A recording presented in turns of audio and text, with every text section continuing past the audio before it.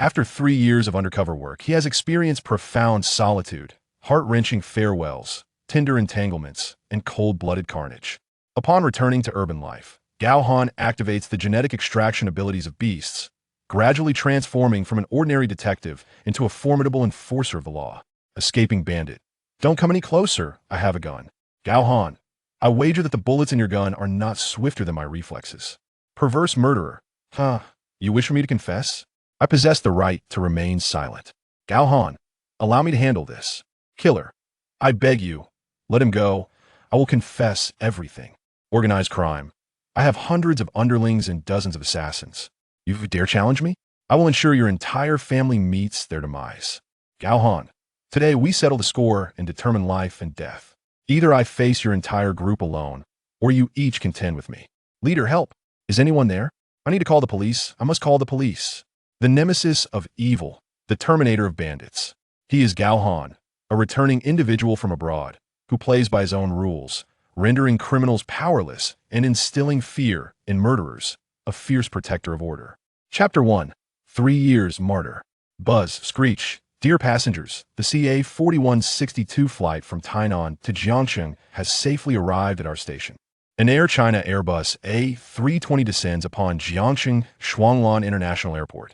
After landing, Gao Han, seated in the first row of economy class, suddenly opens his eyes, swiftly surveying his surroundings before relaxing. Retracting his gaze, he perceives something unusual beside him. Turning his head, he sees a charming little girl clad in a pink princess dress, gazing at him intently. Stunned for a moment, Gao Han smiles, and the little girl reciprocates. The soft, sweet smile strikes a chord deep within Gao Han's heart. After 3 years away, it feels good to be back home. Casting his gaze out the window, the smile on Gao Han's face gradually fades. He has returned, but some remain forever outside. He is fortunate, yet this fortune has come at the cost of his comrades' lives. As the plane docks, Gao Han rises to assist the mother of the little girl beside him with her luggage, before waving goodbye to the girl and striding towards the cabin door with a bag slung over his shoulder. Disembarking, he traverses the jet bridge into the terminal, proceeding through customs. As he steps out of gate, Gao Han lowers his head to inspect the floor, firmly pressing his foot against it before raising his head to walk forward. After retrieving his luggage, he approaches the exit. Just outside the door, he spots a man in sunglasses, dressed in a beige casual suit, waiting. The man in the beige suit notices Gao Han. Their eyes meet, and he waves. Gao Han nods in acknowledgement. They meet outside the exit. You've worked hard, Gao Han. It's manageable. At least I returned alive. Gao Han shrugs in response. The man in the beige suit remains silent for half a second before patting Gao Han's shoulder. It's good to have you back. Let's go. The car is in the parking lot. They exchange no further words, one leading the way while the other follows with the luggage. In the parking lot, before a Toyota Prado, the man in the beige suit presses the car key to unlock it, then opens the trunk to help place the luggage inside. They both enter the vehicle, with the man driving and Gao Han sitting in the passenger seat. Not bad. Have you changed cars? Gao Han shifts in his seat and smiles. The man in the beige suit grins. Not only have I changed cars, I've also received a promotion. Gao Han remains silent for 2 seconds, sighing, well, after all our hard work out there, it would be unreasonable if you hadn't been promoted. The man's smile falters as he senses the underlying emotion in Gao Han's words. After a long moment of silence, he speaks. Ah Feng's grave is at the martyrs' cemetery.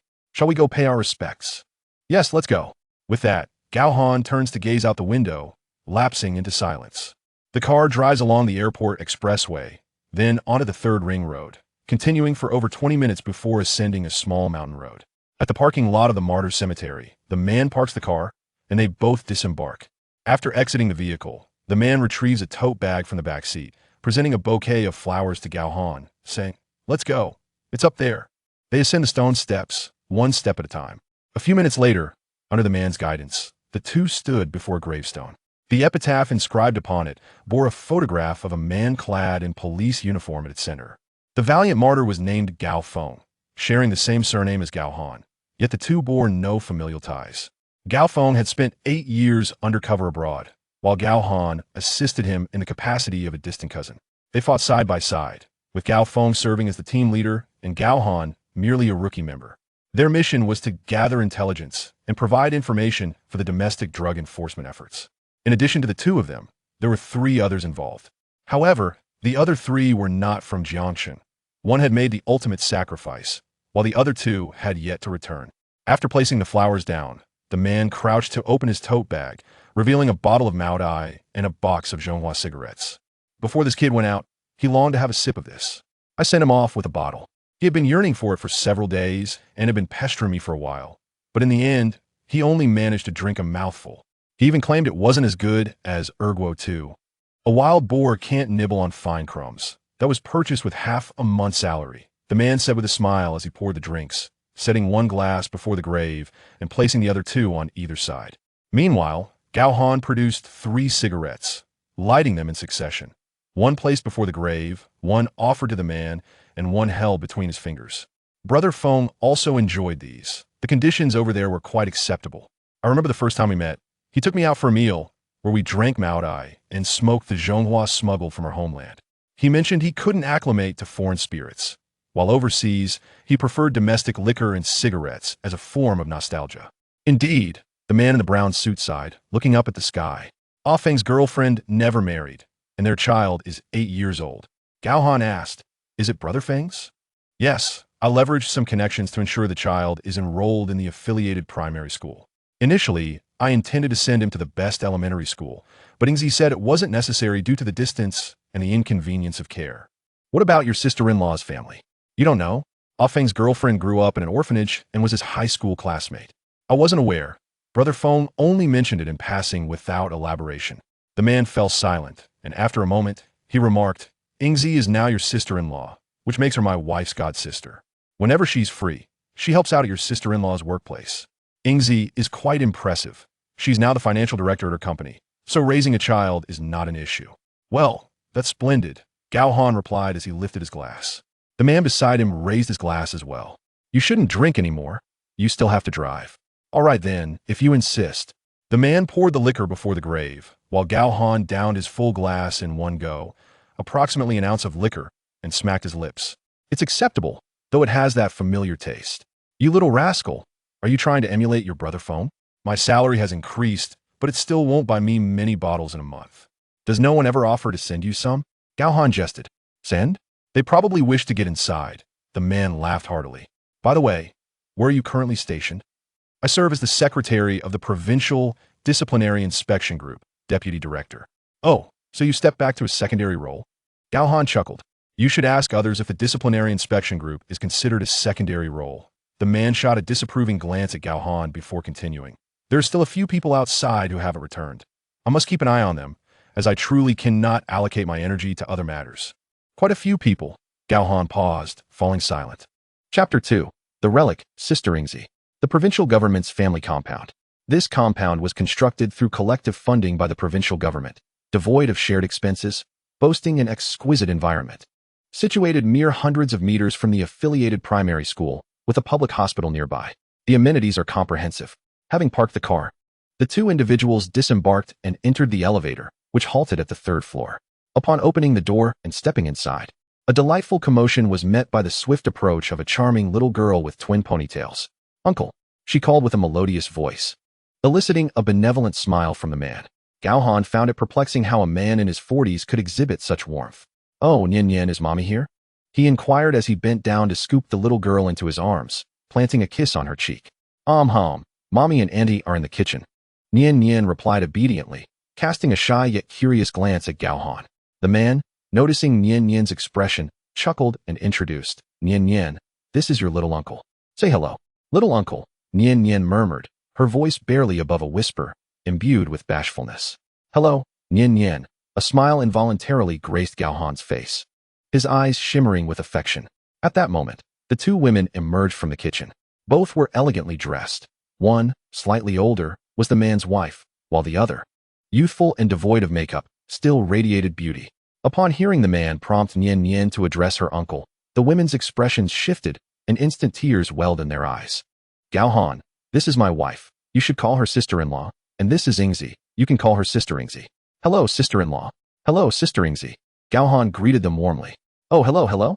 Come in and sit down," the elder woman said, noticing the change in Ingzi's demeanor, giving her hand a gentle squeeze before ushering Gao Han in with a bright smile.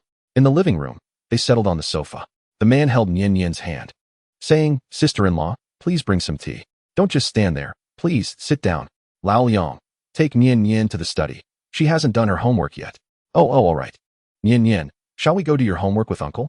Nian Nian glanced at her mother, whose eyes were red, then at her newly acquainted little uncle, standing there motionless, before nodding understandingly and responding, "Okay. All right. We're off to do homework," they said as the pair departed. The sister-in-law exchanged a knowing look with Ingzi before turning to Gao Han. "Xiao Gao, please make yourself comfortable. I will check on the kitchen. Just 2 more dishes and we can eat." "Thank you, sister-in-law," Gao Han replied. Not at all, not at all. You, my child, why are you being so polite?" With that, the sister-in-law left the room, leaving Gao Han and Sister Ingzi alone together. "Gao Han, please sit." "All right, Sister Ingzi, you sit as well." They both took a seat, with Gao Han's messenger bag still slung over his shoulder. An air of silence enveloped the living room, neither daring to break the quiet. After a considerable pause, Gao Han finally opened his bag, retrieving a black box, brushing off non-existent dust with his hand, and extending it towards Sister Ingzi. "This is a gift from Brother Feng. He knew you weren't married and that he had a daughter. He said that if he returned and you were still unmarried, he would use this to propose to you. If he doesn't come back, he wanted me to tell you to find a good man and marry." Upon hearing Gao Han's words, Ingzi could no longer contain her emotions. She covered her mouth and wept silently, clutching the box tightly. Although her sobs were muted, the silent tears were all the more heart-wrenching. Gao Han sat there, feeling utterly helpless, as if he were on pins and needles, with no way to alleviate her sorrow. After a lengthy moment, Ingzi's quiet sobs subsided, and she wiped her tears away, opening the box to reveal a gold necklace adorned with emeralds, softly asking, Did he leave without suffering?" Gao Han, memories flooding his mind of the battle, recalled Brother Feng handing him the box, commanding him to leave, and charging forward alone with his gun. Ultimately, Brother Feng fell, opting for self-sacrifice to avoid capture. Gao Han, witnessing this act, was consumed by rage. His vision tinged with red, charging forward with a determination to perish. In that fierce conflict, he sustained grave injuries but managed to eliminate nearly 10 armed adversaries. Suddenly, the vivid recollections faded, and Gao Han's gaze returned to clarity. He raised his eyes to meet Ingzi's hopeful stare, nodding earnestly and gravely. Brother Feng left swiftly, without suffering. Before his sacrifice, he eliminated 7 or 8 armed men. He is a hero and also my savior. As long as he did not suffer, Ingzi said with a smile, lowering her head to retrieve the necklace, contemplating it for a while before fastening it around her neck. "Does it look good?" she asked, allowing the pendant to rest outside her t-shirt, glancing at Gao Han for his opinion. "It looks beautiful," Gao Han affirmed, nodding emphatically. Indeed, Brother Feng always had exquisite taste. With that, Ingzi closed the box, rising with a smile.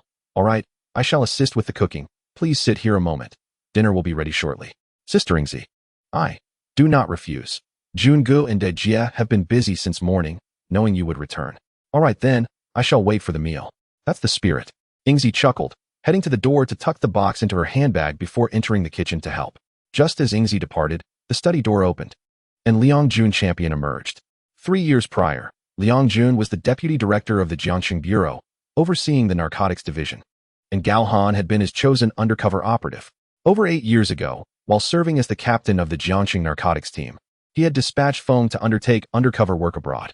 Now, Gao Han had returned, while Feng had fallen. Among those who felt the weight of Feng's sacrifice, aside from Song Yingzi, Liang Jun was perhaps the most affected. Feng had been his brother, his mentee when entering the field. After years of fighting side by side, Feng had ventured abroad for undercover work, while Liang Jun remained his sole point of contact. Their bond, forged over a decade, could not be encapsulated in mere words or tears. Sitting beside Gao Han on the sofa, Liang Jun remained silent for a while before finally speaking. "What are your thoughts moving forward?" "I have no particular plans. I will follow the organization's directives," Gao Han replied. "And at home?" Liang Jun hesitated, searching for the right words. "Home is all right. Although my grandparents have passed, my second uncle remains. I am not entirely alone," Gao Han smiled.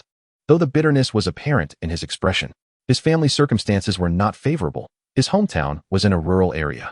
His mother had died during childbirth due to excessive hemorrhaging, unable to reach a county hospital in time, delivering him in a town clinic. He survived, but his mother did not. His father, overwhelmed with grief, succumbed to a motorcycle accident over a year after his mother's passing. Gao Han, barely over a year old, was raised by his grandparents. However, they too had departed just a year ago, having lived out their days without suffering. Now, his only remaining relative was his second uncle, his father's brother. The two brothers had shared a close bond. Gao Han had lived with his second uncle during his schooling until departing for university. Regrettably, he had not been present when his grandparents passed, missing the chance to say goodbye. Chapter 3. Work arrangements, new home, and touching moments. I am sorry. Observing the bitter smile on Gao Han's face, Liang Guanjuan remained silent for a considerable time before finally uttering those three words. Old Liang, you are mistaken. What do you mean by I'm sorry? Given the circumstances at that time, had I departed, both Brother Feng and the others would have been in peril. The elder has already passed, and their affairs are well managed by second uncle. I heard you also attended, did you not? You even offered incense. Liang Guanjuan nodded. Then that settles it. It is all in the past. With a long exhale, Liang Guanjuan nodded and shifted the topic. I have saved your salary, allowances, and bonuses for the past 3 years. Last year, in your name, I purchased a house near the 3rd Ring Road, using a Provident Fund loan. It's a 6-story villa, over 130 square meters, and it even comes with a parking space. Listening to Liang Guanjuan's words, Gao Han furrowed his brow. A 6-story villa near the 3rd Ring Road, over 130 square meters, must be quite pricey, right? Did you subsidize it? No subsidies. Your sister-in-law's company provided an internal price, significantly lower than the market rate. It was originally over 10,000 per square meter. But we got it for just over 7,000. The floor is excellent, with a rooftop garden. Your sister-in-law arranged for the decoration, merely charging for the cost. The rooftop garden has antique tiles laid down, and they created a sunroom furnished with fitness equipment. It's almost complete, ready for you to move in. How much did the renovation cost? Gao Han inquired. Several tens of thousands, though I'm not precisely sure. After speaking, Liang Guanjuan smiled. Rest assured, a 30% down payment was made. You will need to repay over 3,000 each month, with most deducted from your Provident Fund, leaving only a little over 1,000 from your salary each month. The property was originally delivered fully furnished. We merely handled the rooftop and added some furniture and appliances. Consider these a gift to you, to celebrate your return. Lastly, he presented a bank card. Without waiting for Gao Han to decline, Liang Guanjuan continued. Placing the card on the coffee table. There is nearly 200,000 in this card. Part of it is leftover from the house purchase, and the other portion consists of the bonuses issued by the Hall and the Municipal Bureau upon your return. Not much, just around 100,000 in total. Gao Han gazed at the bank card, wanting to speak. I understand what you wish to say, Liang Guanjuan interjected, his expression darkening. But listen to me. The renovation and the added furnishings are a token of my goodwill. If you still regard me as your elder brother and your sister-in-law, then refrain from saying anything further. Fine, I acknowledge my sister-in-law. I'll drink a few more glasses with her during dinner. Liang Guanjuan, knowing Gao Han was jesting, shot him a glare, still feeling somewhat displeased, before proceeding. Your job has also been arranged. Captain of the 3rd Squad of the Criminal Police Brigade in the South City Branch, at the Vice Section level, with the rank of first-class inspector. Have I been promoted? Indeed. Liang Guanjuan nodded, not elaborating further, and continued. Your salary consists of 2 components. One part is from the newly introduced Undercover Protection Plan by the Provincial Department, which provides around 10,000 each month for 5 years. And this is not included in your official salary, so your 5 insurances and 1 fund will not be calculated based on this. The other part is your regular salary, which amounts to just over 5,000 monthly. That sounds good. With this, I'll be considered part of the high-income bracket, earning over 10,000 a month. Gao Han remarked with a smile. Your salary even surpasses mine, Liang Guanjuan retorted. When do I start? Gao Han asked, pursing his lips, but not receiving a response. He inquired again, is half a month's leave sufficient? Liang Guanjuan did not answer, but countered with a question. Will half a month be enough? That's more than sufficient, Gao Han shrugged nonchalantly. After a moment of contemplation, Liang Guanjuan said, Gao Han, I am aware of what you experienced abroad for 3 years. If half a month is inadequate, you may take additional time off. It's fine, no need. It's all in the past. I don't have PTSD. Are you certain? Gao Han frowned. If you keep asking, I might just end up developing it. All right, Liang Guanjuan fell silent. Then pulled out a business card from his suit pocket and handed it to Gao Han. This is the contact of a psychological expert we liaise with at the provincial department. Should you feel anything amiss, feel free to visit. They have been informed. And the expenses will be reimbursed, so you need not worry about that. That's quite considerate. After glancing at the card, Gao Han accepted it. After observing Gao Han for a moment longer and seeing nothing amiss on his face, Liang Guanjuan stood. All right, you sit tight. I'll check if the dishes are ready. As soon as he finished speaking, Liang Guanjuan's wife, Yao Mei, emerged from the kitchen. Finished chatting? Perfect timing, Let us eat. At the dining table, the group settled in, and Liang Guanjuan poured drinks for everyone. Song Yingzi, since she had to return home later, opted for juice, while Gao Nian raised a glass of juice to toast with everyone. Cheers. Welcome back, Xiao Gao. Thank you, sister-in-law. Thank you. Yingzi, thank you, Nian. After they finished toasting, they began to eat. The conversation revolved around the development of Jiangxing over the past few years, along with expressions of concern for Gao Han's life. Without touching upon any work-related matters, Song Yingzi seemed to have forgotten her earlier sorrow, occasionally fiddling with the pendant around her neck. As the youngest and the focal point of the dinner, Gao Han received individual toasts from both Yao Mei and Song Yingzi, solidifying their sibling-like bond.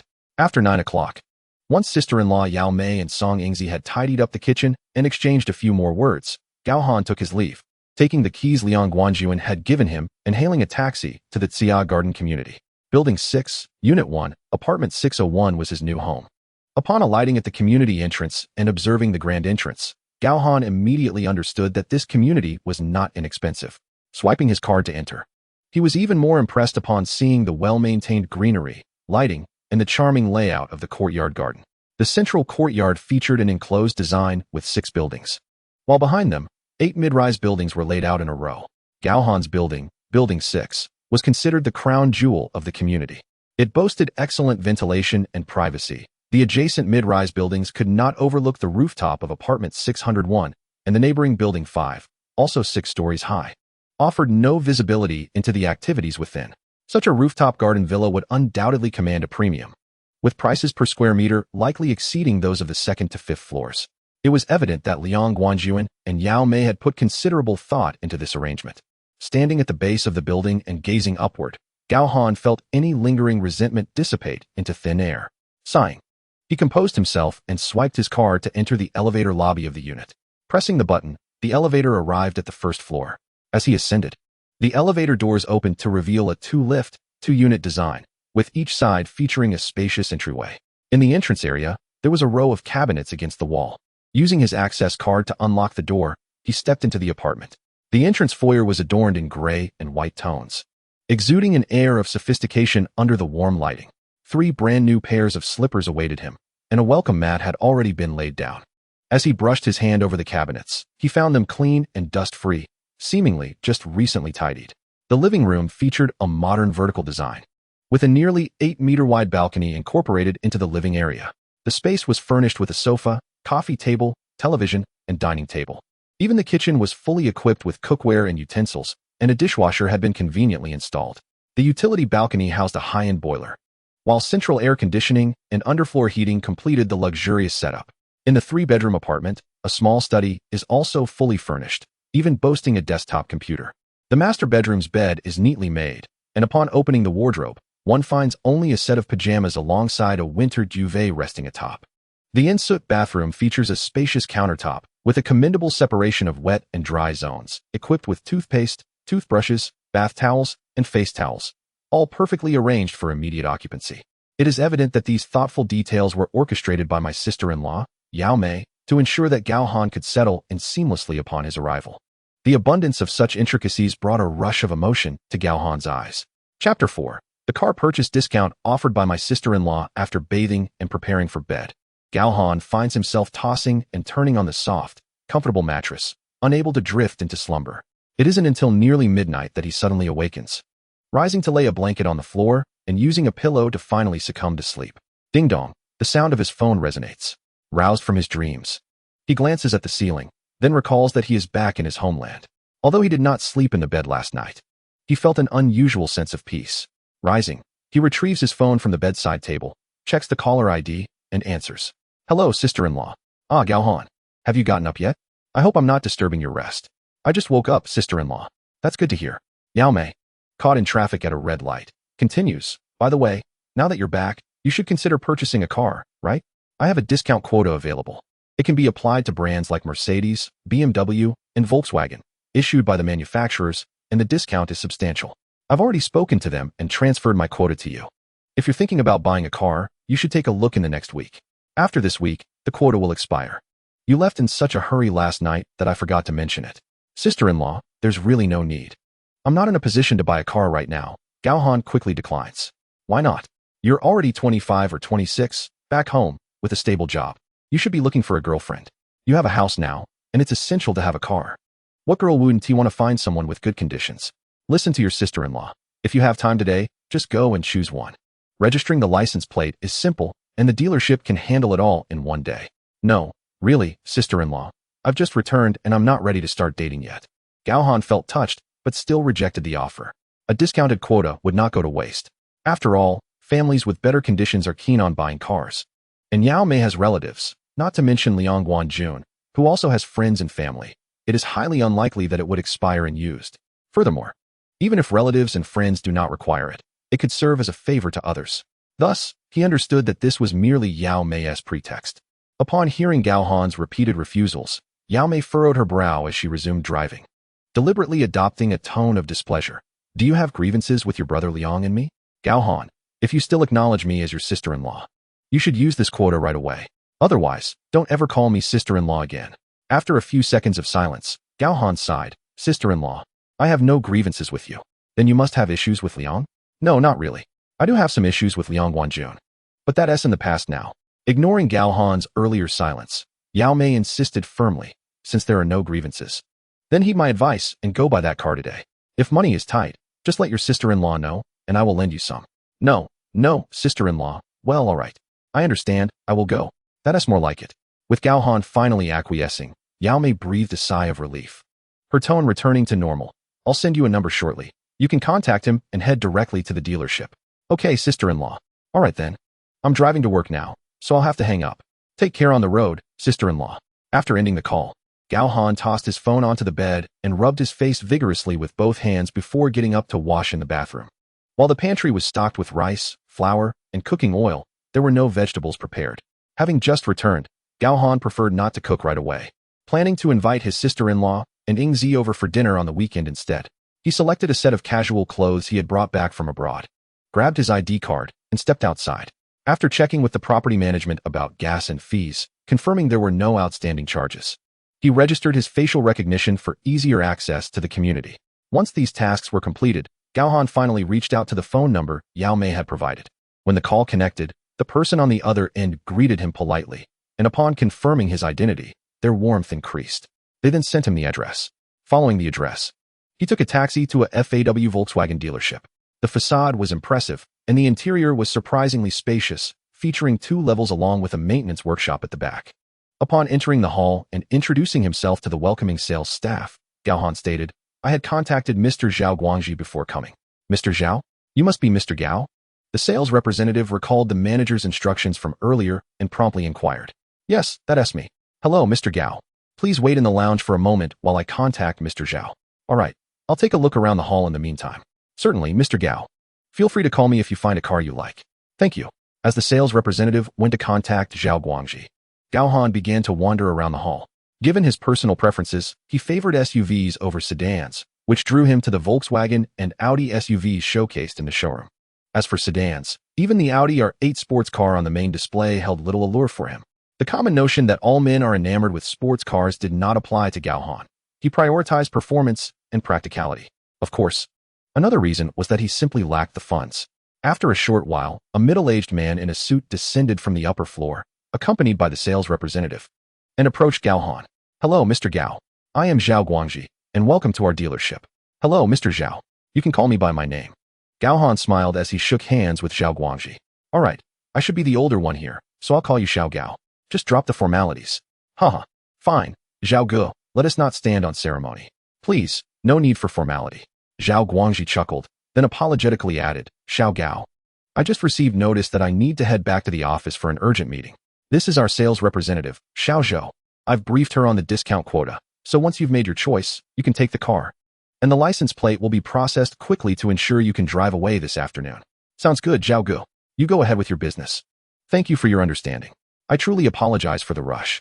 It's no problem. I'm merely here to purchase a car. Let us keep in touch. Absolutely. Watching Zhao Guangji hurriedly exit in an Audi A6L, it was evident he had pressing matters to attend to.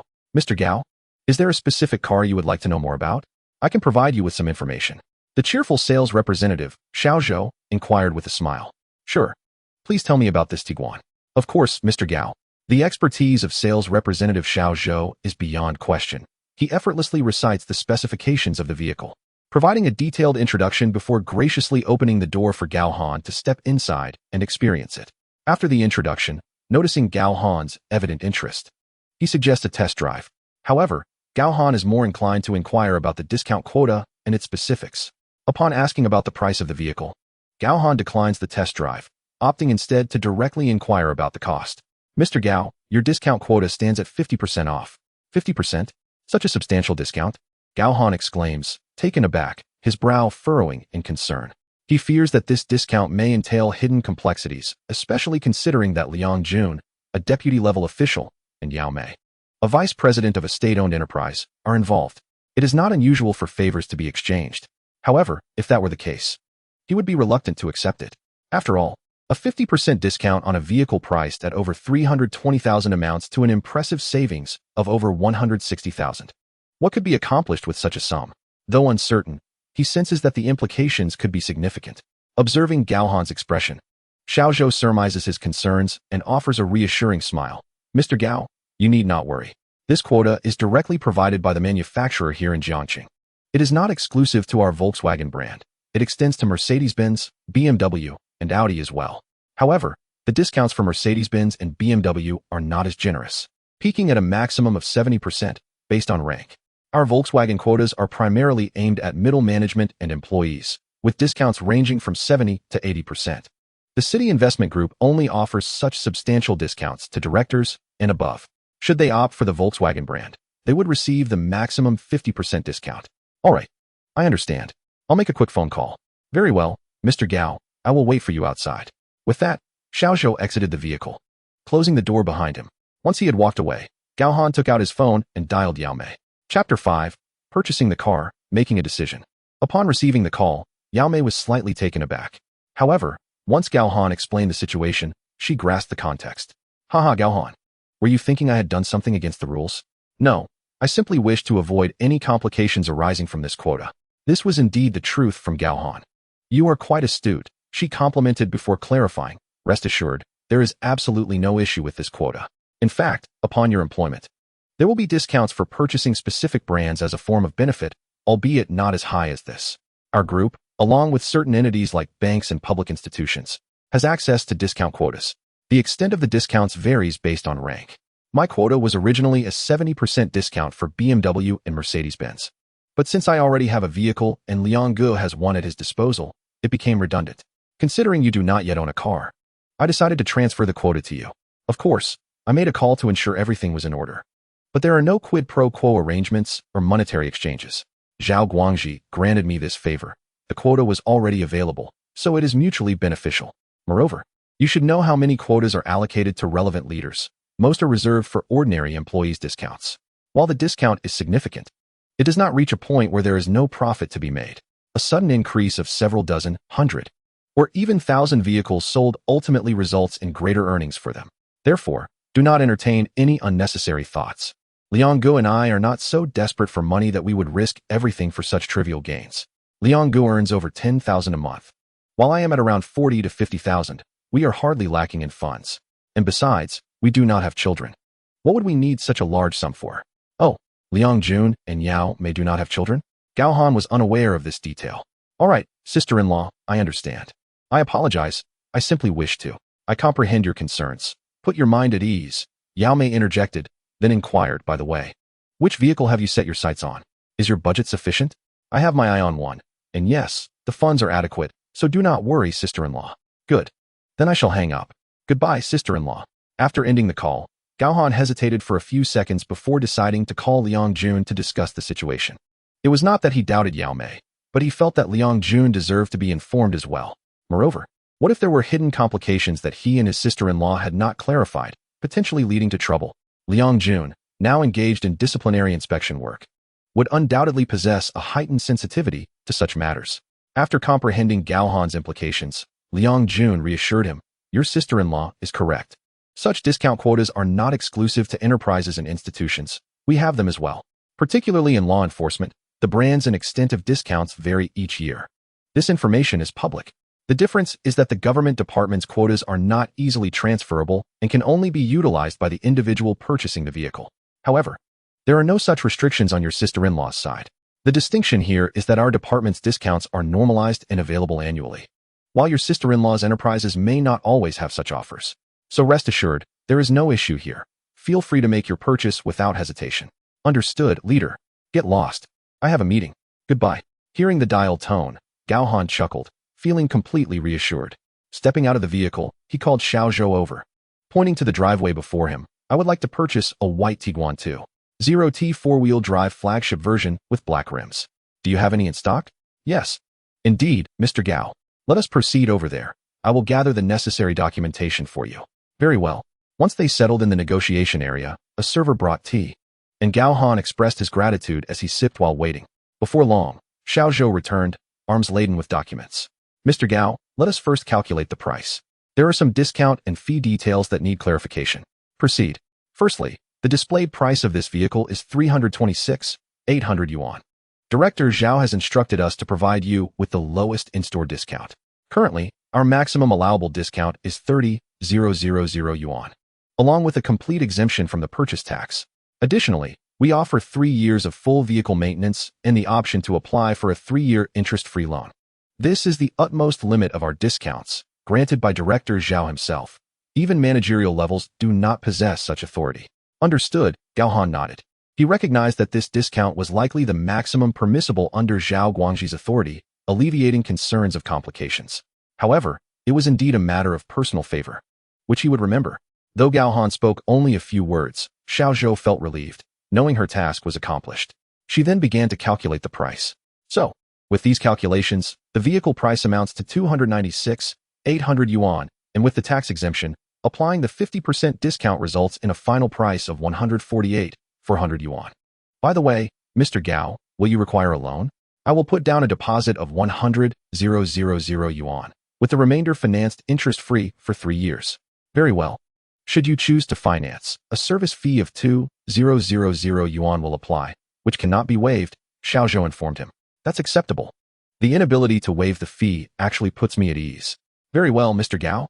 The total amount you need to pay today is 100,200 yuan. Additionally, there is the insurance. The first year's premium is relatively high.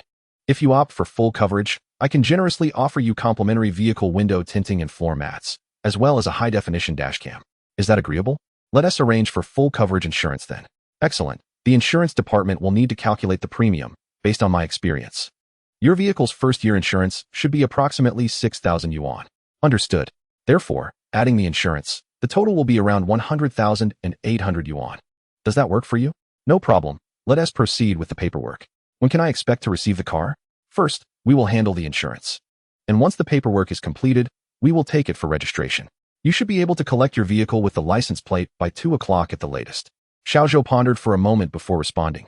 Thank you. I appreciate your assistance. You're welcome. Mr. Gao, please hold on.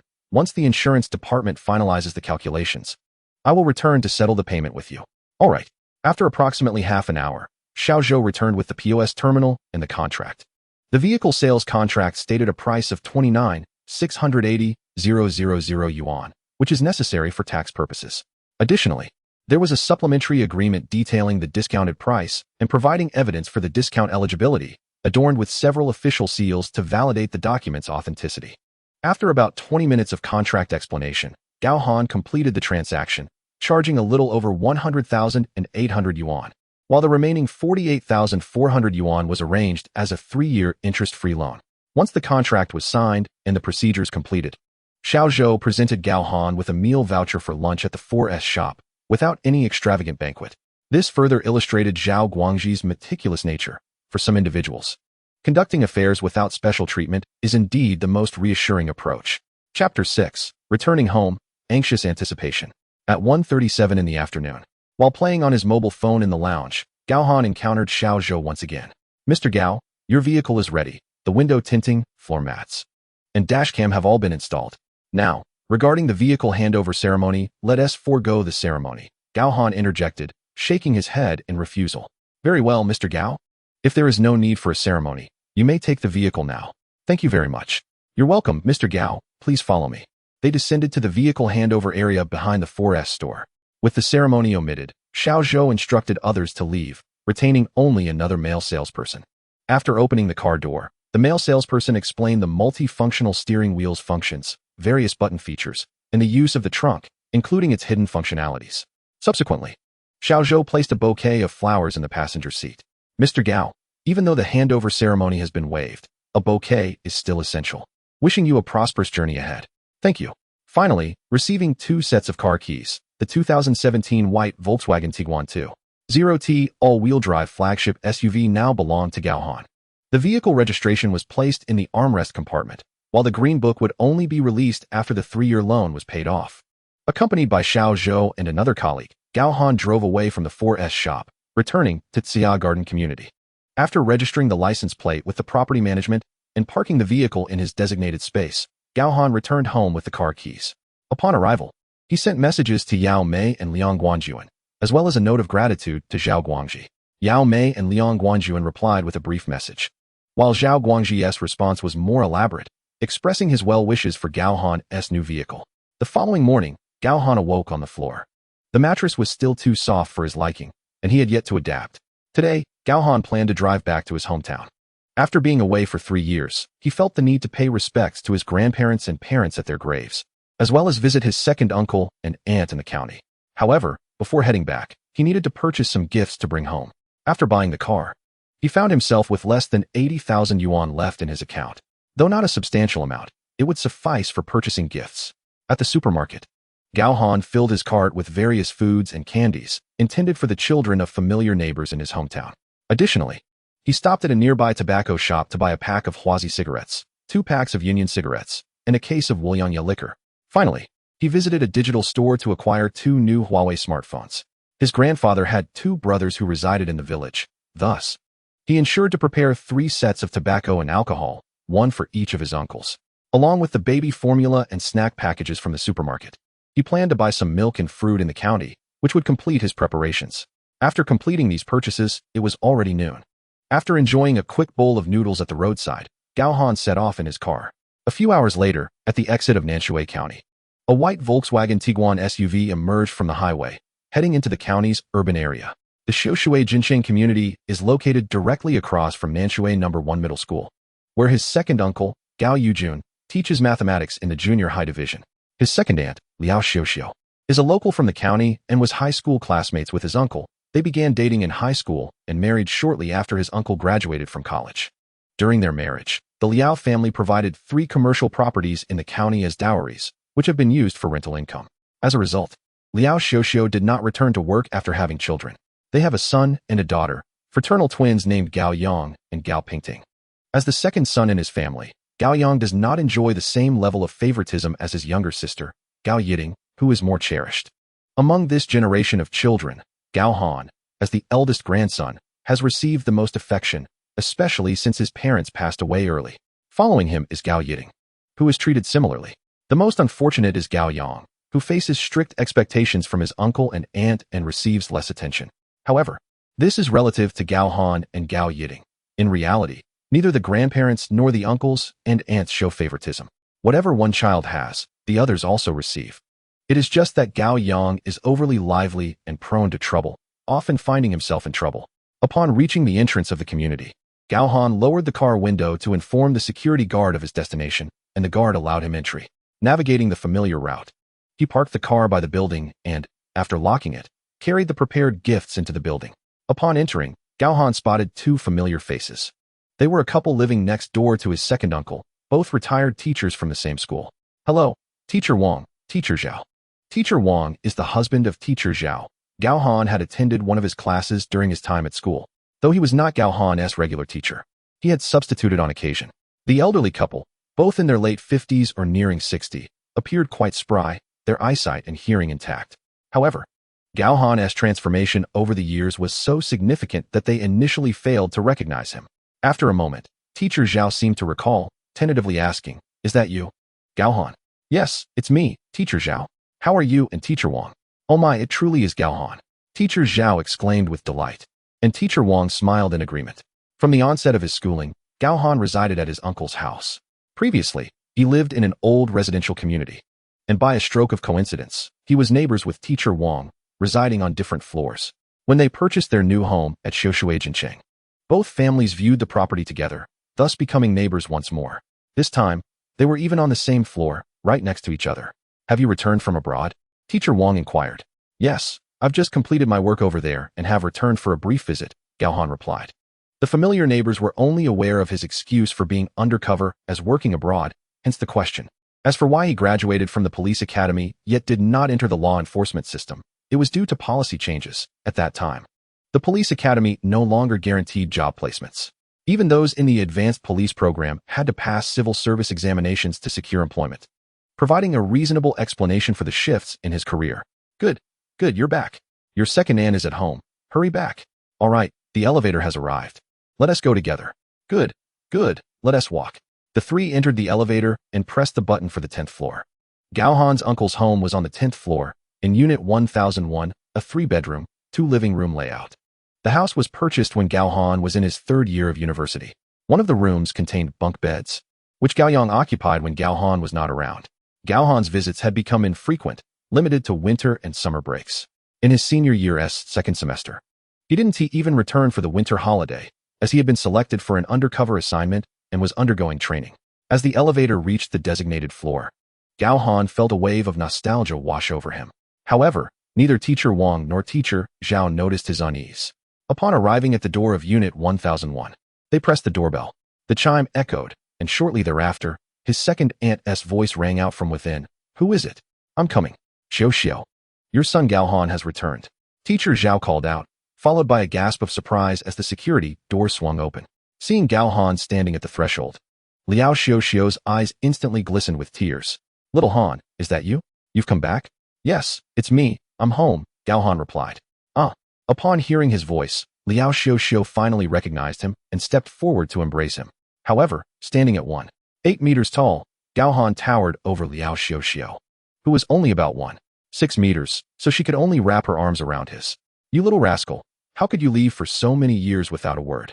You didn't even answer my calls. You nearly drove me crazy. Witnessing his second aunt's mix of laughter and tears, Gao Han was deeply touched, a wave of emotion causing his eyes to well up. Aunt, I'm back, and this time, I want to be leaving again. Not leaving? Really? Yes.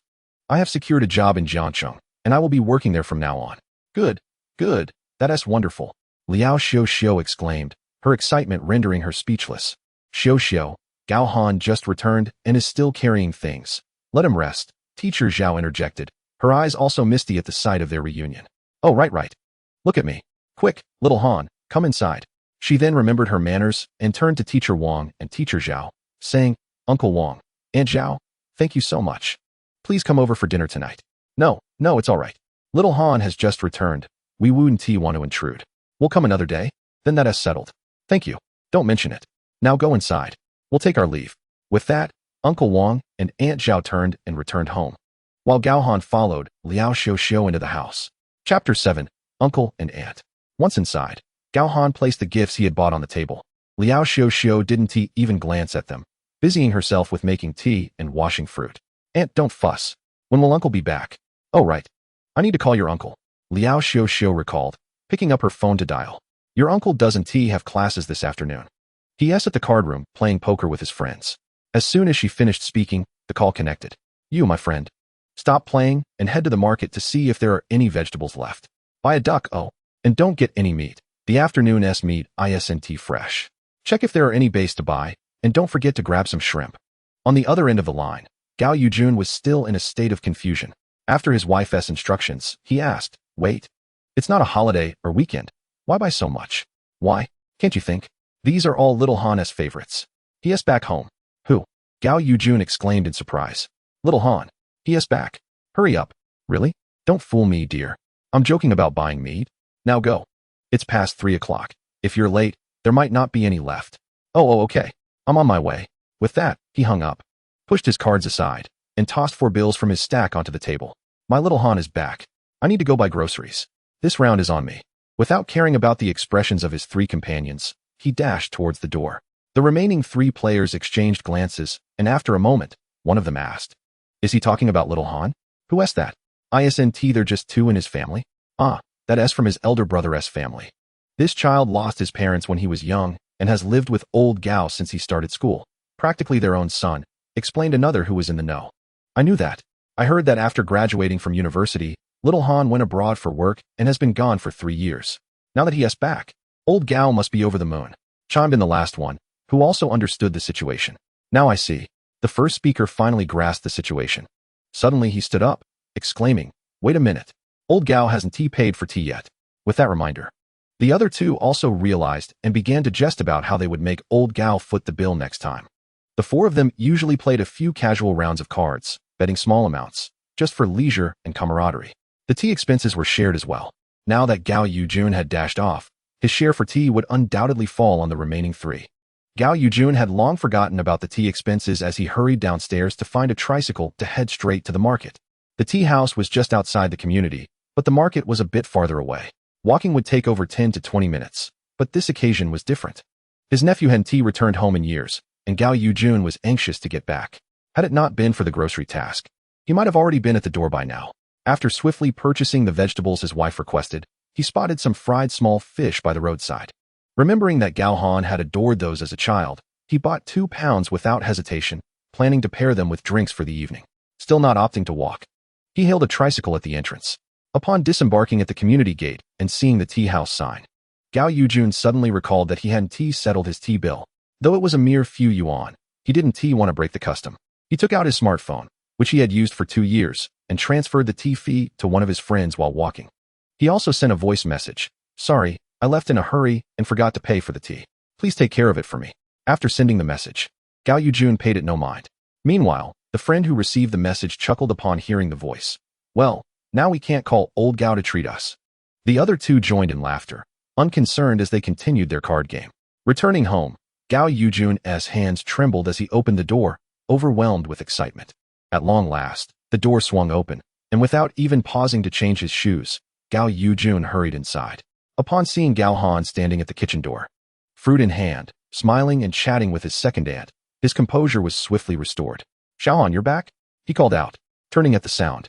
Gao Han glanced at the bag in Gao Yujun's hand and his untended shoes, responding with a smile. Yes, second uncle, I'm back. Not leaving again. No, I'll be staying in the country, working in Jiangxing. Ha ha ha, splendid. What is so splendid? Aren't you going to change your shoes? Do you think it's easy for me to clean the house all day? Gao Yujun's laughter was interrupted as he caught sight of his wife's playful scolding expression and quickly turned to change his shoes by the door. Gao Han chuckled and gave his second aunt a thumbs up, to which she raised her chin in a self-satisfied manner. Subsequently, Gao Han approached the door, taking the vegetables from his second uncle and bringing them into the kitchen. Once he had changed into his slippers, Gao Yujun did not head to the living room, but instead sat at the dining table, engaging in conversation with Gao Han. As their discussion unfolded, his gaze was drawn to the gift-wrapped items on the table.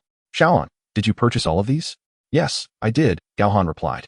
Liao Xiuxiu chimed in from the kitchen. I just said to Xiaohan, coming back is one thing, but spending money recklessly is another.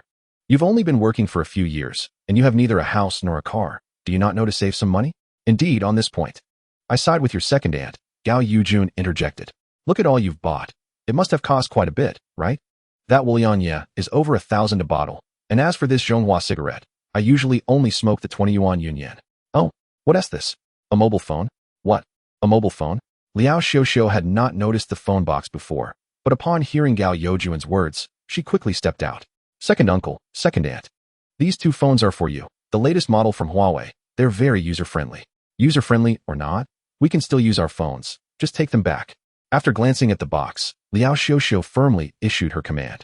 Seeing his second aunt's reaction, Gao Han remained silent, walking over to take the box and tearing off the packaging. See, the packaging is torn, so you can't return them. Just use them with my second uncle. You foolish child. Do you realize how much these cost? Liao Xiuxiu exclaimed, her frustration palpable. Fortunately, Gao Han quickly hugged his second aunt. Otherwise, he would have faced a scolding. Second aunt, I've grown up and can earn money now. Shouldn't I show my filial piety to you both? Struggling in his embrace, Liao Xiuxiu then began to sob quietly. Hey, second aunt, why are you crying? Did I hurt you? Gao Han stood there, looking genuinely bewildered. No, it's nothing. I just remembered my brother and sister-in-law and our parents. What are you saying? The child just returned. Liao Xiuxiu was interrupted mid-sentence by Gao Yujun, whose expression had turned serious. It's all right, it's all right. Noticing his second uncle's change in demeanor, Gao Han quickly waved his hands and addressed him. Second uncle, the day after tomorrow is the weekend. I'd like to return home to visit Grandpa and Grandma and pay respects to my parents. Yes, that is only right. Let us go back this weekend. Your younger siblings will also be off on Saturday, so our family can return together. Great. After this exchange, Gao Han noticed his second aunt still dabbing her eyes and quickly added, Second aunt, I'm a bit hungry. Shall we start cooking? Ah, yes, let us cook. Lao Gao, keep Xiaohan company for a bit. By the way, Xiaohan, are you tired? If you are, go lie down for a bit. I'm fine. I'm not tired. I'll stay and chat with you. Good. Then let us talk together. We'd like to know how you're doing now.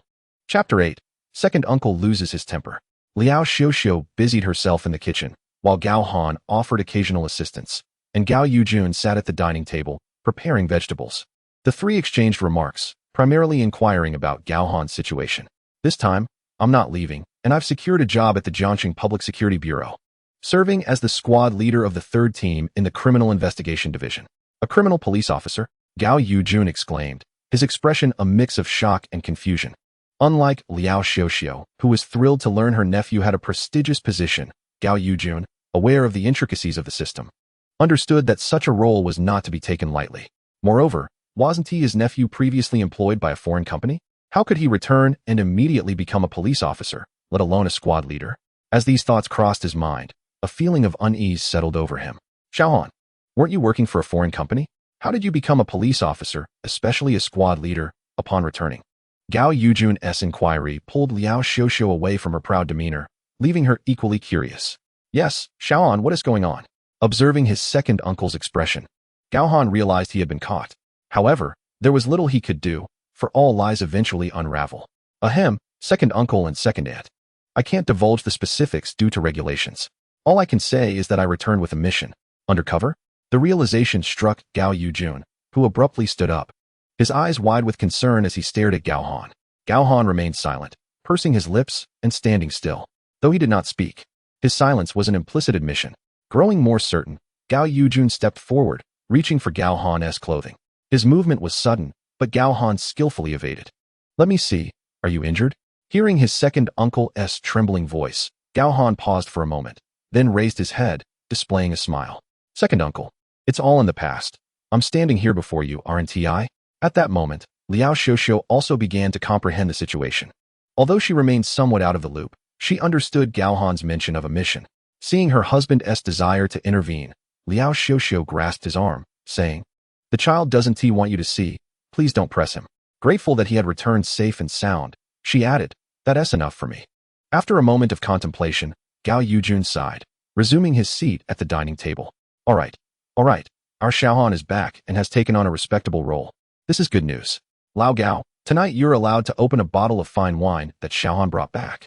Liao Xiuxiu suggested, seeking to lighten the mood. All right, let us have a drink tonight.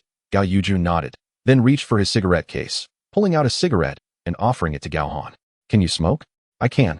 Let us go out to the balcony. Gao Han accepted with a smile, addressing his second uncle. What balcony? Just smoke here, Liao Xiuxiu insisted. Moving to the living room to retrieve the ashtray from the coffee table, placing it between the two men. Lighting his cigarette, Gao Yujun took a few puffs, while Gao Han lit his as well, albeit at a slower pace. Suddenly, Gao Yujun began to cough violently, the smoke choking him. As a veteran smoker of over a decade, this was hardly unexpected. Lao Gao? Liao Xiuxiu called from the kitchen, casting him an admonishing glance. Chastened by her gaze, Gao Yujun forced a smile and remarked, All right, no more of that. You've returned, so settle down and find yourself a girlfriend, marry, and have children. Don't overexert yourself at work, understood? Understood, second uncle. Also, regarding the house, you need not worry. Your second aunt and I have savings set aside for you. This time, we'll give you that money. It's not a lot, but enough for a down payment. No need, second uncle. What do you mean no need? Listen to me. Gao Yojuan's eyes widened, assuming the stern demeanor of an elder. Xiaohan, you should heed your second uncle's advice and not be stubborn. Uncle, aunt, truly, it's unnecessary. I have already purchased a house and a car, which is parked downstairs. Gao Han hastily explained. Bought a house. The couple exchanged astonished glances. Aunt emerged from the kitchen, inquiring, Is it true? In Jiangxing? Yes, indeed. My salary over the past 3 years has been quite substantial, and I have received bonuses as well. My superior has been exceptionally supportive, arranging everything for me last year. The house is also fully furnished. I moved in just yesterday. As for the car, I managed to procure it at a discount through my boss's wife, using the leftover funds from the house purchase. Listening to Gao Han's explanation, he did not appear to be fabricating his claims. After a moment of silence, Gao Yujun spoke again. That won't do. Keep the money handy. You should utilize it. You're just starting your career and with a modest salary. Having purchased both a house and a car, you must have taken out loans, correct? It's better to hold on to the funds to alleviate some pressure. Indeed, uncle is right. Liao Xiuxiu nodded in agreement. I really don't need it. My monthly salary exceeds 15,000, and my housing fund is also quite generous. As you know, we all maxed out our purchases. After deductions, I only need to repay a little over 1,000 each month, and with the car loan, it amounts to just over 2,000 altogether. Seeing that they were about to argue further, Gao Han quickly interjected, how about this, uncle and aunt? You keep the money for now. If I need it for my wedding dowry, I will ask you then, all right? Liao Xiuxiu deferred the decision to Gao Yujun. Although Gao Yujun was often teased at home, it was he who held authority during significant matters. After taking a few puffs from his cigarette and extinguishing it in the ashtray, Gao Yujun nodded. All right, it's settled then. With the matter resolved, Gao Han breathed a sigh of relief. Liao Xiuxiu returned to the kitchen, promptly inquiring about the specifics of Gao Han's new house, such as its location and size, asking every detail. As they chatted, the atmosphere lightened once more, with laughter gradually returning. At around 5:10, the front door swung open, and Gao Yang called out, Mom, I'm back. I'm starving. You glutton. You come home and immediately start complaining about hunger, Liao Xiuxiu retorted without turning around. Yet she unconsciously quickened her pace in cooking. By the way, your older brother is back. Aren't you going to call him brother? The two siblings paused while changing their shoes, and then Gao Yiting let out a gleeful squeal, abandoning her shoes to dash inside. Brother, it's really you. You're back. 17 years old and blooming. Gao Yiting beamed with delight upon seeing Gao Han, leaping into his arms and bursting into laughter. Gao Yang soon followed.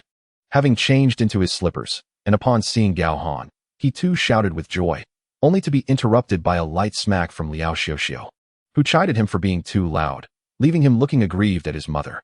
Enough with the racket. You've made my ears ache. After reprimanding her son, Liao Xiuxiu turned to the affectionate Gao Yiting, saying with feigned annoyance, Don't cling to your brother. He has just returned after a long drive. Oh, all right. Hearing her mother's words, Gao Yiting quickly stood up, obediently positioning herself behind Gao Han, massaging his shoulders while chattering away with a flurry of questions. Brother, how long will you stay this time? Are you not leaving again? Going to Jiangxing? That is wonderful. During the holidays, I can visit you in Jiangxing. Brother, I've decided. I'll take my college entrance exam for Jiangxing University, and then I'll come stay with you. Observing his sister's exuberance, which went unchecked, Gao Yang pouted in a mock display of discontent before joining in the light-hearted banter.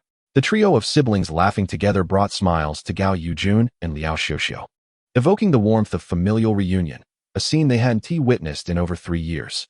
Chapter 9. Remembrance. A son yearns to care, yet the parents await no more. On Saturday morning, the Gao family rose early to prepare, and Gao Han joined them. After a family breakfast, they set off. The milk and fruits had been procured the previous day, and they would buy firecrackers and offerings in town. This time, they traveled to their hometown in Gao Han's newly acquired Tiguan. Uncle had a Volkswagen La Vida, but with 5 family members, 1 car was sufficient. There was no need for 2. The car rolled out of the county, navigating the rural roads. Thanks to infrastructural advancements, the once gravel road connecting the county to the town had been paved with cement over a decade ago, and in recent years, it had been replaced with asphalt, now widened to accommodate 2 lanes. It was easy for 2 vehicles to pass each other without difficulty. The county was quite distant from the town, taking them over 40 minutes to arrive.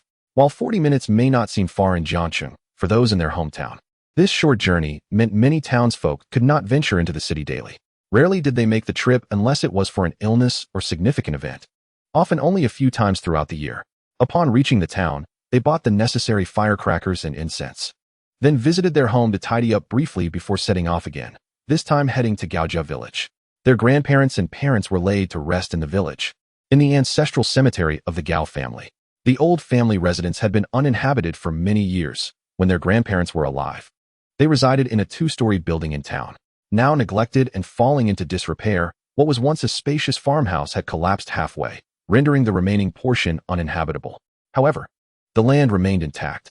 When they returned to the village, they typically stayed at their granduncle's house, a self-built 3-story abode that was quite spacious. Granduncle house was not far from that of their third uncle, separated by just a few dozen meters. As they drove into the village, the jovial atmosphere that had filled the car dissipated, replaced by a somber mood. Even the usually lively Gao Yang refrained from his antics. Upon parking in front of Granduncle's house, they had scarcely stopped when he emerged from inside. Granduncle, great uncle. The 3 children and Gao Yujun greeted him as they exited the vehicle. Ah, it's Yujun and Xiuxiu. What brings you back? Granduncle, though advanced in years, had poor eyesight and only recognized them after they called out. Promptly setting down the broom he held and calling into the house, wife, Yujun and Xiuxiu have returned. Hurry and prepare breakfast. Great uncle, don't bother. We've already eaten before setting off, Gao Yujun quickly interjected.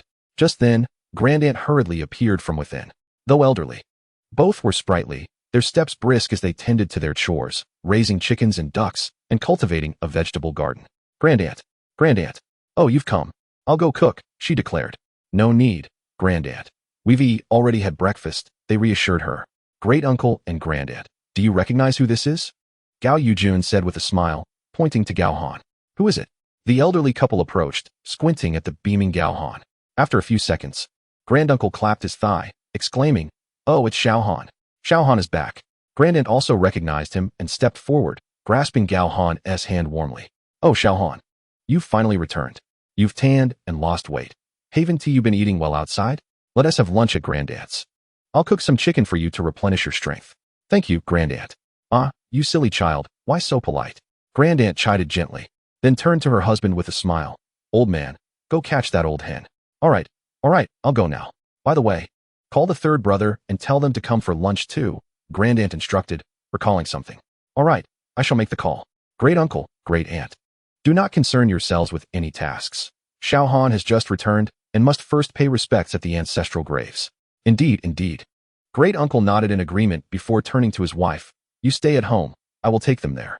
Upon hearing this, Great Aunt retrieved her phone and began dialing. After extracting firecrackers and other items from the vehicle, Gao Han and his companions, under Great Uncle's guidance, proceeded towards the woods behind the village. Nestled within these woods lay the Gao family's ancestral burial site. Gao family village is predominantly inhabited by those sharing the Gao surname, with over half of the villagers being relatives, alongside a handful of families with different surnames who sought refuge here years ago. As they traversed the path, they greeted familiar faces with nods of acknowledgement. In the village, the Gao family holds a significant standing. Those of similar age to Great Uncle are generally addressed as uncle, while younger generations, including Gao Han, are regarded as brothers. The family places great emphasis on lineage and proper forms of address, particularly among the elders. Thus, when Gao Han greeted a man in his 60s, the elder inquired, Are you not Gao Han, son of Uncle Guanghua? Great Uncle replied affirmatively, then turned to Gao Han and said, This is your brother, Jinjia. Gao Han recognized him but could not recall his specific name. Consequently, upon Great Uncle's introduction, he mustered the courage to call out, Brother Jinjia, before stepping forward to offer cigarettes. Upon arriving at the ancestral burial site, they ascended first to honor the Gao ancestors with incense before descending to the graves of his grandparents. Just as they were about to burn paper offerings and light incense, third uncle arrived. The 2 elders stood aside, watching as Gao Han knelt before the grave of his second brother and sister-in-law, offering paper and incense, then humbly prostrating himself in a series of 3 kneels and 9 bows, finally collapsing to the ground in inconsolable tears. Second brother, second sister, Xiao Han has returned. Your beloved grandson has come to see you. Please bless the child with good health, success in his endeavors, and abundant wealth. Great Uncle's choked voice only deepened Gao Han's sorrow. Memories of his childhood flooded back. He recalled the days spent with his grandparents, grieving for the hardships they endured and lamenting the lost opportunities to care for them. All right, Yujun, help the child up.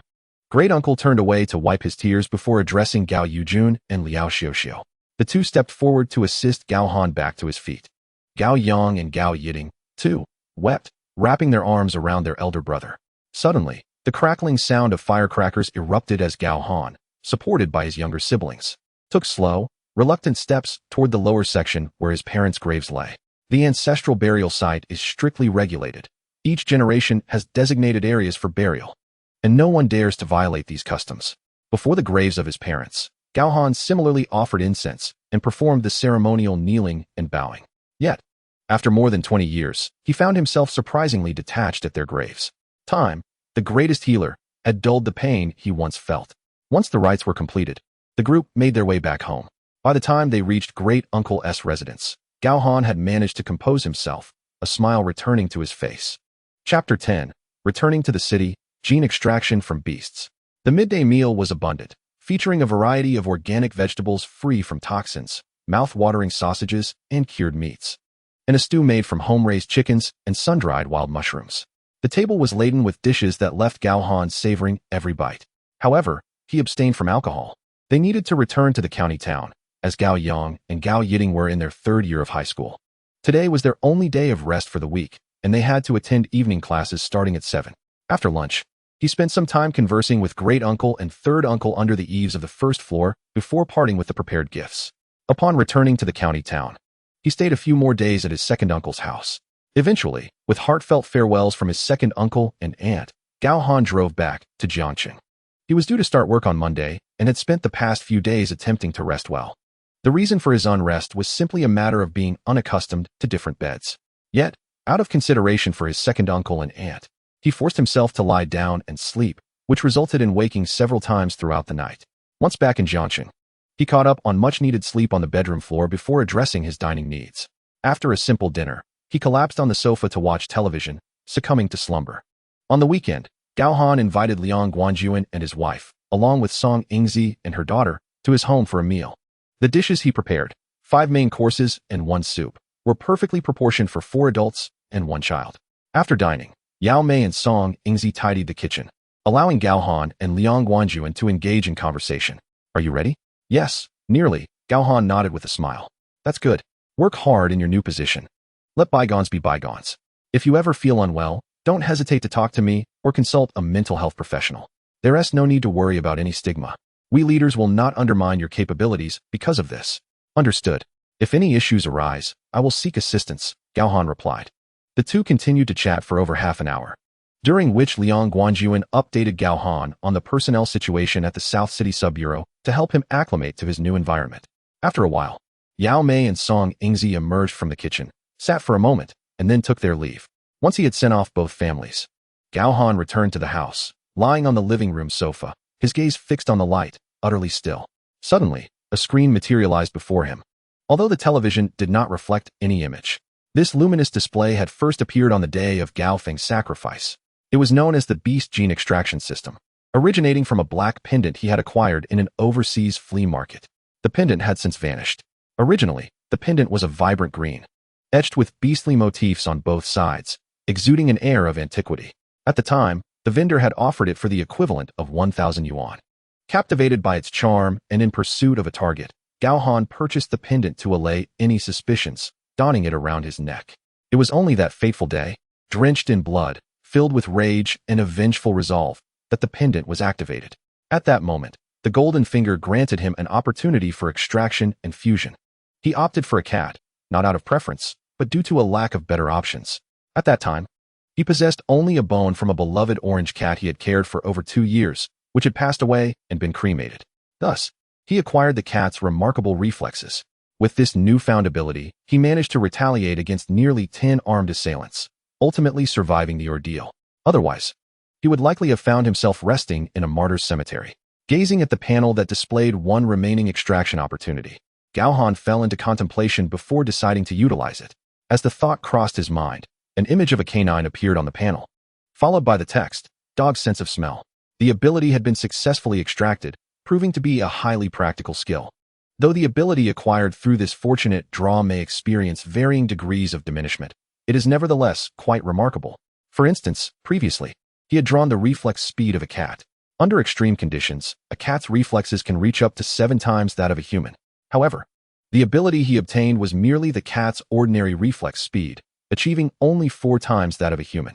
Even so, it is already quite formidable, as evidenced by his capability to eliminate nearly 10 armed personnel wielding automatic rifles with just a handgun and 5 bullets.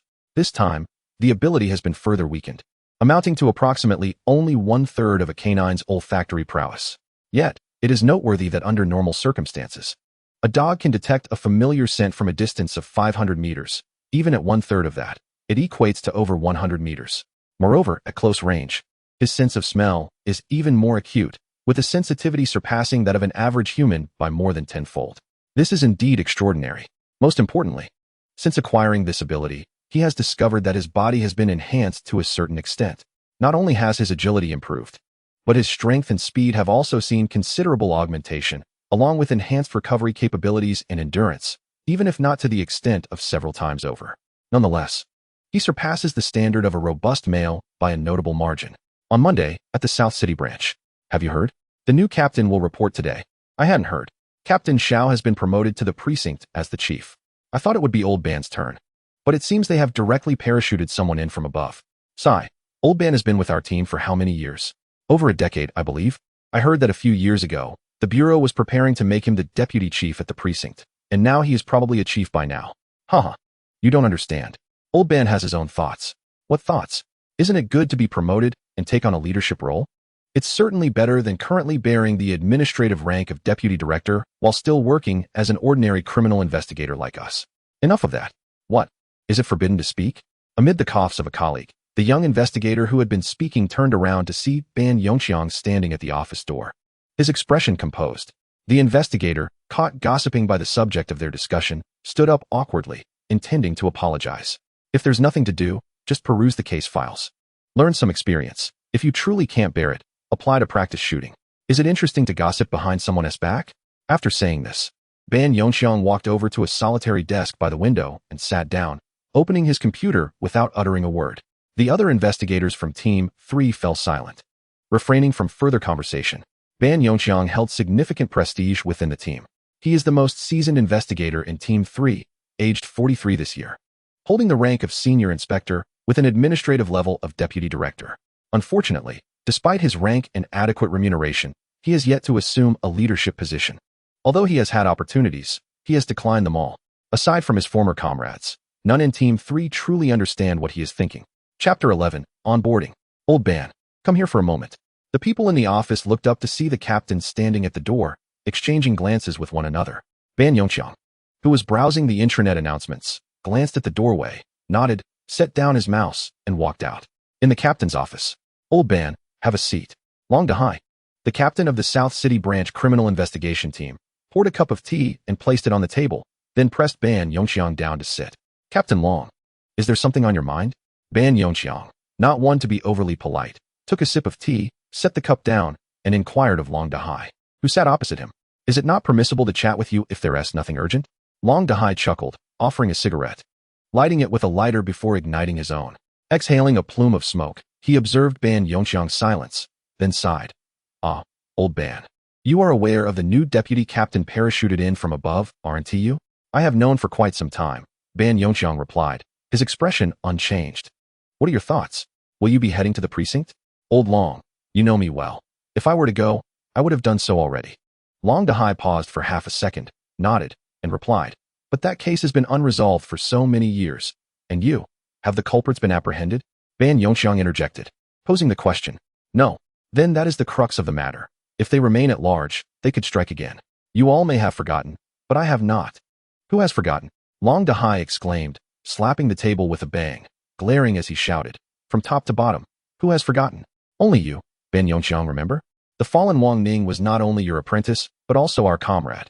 I apologize, my emotions got the better of me, Ban Yongxiang said, exhaling deeply. Old Ban, I am merely concerned about your state of mind. This new captain has been directly assigned by the provincial office. For this matter, Old Xiao even made way for him. He has been promoted, Ban Yongxiang corrected. Yes, he has been promoted. However, Old Zhao's departure was to clear a position, and you know that well. Given this context, you should also realize that Gao Han's situation is not simple. Captain Long, I understand your meaning. I will fully cooperate with his work. Are you certain? I assure you. After scrutinizing Ban Yongxiang for a moment and seeing no other emotions, Long Dahai nodded. Old Ban, I have inquired about Captain Gao's situation from the sidelines. It is not superficial. His experiences surpass ours. Although I do not know the specifics, I have heard from an old classmate at the provincial office that his files are classified. I understand, Ban Yongxiang replied after a brief pause. He naturally comprehended. As a seasoned investigator, although he had spent several years at the precinct, he had not strayed from the South City branch for the past decade. Yet, he understood the implications of classified files within the police system, Aside from reaching a certain level, it typically signifies an undercover agent. Alright, as long as you understand. Return now, and keep your emotions in check while working. By the way, he has already arrived and is currently handling paperwork in the adjacent building. He will join us shortly. Keep an eye on the younger ones below. Do not let anything go awry. Rest assured, they would not dare. With that, Ban Yongxiang rose and exited the office, descending back to the Team 3 workspace. Meanwhile, having completed the paperwork, Gao Han was escorted to the criminal investigation team by an officer from the personnel department. The criminal investigation team, adjacent to the main building, is a separate 4-story structure. The first floor comprises a reception area, detention rooms, and interrogation rooms, while the second floor serves as the case handling area, which includes the offices of the 3 sub-teams. The third floor houses the offices of the team leader, instructors, and other leadership personnel, along with internal administrative offices and the team meeting room. The fourth floor contains an equipment room and the on-duty rest dormitories. The entire precinct was constructed at the turn of the century, with the tallest main building only reaching 6 stories and lacking an elevator. However, the courtyard is quite spacious. Although the building has not been demolished and rebuilt, its facilities and equipment have undergone several upgrades over the years. For instance, the security gates separating the reception area from other sectors, the access to the staircase leading to the second-floor case handling area, the cameras, and the reconstruction of the interrogation rooms have all been updated. The personnel officer left Gao Han at Long Dahai's office before departing. Captain Gao, welcome, welcome. Your arrival has further bolstered our team's capabilities, Long Dahai greeted with a smile, extending his hand in welcome. Captain, you are too kind. I will strive to fulfill my duties diligently and bring honor to our team. It takes a village to raise a child, Long Dahai replied, and while the leadership is gracious, you must not take it too seriously. Gao Han, with a smile, grasped Long Dahai's right hand firmly and responded with a tone that was neither servile nor arrogant. Ha ha ha, splendid. Such a spirit.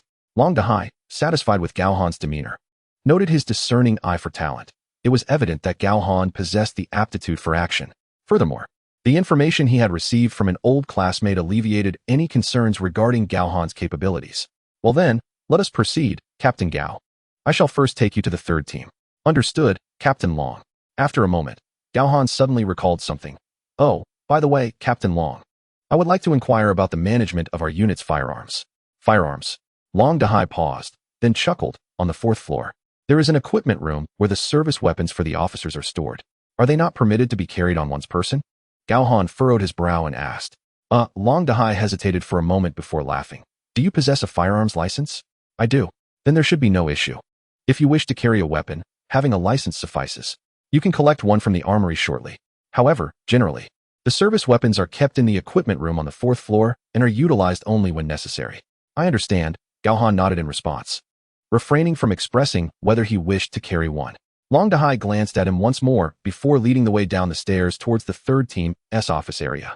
Upon entering, the members of the 3rd team immediately recognized the arrival of their new captain as Long Dahai accompanied a young, dashing man in civilian attire, identifiable by the officer's badge around his neck. Instinctively, all team members turned their attention to Ban Yongxiang.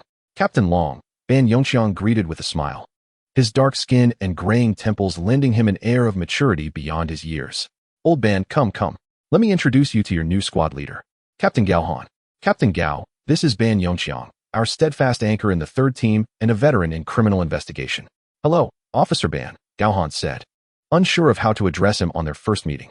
Please, just call me Old Ban. Everyone does, and it's become somewhat of a nickname. Very well, Old Ban. I shall not be overly formal. Ha ha ha, no need to be. You are the captain after all. Ban Yongxiang replied with a wave of his hand. Captain Gao, take your time to acclimate. I have matters to attend to, so feel free to reach out if you need anything. Old Ban, please assist Captain Gao in familiarizing himself with the team. Certainly, rest assured, Captain Long. Thank you, Captain Long, ha ha ha. No need for thanks. Long Dahai departed, leaving Ban Yongxiang to earnestly introduce Gao Han to the members of the team. With Ban Yongxiang's guidance, Gao Han was able to match the faces of the team members with those he had reviewed in the documentation, committing their identities to memory in a single sweep. Chapter 12. The 3rd subunit. The 3rd subunit is currently understaffed. According to the organizational structure, it should consist of 1 squad leader, without a deputy, and 12 subordinate officers, including 1 administrative position. Presently, excluding Gao Han, the entire 3rd subunit comprises a total of 10 members, 1 of whom is administrative. The most senior member in the team is naturally Ban Yongxiang, who is the oldest and has the longest tenure in the Criminal Investigation Unit. He also holds the highest administrative rank, that of Deputy Division Chief. However, while administrative titles confer certain privileges, the true authority lies with the squad leader, which is Gao Han, the Deputy Chief. The subordinate officers include Administrative, Su Xiaolin, female, 36 years old, 3rd level police supervisor, administrative rank, Chief. Criminal Investigator, Ban Yongqiang. Male, 43 years old, 1st level police supervisor, administrative rank, Deputy Division Chief. Yang Hui, male, 37 years old, 2nd level police supervisor, administrative rank, Chief Officer, equivalent to Chief.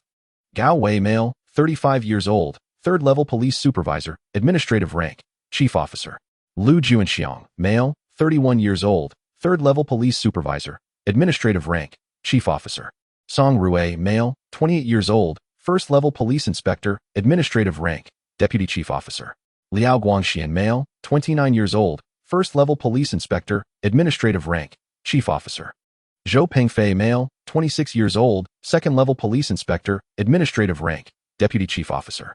Yang Lu, female, 26 years old, 2nd level police inspector, administrative rank, Deputy Chief Officer. Li Pan, male, 24 years old, 2nd level police inspector, administrative rank, officer.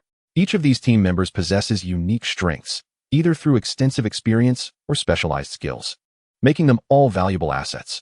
After completing the introductions and familiarizing himself with the personnel, Ban Yongqiang led Gao Han into a separate office at the back, partitioned by glass from the main office area.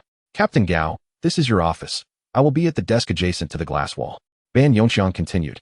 By the way, both the desk and chair have been replaced, and the teacups have all been thoroughly cleaned. Approaching the sturdy wooden desk with its polished finish, Gao Han nodded in approval before turning to Ban Yongqiang. Old Ban, I have yet to collect my firearm. Could someone accompany me to the armory? Of course. I can take you there. That would be greatly appreciated. Having someone experienced to guide me is certainly advantageous. What are you saying? From now on, you are our captain. I must ensure I make a good impression. Ha ha. Old Ban, you certainly have a sense of humor. Their laughter lightened the atmosphere, and the camaraderie between them grew closer. Subsequently, under Ban Yongqiang's guidance, the two descended to the armory located behind the main building. Upon presenting their officer badges and firearms licenses, the personnel at the armory verified their credentials, obtained the necessary signatures from the department head, and then returned with 3 handguns laid out on the table. Introducing them through the iron bars, Captain Gao, these are the primary handguns we currently utilize. One is the Type 54, another is the Type 92, and the last is the MP34, which is produced based on the SIG P228. Please, take a look and let us know what you prefer. Additionally, aside from the Type 54, the other two are new and have been calibrated. Gao Han first examined the Type 54, the firearm with which he was most familiar. It was the weapon he typically used for self-defense outside of work. Compared to the other two models, the Type 54 boasts a caliber of 7.62 mm, utilizing pointed steel core ammunition, which possesses formidable penetrating power. However, its magazine capacity of only 8 rounds renders sustained fire less than ideal. He would often carry at least 3 spare magazines. As for the MP34, while its design appeared appealing, it was ultimately a replica, and its magazine capacity topped out at 13 rounds, 2 fewer than the Type 92's 15 rounds. Dismissing the MP34, Gao Han made a clear choice. I am familiar with the Type 54. It has great power, but its magazine capacity is somewhat limited. I will opt for the Type 92. By the way, could I have a few magazines? The last question caught the armory personnel off guard for a moment, leading him to look at Ban Yongqiang with a perplexed expression. Cough. Captain Gao, our bureau is only equipped with 1 magazine for our firearms, and it is seldom fully loaded. The magazine for the Type 92 pistol holds a mere 12 rounds. Ban Yongqiang's intentions were clear to Gao Han, who understood them well. However, he was unwilling to make the same choice as others. His experiences abroad had inevitably left an indelible mark upon him. All right, old classmate, I comprehend your meaning. I shall take 2 spare magazines, in addition to the one in the firearm, all fully loaded. This falls within the stipulated guidelines, and I am fully aware of that. Observing Gao Han's resolute demeanor, Bing Cheng seized his persuasion and signaled to the young officer within. The officer, resigned, turned to fetch the ammunition and magazines. Oh, and bring me that quick-draw holster as well, along with an additional magazine pouch. The officer hesitated for a moment, nodded, and departed. Ban Yongqiang glanced at Gao Han, furrowing his brow, and inquired, Captain Gao, are you intending to carry your firearm at all times? Well, as a criminal investigator, It is only natural to ensure that one's equipment is well maintained and readily accessible, is it not? Gao Han replied, followed by a counter-question. Ban Yingqiang fell silent. In the early years of the Republic up until the turn of the century, due to issues of public safety and the rampant proliferation of firearms, police officers were mandated to carry their weapons at all times. However, after several stringent crackdowns and a few unfortunate incidents, coupled with increasingly rigorous firearm regulations, the practice of detectives carrying their guns became almost non-existent. Officers would only be issued firearms during operational assignments, resulting in all weapons and ammunition being securely stored in the armory on the 4th floor.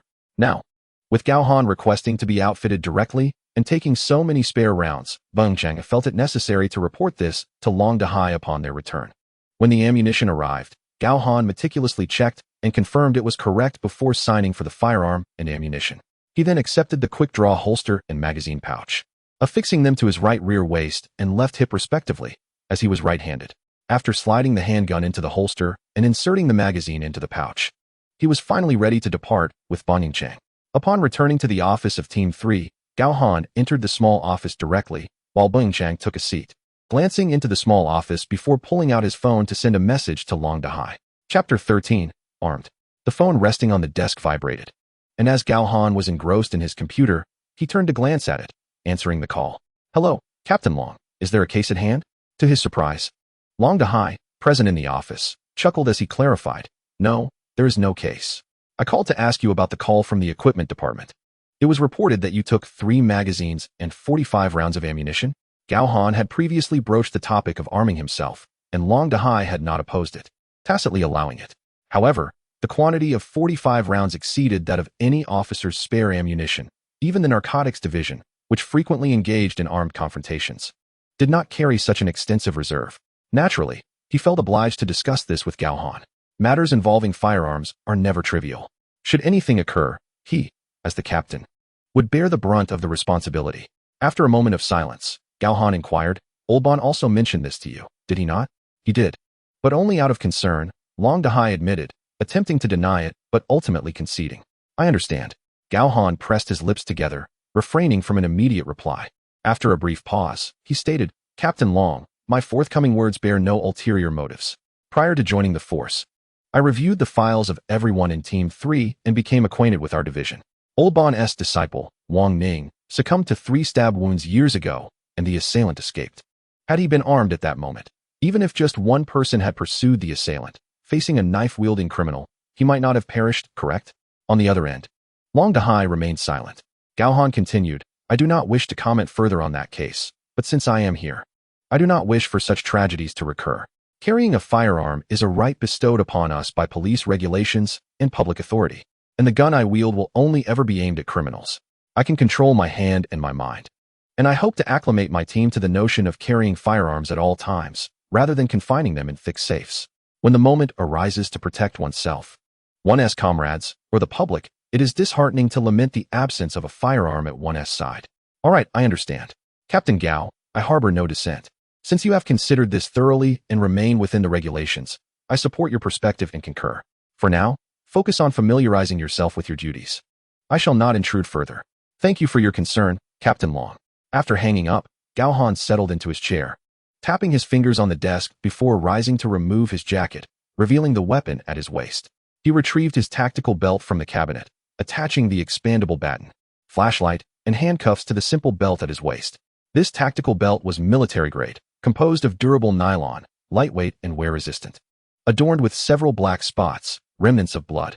With a series of sharp claps, Gao Han stood at the doorway, garnering the attention of all members of Team 3. Upon noticing the firearm and additional equipment at his waist, they were momentarily taken aback. I just received a call from the captain, inquiring why I had requisitioned a firearm along with 45 rounds of ammunition. Ignoring their astonishment, Gao Han proceeded. I conveyed to him that I refuse to be helpless when my life, my comrades, or the lives of innocent civilians are at stake due to the absence of a firearm. Nor do I wish to rely on reinforcements that would take over 10 minutes to arrive in such crucial moments. A gun at my waist is not a burden. It is a responsibility, a weapon for ensuring our safety and that of the populace. Even without drawing it, merely displaying it can exert a formidable deterrent upon criminals. That is all I wish to convey. With that, Gao Han stepped into the office, closing the door behind him. The workspace of Team 3 fell into a contemplative silence, all eyes reflecting deep thought. Ban Yingchang, in particular, was not only pondering but also appeared sorrowful. He was reminded of his disciple Wang Ning and that fateful night from years past. After a prolonged moment, Ban Yingchang gritted his teeth and rose to leave the office. More than 10 minutes later, he returned, now equipped with a holster and a Type 92 pistol at his waist, though lacking spare magazines. Possessing only the 12 rounds in his firearm. Old Ban, strong brother? Ban Yingchang silently returned to his position, resuming his review of the internal case registry. The others exchanged glances, perplexed. Pansy, are you going? Pansy, Li Pan, 24 years of age, had studied computer science in university and entered the Jiangsheng police system through the recruitment exam right after graduation. He had only transferred to the criminal investigation team last year, joining Team 3. The question came from Yang Lu, the only female officer in Team 3 aside from administrative staff, Su Xiaolan. She had joined the team just a year earlier than Pansy. Yet she exhibited a remarkable talent for surveillance and undercover investigation, being the disciple of the seasoned 37-year-old detective Yang Hui, who was also an expert in monitoring and disguises. Are you going, Sister Lu? Pansy inquired, casting his gaze towards Yang Lu, who sat across from him. Absolutely. I did not join the criminal investigation team to play house. Captain Gao is right. We cannot view firearms as a burden. After saying so, Yang Lu stood up, glanced at her mentor, and proceeded towards the exit. Wait for me. Lu Jia, I am going too. Seeing Yang Lu leave, Li Pan hastily closed his laptop and followed suit. Aside from Captain Gao Han and the elder Ban Yongqiang, the two youngest members of the team have also left. After exchanging glances, the others silently rose to their feet and made their way outside. On the path to find Long Dahai, the two 35-year-old officers, Yang Hui and Gao Wei, walked together, engaging in conversation. Old Yang, your apprentice is certainly a formidable woman. Rivaling us men, Gao Wei remarked, observing Yang Hui's expression. Yang Hui smirked. My apprentice is indeed exceptional. However, your disciple seems to have become little more than Yang Lu's shadow. You mean Pansy? Gao Wei inquired. Who else could it be? Yang Hui chuckled. Oh, he hardly counts as an apprentice. He was only with me for a few days when he first arrived. Gao Wei waved his hand dismissively, refusing to acknowledge the label. Yang Hui pondered this as well. Li Pan was a bright student, a bona fide graduate from a prestigious 985 university. Although he lacked formal training, he possessed commendable computer skills and had been instrumental in solving cases in the past. However, he approached tasks with excessive seriousness, his demeanor starkly contrasting with that of Gao Wei. Their master-apprentice relationship remained unofficial, having lasted only a week or so. Yang Hui could not quite recall. Upon arriving at the captain's office, they found Long Dahai waiting at the door. What's this? Come to collect your firearms? Indeed, Captain Long, Yang Hui, the most senior among them, stepped forward with a smile. Captain Gao has enlightened us, and we have come to a collective decision to learn from him and take our weapons with us. Very well, I have no objections to you collecting your firearms. But remember the rules and ensure they are well secured. When armed, you must refrain from consuming alcohol and maintain strict vigilance at home, preventing any access by children. Any mishap could result in serious consequences. Understood. You can rest assured, Captain Long, we will be vigilant.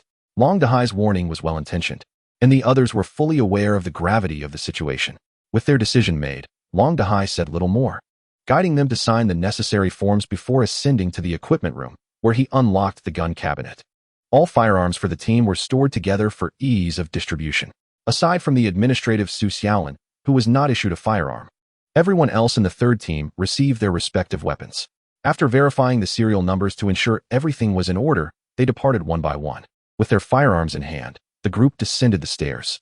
Upon reaching the second floor, Yang Lu did not return to the office but continued downwards. Yang Lu, where are you off to? Yang Hui called out, noticing his apprentice's descent. Master, I'm going to exchange my firearm and collect some extra ammunition, she replied. Wait, Yang Lu. Hearing her intentions, Li Pan, her shadow, attempted to follow suit. What do you think you're doing? Stay put and don't create any chaos. Yang Hui scolded, pulling Li Pan back with a stern glare. Chapter 14, a new official, a different spark. Through the glass, observing the movements of the third team.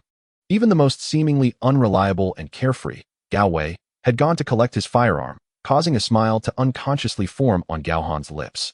He had not joined the third team to merely pass the time, nor had he ever considered leveraging Liang Wan's connections for promotion. However, as a newcomer and relatively young, he pondered how to break the deadlock. The saying, a new official's first 3 fires, need not necessarily be directed at a particular individual.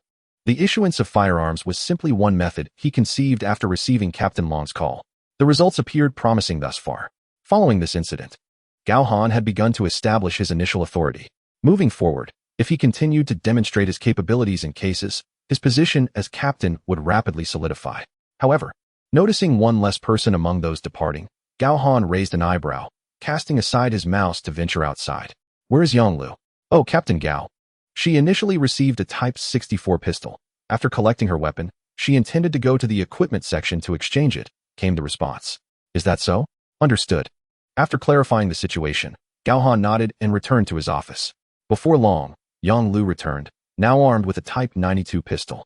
Not only had she followed Gao Han's example in acquiring a quick-draw holster, but she had also secured an additional magazine, not fully loaded, each magazine containing 12 9mm rounds.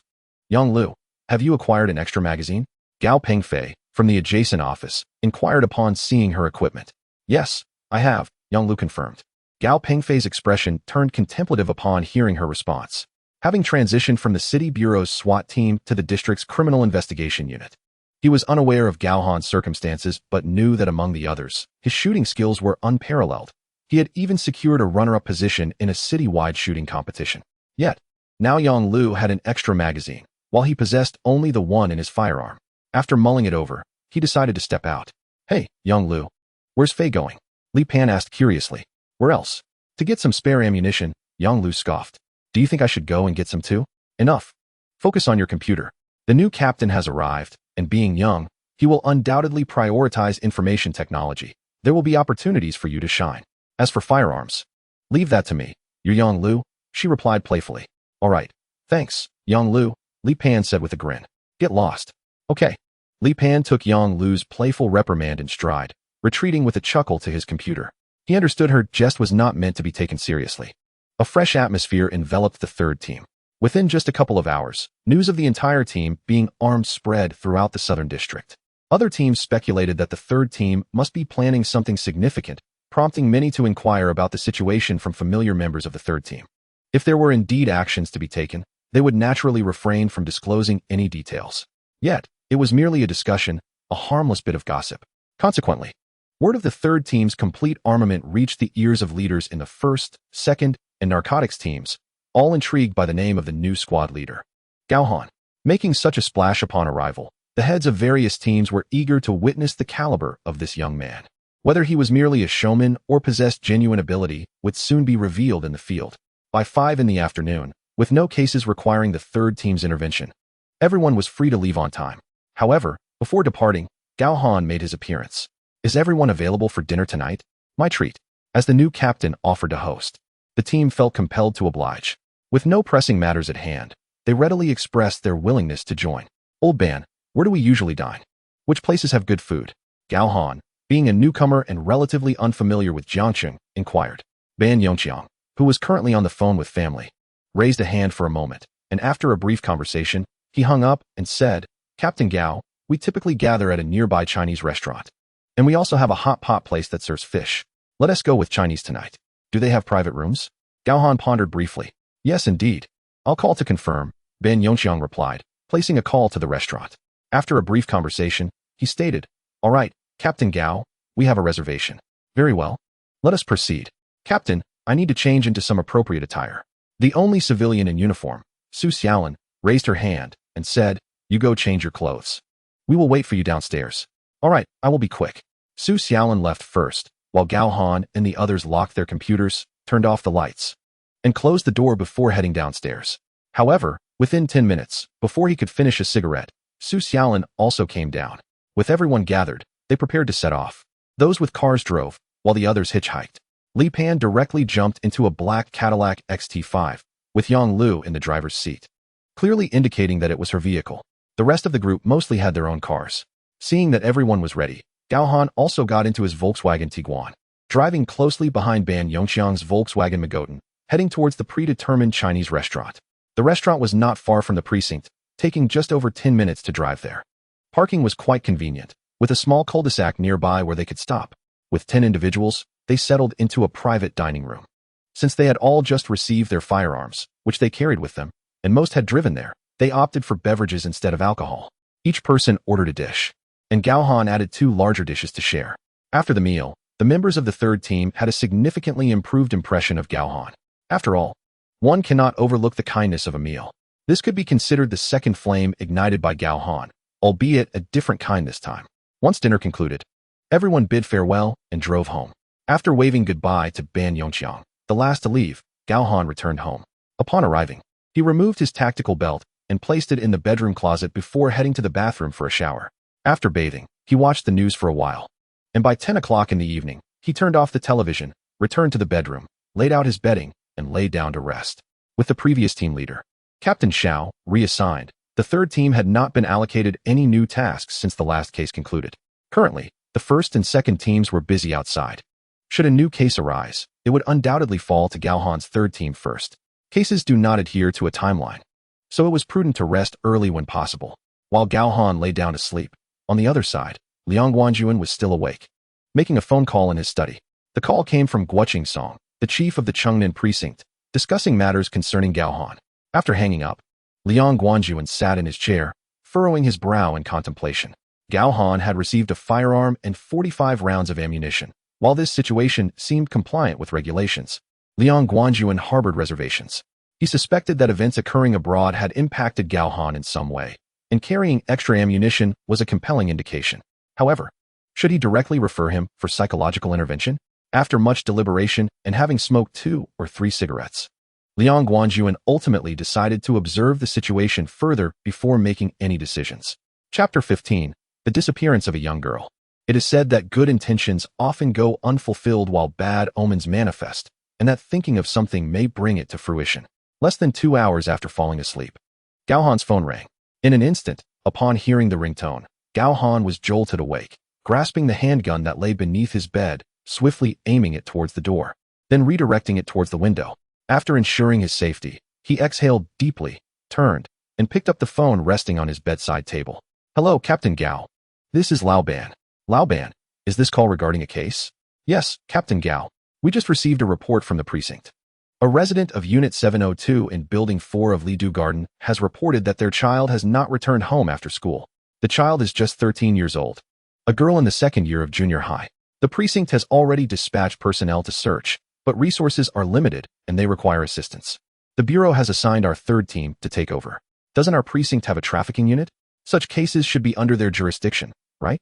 Gao Han inquired while dressing. "The precinct does not have a trafficking team. Only the city bureau has a dedicated office for that. The county and suburban precincts have them set up." "Understood. Shall we head to the precinct to meet?" "Yes, the child's family is currently there." "All right, I will get ready and head out immediately." After hanging up, he secured his tactical belt around his waist with a click, holstered his handgun, and donned a mid-length teal trench coat. He quickly made his way to the door, slipped on a pair of black low-top outdoor boots designed to resist punctures, tied his shoelaces, and grabbed his car keys before heading downstairs. Vroom, screech. The tires squealed against the epoxy floor of the garage as he sped towards the exit.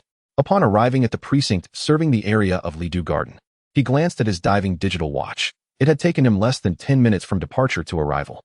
However, he was not the first to arrive.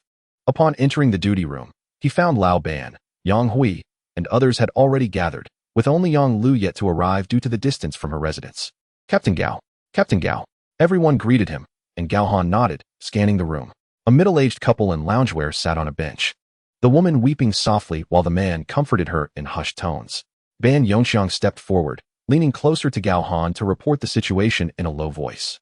"When we arrived, the precinct had deployed 3 teams, along with the stationed auxiliary police squad. Each team was led by a police officer, accompanied by 3 auxiliary officers. Additionally, the community governance team from the street office is patrolling the area to search. The couple over there are the parents of the missing girl. Their child's teachers, friends, and relatives have all been contacted, but none have seen her. According to the parents, their daughter's name is Gong Ling, 13 years old. Here is her photo. Under normal circumstances, Gong Ling should have attended a tutoring class near their home after school, finishing at 7 and returning home by 7:30 at the latest. Their family typically has dinner around that time. However, when 8 o'clock arrived and she had still not returned, they attempted to contact her via her phone watch, but it went unanswered. They then reached out to the tutoring center, confirming that Gong Ling had indeed attended class and left on time. In their growing anxiety, they contacted friends and relatives, only to discover that the child's phone watch was left in her bedroom. They began searching around the neighborhood and along the route from the tutoring class home, including the park, until around 11 o'clock, when they finally came to the precinct to report the case. Additionally, I have already sent Pansy and Yang Lu to retrieve the surveillance footage. Xiaolin has returned to the team to handle communications. Gao Han took the photo, glancing at the lovely young girl depicted.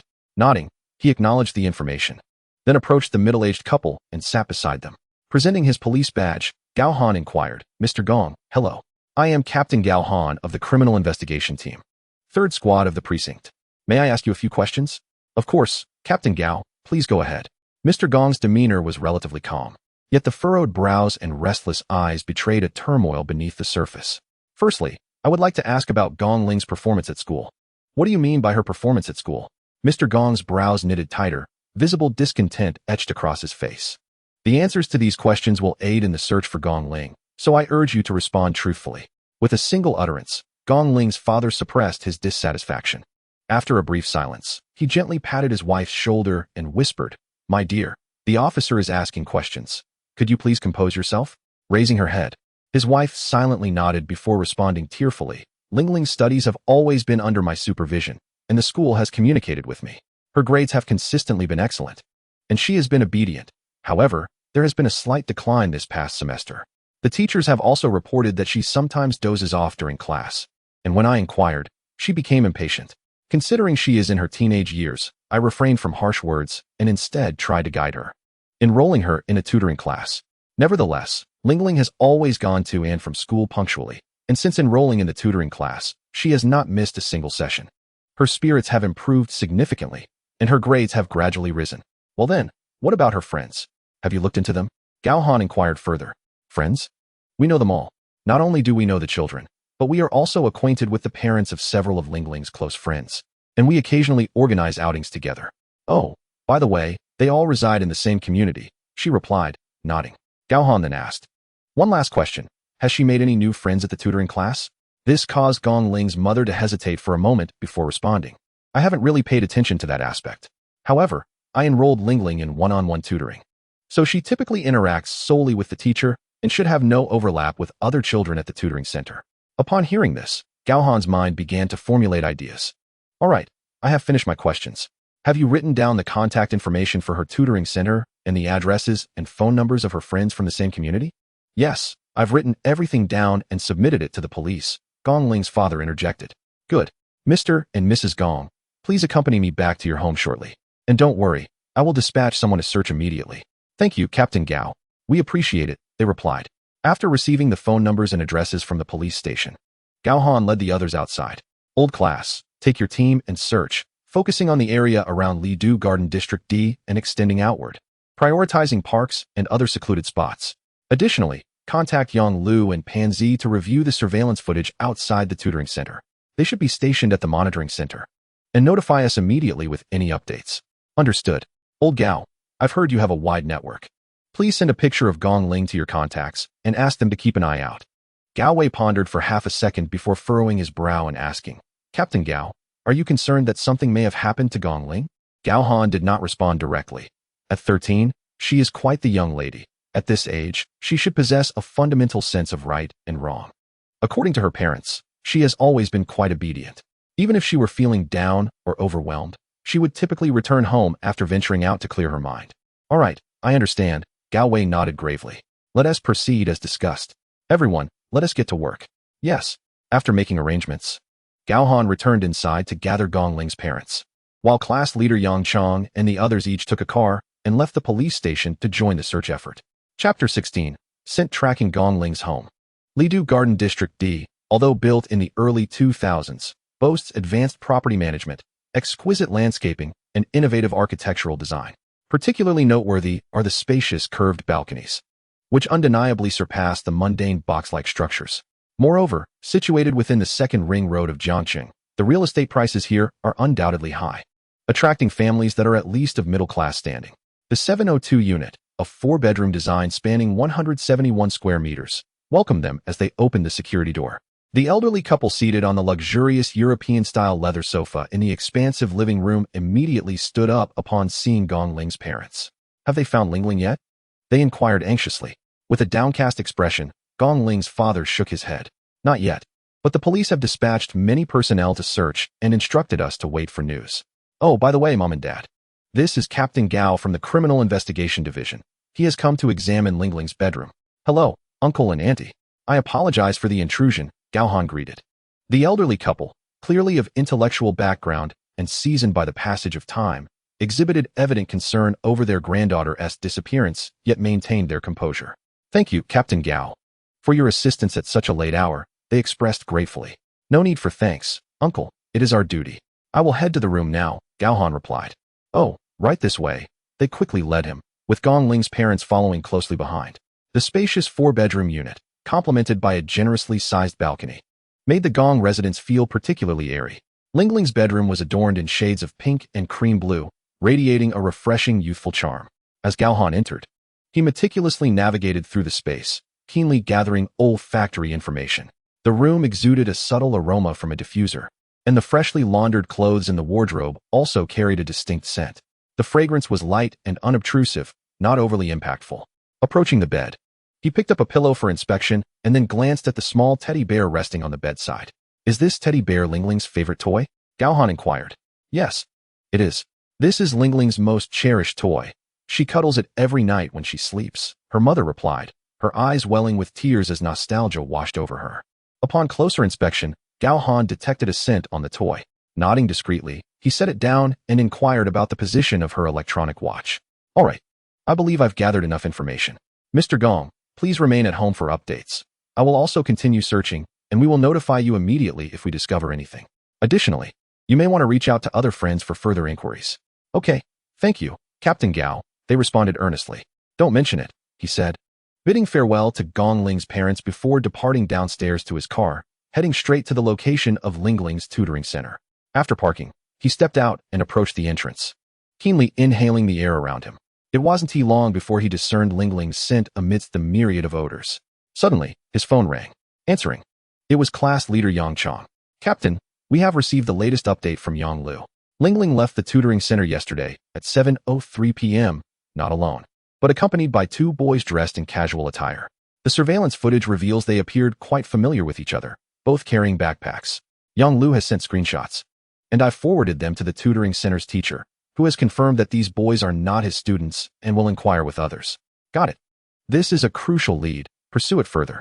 Additionally, instruct Yang Lu to continue tracking in the direction Ling Ling took." "Understood."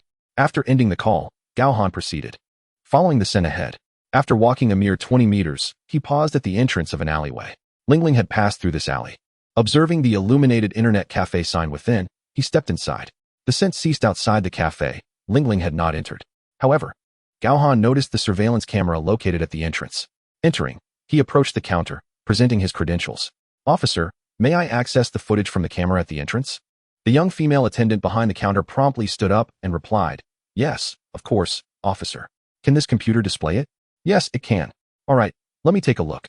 Please, do come in." As he entered the bar, Gao Han activated the surveillance system, identifying the camera number at the entrance. He selected the time of 7:03 p.m. and clicked for fast playback. Moments later, Gong Ling appeared on the screen alongside two young men. The trio was engaged in light-hearted banter, with Gong Ling playfully striking one of the taller boys, indicating their familiarity. However, they did not enter the internet cafe, pausing instead outside. Each boy retrieved a key, and after unlocking the chain securing their bicycles, the shorter boy rode off alone, while the taller one took Gong Ling with him. Gao Han paused the recording and snapped a photo, promptly sending it to Mr. Gong. "Mr. Gong, do you recognize these two young men?" After dispatching a voice message, he expressed his gratitude to the internet cafe manager and exited the establishment, returning to his vehicle and rolling down the window to continue tracking the scent. His phone vibrated. It was a message from Gong Ling's father. Opening the voice message, he heard, "Captain Gao, have you found Ling Ling? We do not recognize these two boys. Did she leave with them?" With no leads, Gao Han shook his head and replied, "I have a lead now. I've requested a review of the road surveillance. We should have news soon, so please remain calm. We are continuing our search." Before long, a response came. "All right, thank you, Captain Gao. I will also inquire with Ling Ling's friends to see if they recognize these boys." Gao Han refrained from further replies, opting instead to pause at each intersection, checking both pedestrian and vehicle paths to confirm the direction of the scent. Continuing west along Changi Road for approximately 1.5 kilometers, the target turned left onto the auxiliary road of Jialing Road. Proceeding about 400 meters, they turned right onto Wuyang Avenue and crossed the traffic light to reach the opposite street. Since the opposite lane was one way, they would need to drive several hundred meters ahead to make a U-turn. After surveying the surroundings, Gao Han parked at the sidewalk in front of a restaurant on the opposite side of the street. Just as he exited the vehicle, he received a call from Ban Yongqiang. Captain, Yang Lu has just reported that Gong Ling and the two boys were seen at the traffic light intersection of Jialing Road and Wuyang Avenue, after which they vanished from the surveillance. I am currently at the intersection. You should come here first and contact me upon arrival. Ban Yongqiang, who was driving, hesitated for a moment before responding. Understood, Captain. By the way, have you identified the two boys? Not yet. The tutoring center is still investigating. Got it. Let's leave it at that for now. Chapter 17. Discovery of Gong Ling's body. The case escalates after hanging up. Gao Han approached the intersection, inhaling the scent and noticing it extended forward. He chose to pursue on foot, entering Taiping Yuan Hongyi Street. This street connects with the auxiliary road of Jialing Road and is a narrow two-lane road. To his right stood the animal quarantine laboratory, while several buildings lined the left side. Further in was a sizable municipal green space. Following the scent trail, it became evident that Gong Ling had entered Hongyi Street. Returning to where he had parked, Gao Han drove into Hongyi Street, slowly advancing for nearly 500 meters before stopping at a small intersection. The scent veered here, leading into the municipal park on the left. He turned off the engine and exited, locking the car behind him. He retrieved a strong flashlight from his waist and ensured it was sufficiently charged before stepping into the park. Winding along the path, he noted the park's poor development. Although there were roads, they were evidently neglected, and by late October, the trees and wild grasses had turned yellow. What could a promising 13-year-old girl with two similarly aged boys be doing here? As he walked, Gao Han pondered this question. Suddenly, his phone rang. Hello, Lao Ban. Captain, we have arrived at the intersection of Jialing Road and Wuyang Avenue. Proceeding along the auxiliary road of Jialing for over 200 meters, there's a fork. Turn right. And my car is parked roadside. Enter through the small path on the left. Understood.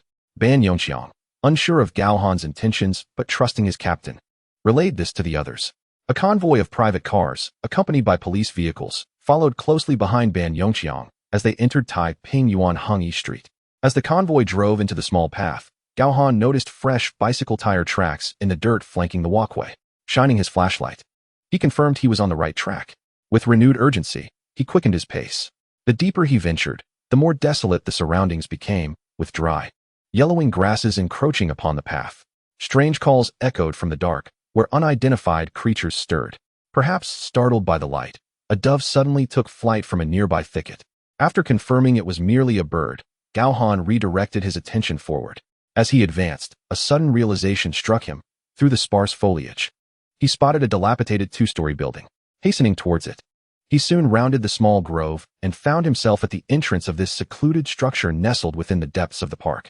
The flashlight illuminated a ground covered in dark, decaying moss, revealing a figure lying on the ground, dressed in a school uniform. With long hair, it was a female. Gao Han's heart raced as he stepped closer, stopping about 2 meters away. The beam of light fell upon her head, revealing congealed blood beneath her disheveled hair. It was Gong Ling. Gong Ling. He called out, but no response came. His expression darkened as he crouched down, pressing his hand to her neck. It felt cold, and there was no pulse. She was confirmed dead. Stepping back, Gao Han retrieved his phone to call Ban Yongqiang. Captain, we have disembarked and are entering via the small path. Notify the forensic team and the criminal investigation unit. We have located the victim. Captain, has Gong Ling been harmed? Looking up at the two-story building's rooftop, Gao Han replied, she is deceased. The cause of death remains uncertain. Understood. I will contact for backup immediately. After ending the call, Gao Han reached out to Yang Lu. Hello, Captain Gao. Have you found any information on the two boys? Not yet. The tutoring center just responded. And no teachers recognize them so far, but they are still inquiring. Contact the tutoring center's supervisor. You and Pansy should go directly to retrieve all student records for comparison, including those who previously attended classes. Understood, Captain. After acknowledging, Yang Lu asked, Captain, has there been a breakthrough in the case? Glancing down at the still body on the ground, Gao Han replied solemnly, Gong Ling has been found, but she is already deceased. Understood. Pansy, and I will set off immediately. The demise of Gong Ling has transformed this case from a missing persons investigation into one of unnatural death, necessitating a corresponding shift in our investigative approach. Soon, more lights flickered to life. Gao Han glanced over and called out. Hearing his voice, Ban Yongxiang and the others hurriedly gathered around. Captain Gao, over here. As the team converged, Ban Yongxiang and the others also laid eyes on the body on the ground. Captain Gao, is it confirmed to be Gong Ling? The group refrained from rushing forward, instead waiting for Gao Han to approach, all standing at the entrance. The one inquiring was Ban Yongxiang. Yes, confirmed. After speaking, Gao Han surveyed the surroundings and added, set up a perimeter. Keep your distance. By the way, do we have shoe covers or anything like that in the car? Yes, I've sent Peng Fei and Guangxin to fetch them. Gao Han nodded. Also, Captain Gao, should we notify the family now? What do you think? My inclination is to wait until the scene investigation is complete before informing them, allowing them to head directly to the precinct. This way, we can manage any unforeseen circumstances better. All right, we'll proceed as you suggest. Captain Gao, Old Ban, we've brought the items. Zhou Pengfei and Liao Guangxin arrived with shoe covers and gloves. After distributing the items, the group did not immediately enter the scene. Rather, they waited another 10 to 20 minutes until the criminal investigation team and forensic experts arrived before collectively entering to search. Meanwhile, the police force from the precinct maintained the outer perimeter. Upon entering the scene, Gao Han led the way, directly ascending the disheveled staircase to the rooftop. Behind him trailed Ban Yongxiang and Yang Hui. A sweep of the flashlight revealed a section of the rooftop that had been noticeably cleaned, alongside unfinished snacks and drinks coming into view. Call someone up. Understood, Yang Hui acknowledged, descending to notify the scene investigators. Gao Han then cautiously approached the edge of the unguarded rooftop, peering down at the position of the body below before retracting his gaze to scrutinize the ground at the rooftop's edge. Meanwhile, Ban Yongxiang crouched by the area where the snacks and drinks were placed, donning gloves to examine the site. Suddenly, his gaze sharpened as he shifted to pick up a discarded cigarette butt. Chapter 18. A rebellious phase? The footprints. Gao Han's suspicion. Homicide. Captain, Ban Yongxiang called out, prompting Gao Han to turn and walk over. Captain, look, there are quite a few cigarette butts here, concentrated in this area. Gao Han observed a small cluster of 6 or 7 butts and remarked, white filters, slender cigarettes. These are likely women's cigarettes, and they appear quite fresh, probably just extinguished. He donned gloves to pick one up, inspecting the markings. Indeed, they're women's cigarettes, specifically from the brand ESSE. After speaking, Gao Han shone the flashlight around the surrounding ground and quickly discovered several more cigarette butts. However, this time they were not women's, but rather coarse men's cigarette butts, identified from the markings as Yunyan. With both men's and women's cigarette butts present, and given the unfinished snacks and drinks, had these rebellious teenagers gathered here to smoke? No. Gao Han wrinkled his nose. Besides the scents of Gong Ling and the other 2 boys, there were residual odors from at least 2 other individuals. Let us search more thoroughly. Understood. At this moment, Yang Hui arrived with 2 forensic officers. The group commenced searching the rooftop again, focusing intently on the ground. Not long after, Yang Hui discovered a partial shoe print near the staircase entrance. Captain, Old Ban, I found something. Gao Han and Old Ban promptly approached. Look, I found a partial shoe print. The print appeared to be left by a heel. Analyzing the direction of the print, it seemed the owner had ascended from downstairs to the rooftop. The print's coarse texture suggested it was likely made by a boot-like shoe. Gao Han retrieved his phone, locating a screenshot previously forwarded by Ban Yongxiang, showing Gong Ling and the 2 boys at their tutoring center. Comparing the full-body images, Gao Han noted that all 3 were wearing sneakers. Thus, he inferred that the owner of this shoe print was not among Gong Ling and her companions. After showing the photos to Ban Yongxiang and Yang Hui, both realized the implications. Continue searching. We need to examine the entire rooftop meticulously. Understood. The 3 split up again to continue their search for clues. The entire rooftop, measuring only 200 to 300 square meters, was thoroughly scoured by the 5 individuals after checking every corner, yet no other suspicious findings emerged. Finally, Gao Han stood once more at the edge of the rooftop directly above Gong Ling's body, staring down at her corpse, lost in thought. After a while, a voice called from downstairs, Captain, there's a discovery on the 1st floor. The tall figure of Song Rue emerged from a room on the 1st floor, standing on the ground and looking up towards the floor above.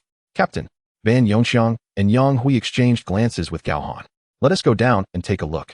The 3 entrusted the rooftop to the 2 forensic officers and descended to the 1st floor.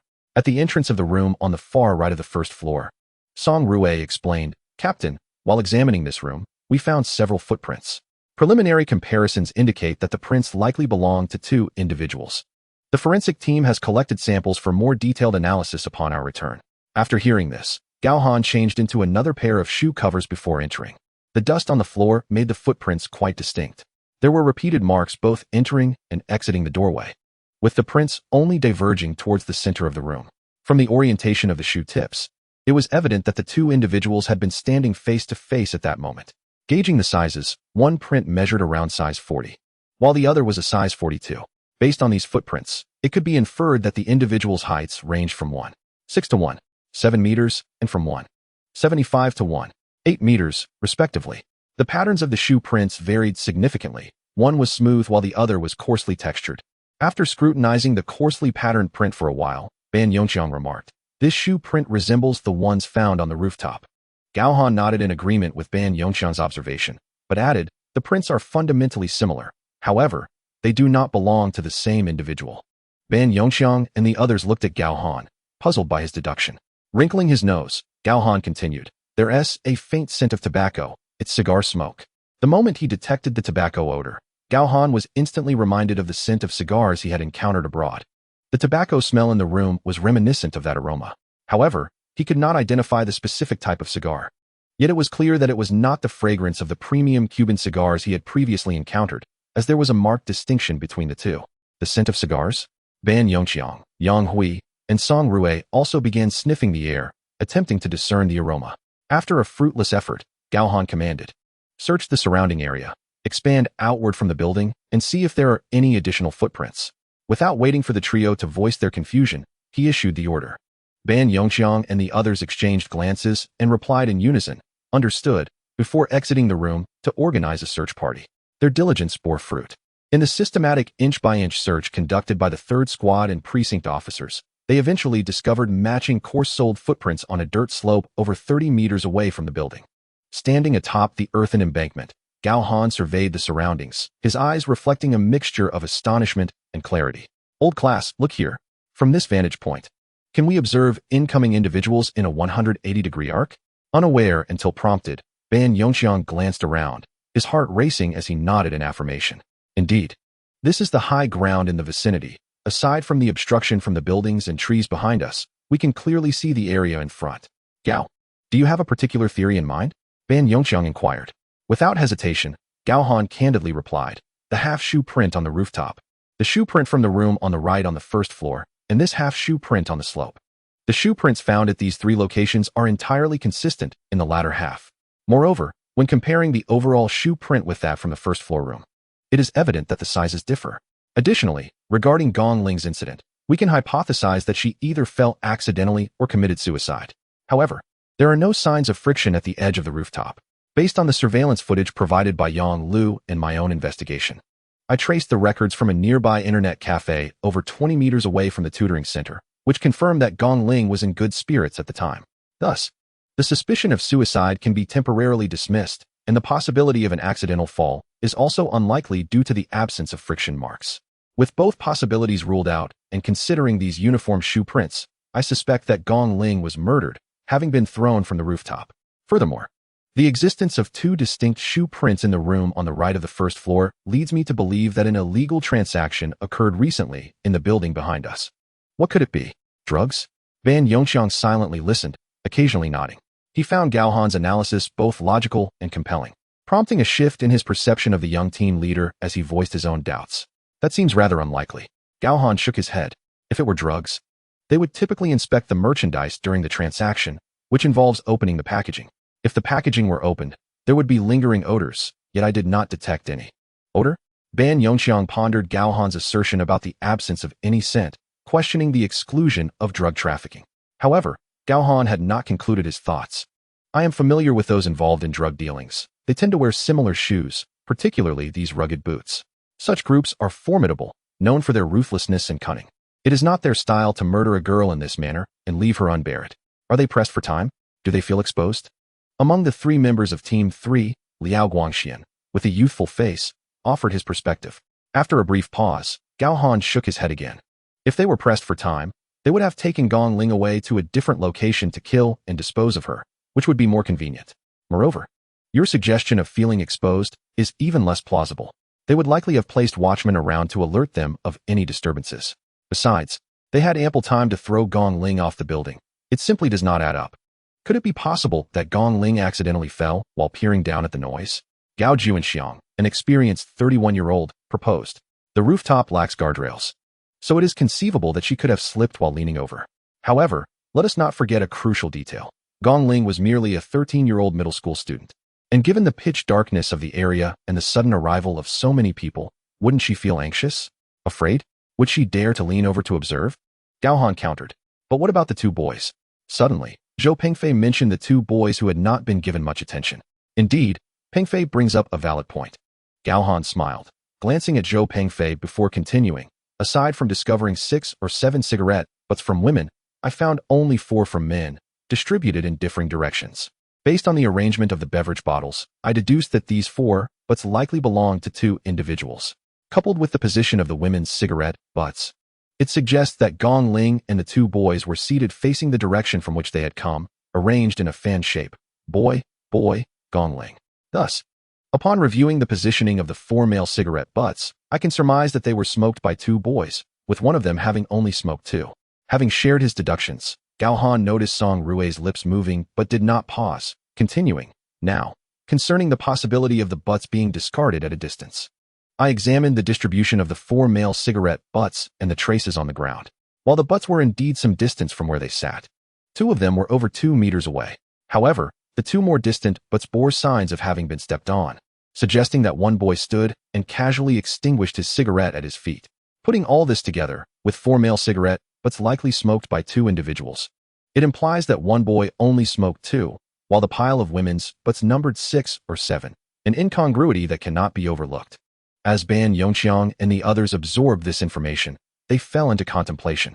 They could not deny the strong logic and reason behind Gao Han's analysis. However, whether it would prove true remained contingent upon locating the 2 boys and questioning them for confirmation. Suddenly, Gao Han's phone rang. It was Yang Lu. He answered promptly. Hello? Yang Lu.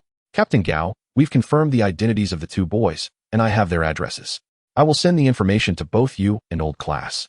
Understood. I'll await the details. After hanging up, Gao Han checked his phone. At that moment, old class also received a notification revealing the information Yang Lu had sent.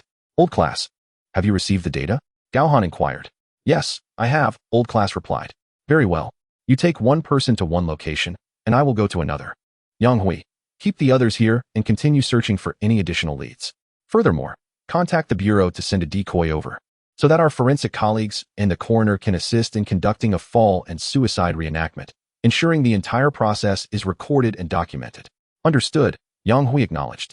With the instructions conveyed, Gao Han, accompanied by Liao Guangxian, Ban Yongqiang, and Lu Juanxiang, departed the scene and headed towards the Green Park. Along the way, Gao Han called Yang Lu, please have Pansy check the nearby surveillance footage to see if any suspicious individuals or vehicles appeared after Gong Ling and the others vanished from the intersection. Captain Gao, do you have any specific traits in mind? None for now, but there were quite a few people. It seems there were 2 separate groups, and the vehicles might have been circling nearby. Understood, Captain Gao. After ending the call, the 4 hastened their pace, got into their vehicle, and set off towards their destination. The identities of the 2 boys had been uncovered. They were both students from the tutoring center and lived not far from District D of Lidu Garden. Among the 2 individuals, the shorter one is named Su Jichao, while the taller is called Zheng Linjie. They are classmates, currently in the 3rd year of junior high school. Su Jichao comes from a single-parent family, whereas Zheng Linjie's parents work in distant locations, leaving him under the care of his grandparents. When Gao Han and Liao Guangxian arrived at Zheng Linjie's residence, it was already 2:17 a.m.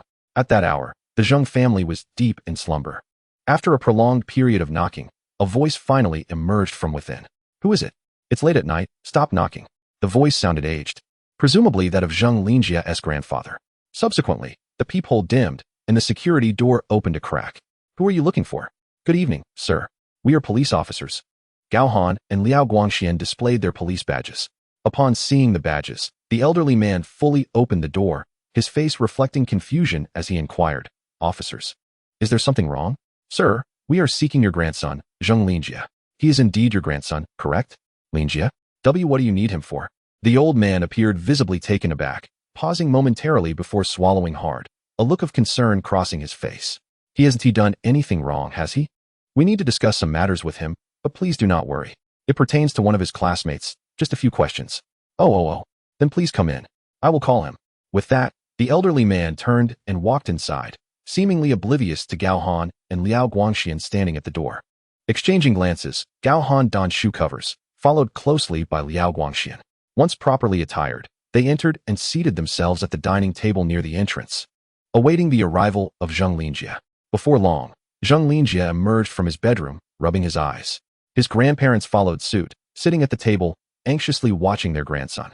Noticing the expressions of the elderly couple, Gao Han smiled reassuringly. There is no need for concern. We merely wish to ask a few questions. Oh, understood. Once the elderly couple grasped the situation, Gao Han began his inquiry. This time, as it was not a formal record-taking session, there was no need to notify the child's guardians. Zheng Linjie, we would like to know, did you visit the Green Park on Hengyi Street in Taiping Garden yesterday afternoon with Su Jichao and Gong Ling? Upon hearing the question, Zheng Linjie immediately became alert. Cautiously glancing at his grandparents, he quickly shook his head. No, we didn't go. It was evident that the boy was lying. However, Gao Han did not admonish him. Instead, he continued, the reason we are here is because we reviewed the surveillance footage and identified you. Otherwise, we would not intrude upon your rest at this hour. Please think carefully before answering. Yes, we went, Zheng Linjie admitted, lowering his head. When did you and Su Jichao leave? Did Gong Ling leave with you? Or did she stay behind? Ling? Did something happen to her? Zheng Linjie hesitated, asking, please answer my question first.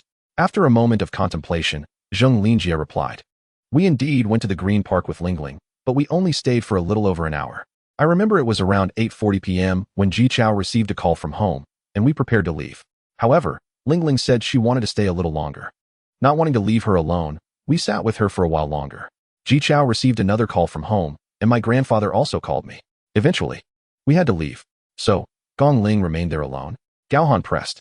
Yes. She said she didn't want to go home and wanted to stay outside a bit longer. We had no choice but to leave first. And then, did you see anyone or any vehicles on your way home? No, it was dark all around, and the streetlights were dim. So we didn't see anyone or any cars passing by. What time did you arrive home? About 9:30 p.m. I remember checking my watch. We entered the neighborhood around that time. How was Gong Ling's mood yesterday? Did she express any thoughts of self-harm? Gao Han inquired further. Self-harm? Zheng Linjie looked bewildered. How could she think of that?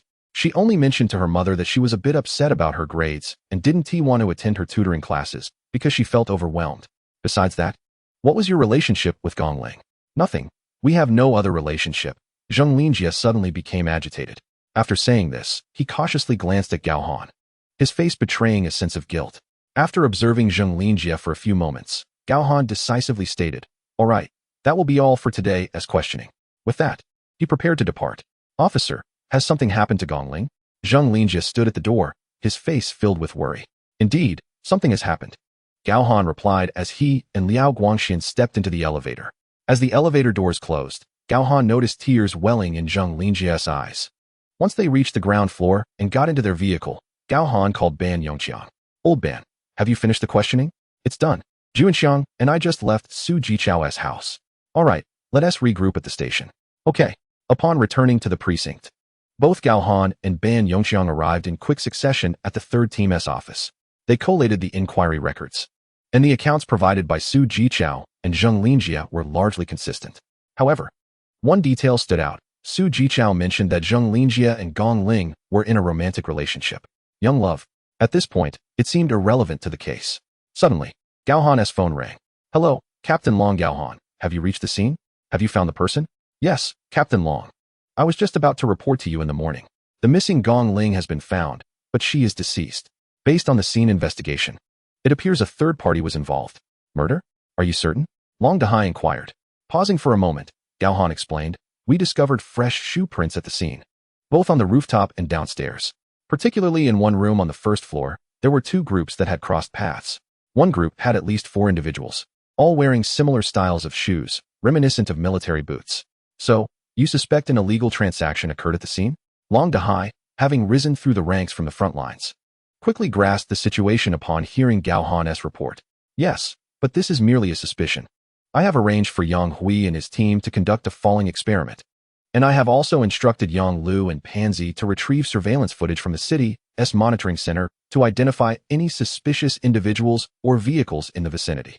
Understood. Make sure to rest. I'll come find you tomorrow morning to discuss the details. Sure, Captain Long. After hanging up, Gao Han glanced at the time and turned to Ban Yongxiang. Old Ban, how much budget do we have left? We should have a little over 10,000. Xiaolin, please report this to Captain Gao. After receiving a response, Ban Yongxiang turned to Su Xiaolin. All right. Su Xiaolin opened her computer to check and reported, Captain Gao. We have approximately 15,300 left, which is from previous surpluses. Great. Su Jia, please order some late-night snacks for us, enough for everyone. Also, order some for the criminal investigation team and the medical examiners. We can send it over when they return. Understood, Captain Gao. With that, Su Xiaolin picked up her phone to place the order. The remaining funds consist of some unutilized expenses from previous cases and a small portion of the case bonuses that were difficult to allocate, which have been directly deposited. The third team maintains its own ledger for these funds, allowing for unrestricted use. For instance, the recent meal enhancements, as well as the late-night snacks for the on-site investigators and forensic team, have been drawn from this account.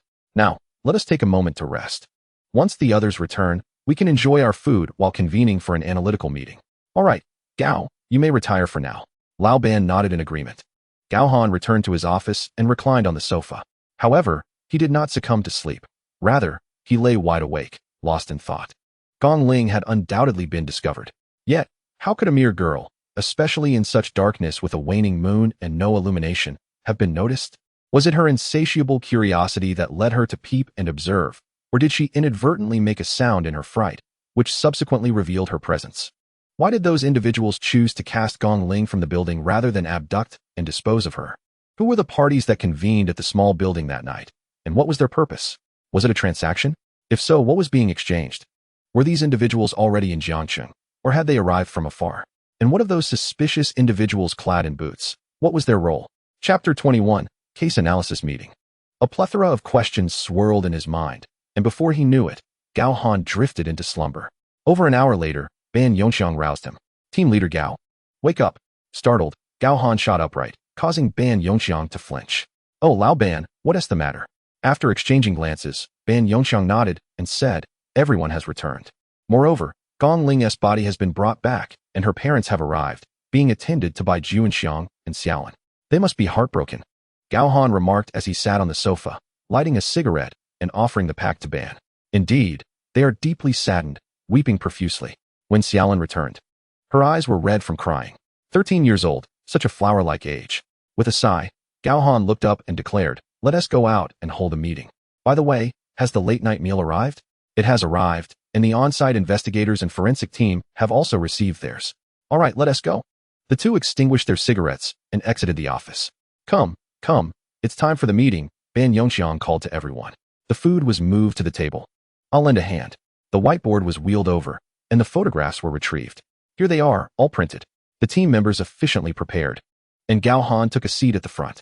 Yang Lu, Xiaolin, and Pansy assisted in affixing the photographs to the whiteboard, while Ban Yongxiang sat at the front to introduce the situation. He was the only one, aside from Gao Han, who had a comprehensive understanding of the case. So he took the lead in presenting, with others contributing key details afterward. On the night of October 31st, at 11:52 p.m., the parents of the victim, Gong Ling, reported to the local police station that their 13-year-old daughter had not returned home. After contacting relatives, friends, and teachers, her whereabouts remained unknown. Given Gong Ling's status as a minor and a female, the police initiated an emergency response plan and promptly reported to the command center of the precinct. Simultaneously, 3 teams were dispatched to search the area. Our team received the assignment from the command center to take charge of the case. At approximately 12:05 a.m., all team members arrived at the police station, while I had already notified Yang Lu and Li Pan to head to the City Bureau's surveillance center to retrieve footage. Following inquiries from Team Leader Gao, we organized our tasks and began our investigation. Shortly thereafter, the surveillance center reported that Gong Ling was seen leaving the tutoring center with 2 boys. We tracked their movements and confirmed that after leaving the tutoring center, they did not return home, ultimately vanishing from the road surveillance at the intersection of Jiaoling Road and Wuyang Avenue. At 1:53 a.m., Gao Han located Gong Ling's last known whereabouts in the Green Park west of Wuyang Avenue and instructed us to follow. Upon arrival, we discovered that Gong Ling had already succumbed. We proceeded to examine the scene and found snacks, beverages, and cigarette butts on the rooftop terrace. We also discovered multiple shoe prints, primarily concentrated on the first floor. A partial right heel print was found at the rooftop exit, with the furthest print located 30 meters away on a dirt slope to the west of the scene. Based on our analysis, it was estimated that at least 6 individuals were present, aside from Gong Ling, including at least 5 adult males. Among the shoe prints found inside a room on the right side of the first floor were those of 2 adult men, one wearing dress shoes and the other in a rugged, boot-like footwear. The man in dress shoes stood between 1.6 to 1.7 meters tall, while the booted individual measured between 1.75 to 1.8 meters. Bicycle tire impressions were also discovered nearby, matching the vehicles ridden by Gong Ling's 2 companions. However, both had left the scene prematurely. Furthermore, the preliminary autopsy conducted by the forensic team indicated that Gong Ling's time of death fell between 10:20 p.m. and 10:50 p.m. on the evening of the 31st. The back of her head had struck the ground, and there were fractures to the skull. The nature of the wounds corresponded with injuries sustained from a high fall onto a hard surface. Additionally, the forensic expert surmised that Gong Ling did not perish immediately upon impact. The precise timing would require a detailed autopsy for further determination, though it was estimated that she lingered for at least 10 minutes before succumbing. Finally, based on the absence of friction marks at the rooftop edge and the positioning of the body upon impact, it was deduced that Gong Ling had been murdered. Upon concluding his presentation, Ban Yongxiang returned to his chair. After the introduction, Yang Lu nudged Li Pan, who swallowed the mouthful of food and wiped his mouth before stepping up to the whiteboard to hand a stack of photographs to Gao Han. He then began to explain. Sister Lu and I secured the footage of Gong Ling at the surveillance center and tracked her to the intersection of Jialing Road and Wuyang Avenue, where her trail vanished from the monitors. Subsequently, upon learning of her death, we initiated a search for suspicious vehicles and individuals in accordance with Team Leader Gao's directives.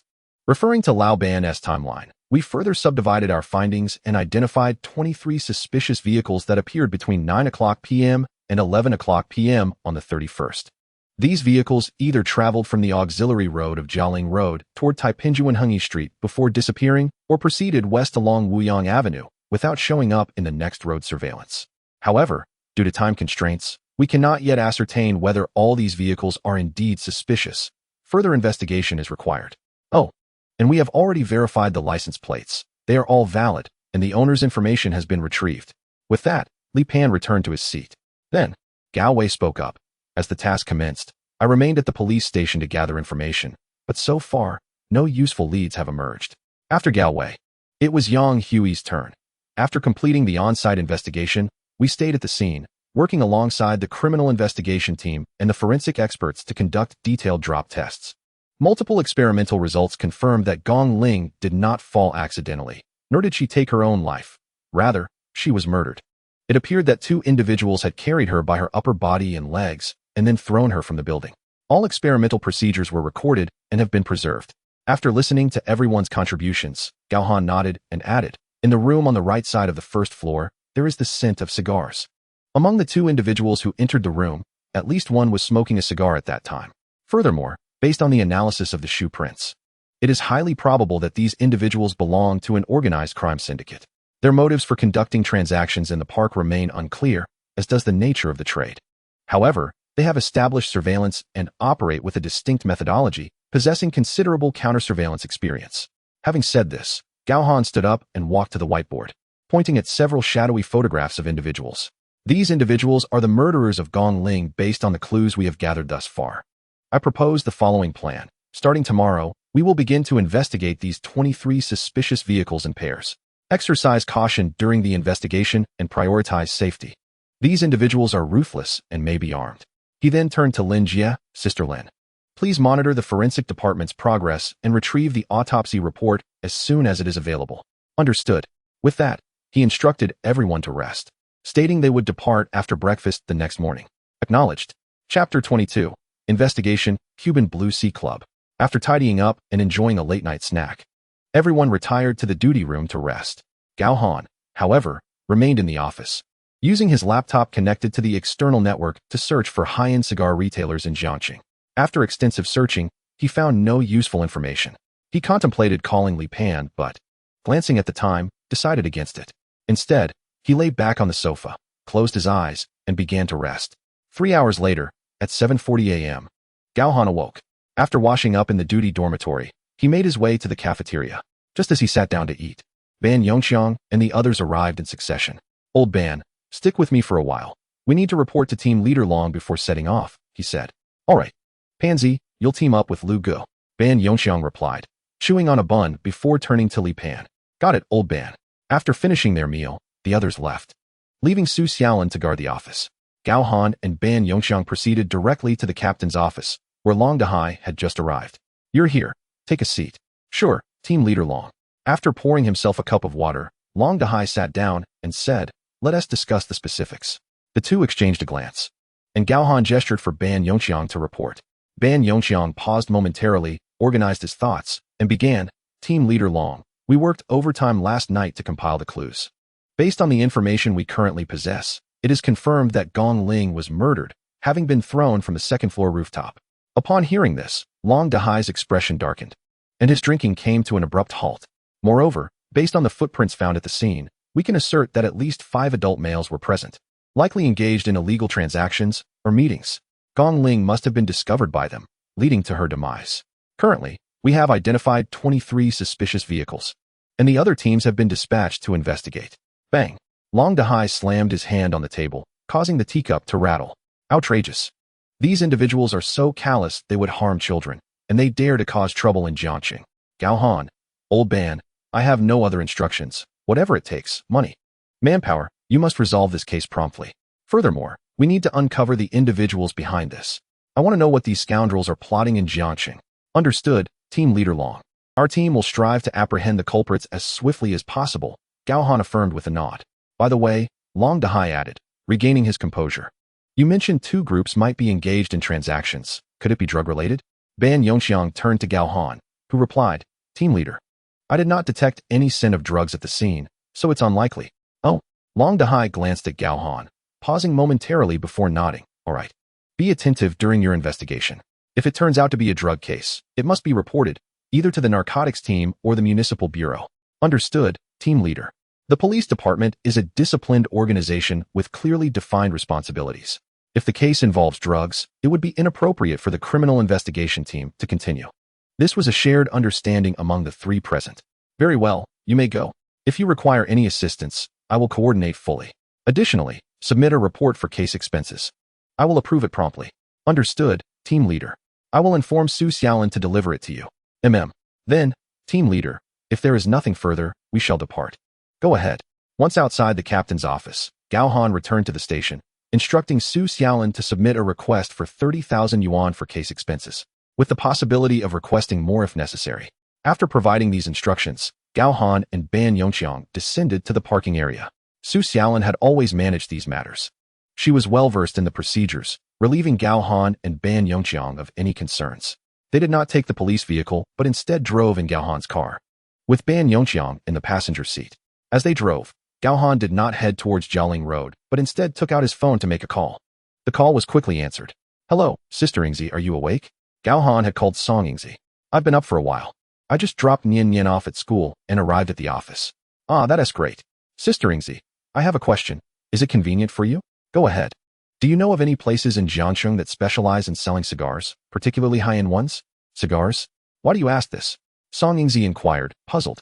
"It's nothing. I'm just curious." Hearing Gao Han's vague response, Song Yingzi thought for a moment and said, "I do know one place. It's a wine cellar that sells cigars. I'll take a picture of the business card and send it to you. As for other places, I'll ask my boss. He has many social engagements and should be aware." "Is that all right?" Gao Han asked. "No problem. My boss is the father of a college classmate of mine, so I just call him uncle." "All right. Thank you, Sister Yingzi.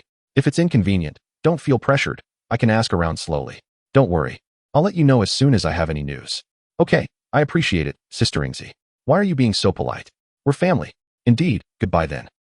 Goodbye." After hanging up, Gao Han received a WeChat message a few seconds later. He glanced at it before turning at the intersection towards their destination. In the passenger seat, after Gao Han set the navigation, Ban Yongxiang asked, "Captain Gao, are you looking for those cigars you mentioned?" "Precisely," Gao Han replied, nodding as he drove. "Do you have confidence?" Ban Yongxiang inquired, furrowing his brow. "This is the only relatively certain lead. I believe it's worth pursuing." After saying this, Gao Han glanced at Ban Yongxiang and smiled, Rest assured, I do not engage in futile endeavors. My instincts have always been sharp. Seeing Gao Han's confidence, Ban Yongxiang decided not to press further, settling into a quiet demeanor in the passenger seat. Approximately 20 minutes later, Gao Han left the main road, entered Tongnan Road, and finally arrived at a venue called the Cuban Blue Sea Wine Club. After parking the car in a designated space across the street and adjusting his gear to ensure his firearm was concealed beneath his jacket, he and Ban Yongxiang exited the vehicle and walked towards the establishment. At this moment, it is 8:43 in the morning, and the wine club has yet to commence its operations. However, lights are on, and there are clearly staff members moving about inside. Noticing that the door is unlocked, Gao Han pushes open the double doors and steps inside. Upon entering, a stunning staff member dressed in a black suit, with tailored trousers and her hair elegantly styled in a bun, along with a meticulously crafted visage, takes notice of them. "Gentlemen, I apologize, but our club is not yet open," she states. "I am aware," Gao Han replies. "I'm a police officer investigating a matter." He nods and promptly presents his identification. The staff member momentarily pauses, her smile fading significantly. "Good morning, officers. I am the head manager here. Please feel free to direct any inquiries to me." "Very well. Let us converse over there," Gao Han says, heading towards a table in the main hall. Chapter 23. Significant Clue, Monte Cristo Mini Cigars. Seated at a window-side sofa, Gao Han shifts in his seat and glances around at the opulent decor of the hall. "Your establishment boasts quite an exquisite interior. I presume the expenses are considerable?" "Indeed." "Officers, this is my business card," the beautiful manager replies, placing 2 cards on the table before them. Gao Han picks one up, glancing at it. Song Fian. A lovely name. I recall a legendary beauty from ancient times who shared this name, Zhao Fian, the Empress of Han Qingdi. Song Fian interjects with a smile. "Ah, yes. That is her." Gao Han chuckles, nodding in acknowledgement. Song Fian smiles again, seemingly wishing to shift the conversation away from her name. "Our prices are indeed on the higher side, as most of our clientele are affluent individuals. Furthermore, we operate on a membership basis, primarily catering to our members in the front hall. If you officers wish to take a tour, I can certainly show you around." "Haha, no need for that," Gao Han replies, waving his hand dismissively. "We are here regarding a matter that requires your assistance. Please, officers, we are more than willing to cooperate with any inquiries that may assist the police," she responds, eliciting a smile from Gao Han. "Thank you, Manager Song. I have heard that, in addition to fine wines, you also offer cigars." "Indeed, we do provide cigars," Song Fian acknowledges candidly. "However, these are exclusively available for in-house consumption by our members. To purchase them, one must hold a higher-tier membership. Moreover, all our products, be it wine or cigars, are procured through legitimate channels and are duly taxed. Rest assured, Manager Song, we are not here to scrutinize your operations." Gao Han laughs heartily. "After all, matters of taxation and smuggling are not within our jurisdiction. By the way, do you have a complete selection of cigars?" he inquires. "Our cigars primarily feature Cuban varieties, along with a limited selection of Anthony and Padron brands." Song Fian nods. "Given the varied tastes of our guests, we ensure to stock a range of brands and grades." "Indeed, as a high-end club, your considerations are certainly thorough," Gao Han remarks before changing the subject. "Might I see the selection of cigars you have available?" Song Fian appears taken aback for a moment before nodding and smiling. "Certainly. Officers, please wait a moment." Approximately 20 minutes later, Song Fian reappears at the entrance, accompanied by 2 male attendants carrying trays. "Officers, these are all the cigar brands we offer," she states, gesturing towards the trays lined with an assortment of cigars of varying lengths and thicknesses. "This one here is the most expensive, a representative brand of Cuban cigars, the Cohiba. This particular variety is the pinnacle of Cohiba cigars, retailing at 350,000 yuan each." 350,000? Ban Yongxiang exclaims, visibly startled by the price, while Gao Han remains relatively unfazed. Though he cannot afford such luxury, he has encountered it before. In the past, he had seen a notorious drug lord smoking such cigars during a meeting with Gao Feng. It is said that due to their exorbitant price, even those with substantial wealth seldom indulge in them. "May I handle it?" Gao Han inquires. "Of course, but you must wear gloves," Song Fian replies, offering him a pair of pristine white cotton gloves. "Certainly." After donning the gloves, Gao Han bypasses the priciest option and begins inspecting the other cigars, taking a moment to inhale their aromas. After sampling each one, he ultimately selects 3, the Mini Monte Cristo, the Anthony Long cigar, and a variety from Padron. "Manager Song, what are the prices for these 3 cigars?" he asks, observing the selections he has made. Song Fian hesitates momentarily before smiling and explaining. "The Mini Monte Cristo is 75 yuan each, The Anthony Long cigar is a bit more expensive at 268 yuan for our members. And the Padron you selected is from the regular series 3000, priced at 198 yuan. 75, 268, 198. This totals 541 yuan, which is quite reasonable, Gao Han notes. He then turns to Song Fian, saying, "Could you please assist me in acquiring a cigar cutter? I would like to try one."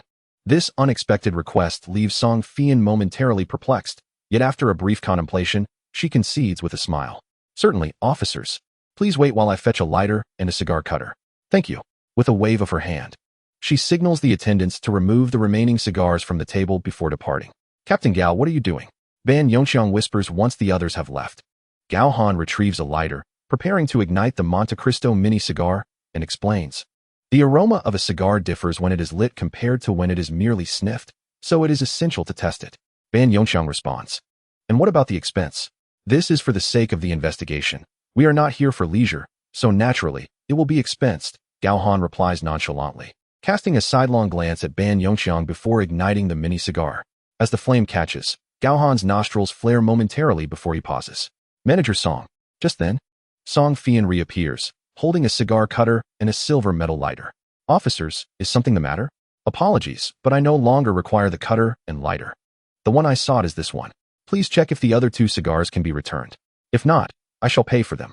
Upon hearing that Gao Han does not wish to try the other 2, Song Fian dismisses the concern, casually placing the cutter and lighter back on the counter before approaching with a smile. "Officers, you are too kind. This cigar is my personal treat to you, and the untouched ones can simply be put back. That is unnecessary. Since I have partaken, I must compensate you. How much did we say it was? 75 yuan, correct? How shall I proceed with the payment?" Seeing Gao Han taking out his phone, Song Fian does not insist further, instead presenting her payment code for him to scan the 75 yuan. "Indeed, Director Song, you are an expert in this field. I would like to inquire whether the cigars I purchased can only be found in establishments such as yours, or if they might also be available in ordinary tobacco shops. Although these cigars are not exorbitantly priced, they are imported products and typically not stocked by regular tobacco outlets, which tend to refrain from carrying such items. To my knowledge, apart from clubs like ours, only specialized merchants dedicated to the import of cigars can acquire them." Director Song Fian's response thoroughly satisfied Gao Han. After expressing his gratitude, he departed with Ban Yongxiang. Chapter 24. Discovery of Suspect Vehicles. "Hello, Sister Ingzi, it's me. Thank you for your assistance." Upon exiting the club, Gao Han promptly called Song Ingzi. Now that he was aware of the origin of the cigars, he awaited the information she would gather to expedite his investigation. After concluding the call, Gao Han and Ban Yongxiang entered their vehicle. "Old Ban, please contact Sister Lin and request a list of all cigar retailers in Jiangqing. Then obtain their sales records for the past 6 months," Gao Han instructed. "Understood. I will reach out," Ban Yongxiang replied. As Ban Yongxiang made the call, Gao Han started the car and steered towards Jialing Road. The task of investigation is indeed a laborious and time-consuming endeavor. Yet, it remains one of the most prevalent and effective methods within criminal investigations. Criminal cases are of utmost seriousness, not only due to the victims involved, but also because of the suspects. Once a person is under police suspicion, they may be subjected to surveillance, intensive investigation, or even summons, including coercive summons. While these measures are legally conferred powers to the police in their investigative duties, they must be exercised judiciously, as they inevitably infringe upon certain civil rights, such as the right to privacy and reputation. The determination of a suspect is not a mere arbitrary decision made with a glance. It necessitates corresponding evidence. In police terminology, there exists a phrase known as reasonable suspicion. This indicates that the identification of a suspect must be substantiated by adequate evidence. The investigation serves to rationalize this suspicion. 23 vehicles were identified, all of which were present near the crime scene during the relevant time frame and did not appear at the next intersection, making it plausible that they entered Taiping Yuan Hung East Street. However, 23 vehicles represent a rather extensive sample size. What Gao Han and his team must now do is narrow this sample as much as possible before proceeding with focused investigations. When the vehicle halted on Jialing Road's auxiliary lane, Yang Hui and Yang Lu approached. "Captain Gao, Old Ban, how is the investigation progressing?" Gao Han inquired as he exited the car. "Currently, we have eliminated 8 vehicles, and we are still tracing the destinations of the remaining 15 from last night," Yang Hui reported. "Excellent. Please assign a few vehicles to Old Ban and me for further scrutiny." "Understood, Captain Gao." Yang Hui then selected 2 vehicles from the remaining 15 to distribute to Gao Han and Ban Yongqiang, after which the 4 dispersed to commence their inquiries. Just as Gao Han inserted the wireless communication earpiece into his ear, he heard Zhou Pengfei's voice. Report. We have identified 2 suspect vehicles parked by the roadside outside the Xinhe Villa Phase 4 in Taiping Yuan Hengyi Street. Over. Received. Old Ban and I will head over immediately, Gao Han replied, swiftly jumping into the vehicle and driving towards the destination. Minutes later, they spotted Gao Wei and Zhou Pengfei standing by the roadside. Captain Gao, Old Ban. They greeted as Gao Wei led the way towards the suspect vehicles. Captain, this Cheetah SUV is one of the suspect vehicles. Additionally, the black Ford Transit 7-seater parked about 7 or 8 vehicles ahead is also a suspect. Nodding, Gao Han approached, donned gloves, and attempted to pull the door handle of the Cheetah SUV. To his surprise, the driver's side door swung open. Everyone exchanged wide-eyed glances, silently understanding each other's thoughts. Pengfei, follow me, Ban Yongqiang said, leading Zhou Pengfei to inspect the other vehicle. As they proceeded, Gao Han glanced down and noticed the car key still inserted in the ignition. He closed the driver's door, turned, and opened the rear door, leaning in to take a gentle whiff. This was the one. The scent of cigars was remarkably potent inside. Captain, the other vehicle is also unlocked, and the key is still in the ignition, Ban Yongqiang reported. Upon hearing this, Gao Han immediately responded, notify the criminal investigation team to come over. Understood, Captain. Ban Yongqiang acknowledged. After contacting Ban Yongqiang, Gao Han communicated with the others through the earpiece. Attention everyone. We have identified 2 suspect vehicles. The rest should continue their investigations. Pansy, return to the car and connect with the monitoring center. I need to know the routes these 2 vehicles took. Their license plates are NAN A33687 and NAN A52664. Received, Captain. I will handle it immediately. Ban Yongqiang returned alone, leaving Zhou Pengfei to guard the 7-seater vehicle. Captain, are you certain these are the 2? Indeed. The cigar scent inside the SUV is still quite strong. Upon hearing Gao Han's confirmation, Ban Yongqiang leaned in to sniff the vehicle as well, but regrettably, the scent had dissipated after several hours of volatilization. Moreover, as an avid smoker, Old Ban's sense of smell had diminished to some extent, rendering him unable to detect it. After approximately 20 minutes, the officers from the criminal investigation team arrived. Upon their arrival, 4 technical officers split into 2 groups, with each pair responsible for 1 vehicle to commence their examination and evidence collection. Gao Han and the others stood nearby, awaiting updates. Captain Gao, we have reconstructed the route of the SUV, Li Pan reported. Acknowledged, save that information. Now focus on the other vehicle and see if both vehicles traveled the same route. Additionally, attempt to trace their entry points. Understood, Captain. Half an hour later, Li Pan returned with further information. Captain, we have also reconstructed the route for the other vehicle.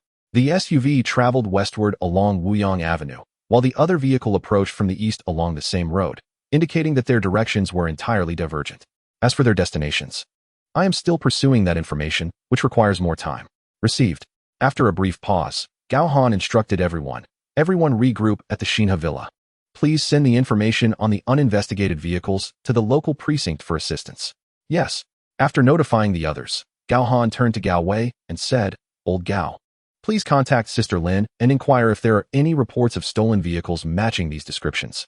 If there are, print out the report details. Understood. Gao Wei nodded, then hesitated for a moment before asking, Captain, should I check with our informants? That would be prudent. After a brief pause, Gao Han consented and added, when you inquire, specifically ask if there have been any recent arrivals from out of town. Understood. Not long after, the others arrived. Captain, the officer responsible for the SUV examination called out.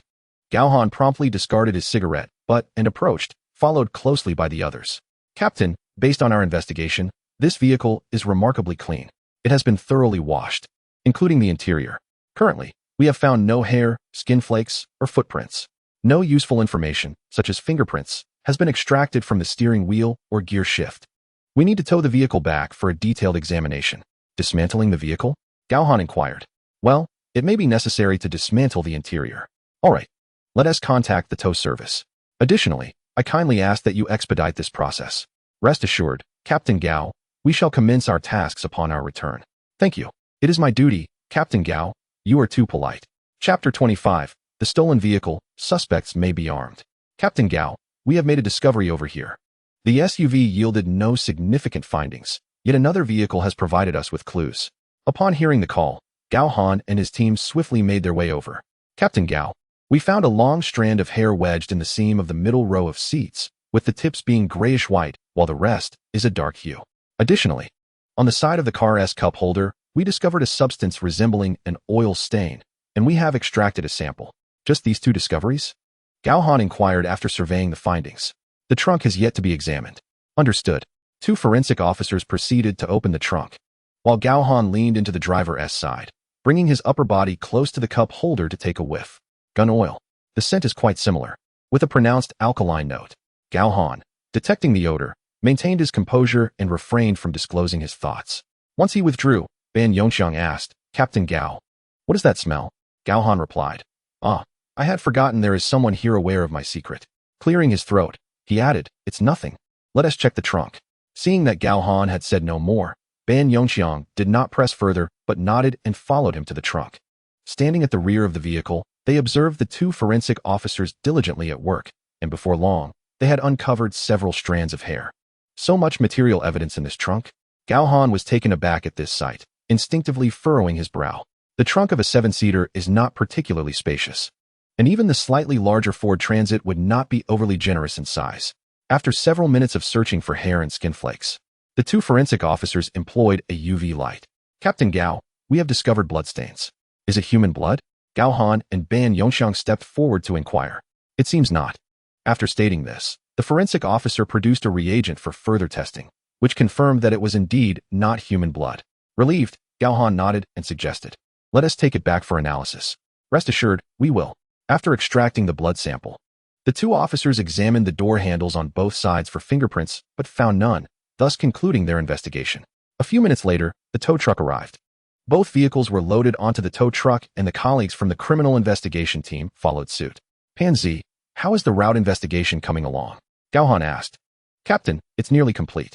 The SUV has been confirmed to have exited from Huaye Road, appearing on the first camera before it was noted on Huaye Road. What about the seven-seater? We are still searching for the seven-seater, but what? Speak plainly. But I have already traced it to the outskirts of the city. Continue the investigation. After saying this, Gao Han turned around and asked, are there no surveillance cameras on this road? We checked.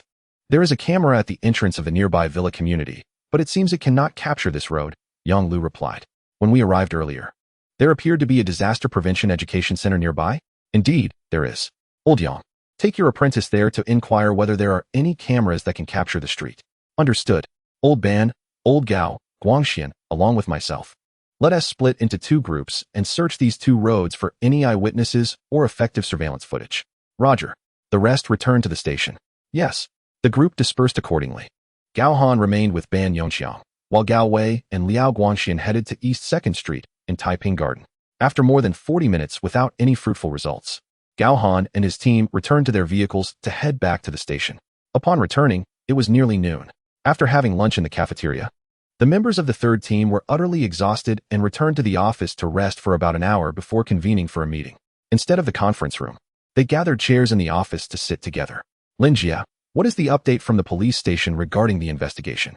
Gao Han's first inquiry was directed at Su Xiaolin. We have received feedback. There are no suspicious vehicles. Those cars were parked near the Greenery Park last night, and we have also located their owners. By the way, Captain, the missing vehicle information you requested has been processed. Among the 23 reported, the two vehicles we found were reported stolen last Tuesday and Sunday, respectively. The SUV was reported lost at the Zhongnan police station, and the Ford Transit was reported at the Fengshui district. I have printed the report for you. Neither location had surveillance, and the local precinct also reviewed the nearby cameras, but found nothing. Found nothing? Not a single clue? No trace? Gao Han inquired. Correct. After a few seconds of silence, Gao Han remarked, it appears that the vehicle theft was organized and premeditated. They likely utilized a truck or similar vehicle to obscure their actions and transport the stolen cars away. The members of the third team concurred, for with so many surveillance cameras on the roads, even if they could not capture the thieves, they should at least be able to track the vehicle's movements, especially with regard to the SUV. The Zhongnan Police Station's jurisdiction also falls under the City South Bureau. The area's Skynet surveillance is quite comprehensive, so such issues should not arise. By the way, has the autopsy report come back? It just came in a little after 1. Here is the report. Su Xiaolin handed the report she was holding to Gao Han. After a quick perusal, Gao Han passed the report to Ban Yongxiang for further distribution. The report contained no extraordinary findings. Afterward, Gao Han approached the whiteboard, examining the two car photographs that had just been affixed.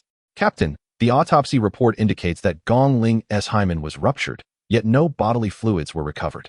Gao Han interrupted Yang Lu, continuing, moreover, the autopsy report has already confirmed that these were old injuries, not fresh ones. So, we want to investigate further? Yang Lu replied with a hint of indignation.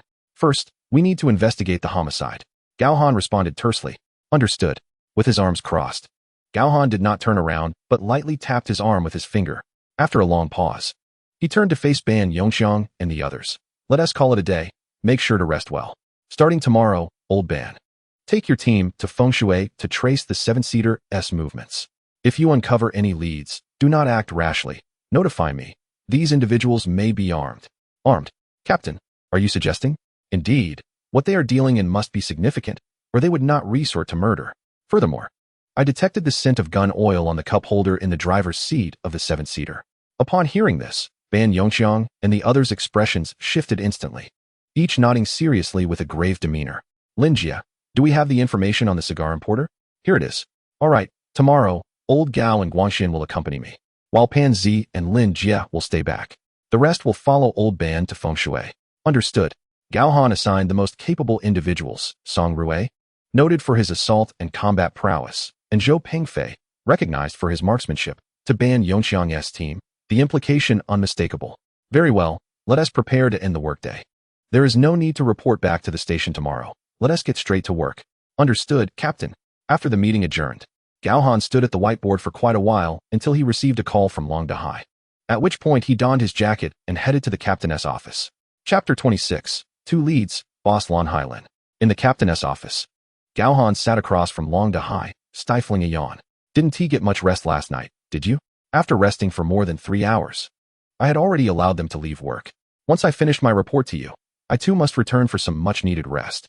Indeed, merely enduring sleepless nights proves futile. Long Dahai nodded, expressing no dissent regarding Gao Han's arrangements. I have heard that you have made considerable progress. It cannot be deemed significant, merely a few investigative leads. Gao Han shifted his position, settling comfortably before reporting. We have identified 2 stolen vehicles, located near the scene, both of which are among the 23 suspicious vehicles. One is a Cheetah SUV, and the other a 7-seater Ford Transit. Both vehicles are parked along the same road. I suspect they were utilized by both parties involved in the transaction. I gathered some information about the vehicles. Both are indeed stolen. The SUV was reported missing last Tuesday in the Zhongnan jurisdiction, while the other was reported in Feng Shui. I have instructed Lao Ban to lead a team to investigate in Feng Shui first thing tomorrow morning. Long Dahai nodded. This is a significant discovery.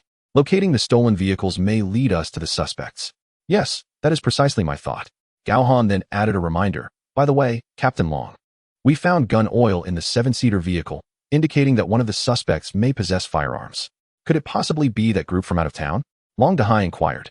Yes, I suspect that 7-seater was employed by them. Nodding thoughtfully, Long Dahai remained silent for a moment before lifting his head to ask, what about the SUV? The SUV had been wiped down meticulously and had evidently undergone a thorough cleaning. At present, we have not made any significant discoveries. The forensic team has towed the vehicle back, preparing to dismantle the interior for another examination. Excellent. Their work is indeed meticulous. Hearing of his team's diligent efforts, Long Dahai felt a sense of satisfaction. Gao Han nodded, continuing. Additionally, I detected the scent of cigars within the SUV, identical to what I encountered at the scene. Cigars? Why was this not mentioned in your report? Long Dahai turned his gaze toward him. Ahem. Clearing his throat lightly, Gao Han shook his head. At that moment, I was uncertain about the type of cigar. I did not report it since I was unsure if it was available in Jiangqing. After parting from you, Lao Ban and I visited a club where we identified the corresponding variety. We intended to confirm it before reporting. Very well, it is of no consequence. What will you do next? While Lao Ban investigates the vehicles, will you seek the owner of the cigars? Yes, that is our plan. Very well. Proceed as you have arranged. Should you require assistance, do not hesitate to contact me. My phone is on 24/7. Thank you, Captain Long. I shall take my leave now. Indeed, return home and rest well. Yes. After driving home, Gao Han took a shower and promptly retired to bed. Having endured a significant portion of the night, he was indeed quite fatigued by the time morning arrived. That evening, at the Blue Ocean Club, a man dressed in a checkered double-breasted British suit, brown Oxford shoes, and framed glasses entered. Boss, boss. The receptionist and waitstaff greeted him, and the man responded with a courteous nod, his refined demeanor easily winning favor. Boss. Song Fian welcomed him. Let us go to my office. Certainly, boss. The two ascended the carpeted staircase, entering a spacious room on the left side of the second floor. The room, approximately 50 to 60 square meters, was simply furnished yet exuded an air of grandeur and luxury. The walls were clad in solid wood, and two sides were lined with wine cabinets, stocked with bottles of red and high-end white wines. Surrounding them were brown European-style sofas, a large coffee table, and against the wall, a substantial wooden desk accompanied by two cushioned swivel chairs. Upon entering, Song Fian approached a small wine cabinet, opened a crystal bottle, and poured the golden liquid into two whiskey crystal glasses. He carried one glass to the man seated in the large chair, while he retained the other for himself. I heard the police visited this morning? The man inquired with a smile after sipping from his glass. Yes, two individuals, one young, who is the team leader, and the older one is his subordinate. Oh, have you inquired about them? Yes, I have. The young man is the new captain of the criminal investigation team at the precinct, named Gao Han, and the older one is Ban Yongqiang. Gao Han. The man pondered for a few seconds while holding his glass, then shook his head. I have not heard of him. Song Fian took a sip and settled into the chair opposite him. After placing her glass on the table, she remarked, I suspect this Gao Han has not served in the province before. Not from within the province? The man chuckled lightly and replied, It is possible he has not served here, but let it be. Our business is unrelated to them. Song Fian nodded silently. By the way, what was their purpose in coming? The man took another sip from his glass and inquired. Did Xiao Zhuang not inform you? Song Fian asked with a sly smile. The man appeared slightly awkward as he responded. Xiao Zhuang merely mentioned that the police had come by. Song Fian merely smiled, choosing not to dwell on the matter, and stated, They sampled some cigars from our shop and ultimately purchased a single Monte Cristo Mini. Just one? Indeed, just one. And they even lit it. I initially intended to let it go without charge, but they insisted on paying. Did you not inform them that these cigars are sold by the box? I did not. Ha ha ha. The man suddenly burst into laughter. How amusing. I would like to meet this Captain Gao sometime. It may be best to avoid that. Song Fian cast a glance at the man. I was merely jesting. Go on with your work. Very well. Song Fian set down her glass and stood to leave, but after taking a few steps, she suddenly paused to say, By the way, that Captain Gao also inquired where these cigars were purchased. I suspect that the case they are investigating may be connected to this cigar. The man momentarily halted his motion with the glass, then nodded and asked, Is there any issue on our end? None whatsoever. After responding, Song Fian added, Even if there were a problem, it would pertain to the customers who purchased the cigars, not us. Investigate and see if anyone is causing trouble. I do not wish for our club to be implicated due to certain individuals. Understood, boss. What shall we do if we uncover something? Naturally, we will report it to the police. We are law-abiding businesspersons. The man replied tersely, Yes, I comprehend. Song Fian turned and exited the office. Just as she closed the door and turned around, a portly man in casual attire, adorned with a gold chain around his neck and a broad smile, stood there. Oh, Boss Wu, what brings you here? Seeing the portly man, Song Fian greeted him with a smile. Ha ha, President Song. I am here to find General Lin regarding a matter. Glancing at the slender cigar in the portly man's hand, Song Fian's eyes flickered as she said, Very well, I shall inquire for you. Thank you, President Song. Chapter 27. Pansy's Contribution, Surveillance, and Stakeout. In the office, Lin Shu, the owner of the Blue Ocean Club, gazed at the door that had just opened, his eyes reflecting an inquiring expression. After Song Fian closed the door and approached, she said with a serious demeanor, Outside, Wu the fatty wishes to discuss business with you. I noticed he was holding the very cigar we just mentioned. Do you think it could be him? Wu the fatty? Lin Shu furrowed his brow before responding. In that case, let him in. I shall listen to what he has to say. If it is indeed him, we will hand him over. Would that be appropriate? There is nothing amiss. I will arrange it when the time comes, so rest assured. Very well. I shall step out and let him in. Song Fian turned and exited, signaling to the waiting Wu Pongzi outside to enter. Thank you, President Song. You are too kind, Boss Wu. Once Wu Pongzi was inside, Song Fian closed the door and swiftly descended the stairs to find a young man with a buzz cut at the front desk. Xiao Zhuang, please go upstairs. Wu Pongzi is here to discuss matters with the boss, and you should wait outside. All right, Sister Yan, I will head there at once. Xiao Zhuang rose and departed with purpose. After more than half an hour, Xiao Zhuang returned downstairs. Sister Yan, the boss requests your presence. Understood. In the office, Song Fian knocked and entered. It's not him. This fellow is here to inquire whether I accept wine. He seems to have procured a batch of Bordeaux, claiming it to be from the finest vintages of renowned wineries. Smuggling? Song Fian inquired. It should not be. Wu Ponzi wouldn't dare to deliver traceable wine to me. Lin Shu paused for a moment, dismissing the conjecture. What then? What to do? Lin Shu chuckled. I have already promised him. He will deliver it tomorrow afternoon. I shall receive it at 3,500 per bottle and sell it for 5,000 each, which is just right. Very well, I will prepare the contract. Yes, and ensure the funds are ready as well. By the way, all the wine must be unboxed and inspected. I am not afraid of him using counterfeit wine to deceive me, but I am wary of any tricks he might employ inside. Understood. The following morning, Gao Han drove to the precinct, accompanied by Gao Wei and Liao Guangxian. They were driving a police utility vehicle, a 2012 black Jeep Cherokee, equipped with concealed emergency lights and sirens. Liao Guangxian was at the wheel. Gao Wei occupied the front passenger seat, while Gao Han settled into the back. Their objective today was the cigar importers. Importing cigars has always been a high-end venture, and not many in Jiangxing can afford to indulge in them. Nevertheless, such businesses can sustain several companies. Each of these companies boasts a flagship product, and most high-end cigars have established channels. Gao Han and his team were seeking a specific cigar variety. Upon arrival, they simply needed to request the client list. As for non-cooperation, it can be said that these companies are quite understanding, not looking down their noses at others. Even if the lower-level employees lack authority, once the boss appears, they graciously provide the printed list. Returning to the precinct with the list, the group, including Su Xiaolin and Pansy, began a preliminary investigation of the individuals on the list, particularly focusing on those with criminal records or associations with criminal activities. However, after thorough examination, no useful leads were uncovered. Gao Han exhaled deeply as he exited the office. Any findings? He inquired. No leads. Everyone shook their heads. It seems this line of inquiry is not promising, Pansy. Continue tailing the vehicles, and Guangxian, assist him. Understood, Captain Gao. Lao Gao, how about you? Any whispers from the outside? Faced with Gao Han's cryptic language, Gao Wei managed a smile before replying. No news at the moment. Very well. With a resigned nod, Gao Han glanced at the time and said to Su Xiaolin, Sister Lin, come with me to the cafeteria. Let us grab some food to bring back. All right, Captain Gao.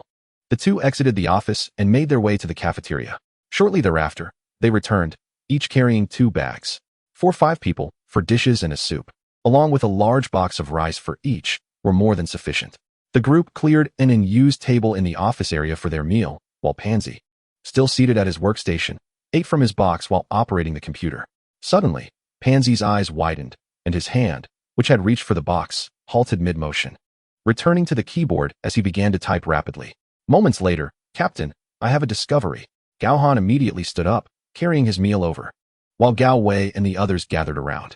Captain, the trajectory of the 7-seater vehicle vanished at the edge of Fengshui district, and I could not locate it again. I then retraced my steps to look for the SUV. During my comparison, I suddenly noticed an anomaly with this cargo truck. An anomaly? Gao Wei and Liao Guangxian leaned closer to the screen, failing to discern anything unusual. However, Gao Han spotted it, pointed at the screen, and remarked, the driver's hands? Precisely. Li Pan nodded enthusiastically. The hands? What are the hands? Gao Wei and Liao Guangxian scrutinized the screen again, and after several seconds, Gao Wei exclaimed, gloves, black gloves. Exactly. Gao Han grinned, clapping Pansy on the shoulder. Pansy, well done. Retrieve the information on this vehicle. Yes. Before long, the vehicle information was printed, and Su Xiaolin stepped over to collect it, handing it to Gao Han. Captain, this truck can't possibly be reported stolen, can it? Liao Guangxian asked, somewhat apprehensive. Shut your crow mouth. Gao Wei shot him a glare before turning to Gao Han. Gao Han chuckled. Why look at me? Asked Pansy. At this moment, Li Pan had already conducted the search. Captain, this truck is clear. The owner has not reported it missing. What about the address? That too has been found. The owner, Qian Yong, owns the property outright, located in Yangshua town of the high-tech zone. Let us finish our meal quickly and prepare to depart. Sister Lin, you will stay behind. It will be a long night. Rest assured, Captain. The 4 quickly finished their dinner, then grabbed their gear and set off. They split into 2 groups. Gao Han drove the black Jeep Cherokee, accompanied by Li Pan, while Gao Wei and Liao Guangxian took a team car, a Magotan sedan. The 2 vehicles proceeded one behind the other, leaving the precinct and heading towards Yangshua town. Upon reaching the vicinity of Qian Yong's residence, Li Pan checked the electronic map and confirmed that there was only one entrance and exit. The two vehicles parked about 20 meters apart on either side of the driveway leading to the garage. Lao Gao, you keep watching the car. Pansy and I will go in and take a look. All right, Captain. After exiting the vehicle, Gao Han and Li Pan blended into the community and then entered the basement. Confirming that Qian Yang's vehicle had not returned, they exited and returned to their cars. He hasn't returned yet. Let us divide into teams and keep watch. Taking turns to rest, Gao Han picked up the walkie-talkie to notify Gao Wei and the others. Received, Captain. Pansy, you rest first. I'll keep watch for a while. Sure, Captain. Just call me when you need me. All right, catch some sleep. Chapter 28. The driver is captured. Starting from just past 6 in the evening, Gao Han and his team maintained their vigil for over 5 hours until shortly after 11:40, when a white cargo van turned onto the street leading to the community. Liao Guangxian, stationed at the front, immediately roused Gao Wei and picked up the walkie-talkie to inform Gao Han. Captain, we have spotted the target vehicle. Only the driver, Qian Yong, is inside. Understood. Maintain surveillance, but be cautious not to expose yourselves. Understood. The two lowered their seats, lying still inside the vehicle. The driver, Qian Yong, remained oblivious to any anomalies, driving forward but not entering the basement. Instead, he continued straight ahead. Realizing the driver's intentions, Gao Han promptly laid back down with Pansy. The cargo truck moved forward for about 10 more meters before turning onto the sidewalk. This section of the sidewalk was quite wide, allowing vehicles to park sideways. Qian Yong parked his vehicle right there on the sidewalk. Lao Gao, you and your team should slowly turn around and approach. As soon as Qian Yong exits the vehicle, rush forward. Pansy and I will disembark in succession. Understood. Meanwhile, Liao Guangxian initiated the vehicle's turn and gradually drove towards Qian Yong's parking spot. Gao Han had already alighted from the car, igniting a cigarette and leisurely making his way forward, while Pansy trailed behind, more than 2 meters away, glancing at his phone as he walked. With a thud, the car door slammed shut, followed by 2 flashes of the headlights. The truck was secured. Indeed, at that moment, Qian Yong emerged, one hand grasping a bag resembling a lunchbox and the other holding a nearly empty 1-liter plastic water bottle. As he ambled forward, he lifted his gaze to meet Gao Han's eyes. In that fleeting glance, Gao Han halted, a smile gracing his face. However, Qian Yong sensed something was amiss and also came to a stop. At that juncture, Gao Wei and his associates arrived, parking the vehicle at a rear angle. The doors swung open, and the 2 men exited, effectively blocking Qian Yong's escape route. Upon noticing Gao Wei's arrival, Pansy tucked away his phone and hastened over, positioning himself behind Gao Han. Qian Yong, I am, and you are? Police. Upon hearing those words, Qian Yong's legs trembled momentarily, yet he did not flee. Instead, he cast a sidelong glance at the bag containing the lunchbox. Qian Yong, I advise you to cooperate and refrain from any rash actions. As he spoke, Gao Han lifted his coat, revealing the handgun holstered at his waist. Qian Yong, fixated on the firearm for a moment, relaxed his grip, allowing the lunchbox and water bottle to tumble to the ground, and slowly raised his hands, turning around. Ah, you seem to be quite knowledgeable. Gao Han chuckled, signaling the others to remain still, and, reaching for his waist, produced a pair of handcuffs as he advanced. Step by step, Gao Wei and his companions watched Qian Yong intently, their hands instinctively resting on their waists or within their bags. Everyone was armed, though personal preferences varied. For instance, Gao Wei preferred to carry a bag, concealing his firearm within, while Liao Guangxian and Pansy opted to keep their guns at their hips, though less discreet. This choice allowed for swifter access. Upon nearing Qian Yong, Gao Han reached for his right hand. Just as their hands were about to connect, Qian Yong abruptly turned, his left elbow raised, striking towards Gao Han's head. Careful, do not move, Gao Wei warned, as Pansy and Liao Guangxian drew their weapons, shouting commands. Meanwhile, Gao Han, nearly pressed against Qian Yong, glinted with determination in his eyes. With a quick motion, he aligned the handcuffs and struck Qian Yong's left arm with their pointed end. A dull thud echoed. Ah! Qian Yong screamed, realizing that his elbow had collided with the handcuffs instead. Crafted from steel, the handcuffs were far more resilient than his arm. The sudden turn of events left Gao Wei and his companions momentarily stunned. They had nearly believed Gao Han was the one in peril. In a blink, chaos unfolded. And before they could comprehend the situation, the suspect was howling in pain while Gao Han stood unscathed. Self-inflicted misery, Gao Han scoffed, seizing Qian Yong's right arm and executing a shoulder throw. With a resounding thud, the impact was substantial enough to cause discomfort even for Gao Wei and his team. Qian Yong, on the verge of losing his breath, fought to regain his composure, only to find his back, rear, and chest burdened with pain, gasping for air. As he greedily inhaled, a look of bewilderment clouded his eyes. The sudden shift in circumstances disrupted his thoughts, leaving him puzzled as to how his surprise attack had faltered. The moment the handcuffs clicked into place, his spiraling thoughts were abruptly interrupted. Enduring the aftermath of the throw, Qianyong's face turned pale as he stared wide-eyed. "Get up. Let's go." Liao Guangxian and Pansy swiftly approached, holstering their weapons and taking charge of the suspect. "Lao Gao, call for backup and return the vehicle." "Understood, Captain Gao." Gao Wei promptly returned to the vehicle, retrieved the walkie-talkie, adjusted the frequency, and contacted the command center for assistance. In just a few minutes, nearby patrol officers arrived. With the support of the high-tech zone patrol officers, Gao Han and his team escorted the suspect and the stolen vehicle back to the precinct. The vehicle was handed over to the Criminal Investigation Unit, and the duty personnel immediately commenced an examination. Meanwhile, Gao Han led Qianyong into the interrogation room on the first floor. "Lao Gao, do you want to interrogate him with Pansy? Any issues?" "No issues, Captain Gao." "All right, prepare yourselves and commence." "Understood, Captain Gao."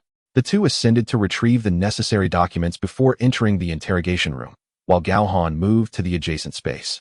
Seating himself at the computer and activating the sound system, observing through the one-way glass. Just as the interrogation began, Long Dahai entered the room. "Captain Long, you haven't returned yet?" Gao Han inquired, astonished at Long Dahai's presence. "The case on our end is nearly wrapped up, and I've been overseeing it. I switched shifts with others." After providing an explanation, Long Dahai inquired, "What is the situation inside?" "This man is a truck driver. We suspect that the stolen SUV was transported away in his truck. He even attempted to assault me during the arrest." "That certainly raises suspicion," Long Dahai nodded. "Confronting the police directly, such behavior is either that of a madman or someone with something to hide. I suspect the matter is significant.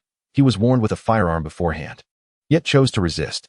Gao Han's addition piqued Long Dahai's interest, and he scrutinized Qianyong through the glass. "It seems you have apprehended the right individual. I'll stay and observe." "All right, Captain Long, please take a seat." "Don't mind me." Within the interrogation room, Gao Wei began by inquiring about Qianyong's identity. "What is your name?" Qianyong, head bowed and lips pursed, remained silent, a clear display of defiance. Gao Wei noted this. Casting a glance at Pansy's computer before speaking sternly, "Qianyong, do you think that by remaining silent, we will be at a loss? Once we have focused on you, we undoubtedly possess evidence. Otherwise, would we have drawn our weapons? Speak. Who assisted you in stealing the vehicle with the license plate South A33687? Chapter 29, Interrogation. Qianyong breaks down and confesses.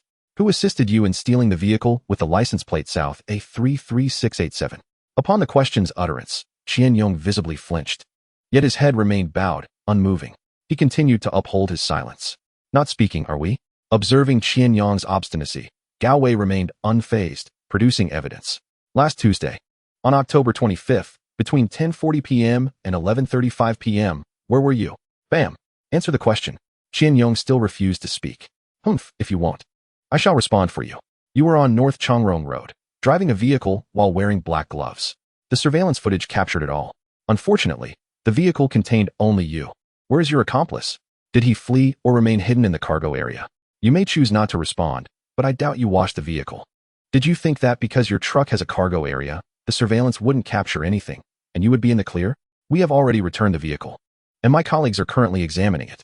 How long can you withstand this? Resisting interrogation will only lead to a harsher sentence. Think about your family. Qianyong, those individuals utilized your cooperation to steal the SUV and murdered a girl not yet 14 years old.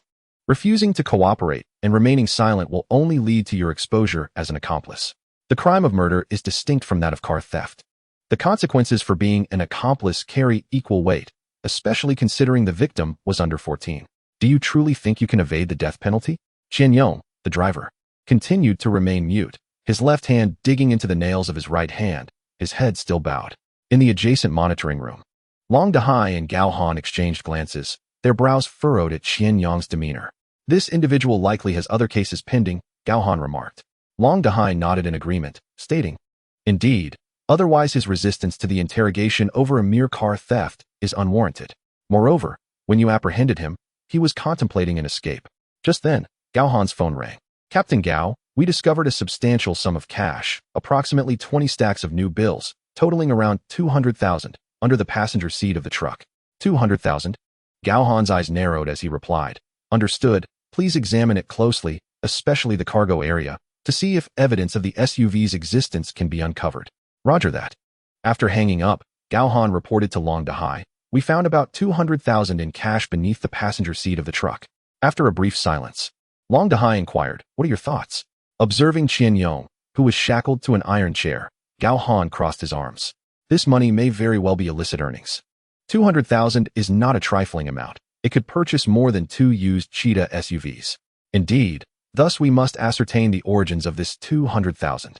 After speaking, Gao Han turned to Long Dahai, "I'll give it a try." Very well. Exiting the monitoring room, Gao Han entered the interrogation room. Upon his arrival, Gao Wei and Pan Zi instinctively leaned back. "Qian Yong, we discovered 200,000 cash beneath the passenger seat of your truck. Is that money yours?" This time, Qian Yong lifted his head to meet Gao Han's gaze. After a moment of hesitation, he finally spoke, "That money is mine. You have no right to take it." "Do you genuinely believe that?" "Even if it is yours, during your status as a suspect, we must investigate its source thoroughly before returning it to your family. So, will you speak?" Qian Yong remained silent for a considerable duration, his fingers interlocking tightly, before raising his head with reddened eyes, stating, "That money is mine. It's for my daughter's medical treatment. You cannot take it." "Medical treatment? And what of it?" "To acquire this money. Did you assist in stealing a car and then murder someone alongside them?" "I did not. I did not kill anyone," Qian Yong shouted. "Then you admit to stealing the car?" Gao Han pressed emphatically. Once again, Qian Yong fell silent. After a full minute, he finally spoke again. This time with a calmer demeanor, "The 200,000 is money I borrowed from a friend." "A friend? Who?" "A childhood friend, Wu Yukai. He is a businessman. Quite wealthy." "Wu Yukai? Provide specifics." "He runs a trading company focused on foreign trade, called Yukai Trading." "Then why did you hide the money? Why not return it?" "I did not hide it. The money was simply there. I was waiting to pay for my daughter's treatment." "Do you think we will believe that?" "Why wouldn't you? Investigate. Ask Wu Yukai, and you'll know. How can we be certain you are not in cahoots with him? Even if we investigate, we need time." "How long?" "My daughter has leukemia. She needs the money urgently. She cannot wait." Qian Yong shook with emotion, visibly agitated. "Your daughter has leukemia, but what of Gongling? She was merely 13 when you and your associates callously threw her from a building, leaving her with no one to seek justice. Who will pity her?" Qian Yong fell silent, his lips trembling, tears welling in his eyes as he gazed at Gao Han. After what felt like an eternity, he seemed to lose all strength. Collapsing into the iron chair, murmuring, I didn't know they intended to kill anyone. I merely helped them transport the vehicle. They only paid me 10,000. Upon hearing this, Gao Han and his colleagues, along with Long Dahai in the monitoring room, perked up. Gao Han seized the moment. Pressing further, "Who are they?"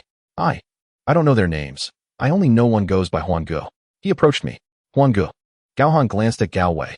He was the most informed within the team, responsible for managing informants. "Is he approximately 170 in height, stocky, with a mole at the corner of his eye?" Gao Wei quickly recalled someone and inquired. "Yes." Receiving confirmation, Gao Wei leaned closer to Gao Han, whispering, "This Huan Ji's full name is Sun Huanla. He has a criminal record for theft, but has not been heard of since his release 3 years ago. However, according to my informants, he remains active but has shifted from direct action to facilitating connections for others." "Pansy." "Yes." Li Pan immediately opened his laptop and began to search. Moments later, he retrieved information on Sun Huanla. Bending down to take a glance, Gao Han nodded. "Let us bring this Huan Ge in." "Understood." The three departed the interrogation room. As they exited, Long Dahai was already waiting outside. "Do you need backup?" "No. Just the 4 of us will check it out." "All right, be cautious and stay safe." "Rest assured, Captain Long." Subsequently, Gao Han, along with Gao Wei, Liao Guangxian, and Li Pan, each donned a bulletproof vest before descending to their vehicle, setting off in a Jeep Cherokee. Chapter 30, Huan Ge. In the Jiahua District, Liyuan Community. Located just beyond the northern Second Ring Road and near Mingjue Temple, the western main road leads down to the Jiangqing Zoo. This is a resettlement community, with property management being self-managed by residents, resulting in mediocre oversight. Despite the modest nature of the community, property prices have recently seen a rise. 1 year ago, Sun Huanla purchased a second-hand apartment in this neighborhood. According to transaction records, the 3-bedroom apartment spans 103 square meters, with a total price of 740,000. Fully paid by Sun Huanla. How did he accumulate such a sum in less than 2 years after his release from prison? The Jeep Cherokee arrived at the parking entrance of the community, where a security guard approached. "Who are you looking for?" "Just a moment, please." Liao Guangxian, the driver, said this, and the middle-aged security guard, after a brief registration, instructed them not to park in private spaces before allowing them entry. Clearly, the management of this self-funded property is quite lax. Once inside the parking lot, Pan Zi and Gao Wei exited the vehicle and headed toward the property management center. Meanwhile, Gao Han and Liao Guangxian parked near the elevator of Building 3 before getting out and taking the elevator to the 16th floor. Once they emerged from the elevator, they did not immediately knock on the door or break in. Instead, they entered the security corridor to await further instructions. In the property monitoring center, after presenting their credentials, Pan Zi and Gao Wei took over and began reviewing the surveillance footage from the lobby and elevator of Building 2, Unit 3. Fortunately, despite the subpar management, the hardware was reasonably well equipped. While the resolution did not reach the ultra-high definition of 1080p, it at least provided 720p clarity, enough to discern faces. After more than 10 minutes, they confirmed that Sun Huanla had returned home and had yet to leave again. Captain Gao confirmed that Sun Huanla was at home. Received. You all come over immediately. Understood. After the two left the surveillance center, they hastily entered Building 3, Unit 2, ascending to meet Gao Han and Liao Guangxian. At the entrance, Gao Wei and the other three stood guard, weapons drawn on either side of the door. Gao Han produced an electric tool and inserted it into the lock of the security door. A few seconds later, the lock clicked open. Go in. With a swift motion, he flung open the security door, and the four entered in single file. Pan Zi stood watch at the entrance while Gao Han, Liao Guangxian, and Gao Wei stealthily approached the bedroom. Placing a hand on the doorknob, they gently turned it all the way. Gao Wei glanced at Gao Han, and upon receiving a nod, he forcefully pushed the door open. As the door swung wide, Gao Han charged in, closely followed by Liao Guangxian, the last to enter. Gao Wei switched on a powerful flashlight, illuminating the bed. There were two people on the bed. Upon realizing this, Gao Han leaped forward, yanking one of the men from the bed and pinning him down with his foot. At that moment, Sun Huanla jolted awake from his stupor, attempting to resist, but froze instantly under the weight of a large foot on his chest and the cold muzzle of a gun pressed against his forehead, trembling uncontrollably. Ah! The woman on the bed shrieked. Be quiet, police. No shouting. Get dressed and get out of bed. Liao Guangxian barked, subduing the woman before ordering her to comply. Afterward, Gao Han leaned down to inquire, Are you Sun Huanla? Is that you? He pressed the gun firmly against Sun Huanla's forehead, demanding an answer. Yes, I am. Sun Huanla, now fully aware, quickly nodded in response, feeling the oppressive pressure and the chill of the barrel. Who is she? Gao Han pointed at the woman. She asked the massage girl I called. I paid her to spend the night with me. Compared to the gun aimed at his head, engaging in solicitation seemed trivial. And Sun Huanla confessed readily. Check her ID. Yes. Liao Guangxian replied. Pan Zi, close the door and come help. Gao Han shouted towards the outside. With a thud, the security door closed, and Li Pan entered. Along with Liao Guangxian, he monitored the woman, escorting her to the living room once she was dressed. Meanwhile, Gao Wei and Gao Han remained behind, roughly grabbing Sun Huanla and cuffing his hands behind his back, forcing him to sit on the bed. They pulled back the covers to cover his lower half, and Gao Wei then retrieved the law enforcement recording device, directing it towards Sun Huanla. At that moment, Gao Han holstered his weapon and pulled a chair from beside the window, sitting directly opposite Sun Huanla. Brother Huan, right? No. Report to the government. I'm Sun Huanla. Huan is just a nickname my friends call me. Sun Huanla managed to force a strained smile in his response. Do you know why you are being arrested? Gao Han continued, ignoring the previous comment. No, I don't know. Really don't know? Gao Han's tone turned icy. His gaze fixed intently on Sun Huanla's eyes. The intensity of his stare compelled Sun Huanla to instinctively avert his eyes. Look at me. Sun Huanla trembled slightly, struggling to return his gaze. The guilt reflected in his eyes was evident to anyone. Report to the government. I really don't know. Please, give me a hint. It seems you've been involved in quite a bit. Gao Han turned to Gao Wei with a smirk. Then, shifting his expression to one of seriousness, he warned. Last Tuesday, October 25th evening. Sun Huanla pondered for a moment, suddenly recalling. Report, officer. I borrowed a car from someone on the street that night. Borrowed? No, it was stolen. Why steal a car? Do you remember what it looked like? The license plate number? Officer, it was someone who paid me to steal it. I didn't want to, but... Sun Huanla glanced nervously at Gao Han as he continued. The car was a Cheetah SUV. It was easy to handle. I remember the plate number. It was South A33687. Who hired you to steal it? What was it for? Officer. It was just a call from an acquaintance asking for help to steal a car. He offered me 30,000 yuan. I didn't know what it was for. He just told me to leave the car on Huaye Road. in the vacant lot inside Wuhua Alley. I just did as told. As for what they did with the car afterward, I really don't know. An acquaintance? Who? Xiao Bin, a former cellmate of mine. We have contact. He called me on the Sunday before last, which was the 23rd, asking me to find him a car. He gave me 30,000 right then. I thought he was quite generous, so I agreed. Who did you work with? I found a truck driver named Qian Yong. He is a distant relative of mine. I knew he was in urgent need of money, so I hired him for 10,000 to transport the stolen vehicle. Do you know anything about this Xiao Bin? Do you know who he is associated with? No, not really. I only know he is with a big boss. When I was inside, he was the leader in the cell and treated me well when he found out why I was there. I didn't dare to ask too much. Have you been to Feng Shui? Gao Han paused before asking again. Feng Shui? Yes, I have. When did you go? Did you go last weekend? Did you steal a car? No, officer. I was at home all last weekend. You can check the neighborhood surveillance. I only went out for about half an hour during mealtimes. What about Qian Yong? Did he get into any trouble? I don't know, officer. I just asked him to help transport that cheetah SUV.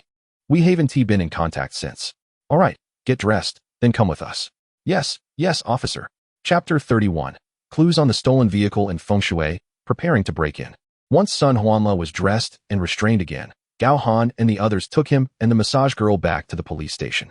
Upon arrival, they handed the massage girl over to the public security team for processing and returned to the office to pursue Xiao Bin. Based on the information provided by Sun Huanla, they quickly zeroed in on this individual named Xiao Bin. Xiao Bin, 38 years old, had been imprisoned 7 years prior for causing bodily harm, sentenced to 5 years. After deducting time off for good behavior, he was released on parole after serving 3.5 years. No subsequent criminal activity was reported, and his 6-month parole period ended 3 years ago. There were no employment records, and his registered address was a rental property. Gao Han continued to sift through the materials, eventually pausing at a photograph of the man. Old Gao, you and Guangxian go find this guy. If you find him, do not alert him. Keep him under surveillance and notify me. Understood, Captain Gao. The two set off into the night to locate the individual. In the office, only Gao Han, Li Pan, and Su Xiaolin remained. Lin Jia, why don't you head home to rest? I'll keep an eye here with Pansy until we hear from the others. It's all right, Captain Gao. It's already past 2, almost 3. It's hard to catch a ride back at this hour. I'll just rest here for a bit. You and Pansy should take a break as well. Gao Han glanced at the clock, nodded, exchanged a few words with Pansy, and then returned to the office. In Feng Shui District, Shuanghe Village, around 3 in the morning, the team was stationed along the Feng Shui Mountain Ring Road, divided into 2 groups, surveilling a building with a courtyard a few dozen meters away. The structure was a 3-story L-shaped building situated alongside a rural road, with a courtyard wall approximately 3 meters high. At this moment, the courtyard lay enveloped in tranquility. Lao Ban and Zhou Pengfei sat inside their vehicle, observing from an elevated vantage point along the circuitous route. Meanwhile, Yang Hui, Song Rui, and Yang Lu occupied another car, parked by the roadside approximately 30 meters north of the building. Just a few minutes prior, Song Rui and Yang Lu had approached on foot for reconnaissance. Noting the eerie silence within the courtyard, Lao Ban, it seems there is no one in the yard. Should we venture inside? Yang Hui's voice crackled through the intercom. Ban Yongxiang lowered his binoculars, pausing for half a second before responding. Let us hold off for now. We'll wait until dawn to assess the situation. For now, let us maintain our watch. All right then, Zhou Pengfei said from the driver's seat, hesitating momentarily before inquiring. Lao Ban, should we notify Captain Gao? Not yet. Let us keep observing. We'll inform Captain Gao if there is any activity, Ban replied. Understood. This location represented the culmination of Lao Ban and his team's efforts throughout the day.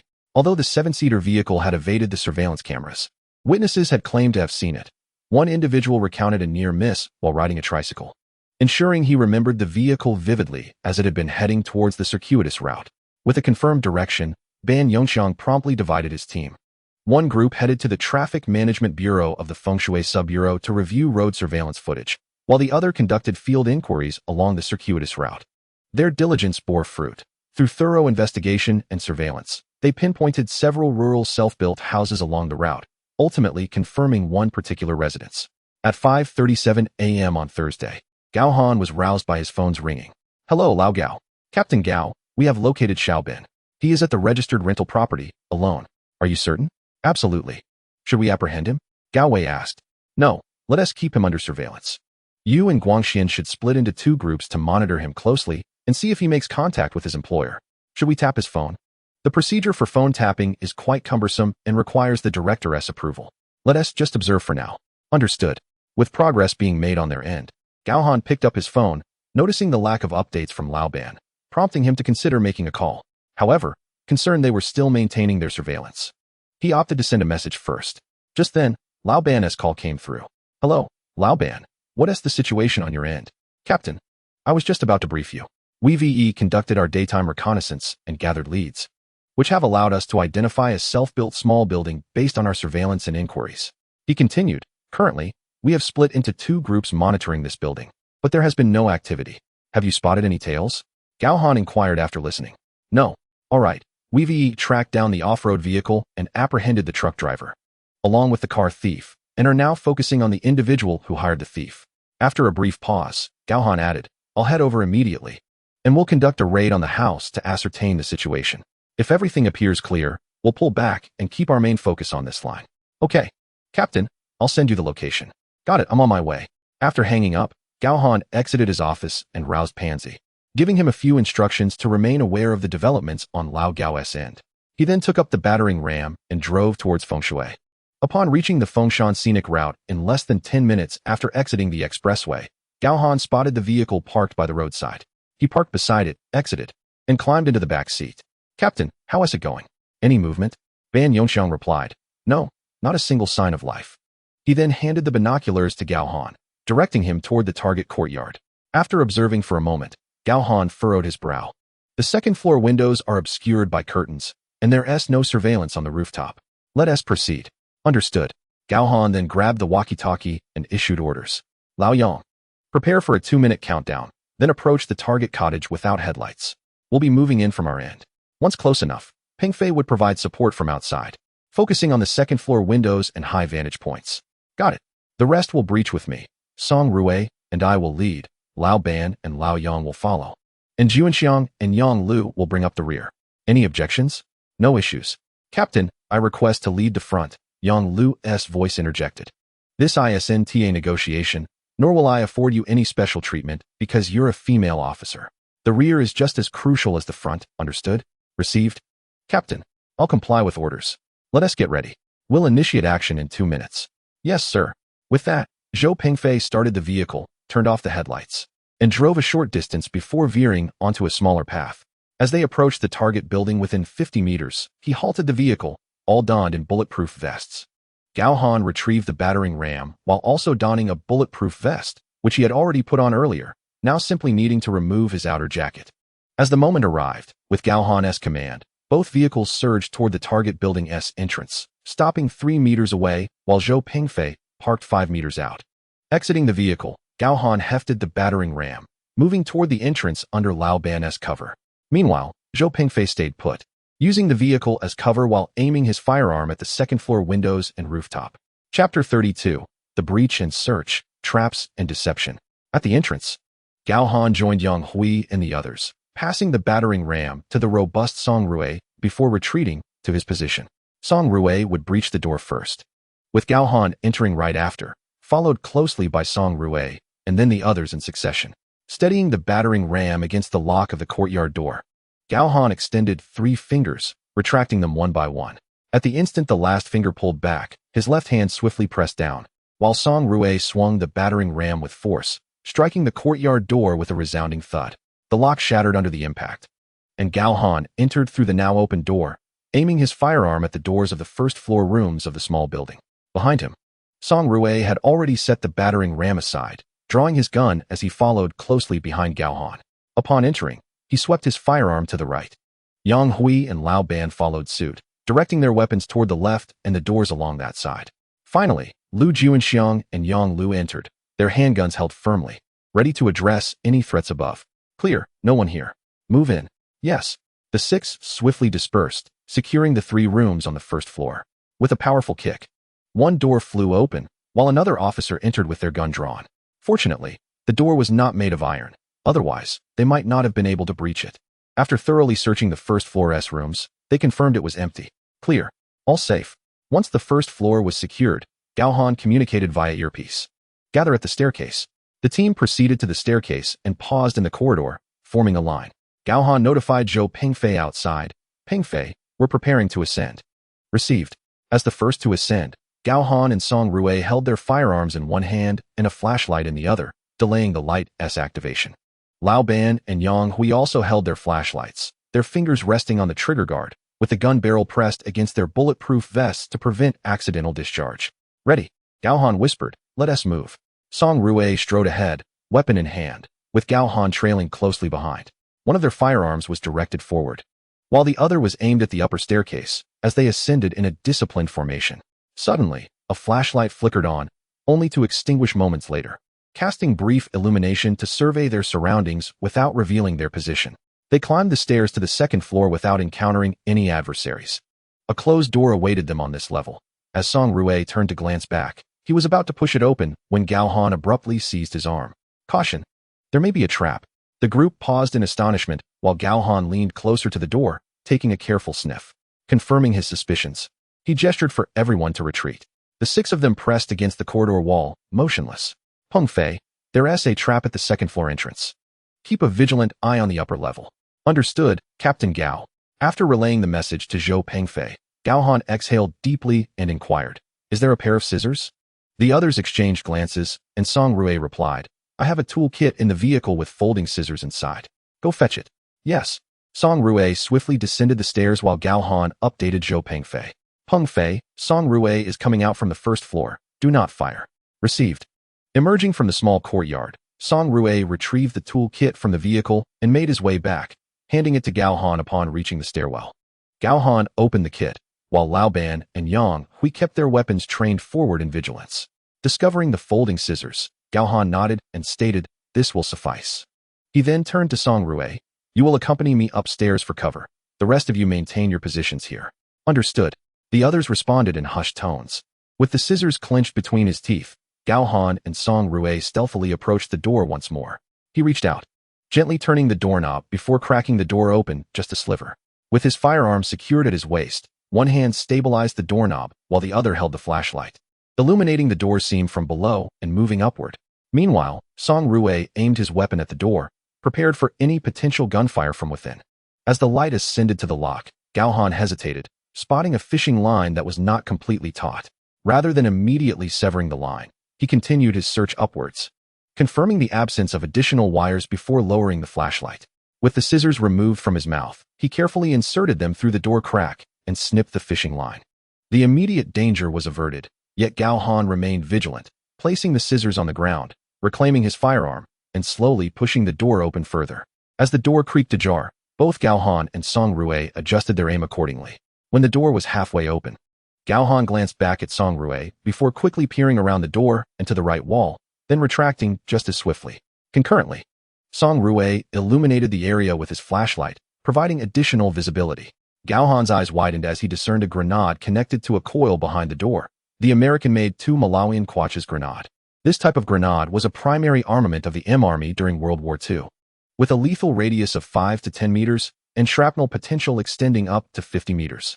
Although a relic from the 1940s, its destructive capability remained formidable and it continued to circulate in the arms market. A chill ran down Gao Han's spine upon recognizing the sinister trap. His teeth clenched in anger.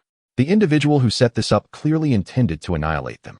Had someone else entered without detection, the consequences would have been dire. Bastard! Gao Han signaled to Song Rui and the others, and they proceeded into the room in single file. Wait! Noticing the others preparing to breach the door again, Gao Han immediately intervened, turning to disarm the grenade first. Upon seeing the explosive, Lao Ban and the others shuddered, with Yang Lu's face paling in shock. Their reactions were understandable. They were merely police officers who had not fired their weapons in years, and suddenly facing such a powerful explosive was enough to unnerve anyone. With prior experience in mind, Gao Han meticulously searched each room. Fortunately, they did not encounter any further traps. Likely because the perpetrators deemed one sufficient and considered additional explosives wasteful. Unsurprisingly, they found no one in the premises. Evidence indicated that the location had been occupied by multiple individuals, but they had clearly departed. The grenade left behind was merely a parting gift from the adversaries. Pengfei, inform headquarters to send reinforcements for a thorough search. Understood, Captain Gao. As they regrouped downstairs in the courtyard, Gao Han produced cigarettes, distributing one to each of the officers before lighting them. When Zhou Pengfei entered, He observed Lao Ban and the others trembling as they smoked, while Yang Lu sat on the steps, pale-faced. This unsettling scene prompted Zhou Pengfei to inquire, "Captain Gao, what transpired?" "Nothing serious. We just discovered a little surprise." Gao Han displayed the grenade, which he had retrieved from his pocket, placing it on the ground. The moment Zhou Pengfei laid eyes on it, his expression turned to one of shock. What? What is this?" "No worries. We neutralized the threat beforehand. By the way, could you fetch an evidence bag from the vehicle?" "Oh, right. I'll be right back." He dashed out of the small courtyard, returning shortly with an evidence bag, carefully donning gloves to place the grenade inside. Bang! Gao Han suddenly shouted, startling Zhou Pengfei and drawing the attention of the others. Ha ha! Gao Han burst into laughter, and the tension dissipated as Lao Ban and the others exhaled in relief. Their earlier fear melted away. After surveying the group, satisfied with the outcome, Gao Han rose and remarked, "What is there to fear? It's harmless now, as long as the safety pin isn't removed. Even dropping it won't trigger an explosion." Chapter 33, following. Though he spoke confidently, an undercurrent of anxiety lingered among them. Fortunately, Zhou Pengfei handled the grenade carefully, placing it near the door, allowing everyone to finally breathe a sigh of relief. The sound of sirens grew louder as several police vehicles arrived and came to a halt outside the courtyard. Gao Han, are you all right?" Long Dahai's voice echoed from outside as he hurried in. "Ah." Gao Han was taken aback, glancing at the rushing Long Dahai and then at Zhou Pengfei. "Captain, I absolutely did not mention the grenade." Zhou Pengfei quickly shook his head. "Grenade? What grenade?" Long Dahai looked bewildered. Cough, cough. "Team Long, it's nothing. Let us get everyone moving. This small house likely serves as a hideout for another group. All right, everyone, get to work." "Yes." The forensic team and reinforcements promptly donned protective gear and entered the scene, while Yang Hui and his team joined in as well. Only then did Long Dahai approach Gao Han, handing a cigarette to both him and Lao Ban as he inquired, "About that grenade you mentioned, what's the situation?" Gao Han remained silent, walking to the door to lift the evidence bag for Long Dahai to see, and two Malawian Quach's military grenade, which was set behind the second-floor door. There were no traps on the first floor, but someone had unexpectedly rigged one on the second. After Gao Han's explanation, Lao Ban chimed in. "If Captain Gao hadn't discovered it in advance, rushing in would have left several of us down." Gazing at the small pineapple grenade within the bag, Long Dahai felt a wave of dread wash over him. Reaching out, he patted Gao Han's shoulder and remarked, "Captain Gao, I owe you a great debt. Were it not for your intervention, Lao Ban and the others would have met a dire fate." "Haha, it's not that exaggerated. Just be cautious. And with your speed, you should be fine," Gao Han responded with a hearty laugh. Observing Gao Han's nonchalance, Long Dahai refrained from further comments, merely giving his shoulder another reassuring pat and nodding. These gestures would be etched in his memory, and when the time for reward and recognition came, he would certainly not forget. "By the way, did you find anyone inside?" Long Dahai inquired once more. "No, they must have fled long before we arrived," Gao Han replied. "No matter, if they have run, they have run. While the monks may escape, the temple remains. One day, we will apprehend them." However, Gao Han harbored little optimism regarding Long Dahai's buoyancy. These individuals did not resemble the denizens of Jiangcheng. They might even be from abroad. If they were domestic, there would be a chance to crack the case. But if they were indeed foreign, where could they be pursued? The only recourse would be to request international cooperation from Interpol, and as for when the case would be resolved, that remained uncertain. After an arduous night's work, they concluded their efforts shortly after 8 in the morning. They had scoured every nook and cranny, yet yielded nothing. The culprits had meticulously cleaned every place they had touched, leaving no fingerprints behind. Apart from a grenade, one could assert that this operation bore no fruit. "Well, that is not entirely accurate," Gao Han mused. They had summoned the landlord, who provided descriptions of the tenant's physical characteristics and accents. The landlord disclosed a somewhat favorable piece of news. The renter spoke standard Mandarin, albeit with a Cantonese accent. Domestic? That offered a glimmer of hope for solving the case, rather than letting it languish indefinitely. The third team hastened back to the bureau. Upon their arrival, Su Xiaolin presented the inspection reports for the 3 vehicles. "Captain Gao, the reports for all 3 vehicles have come in." The off-road vehicle revealed no significant findings. However, in the 7-seater, we discovered some hair and skin flakes, aside from those belonging to the owner. There was a long hair for which we found no matching information, though it can be confirmed to belong to a male. Furthermore, the oil stains on the central console of the 7-seater have been tested and confirmed to be gun oil. Lastly, in Xianyang's cargo truck, we found some paint flakes on the cargo wall, which, upon comparison, matched the paint of that leopard off-road vehicle, and we identified the damaged area as well. After reviewing the report, Gao Han nodded and turned to Ban Yongqiang.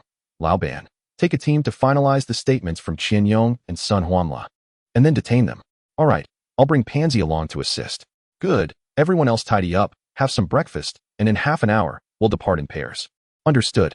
The team had no time for a break, as they still needed to keep an eye on Xiaobin. After a quick breakfast, they set out. Gao Han drove with Song Rui while the others formed their pairs, Yang Hui with Yang Lu, and Lu Juanxiang with Zhou Pengfei. And the three groups set off in their vehicles. On the road, Gao Han contacted Gao Wei. Old Gao, where are you? Captain Gao, we're currently at the market, and our target has just stepped out to buy groceries. Received. We're en route and should arrive in about 15 minutes, depending on your location. That sounds about right. I'll notify you if the target departs. All right, let us stay in touch. Upon reaching the market that Gao Wei mentioned, Gao Han and his team donned their wireless earpieces. Old Yang, you and Yang Lu disembark and take over from Old Gao. I'll follow behind. Juanxiang, you drive Old Yang's vehicle. Everyone else, disperse. Received. Gao Han then parked the car, with Song Rui sliding into the passenger seat as Gao Han stepped out and made his way toward the market. Ahead of him were Yang Hui and Yang Lu, who had already exited their vehicle. Lu Juanxiang was driving Yang Hui's car, and Zhou Pengfei was in their original vehicle. Two of the three cars headed towards another entrance, while Song Rui parked behind Gao Wei's vehicle. Inside the market, Gao Han spotted Xiaobin from several stalls away. Old Yang, look at your 3 o'clock, Yang Lu. You watch the 11 o'clock direction, the one with the tattoo on his forearm in the blue floral t-shirt. Got it. Old Gao, you can withdraw now. Understood. Gao Wei and Liao Guangxian exchanged a brief, discreet glance before one of them purchased a few tomatoes, while the other bought some corn and selected a few heads of lettuce, then turned toward the meat stall, using the meat stall to obscure their view. The two men carried their bags and glanced around as they made their way toward the market exit. Within 5 minutes, Xiaobin had finished shopping and was preparing to leave. Old Yang, Yang Lu, you stay back. I'll handle this. You can follow in 2 minutes. Understood.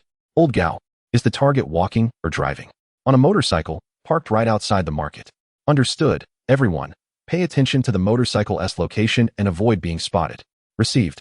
Gao Han leisurely trailed behind, holding a bunch of bananas and several oranges. Outside the market, Xiaobin placed the vegetables into the side compartments of his motorcycle, started the engine, and drove off. As the motorcycle took off, Lu Juanxiang happened to drive up from another entrance. Juanxiang, follow closely. Everyone else, hold back for now. Old Gao, you're at the rear to assist Yang Hui and Yang Lu. Received. Lu Juanxiang, with superior driving skills honed through special training, took the lead and followed closely. Song Rui parked his car in front of Gao Han, who opened the passenger door and got in. Let us go? Yes. Song Rui immediately drove off, with Zhou Pengfei trailing behind. In less than half a minute, Yang Hui and Yang Lu exited the market, hastily running towards the vehicle parked by Gao Wei and Liao Guangxian, who promptly opened the door for them. Once inside, Liao Guangxian quickly shifted gears and sped off. Chapter 34. Surveillance of Wu Yukai from Yukai Trade. They followed the target to his residence located in Zhongtai town. After confirming the individual's dwelling, Gao Han contemplated bringing his team into the neighborhood to see if they could rent an apartment across from the target's residence. Ah, what a stroke of luck. The apartment directly opposite is available for rent. After contacting the landlord and clarifying their requirements, the landlord readily agreed without hesitation. Of course, this came at the cost of 800 yuan from the third team's budget for a half-month rental, during which they could use the apartment freely. After dispatching someone to the bureau to retrieve cameras, video equipment, and computers, a surveillance post was established. This post would only allow monitoring of the living room and one bedroom. Other areas remained out of sight. Gao Han had already placed a call asking Pansy to come quickly with 2 sets of equipment to install concealed cameras in the corridor outside the target's door. Additionally, the motorcycle required a positioning tracker. At the post, Gao Han sat on the sofa, observing the computer, while Yang Hui and Yang Lu each manned a machine. Suddenly, a ringtone interrupted the silence. It was Su Xiaolin calling. Sister Lin, what's up? Captain, Qian Yong and Sun Huanla have been sent to the detention center. But Qian Yong insists that the 200,000 was for his daughter's medical treatment and hopes we can return it soon. I'll have Old Gao investigate Wu Yukai's background. If everything checks out, we can return the money, but we must not be involved directly. We'll find someone else for that. Understood, Captain. Is there anything else? Not at the moment. All right, you can leave at your regular time today. No need to stay behind. Rest well. Certainly. Thank you, Captain Gao. No need for formalities. After hanging up the phone, Gao Han dialed Gao Wei once more. instructing him to return with an accomplice for an undercover investigation. Gao Wei chose to bring Liao Guangxian along. They had barely rested the previous night, and today's inquiry would provide an opportune moment for a much-needed nap at home. The others were assigned to various posts at the base for surveillance duties or to take their rest. At Yukai Trading, the portly Wu Yukai blinked his small eyes, clutching a slender cigar, gazing quizzically at Gao Wei and Liao Guangxian, who sat across from him. Gao Wei presented a photograph, sliding it across the table. "Mr. Wu, do you recognize this individual?" Wu Yukai examined the photo for a moment before nodding affirmatively. "Yes, that is Qian Yong. He is my distant cousin, quite close, in fact. He is a relative from my mother's side, but his parents have passed away when they were alive. We always visited them whenever I accompanied my mother back to her hometown. Recently, he mentioned borrowing 200,000 from you?" Gao Wei inquired further. "Yes, that is correct," Wu Yukai admitted, explaining, "It was around last Thursday.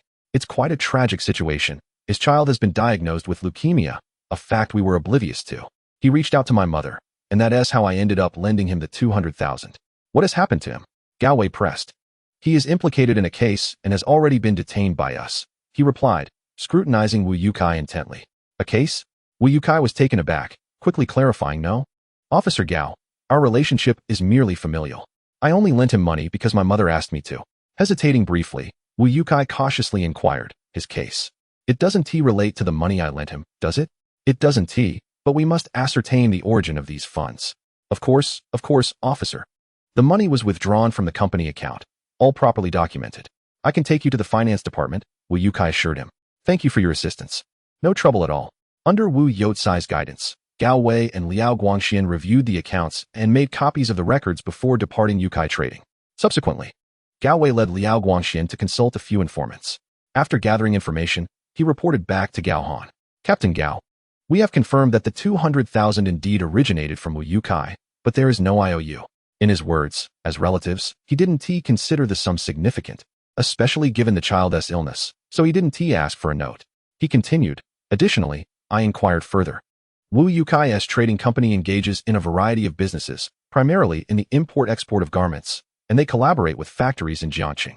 As for Wu Yukai himself, informants on the street suggest he is quite generous with his wealth. By the way, he has a penchant for cigars, specifically the slender variety. When we visited, he was indeed smoking one. The ashtray contained 3 or 4 stubs, with no other cigarette remnants, suggesting he predominantly smokes this type." "Does Yukai Trading possess significant assets?" Gao Han asked, furrowing his brow. "Their cash flow is robust. I caught a glimpse of their company account, which holds several tens of millions in cash.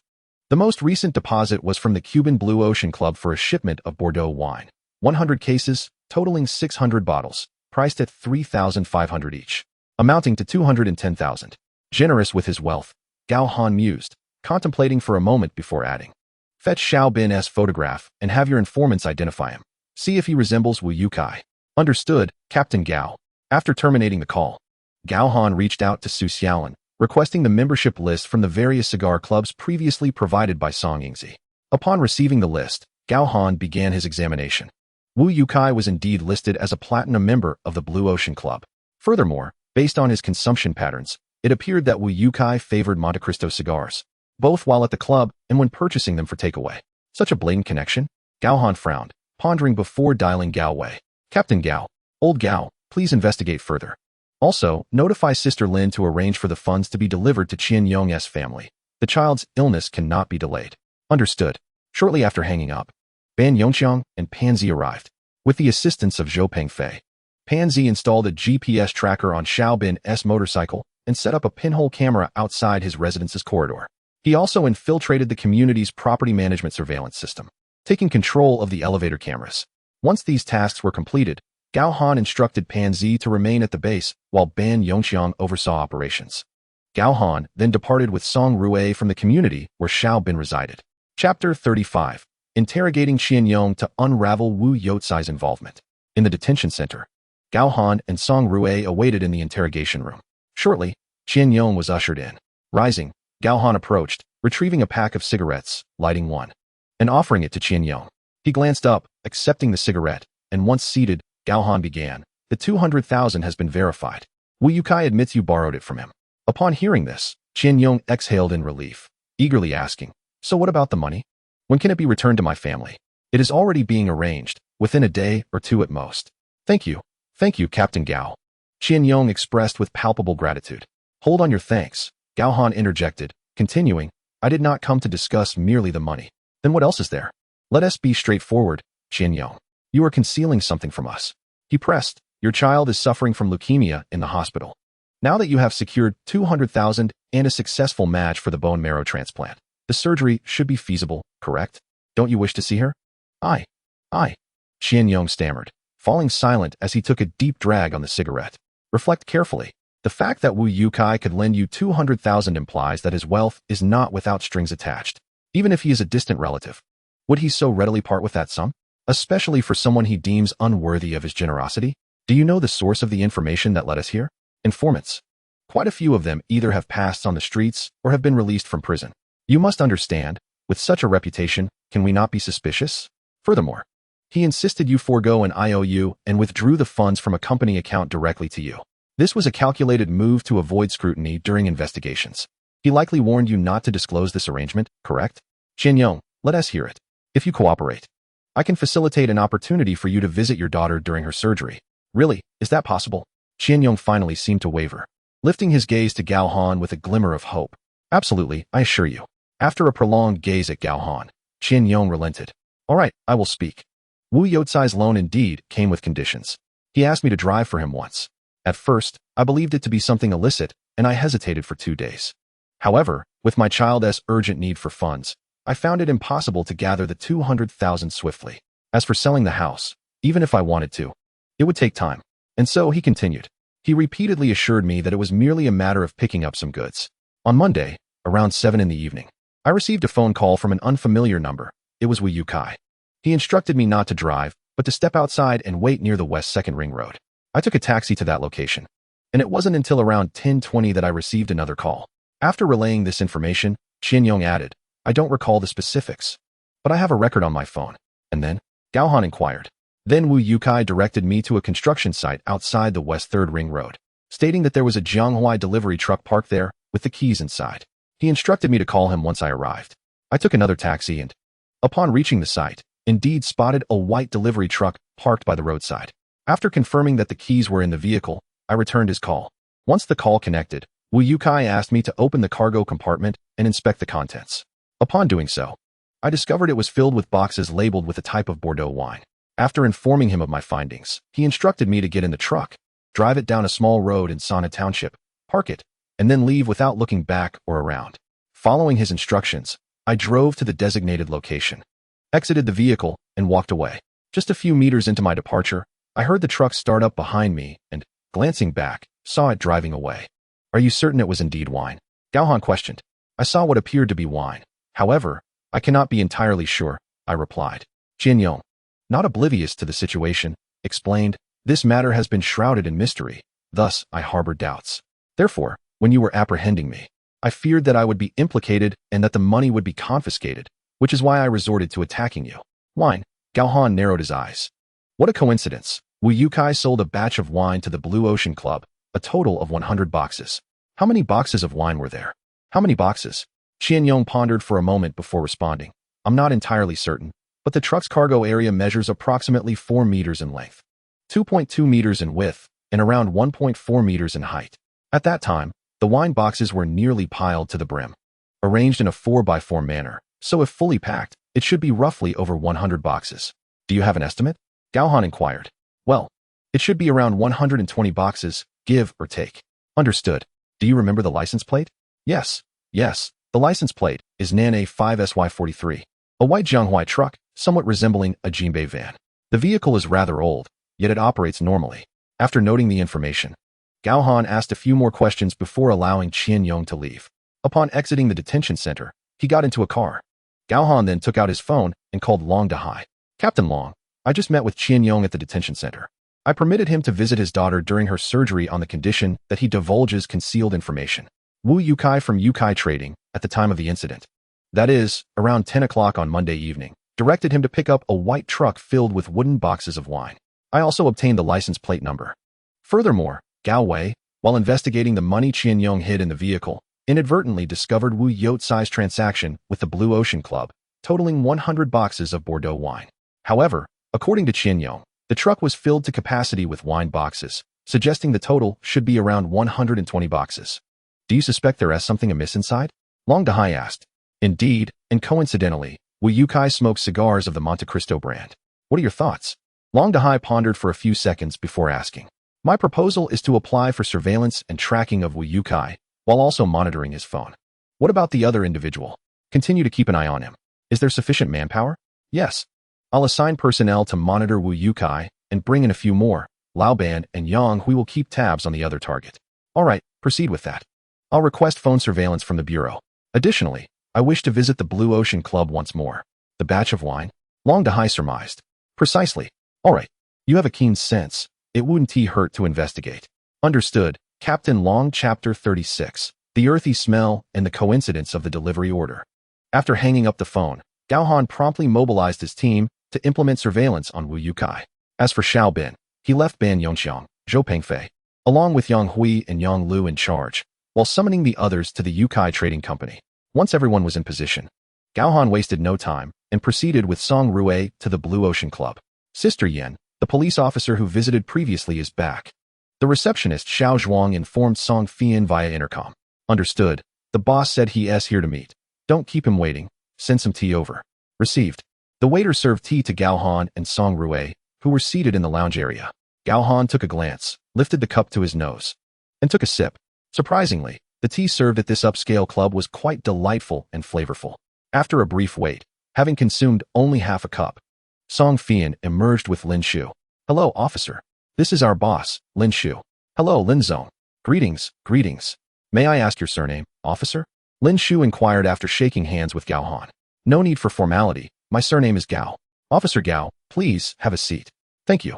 Once seated, Lin Shu wore an amiable smile and asked again, May I inquire if Officer Gao's visit is due to a matter requiring our cooperation? A few things. As he spoke, Gao Han accepted a photograph from Song Rue and slid it across the table. I heard this individual sold a batch of wine to you, Lin Zong? Lin Shu picked up the photo, and a glimmer of light flickered in his eyes. He then handed it to Song Fian, who was standing behind him. Fian, see if you recognize this person. Song Fian took the photo and, after a quick glance, replied, Yes, boss. He is a platinum member here. A few days ago, he mentioned he had a batch of Bordeaux wine he wanted to sell us, totaling 100 boxes and 600 bottles. I inquired, and this batch of wine has proper documentation. Although the quantity is somewhat large, the source is legitimate, so we went ahead with the purchase.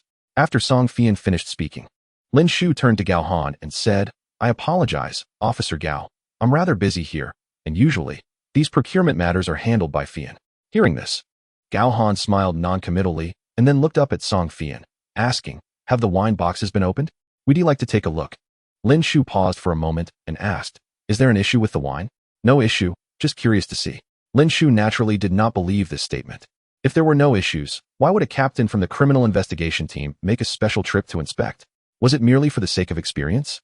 However, Lin Shu had no intention of obstructing them. He had been meticulous in inspecting the wine before accepting it. All right, no problem. Fian, please take these two officers to the wine cellar. Certainly, boss. With that, Lin Shu stood and extended his hand to Gao Han. Officer Gao? I have some matters to attend to, so I want to keep you. Fian will show you around. Thank you, Lin Zong. No need for thanks. Goodbye. Lin Shu then departed. Officer Gao, and this officer, shall we proceed to the wine cellar? Yes, I appreciate it, Song Zong.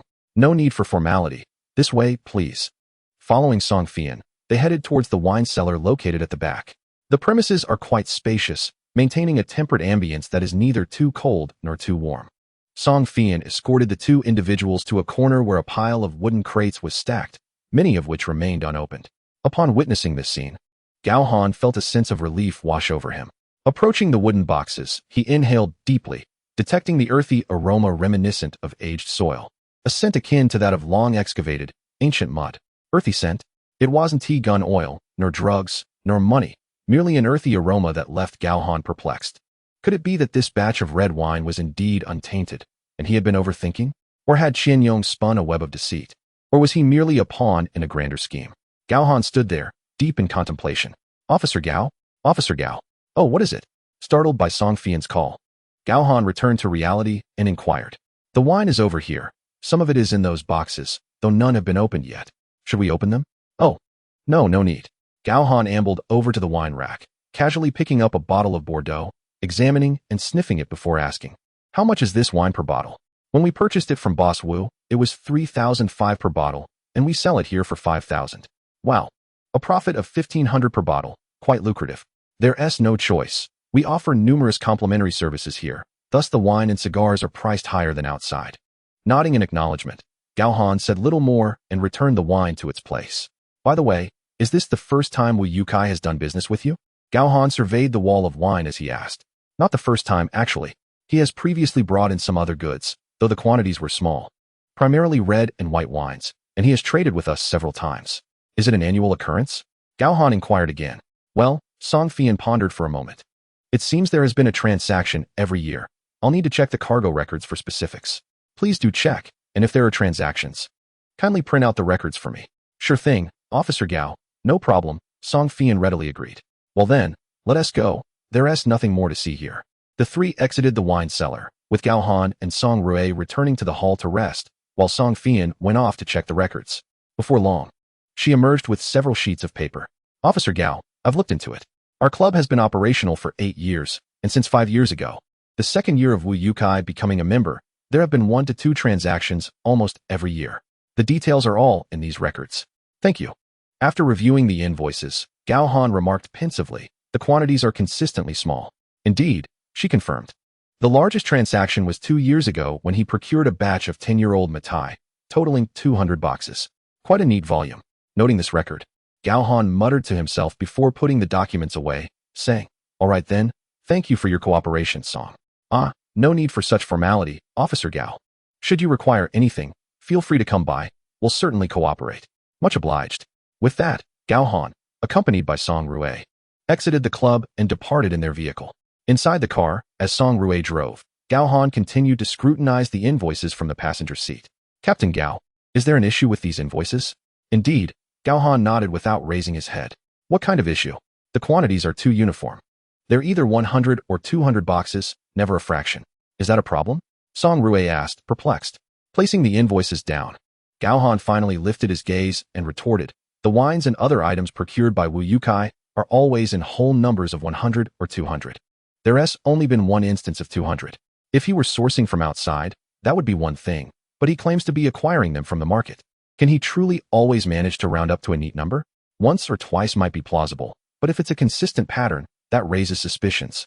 Song Rui contemplated this and replied, "That's true. If it's always so coincidental, Wu Yukai must have a supply channel. But if he has a supply channel, he could easily establish a long-term partnership with clubs like Blue Ocean. Yet, he opts to transact only once or twice a year. That certainly sounds suspicious." "Exactly. The timing is too coincidental." Song Rui's words sparked a realization in Gao Han, prompting him to flip through the invoices once more. After reviewing, he had made a discovery. "Let us hurry back to the station." "Understood." Chapter 37, Confirming Suspicions, Keeping a Close Watch. At Blue Ocean Club. After Gao Han and Song Rui departed, Song Fian ascended to Lin Shu's office. "They've left?"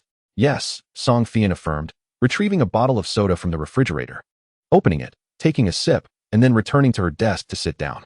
Captain Gao spent quite some time in the wine cellar, standing before Wu Yukai's crates of red wine, then picked up a bottle to inspect it before returning it to the rack.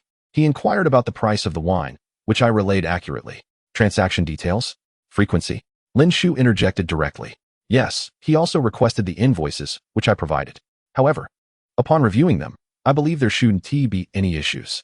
Lin Shu, skeptical, logged into the system to verify. After reviewing, he slammed his hand on the desk. "That scoundrel Wu Yukai is playing us. What's wrong?" Seeing Lin Shu unusually lose his temper, Song Fian set down her bottle and leaned over to look at the computer screen. "Look at these invoices. Over the past 5 years, there have been 1 to 2 transactions annually. The first year had 1 in September, the second year had 2, one in May and another in October. After that, it's either in May or June, or around October."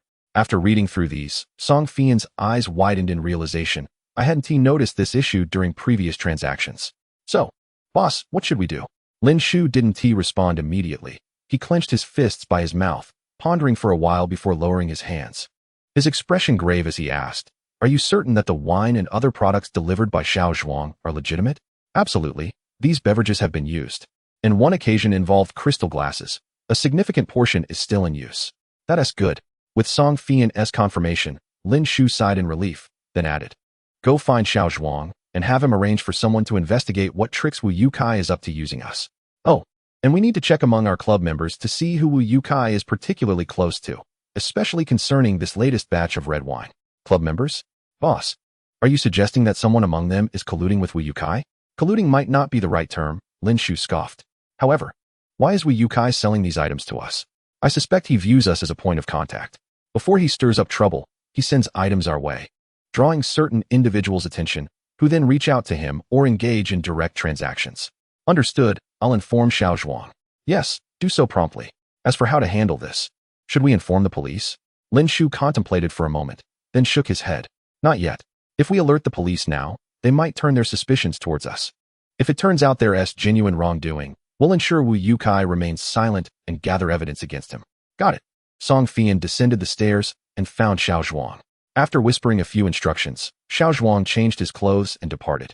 Upon returning to the station, Gao Han went directly to the captain's office, where Long Dahai was engrossed in documents. With a resounding slap, a stack of delivery notes was placed before Long Dahai. As Gao Han took a seat opposite him, "What is this?"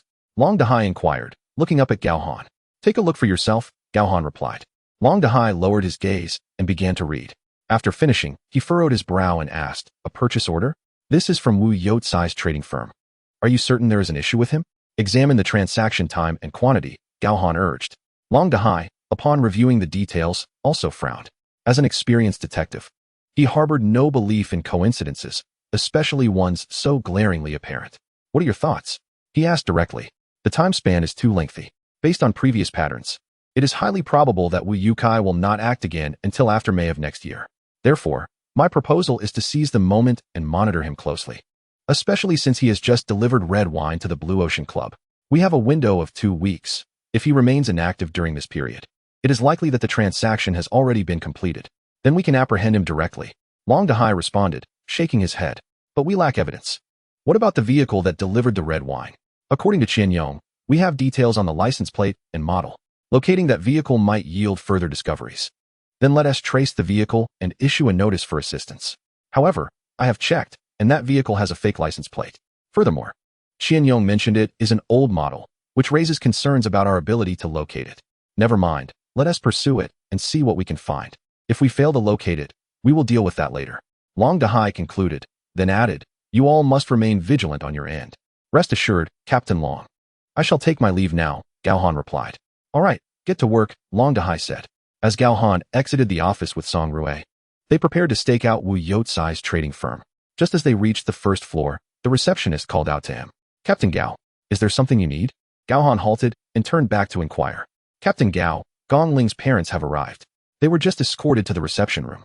"Understood. I will go take a look." "Thank you," Gao Han replied after a brief pause. "You're welcome, Captain Gao." Entering the reception room, he found Gong Ling's parents appearing haggard, seated together. Upon noticing someone entering, they instinctively stood up. "Mr. Gong, Mrs. Gong, please take a seat." There's no need to stand on ceremony. Gao Han greeted them before turning to Song Rui. "Please fetch 2 bottles of water." "Certainly, Captain Gao," Song Rui responded as he exited. Gao Han regarded the couple across from him with a smile, his tone gentle as he asked, "You are here to inquire about the case's progress, correct?" "Yes, Captain Gao. It has been nearly a week, and we've received no updates. My wife, the child's grandparents, and I are all quite anxious," Mr. Gong replied, his voice laced with worry. At that moment, Song Rui returned, handing each of them a bottle of water. Gao Han continued, "Mr. Gong, we are still investigating the case, as you can see. Our team is currently out in the field. However, I can assure you that significant progress has been made. Due to confidentiality, I cannot disclose the specifics at this moment. Mr. Gong, please return home for now. I will personally inform you at the earliest opportunity once we have news regarding the case. Would that be acceptable?" "Captain Gao, is there truly progress with the case?" Mr. Gong asked, a mix of excitement and hope in his voice. "Indeed," Gao Han affirmed with a nod. "All right. We will return home and await further news. Captain Gao, please ensure you notify us immediately. Ling Ling's body is still at the morgue, and we would like to wait until the case reaches a conclusion before. Rest assured, I will notify you as soon as possible," Gao Han assured them.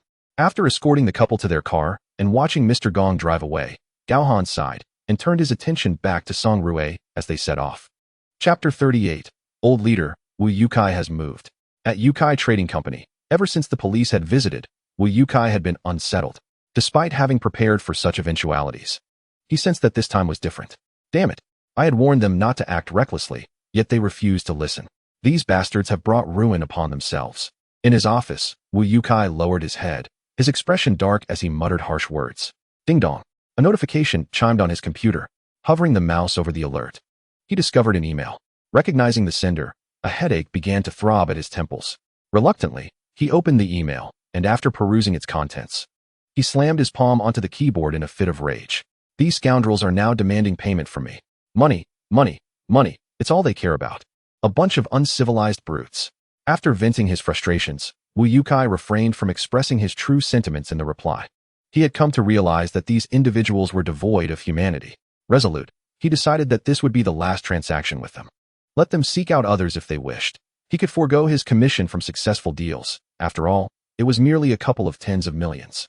It was as if they were the only ones in need of money.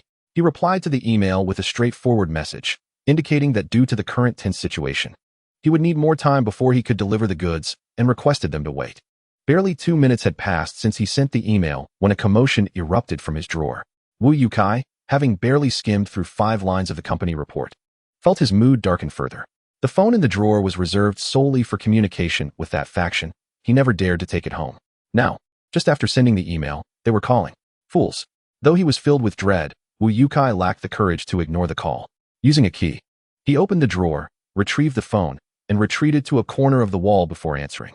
Old Wu.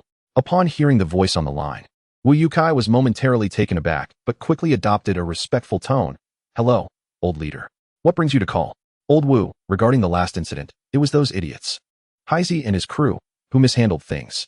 I have already penalized them. Wu Yukai remained skeptical. He found it hard to believe that this old-timer, who had practically withdrawn from the scene, was calling to apologize. As anticipated, the next words out of the other man's mouth were, however, Old Wu, I am not pressuring you, but we are facing some issues and urgently need funds to cover our losses. Time is of the essence. I can promise you an additional 5%. Old leader, it's not that I, Old Wu, am lacking in respect, nor am I intentionally delaying matters. The police have already started investigating me.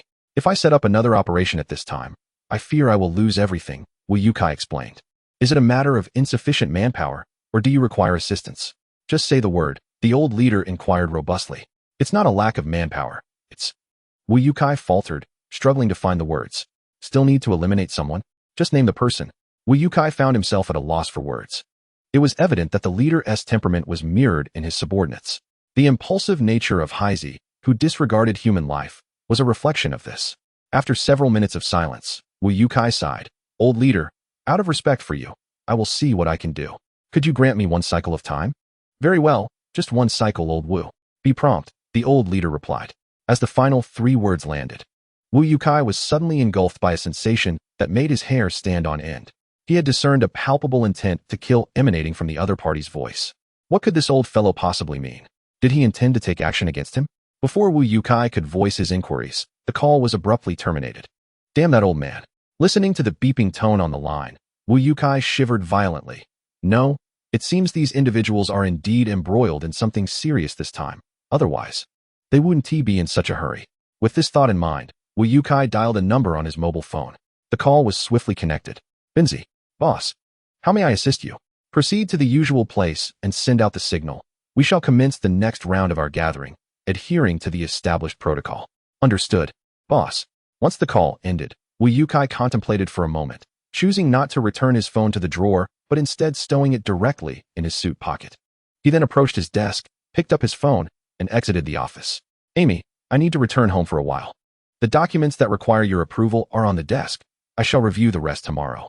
Certainly, Mr. Wu, his secretary Amy replied, watching him leave. Captain Gao, Wu Yotsai's mobile signal has been activated. Received. Outside, Gao Han received the notification from Pansy and immediately began organizing the operation. Everyone, be alert. Old Wang may be heading for a meeting. Vehicle 2 will follow closely, while Vehicle 3 will be in the rear for support. Vehicle 1 will trail at the back. Do not follow too closely. Pansy will maintain contact with headquarters and pursue based on the mobile signal. Let me reiterate, do not chase the headlights. Is that clear? Understood. Received. Old Wang is the code name assigned to Wu Yukai. Once the arrangements were made, another call came through from Yang Hui. Old Yang, what is the situation? Captain Gao. Our target is on the move. Yang Lu and I are currently descending the stairs, preparing to track. Ensure Old Ban and Peng Fei accompany you. Upon hearing that the other side was also in motion, Gao Han's heart tightened, and he quickly responded, understood. Old Yang, we are also mobilizing. They are likely to take action, so exercise utmost caution during the tracking. Affirmative. A sharp clap resounded as Gao Han smacked his thigh, the rapid thumping of his heart evident. After a moment of contemplation, he realized the urgency and dialed Long Dahai. Team Leader Long. We just observed Old Wang preparing to leave for a meeting, and simultaneously, Old Ban's group is also on the move. I suspect there has been communication between them. However, Old Wang's phone hasn't made any outgoing calls. At this point, Long Dahai suddenly grasped the implication. Are you suggesting that Old Wang possesses another mobile phone? Quite likely. Very well, I shall investigate the situation on the other side immediately while also locking onto the outgoing signals near Old Wang's location. Received. After terminating the call, Wu Youcai's Mercedes GLS urban SUV exited the company parking lot. Vehicle 2 promptly followed, with Gao Wei and Liao Guangxian from Vehicle 3 providing rear support. Lu Juanxiang, a skilled driver with exceptional tracking abilities, was behind the wheel of Vehicle 2, with Pansy accompanying him. Shortly after leaving the company, the Mercedes SUV merged onto the main road, heading southward. Observing the direction of travel, Pansy quickly simulated a route on his computer and soon arrived at a conclusion. He pressed his earpiece. Captain Gao, it appears Old Wang is likely returning home rather than heading for a meeting. Received. I will advance ahead. You continue to follow. Understood. Gao Han signaled for Song Rue to accelerate, overtaking Wu Youcai's vehicle, maintaining a distance of about 10 meters ahead, a classic tracking maneuver. Once the target's route was tentatively established, the car was positioned in front to observe the target vehicle through the rearview mirror, coordinating with the trailing vehicles. Typically, those attempting to evade tracking would focus on the back and not pay much attention to the front. Should they be discovered, the lead car could continue trailing normally, thereby reducing the target's vigilance. Chapter 39. Frequent movements. Following to the transaction location, they followed the target until Wu Yukai arrived at his residence. Located in a villa district on the southern outskirts of Jiangqing, this community lacked standalone villas, comprising solely of row houses. Wu Yukai resided in the eastern unit of Building 7, which was an end unit. Unable to follow further, Gao Han observed the Mercedes SUV entering the underground parking garage through the rearview mirror and instructed Song Rue, drive ahead and stop after the turn. Understood, Captain Gao. Pansy, can you access the community surveillance? Gao Han inquired over the intercom. Yes, but it requires cutting the wires. Then proceed with that. Juanxiang, assist by posing as a worker. Received. More than 20 minutes later, Pansy and Lu Juanxiang, disguised as mobile communication company personnel, entered the community under the pretense of inspecting the lines, leaving behind certain equipment on the surveillance network. Once they emerged, after some computer operations, Pansy reported, Captain Gao, we secured the feeds. Both the underground garage and the surveillance outside Old Wang's residence are covered. Pansy continued to manipulate the computer for a while, locating the relevant cameras, and stated, I see it. Hold on. Captain, the camera outside the garage is misaligned and not capturing the parking space. I'll go in with Song Rue, while the rest remain outside to monitor. Pansy, keep a close watch on the surveillance at the entrance to the target's residence. Check for any discrepancies. Understood. Gao Han promptly signaled for Song Rue to turn around. The Tuareg arrived at the entrance of the villa garage, where a security guard approached with an inquiry. I'm sorry, but this is a private residence. Without wasting words, Gao Han produced his police badge. Official business. Open the barrier.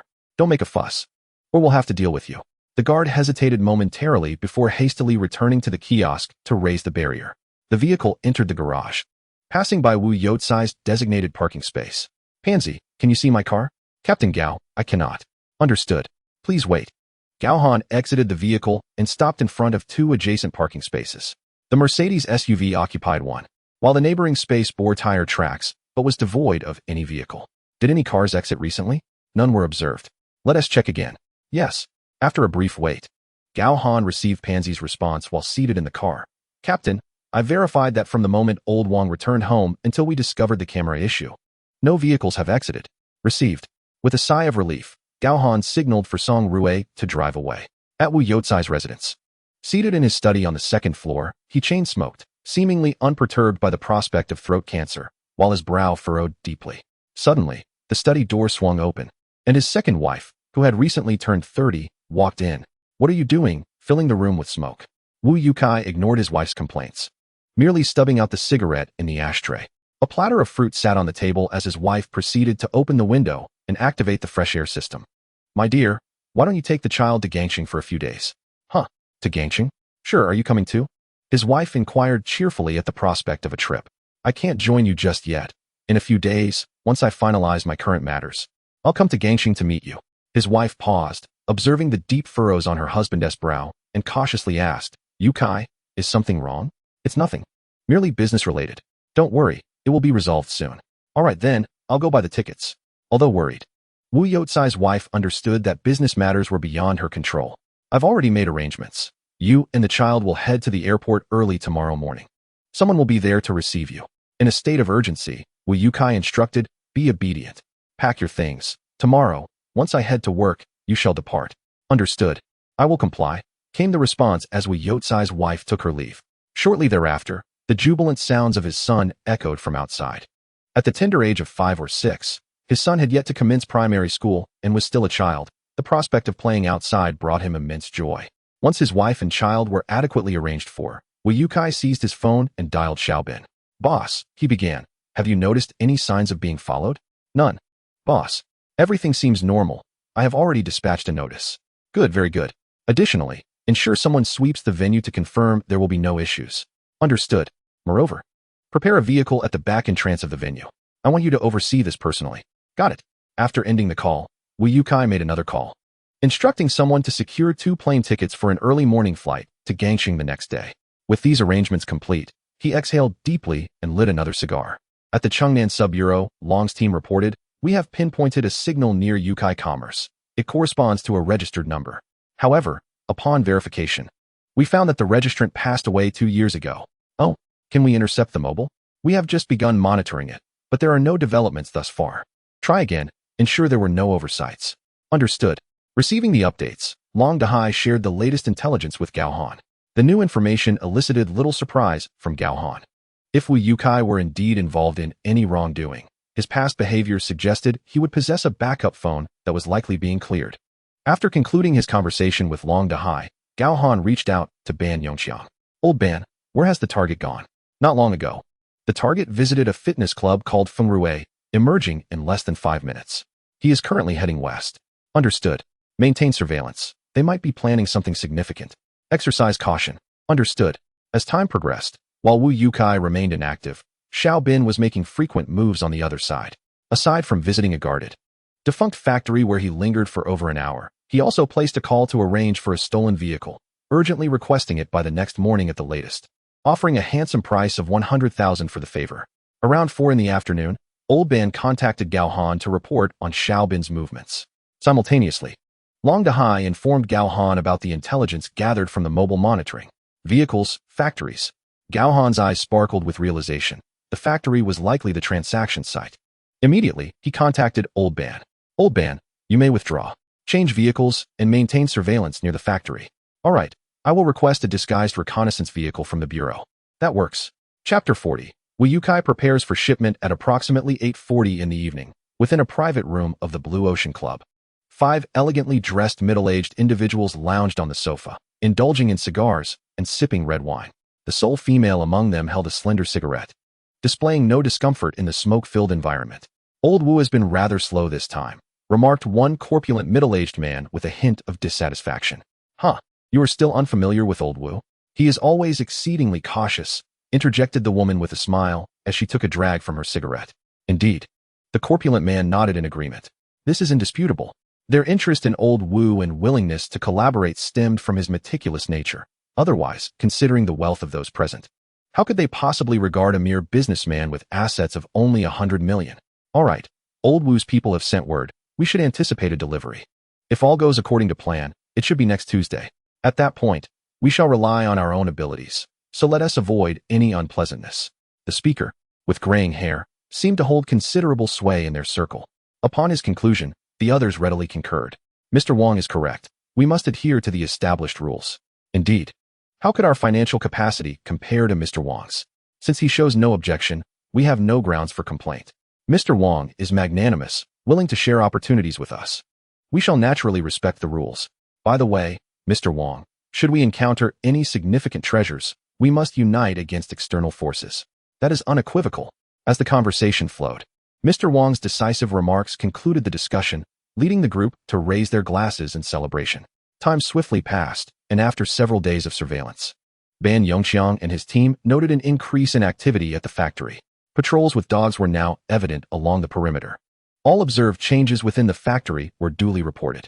Concurrently, Gao Han, monitoring outside Wu Youcai's residence, heightened his vigilance upon receiving the reports.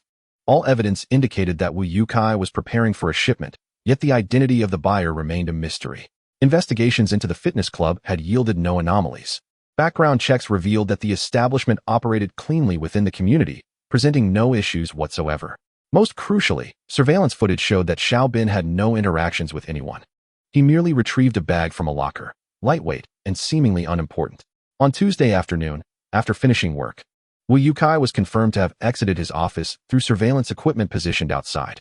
Gao Han promptly prepared to follow him. A Mercedes SUV rolled out, making its way towards Wu Youcai's home. Mere minutes after Gao Han departed, another Volkswagen Phaeton emerged. Inside, a driver operated the vehicle, while Wu Youcai reclined in the back seat, arms crossed over his abdomen, his gaze inscrutable. After a considerable pause, the driver's phone rang. After listening for a few seconds, he glanced at the rearview mirror and reported, "Boss, we have arrived. 2 vehicles are tailing us, currently parked not far from here." Understood. Wu Youcai replied with a cold smirk, straightening in his seat. "Let's go directly to the venue." "Understood, boss." At Xinghu Park in the south, Gao Han observed the parked Mercedes SUV from his vehicle, his brow slowly furrowing in concern. Checking his watch, a look of confusion crossed his face. "How long has it been parked?" he inquired. The driver, Song Rue, checked his phone. "Captain Gao, it has been 10 minutes. 10 minutes. Gao Han murmured and fell silent. After a brief pause, he pressed his communication earpiece. "Pansy, confirm if both of Old Wang's mobile signals are ahead." "Confirmed, Captain. Both signals are present. Contact the traffic police and have them assist in probing the situation." "Received." Minutes later, a traffic police motorcycle arrived. Pulling up in front of the Mercedes SUV, the officer dismounted and approached, knocking on the car window. As the window lowered, the officer saluted and said, "Hello. Please present your driver's license and vehicle registration." The young man in the driver's seat glanced at the officer, nodded, and handed over the documents. After inspection, the officer inquired, "Is this vehicle not yours?" "No, it belongs to our boss." "And where is your boss?" "He is enjoying the park." "Officer, he will return shortly. We will leave promptly. You must depart immediately. Parking is prohibited on this road. If you need to stop, there is a parking lot over 100 meters ahead." "Of course, officer." "We will leave right away," the driver assured, nodding as the officer returned the documents and moved on to the next vehicle. After successfully driving away the next vehicle, the traffic police reported, "Command Center, the target vehicle contains only one individual, a young man with a buzz cut, whose driver's license indicates the name Zhou Qiang." "Over." "Received."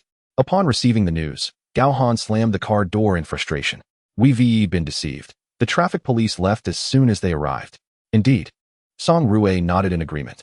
Others also received the notification, and the group led by Lu Juanxiang and Pansy, stationed at a distance, had already departed. Gao Han contacted Ban Yongqiang. "Old Ban, what is the situation on your end?" "Captain Gao, I was just about to call you. 3 minutes ago, a Volkswagen Phaeton entered the factory premises, heading straight to the back of the building." "Understood. That could be Wu Youcai. We've been played." Ban Yongqiang paused for a second before asking, "So, Captain Gao, what should we do now?" "Contact the bureau to request support." Ban Yongqiang. "It's likely that a transaction will occur tonight. Have the SWAT team set up surveillance 2 streets away. We'll be there shortly." "All right, received." After hanging up, the traffic police approached, prompting Song Rue to lower the car window and apologize before hastily driving away. The following vehicles followed suit. Once the traffic police completed their task of clearing the parked cars from the road, they mounted their motorcycles and departed. Inside the factory, in an office on the 2nd floor, Xiao Bin sat across from Wu Youcai. "Boss, the car is ready. It's in the courtyard across from the hidden passage exit. Here are the keys. It's a gray Volkswagen Sagittar. Is everything all right? Was it discovered?" "The car was given to me last night. The license plates have been swapped for fakes. No issues." "Good. You may leave now. Conduct another sweep of the surroundings. We have 2 hours until the guests arrive, and we cannot afford any mistakes." "Understood, boss. I'll handle it immediately." Meanwhile, Gao Han and his team were speeding toward the factory. On the other side, Long Dahai received news regarding a car theft gang. This gang consisted of 3 individuals who were apprehended by the security team, in urgent need of a vehicle. They had taken their time to find a suitable one but, due to negligence, left a trail for the police, leading to their capture. All right, thank you, Team Leader Tian. Your information is incredibly timely. After hanging up, Long Dahai promptly contacted Gao Han. Hello, Captain Long Gao Han. Team Leader Tian from the security team just informed me that they caught a group of car thieves. They admitted to stealing an old white Volkswagen Sagitar last night, and the one who hired them was identified as Xiao Bin. Understood, Captain Long. Has there been any news from the SWAT team? They're en route. They will split into 3 groups for entry and await 1 street away from the factory. I'll send you the communication frequency shortly. Received. Chapter 41. The Hidden Passage and the arriving buyers. Gao Han and his team arrived near the factory area and, upon locating a disguised surveillance vehicle parked by the roadside, they surveyed the surrounding streets before exiting the vehicle from the rear. Captain. Inside, Ban Yongxiang was stationed, accompanied by 2 technical officers operating the equipment. This vehicle is quite advanced, Gao Han remarked with a smile as he entered. It was borrowed from the city bureau. The equipment here is highly sophisticated, especially this one, which can intercept all communications within a 200-meter radius. Oh, that impressive? Gao Han was astonished. Previously, they had relied on traditional methods for tracking and surveillance, often armed only with binoculars, walkie-talkies, or, for the fortunate few, miniature listening devices. The notion of an instrument capable of monitoring communications over a 200-meter radius was almost fantastical. He had neither seen nor heard of such a device before. Captain, this is the headset. You can listen in. They have walkie-talkies, and we already locked in the frequency, so all their conversations can be monitored.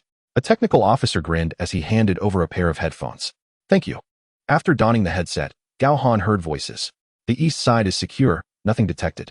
Everything is normal on the west side. The main entrance is clear. The north side is normal. Boss, I've made a round, and there's nothing unusual. Understood. Check the back entrance to ensure absolute certainty. Got it. That was Wu Yukai's voice. Gao Han immediately recognized it, and then turned to Ban Yongxiang, asking, is there a back entrance to this factory? Ban Yongxiang, who also heard the conversation, furrowed his brow and replied, not that I'm aware of. We've been surveying the factory for the past 2 days. And aside from the main gate, there's only a wall made of red bricks. Not even a doghole exists. There's certainly isn't a back entrance. Then what does he mean by a back entrance? Gao Han frowned. The absence of an alternative entrance contradicted Wu Yukai's insistence on checking the back door. Recalling Long Dahai's mention of Xiao Bin seeking someone to steal a car, Gao Han pondered, could it be a hidden passage? Memories of his past encounters with concealed pathways surged back, and he felt a jolt of realization. A hidden passage? Ban Yongxiang considered this and responded. If such a passage exists, the entrance should indeed be inside the factory. Without knowing the entrance, finding the exit would be impossible. Ban Yongxiang's reasoning was sound. Without knowledge of the entrance, locating an unknown-sized exit outside the factory would be exceedingly challenging. However, there was one more point to consider. The car that Xiao Bin had sought to steal. The vehicle details, including the license plate, were known. Even if the plates were swapped, locating such a substantial object would still be relatively straightforward. Furthermore, even if a hidden passage existed, it could not extend too far. Gao Han opened his phone and accessed the nearby electronic map. Before long, he had pinpointed a target in the residential area behind the factory to accommodate the vehicle's movement. There were only a handful of dilapidated buildings and several abandoned courtyards. This is 01, calling Group A, please respond. Gao Han picked up the walkie-talkie in the vehicle, adjusted the frequency, and called the SWAT team. Group A, received, over. Group A, we have intercepted a conversation indicating that a hidden passage has been dug in the target area. Dispatch a small team to search the residential area behind the target, with the main objective being an old white Sagitar. Over. Received. Group A will dispatch personnel immediately. After notifying the SWAT team, Gao Han remained in the vehicle, awaiting their arrival. The SWAT team was in plainclothes for this mission. After removing their bulletproof vests and other gear, a team of 8 carried only handguns, concealed beneath their jackets, and split into 4 groups to enter the residential area for inspection. More than half an hour later, the A2 team made a discovery. A 2 team calling 01, over. 01 received, over. In the residential area, we found the target in the second alley from the left, inside the third abandoned courtyard. There are 2 individuals on watch, armed with machetes, and the target vehicle appears to have been camouflaged under a tarp. Over. Received. A2 team. Block the courtyard to prevent the target from escaping. Over. A 2 team received. Phew. The exit of the hidden passage had been located, and Gao Han let out a sigh of relief. Ban Yongxiang beside him also felt a weight lift off his shoulders. They then discussed the action details and quietly awaited the buyer's arrival. 0103 reporting, 2 Mercedes-Benz sedans have entered the lane, heading toward the target location. Observe closely, over. 01 received. Before long, through the wireless surveillance cameras positioned outside, Gao Han and his team observed 2 Mercedes sedans on the screen inside the vehicle. The cars drove directly to the entrance, where the retractable gate opened, allowing the Mercedes to proceed inside. Confirming the buyer's arrival, everyone prepared themselves. The call from Unit 01 and 03 indicated the entry of a Land Rover onto the side road. Everyone paused, awaiting further instructions. Upon hearing the report from Yang Hui's team, Gao Han quickly ordered everyone to remain still. Shortly thereafter, the Land Rover came into view of the surveillance. Entering the factory premises as well, Gao Han pondered, 2 groups have arrived. Who among them is the buyer? Or could they all be buyers? His uncertainty lingered, but it seemed increasingly likely that there was more than one buyer present. Patience was required. The late discovery of this factory meant that there had been constant surveillance since then.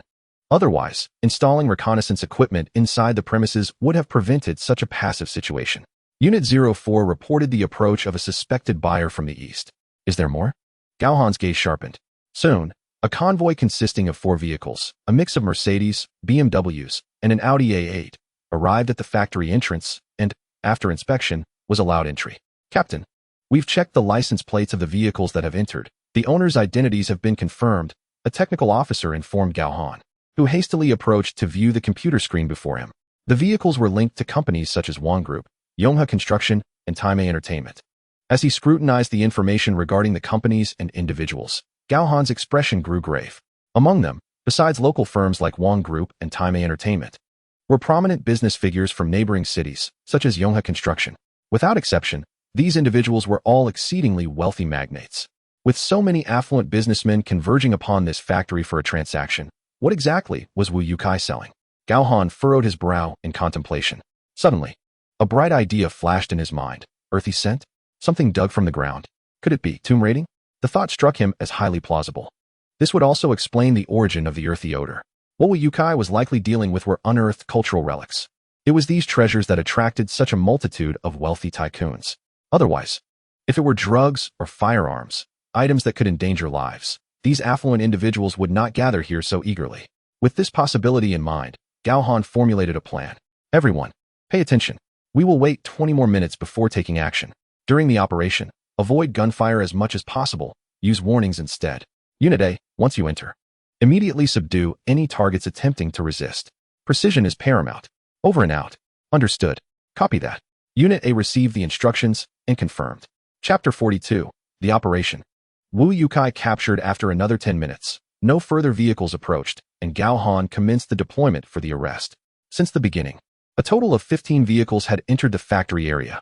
Even if not every vehicle was occupied by buyers, there were at least 10 individuals present. Coupled with the personnel patrolling within the factory, the numbers were significant. Units 02 to 04 were assigned to secure the 3 other sides of the factory, excluding the main entrance. Completed. Received. Unit A's 2 teams launched an assault, using their armored vehicles to breach the front entrance. Unit 05 was instructed to converge, while the remaining teams were to call for perimeter support in 1 minute, coordinating to encircle the factory. Understood. Unit A, initiate the attack in 5 minutes. We will follow behind. Understood. With the arrangements finalized, Gao Han and his subordinate Yong Chang exited the vehicle and boarded a nearby Volkswagen Tiguan. Another vehicle driven by Zhou Pengfei had already reached the parking area outside. At 4 minutes and 30 seconds, 2 black Ford vehicles equipped with crash barriers entered the road leading to the factory. 15 seconds later, they passed the entrance to the parking area where Gao Han and his team were stationed. Go. Song Rui drove the Tiguan out of the parking lot, following Zhou Pengfei's Jeep closely behind the special police vehicles. 10 seconds later, the special police vehicles neared the factory. Charge! Charge! At the command of the special police captain, the 2 black Fords immediately accelerated, making a sharp turn to ram against the now-closed factory gate. Bang! The retractable gate was smashed aside, allowing the lead vehicle to swiftly enter the factory, racing towards the building. The second vehicle made a turn and halted at the entrance. As the doors opened, 4 plainclothes special police officers clad in bulletproof vests, armed with Type 95 assault rifles, emerged, aiming at the two guards who had rushed out holding iron rods. Police. Don't move. Drop your weapons. The Tiguan and the Jeep barreled through the entrance as the two suspects crouched down, covering their heads. Faced with the ominous barrels of guns, they lacked the courage to resist. Buzz, screech. The two special police Fords, along with the vehicle carrying Gao Han and his team, came to a sudden halt at the factory entrance. As soon as the vehicle stopped, the special police officers leaped out, guns drawn, and surged into the factory. Gao Han and his team followed suit, weapons in hand, entering behind them. Inside, Wu Yukai, who had been engaged in a transaction, smiled broadly as he glanced at his phone. Police. The mere mention of those words sent a chill down Wu Yotsai's spine. There are police. Run, he shouted, turning to flee, with Xiao Bin quickly following suit. His expression shifted in alarm. They paid no heed to the antiquities laid out on the table or the boxes on the floor. Meanwhile, the wealthy patrons, who had previously appeared well-dressed and jovial during the bidding, were startled by the shout and promptly reacted, scrambling towards the factory exit. Their vehicles remained parked outside. In this dire moment, their instinct was to reach their cars and escape the scene. Unfortunately, their reactions were slightly delayed, and their escape route was misguided. Bang! Bang! Two thunderous gunshots rang out, causing the pampered businessmen to drop to the ground, their faces pale. Police. Everyone stay down. Quickly, with Gao Han's commanding shout. The special police team stormed into the venue, followed closely by Gao Han and his team. Secure the area. A swift glance revealed that both Wu Yukai and Xiao Bin were missing. Gao Han's eyes narrowed as he caught sight of the two figures disappearing into a corner where the goods were stacked. After issuing a command, he led Zhou Pengfei and Song Rue in pursuit, leaving the old squad leader to manage the scene. Turning a corner, Gao Han shone his powerful flashlight ahead, quickly spotting an additional hole in the ground. Approaching the opening, he peered down and listened intently, detecting footsteps below. I'll go first, follow me. With that, Gao Han was the first to leap into the hole. Zhou Pengfei and Song Rue exchanged glances before hastily following suit. Upon landing on the ground, Gao Han looked forward and saw a flickering light disappear around a bend. The dark passage ahead was approximately a meter wide and 1.5 meters high, long and black, with turns, and the ceiling and walls reinforced. Clearly, this was not a hastily excavated tunnel. Follow me. With that, Gao Han bent down, flashlight in hand, and pursued onward. The beam of light did not remain constant. Instead, he would run a short distance before switching it off for a few seconds and then turning it back on. Reaching the bend, Gao Han halted, listening carefully before suddenly directing his flashlight towards the corner. Bang! A gunshot rang out, fired by Xiao Bin, who was concealed around the corner. He held a Type 54 pistol in his hand and pulled the trigger towards Gao Han. However, the sudden glare of light caused him to tremble, and the bullet struck the tunnel wall, sending a spray of dirt flying. Bang! Another shot rang out. This time it was Gao Han who fired. Given his exceptional marksmanship and reflexes, he would not afford Xiao Bin a second opportunity. The bullet struck Xiao Bin's gun-wielding hand with precision, causing the Type 54 to fall to the ground, while Xiao Bin clutched his injured right hand with the other, emitting a chilling scream. The pain was excruciating, for that shot had severed one of his fingers, and the kinetic energy had sent the handgun flying, resulting in a broken index finger. 2 fingers injured. Both bloodied. How could it not hurt? Song Rue, Gao Han shouted as he leaped past Xiao Bin, continuing his pursuit.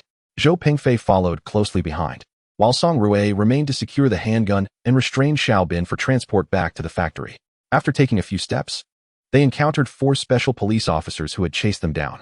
Song Rue handed Xiao Bin over to the officers and, accompanied by 2 others, proceeded along the tunnel to support Gao Han and Zhou Pengfei.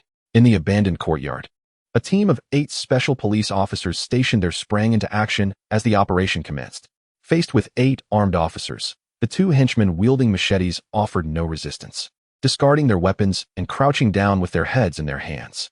After extracting the location of the tunnel exit, they left 2 men outside to guard the henchmen while the others entered the building at the exit.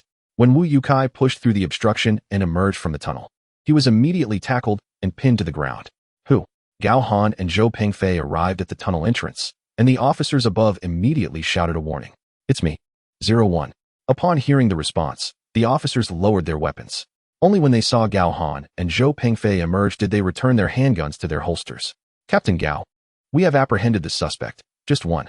Gao Han approached, grabbing Wu Yukai by the hair and confirming his identity amidst the man's agonized expression before releasing him. Thank you for your hard work, everyone. Please escort him to the factory. Understood, Captain Gao. The special police escorted Wu Yukai and two henchmen out of the courtyard, where a black Ford awaited them. As they drove out of the alley, several police cars with flashing lights and 3 teams of officers were already stationed outside. The henchmen patrolling the perimeter, upon seeing the police burst in, immediately turned to scale the walls in an attempt to escape. However, as they cleared the walls, they were swiftly apprehended by the waiting officers and team members. Surrounded on 3 sides, all 13 henchmen attempting to flee were captured without exception. Chapter 43, Urgent Interrogation, Wu Yukai Crumbles. When Gao Han and his team re-entered the factory, the group of high-profile bosses appeared emboldened, each vying to assert their connections, exchanging threats and bargaining for their release with Ban Yongqiang. They were astute enough to recognize that Ban Yongqiang held sway here. Unfortunately for them, Ban Yongqiang showed them no mercy, instructing the special police to keep a close watch, documenting the scene with a recording device, and noting the bags of money they had brought, which were placed beside the chairs. The sums of money were substantial. Each bag contained millions, with some exceeding tens of millions. For instance, Mr. Wang had 3 large boxes at his previous seat, each containing 10 million, totaling 30 million. When these bosses witnessed Wu Yukai being brought in, they seemed to be hit by a pause button, falling silent, several displaying emotions of fear in their eyes. Old Ban, what do you think? Gao Han temporarily disregarded the bosses, stepping directly to Ban Yongqiang's side. Captain Gao, these are ancient artifacts and antiques. I can't discern their value, but they must be worth a significant sum, or these fellows wouldn't dare bring so much money. Lowering his voice, Ban Yongqiang added, I roughly estimate that the cash here exceeds 100 million. Should we notify the higher-ups? Of course, we must inform them. I'll make the call. However, make sure to document every boss's face. Not a single one should be missed. Their money and these artifacts are all our merit. Understood, Ban Yongqiang replied with a smile, fully aware of the implications. Such a major case had previously eluded their bureau, but now, due to a homicide case, the Changnan division would gain notoriety, and the 3rd team of the Criminal Investigation Unit would also share in the glory. A collective second-class merit award seemed inevitable, and of course, there would be bonuses. With over 100 million in cash submitted, surely the higher-ups would allocate several million to the bureau, right? Any less would be too miserly. After upgrading their equipment, wouldn't the Criminal Investigation Unit deserve a few new vehicles? The 3rd team, as the main contributors, surely would get their vehicles replaced as well. And cash rewards. Thinking of this, Ban Yongqiang was invigorated, rallying Yang Hui and others to get to work. Boss, Zhou Pengfei rushed over, addressing him differently. Gao Han paused, then smiled. What's the matter? The homicide case remains unsolved. Should we interrogate Wu Yukai urgently? Yes, that's crucial. Gao Han slapped his forehead. Realizing he had been distracted by the artifacts and money, the homicide needed resolution. Old Ban, come here. Coming. Ban Yongqiang approached. Take Guangxian to interrogate Xiao Bin. Pull him aside. I'll interrogate Wu Yukai. We must clarify the details of the homicide. Understood. After assigning the documentation of the scene to Yang Hui and others, Ban Yongqiang took Liao Guangxian to the side with Xiao Bin, while Gao Han dragged Wu Yukai to another area. Seating him on the ground, Gao Han gestured for Zhou Pengfei to refrain from activating the recording device just yet. Leaning closer to Wu Yukai, he said, Boss Wu, the items over there are enough to earn you a life sentence, and we have evidence of your presence in the Green Park. However, you did not commit the murder. I need to know who did it. If you cooperate and reveal the killer, you may be eligible for leniency. If you conceal the truth, we can trace it through your phone. It's merely a matter of time. But by then, you would be complicit. The cumulative penalties would likely lead to a death sentence. Oh, by the way, you had Xiao Bin with you at the time, correct? Can you guess how he honed in on you? Do you think he might be eager to testify? Appealing to reason and emotion, Gao Han understood the psychological stakes. Did Wu Yukai trust Xiao Bin? Perhaps. Yet, when faced with the prospect of life imprisonment versus a lengthy sentence, his trust in this close subordinate would undoubtedly waver. Human nature is far too fragile under pressure. Indeed, the interrogation led by Ban Yongqiang proceeded exceptionally smoothly. Xiao Bin divulged the number of transactions he had conducted with Wu Yukai, detailing the approximate amounts involved.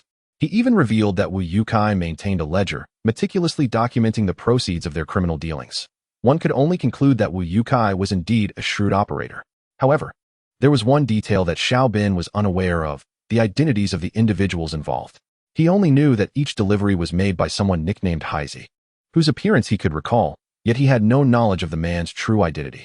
Wu Yukai, on the other hand, was fully cognizant of this. In a small village in northwest Sichuan, the Long family represented a group of outsiders, a remnant of those who evaded capture during the crackdown, also known as grave robbers. According to Wu Yotsai's testimony, the leader of these individuals, known by the moniker Old Baotou, is a seasoned grave robber now in his 60s, yet still possesses a formidable appetite for illicit gains. The art of locating graves relies on the combination of keen eyesight and a compass to ascertain their positions. They exclusively target grand tombs hidden deep within the mountains, which, while not comparable to imperial mausoleums, still contain valuable burial items that can yield immense profits. Moreover, these individuals are armed. From what he observed, there were at least 6 firearms, both long and short. The long gun was not a makeshift contraption, but rather a well-preserved Type 56 rifle from previous decades. As for the handguns, most were Type 54 models. And Old Baotou himself possessed a meticulously maintained M1903 rifle from the Republic of China era. Finally, Wu Yukai recounted the circumstances surrounding the murder of Gong Ling. He stated that they had completed their transaction and were preparing to depart when noises from the rooftop drew their attention. The cautious Haizi immediately dispatched 2 subordinates to investigate. It was inconceivable that anyone could conceal themselves on the exposed rooftop, and soon Gong Ling was apprehended. The subsequent events were predictable. In a bid to avoid exposure and driven by his arrogant disposition, Haizi ordered his men to throw her from the 2nd floor, resulting in her immediate demise. Enraged, Wu Yukai contemplated retaliatory measures, but with only 4 men, including the armed Xiao Bin, against 6 adversaries, each equipped with firearms, he realized the futility of confrontation, especially since his business depended on Haizi's gang. Ultimately, he acquiesced and hastily departed. Just as Wu Yukai finished his account, a convoy of vehicles arrived outside. The division chief, Captain Long Dahai of the Criminal Investigation Team, along with a deputy chief from the Municipal Bureau and several urgently summoned cultural relic experts from the province, had come. Initially, they considered summoning the media, but opted against it, given that some criminals remained at large. Gao Han, present. Gao Han quickly approached the leaders. Director Yu, Director Chow? This is Captain Gao Han from our Criminal Investigation Team's 3rd Squad. He has been leading the investigation from the moment it was assigned. Hello, Captain Gao, Director Yu. The Executive Deputy Chief of the Municipal Bureau extended his hand with a smile. Greetings, Director. Gao Han replied solemnly as he shook hands with Director Yu. Director Chow Dachuan. The Division Chief also patted Gao Han on the shoulder with a smile, remarking to Director Yu, Director Yu, our Captain Gao is a formidable talent recommended by Director Liang. Oh, a protege of Director Liang? That explains it. Director Yu's expression softened as he regarded Gao Han with newfound warmth. Director Yu, fully aware of who Director Liang was, then turned to the eager experts. Esteemed experts, the stolen goods are over there. We require your assistance in cataloging and identifying them. Our team will cooperate with you. Understood. Director Yu, we shall proceed immediately. The group of experts, all averaging over 50 years of age, hurried off without further pleasantries. Chapter 44. The Battle at the Dragon Family Courtyard and the Secret Passage. Once the experts departed, Director Chow inquired, Captain Gao, have we apprehended the mastermind? Report. Director Chow, the mastermind, Wu Yukai, has been taken into custody. Moreover, we have just conducted a surprise interrogation, all recorded by body cameras. He has revealed details about his accomplices and provided information regarding the 1031 murder case involving a young girl, including the identity of the perpetrator. Excellent.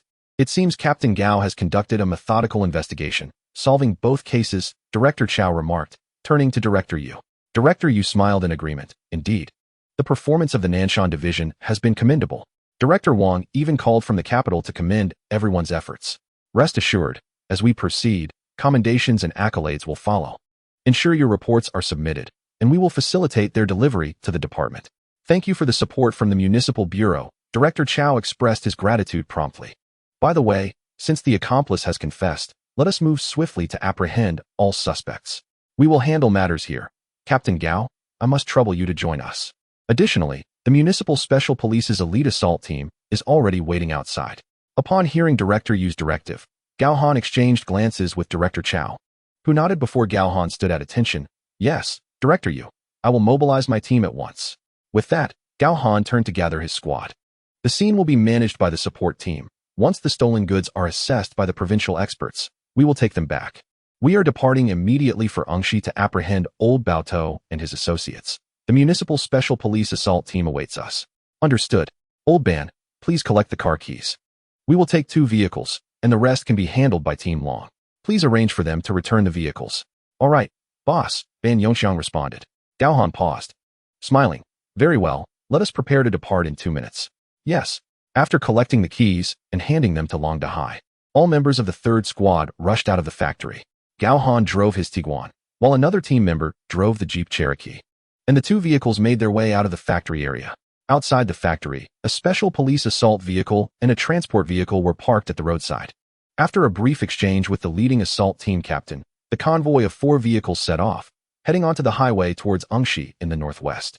On the route, the criminal investigation team from Engshi had already received notification from the Jiangxing Bureau and had dispatched personnel to set up reconnaissance points near the mountain village. After more than 3 hours of travel, Gao Han's team encountered the support vehicles sent by the Engshi criminal investigation team at the highway exit. Subsequently, under the guidance of their Engshi counterparts, the convoy took nearly another hour to reach the outskirts of the target village. By this time, it was already 4 in the morning. The mountain nights fall early and dawn slowly. At this hour, the nearby village remained eerily quiet and shrouded in darkness, rendering visibility poor. Hello, Captain Gao. I am Li Wenhe from the 2nd Squad of the Criminal Investigation Team. Hello, Captain Li. Thank you for your assistance. No trouble at all. We are all colleagues and comrades, so there's no need for such formalities. After their introductions, Li Wenhe began to brief Gao Han on the situation. Upon receiving the collaboration notice, we rushed here. The village head is in the vehicle. According to his information, Long Huanjin's family is present, and several of his cousins remain as well. However, it is reported that one of his nephew's mother is gravely ill, hospitalized in the city, awaiting a kidney transplant surgery. We have verified that a donor has yet to be found, and she relies on dialysis to survive each day. Is there anything else? Oh, right. The Long family has constructed a series of buildings at the eastern end of the village, all with brick and wood structures topped with tiled roofs. Their relatives reside there as well. If we are to take action, we need a contingency plan to avoid collateral damage. Understood. Thank you, Captain Li. Don't mention it. After finishing the discussion with Li Wenhe, Gao Han turned to the assault team captain, Gung Bin. Captain Gung, what are your thoughts? Let us conduct reconnaissance first, then surround them directly to ensure they are contained. No matter how we proceed, we cannot allow anyone to escape. Gung Bin's response was succinct and to the point. Gao Han nodded in agreement, but did ponder a concern. Captain Gung, this group of suspects are grave robbers, highly adept at digging tunnels and the like. Their residence is at the eastern end of the village, flanked by mountains and forests on both sides. Given their decades of entrenchment here, it is quite likely they have excavated underground passages. This is indeed a significant concern, Gung Bin acknowledged, realizing the potential implications of such a possibility. After a moment of contemplation, Gao Han lifted his head and addressed his companions. What do you think about this plan? Team Leader Gung, please establish a perimeter outside. And Li Team, I would appreciate your assistance in tightening our encirclement. However, refrain from launching an immediate assault. I will lead a team into the forest to conduct a search. Even if they are digging tunnels, they shouldn't have extended too far. Once we locate the tunnel, we can stage a feigned attack to compel their retreat, then shift the battlefield towards the tunnel's exit. What do you think? Sounds good. Let's proceed with this arrangement. Once there were no objections, Gao Han departed with Song Rui and Zhou Pengfei, making their way towards the forest behind the village. Meanwhile, the rest of the group, under the guidance of the village chief, stealthily maneuvered through the fields under the cover of night towards the eastern courtyard of the Long family. In the woods, after assessing the position of the Long family's estate, Gao Han and his companions cautiously advanced in the likely direction. As they ventured deeper into the forest, Gao Han's nose began to twitch as he adeptly discerned the surrounding scents. This action felt somewhat foreign to him, yet he persevered, recognizing the necessity of pinpointing their location and discovering the tunnel's exit. After over an hour of searching, Gao Han finally stumbled upon something unusual, a patch of ground concealed by several clusters of shrubs. Illuminating the area with a bright flashlight, he indeed discovered a square stone slab hidden beneath the brush and grass. Approaching it, he gently tested its weight. It was not overly heavy, but despite exerting more force, he could not lift it, likely due to it being locked from the inside. Having confirmed the tunnel's location, Gao Han promptly contacted Gung Bin. Team Leader Gung, the location has been identified. We can initiate our operation. Understood. I will dispatch personnel to rendezvous with you. Very well. After a moment of consideration, Gao Han did not decline. If it was merely a feigned attack, deploying half of the assault team, supplemented by the firepower of Team 3, would suffice. Additional personnel for support would be beneficial. Before long, a 4-member assault team joined Gao Han. After notifying Gung Bin via intercom, barely 5 seconds had passed before gunfire erupted from the base of the mountain. The gunfire was intense, accompanied by loudspeaker announcements. Moments later, faint rustling sounds emerged from within the tunnel below. Gao Han signaled, and Song Rue and others immediately crouched low, concealing themselves behind cover.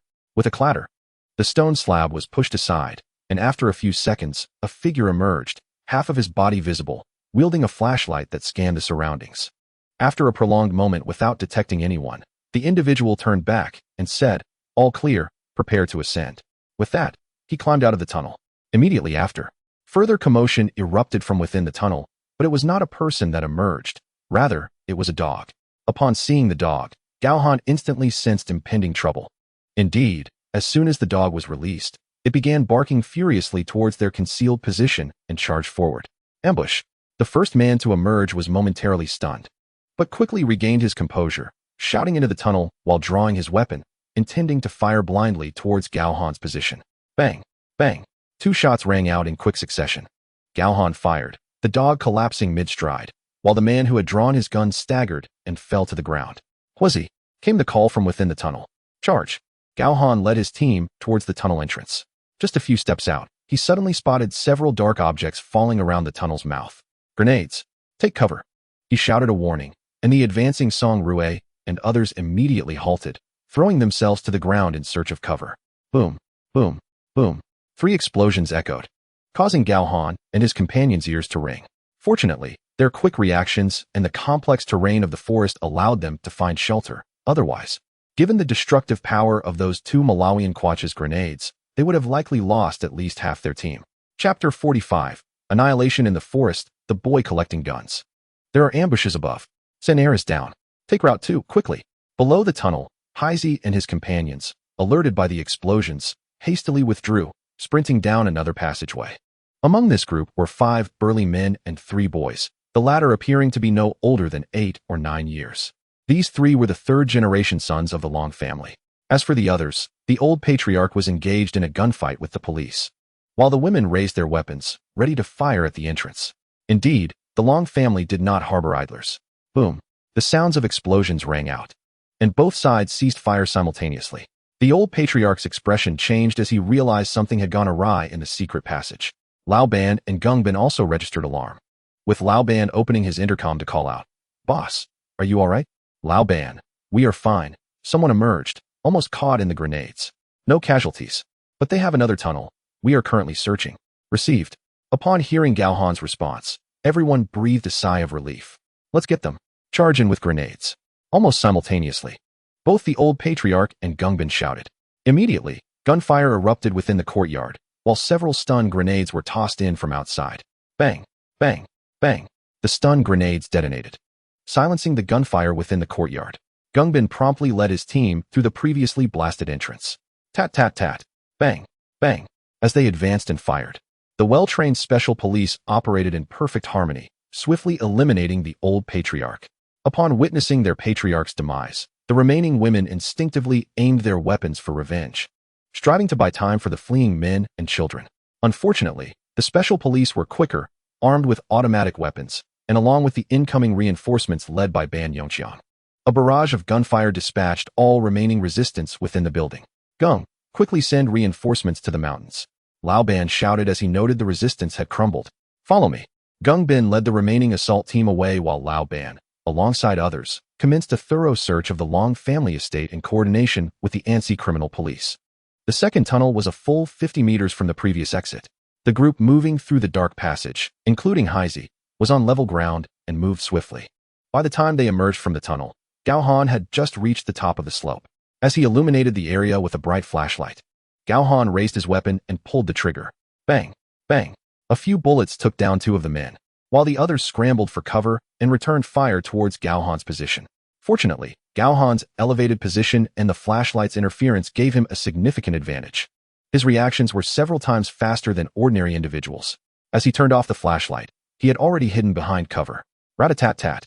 Bullets struck the surroundings of his cover, pinning Gao Han down. The sounds of gunfire served as a command, guiding the dispersed Song Rue, Zhou Pengfei, and the special police in their direction. Everyone be cautious. There are children. Although Gao Han did not deem these 3 children entirely innocent, protocol dictated that any inadvertent harm to children could turn a favorable situation into a disastrous one, leading to disciplinary actions for the shooters. Upon hearing Gao Han's warning through their earpieces, everyone, including the special police, halted their fire. However, the assailants led by Heizi did not cease their escape, occasionally firing back as they fled. Damn it, bring me a rifle. Upon seeing these individuals using the children as shields, Gao Han's fury ignited. Did they truly believe they were untouchable? A special police officer rushed over, handing Gao Han an assault rifle. Gao Han, having just received a fresh magazine, swiftly took hold of the rifle. With his handgun securely tucked back into its holster at his waist, he dashed forward in pursuit. The others hurriedly followed suit. But none present, including the members of the Sharp Blade Assault team, could match Gao Han's speed. He moved with remarkable agility, deftly evading the bullets fired by Heizi and his companions, closing in on the target with astonishing swiftness. His figure darted through the forest, fluid and elusive, akin to a nimble feline, barely leaving a discernible trace to the naked eye. Bang! Gao Han abruptly halted, steadied his weapon, and raised it to pull the trigger. The shot rang out, striking a man at the rear of the group, a distance of over 10 meters away, who promptly fell to the ground. A bullet hole was starkly visible on the corpse's forehead. Bang!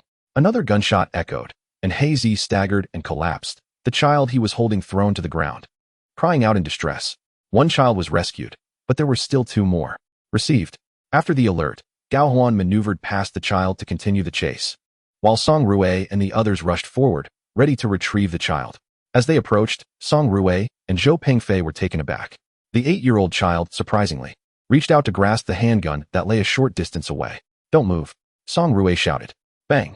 Another gunshot echoed. At the sound, the child's hand trembled, and he clutched his head, wailing loudly. Witnessing this scene, Song Rue and Zhou Pengfei breathed a sigh of relief, rushing forward, one to carry the child away, the other to retrieve the firearm, securing it, and stowing it safely in his pocket. Bang! The final, crisp gunshot resonated, and the forest fell silent. Save for the child's cries. The 4 special police officers who had followed managed to carry away the last 2 children, while simultaneously confiscating the firearms that had been discarded on the ground.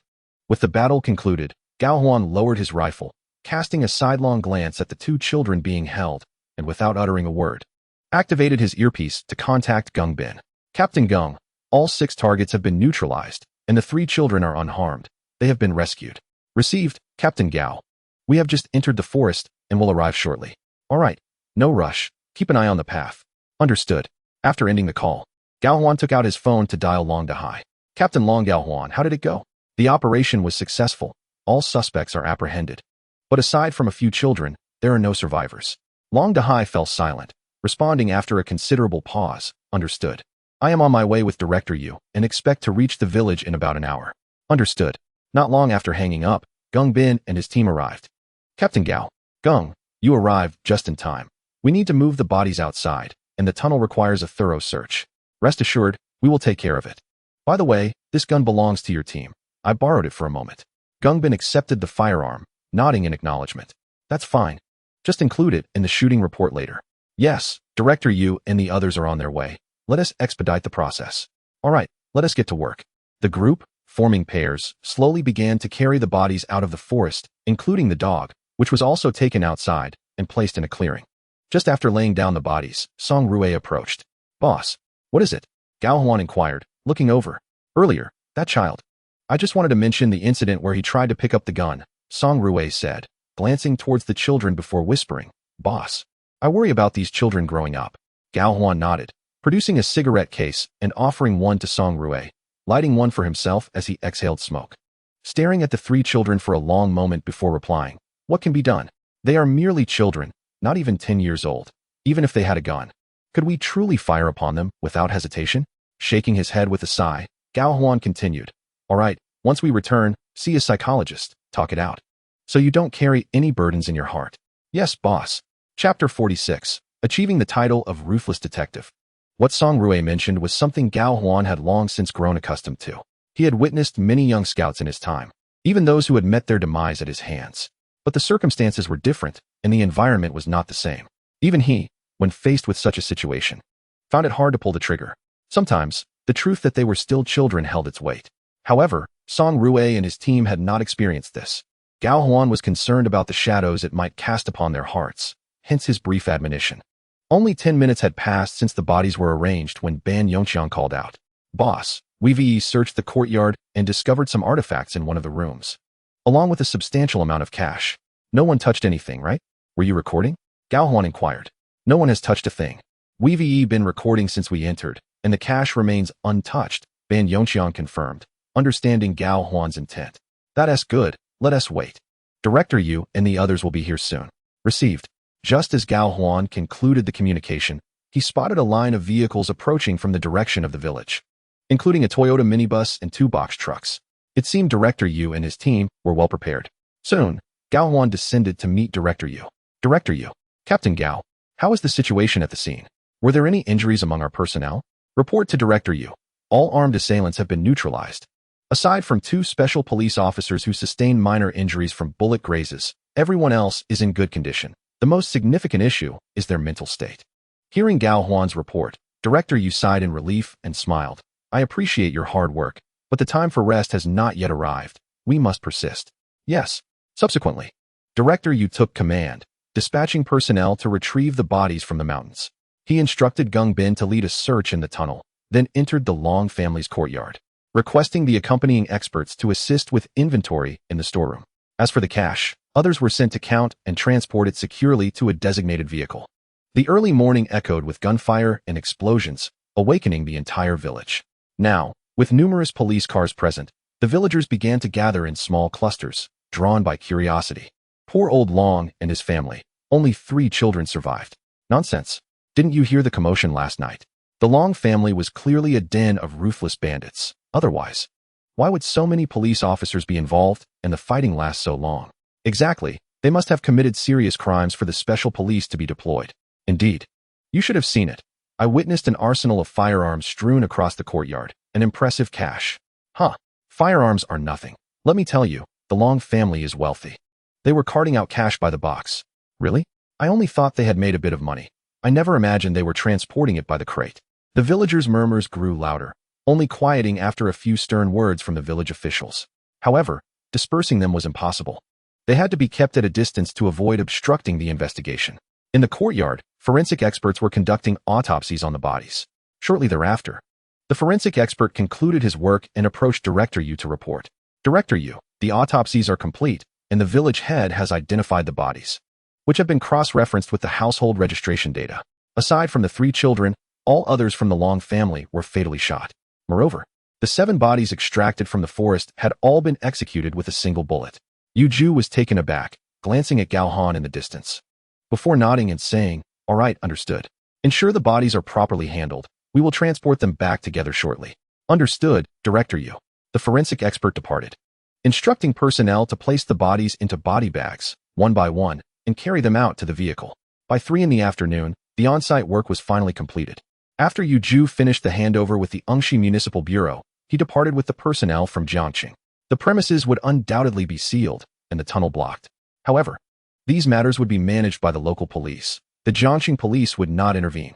More than 3 hours later, around 7 in the evening, a long convoy returned to the Jiangqing Public Security Bureau's South District Branch. The case was primarily handled by the South District Branch, with the Special Police Unit contributing personnel. Hence, all materials related to the case were naturally sent there. Having slept throughout the journey, Gao Han and the others disembarked from the vehicle and immediately resumed their busy activities. Wu Yukai was brought out from the detention center and taken to the mortuary to identify the bodies. The identities of the individuals were confirmed, particularly the orders given to deal with Gong Ling by the individual known as Haizi, along with the 2 sons of the Long family, who were specifically identified. With the case of Gong Ling's murder resolved, Gao Han promptly contacted Gong Ling's parents. Mr. Gong, your daughter's case has been solved. The perpetrator and the mastermind behind the orders were killed on the spot during the arrest, and all other involved parties have been apprehended. Please find a time to come to the Bureau to complete the procedures for claiming your daughter's body. Captain Gao, is that true? Gong Ling's father was overwhelmed with excitement, almost unable to believe the news. Absolutely. Yes, Captain Gao, I will be free tomorrow. My wife and I will come to the Bureau to handle the paperwork. Very well, Mr. Gong. I will be at the Bureau tomorrow. Please call me when you arrive. Also, please accept my condolences. Thank you. After expressing his gratitude, Gong Ling's father broke down in tears over the phone. After waiting for a moment, Gao Han ended the call. The following day, the Gong family arrived, bringing with them a banner. The banner was presented in the name of the criminal investigation team of the branch, but it also noted it was dedicated to the 3rd Unit.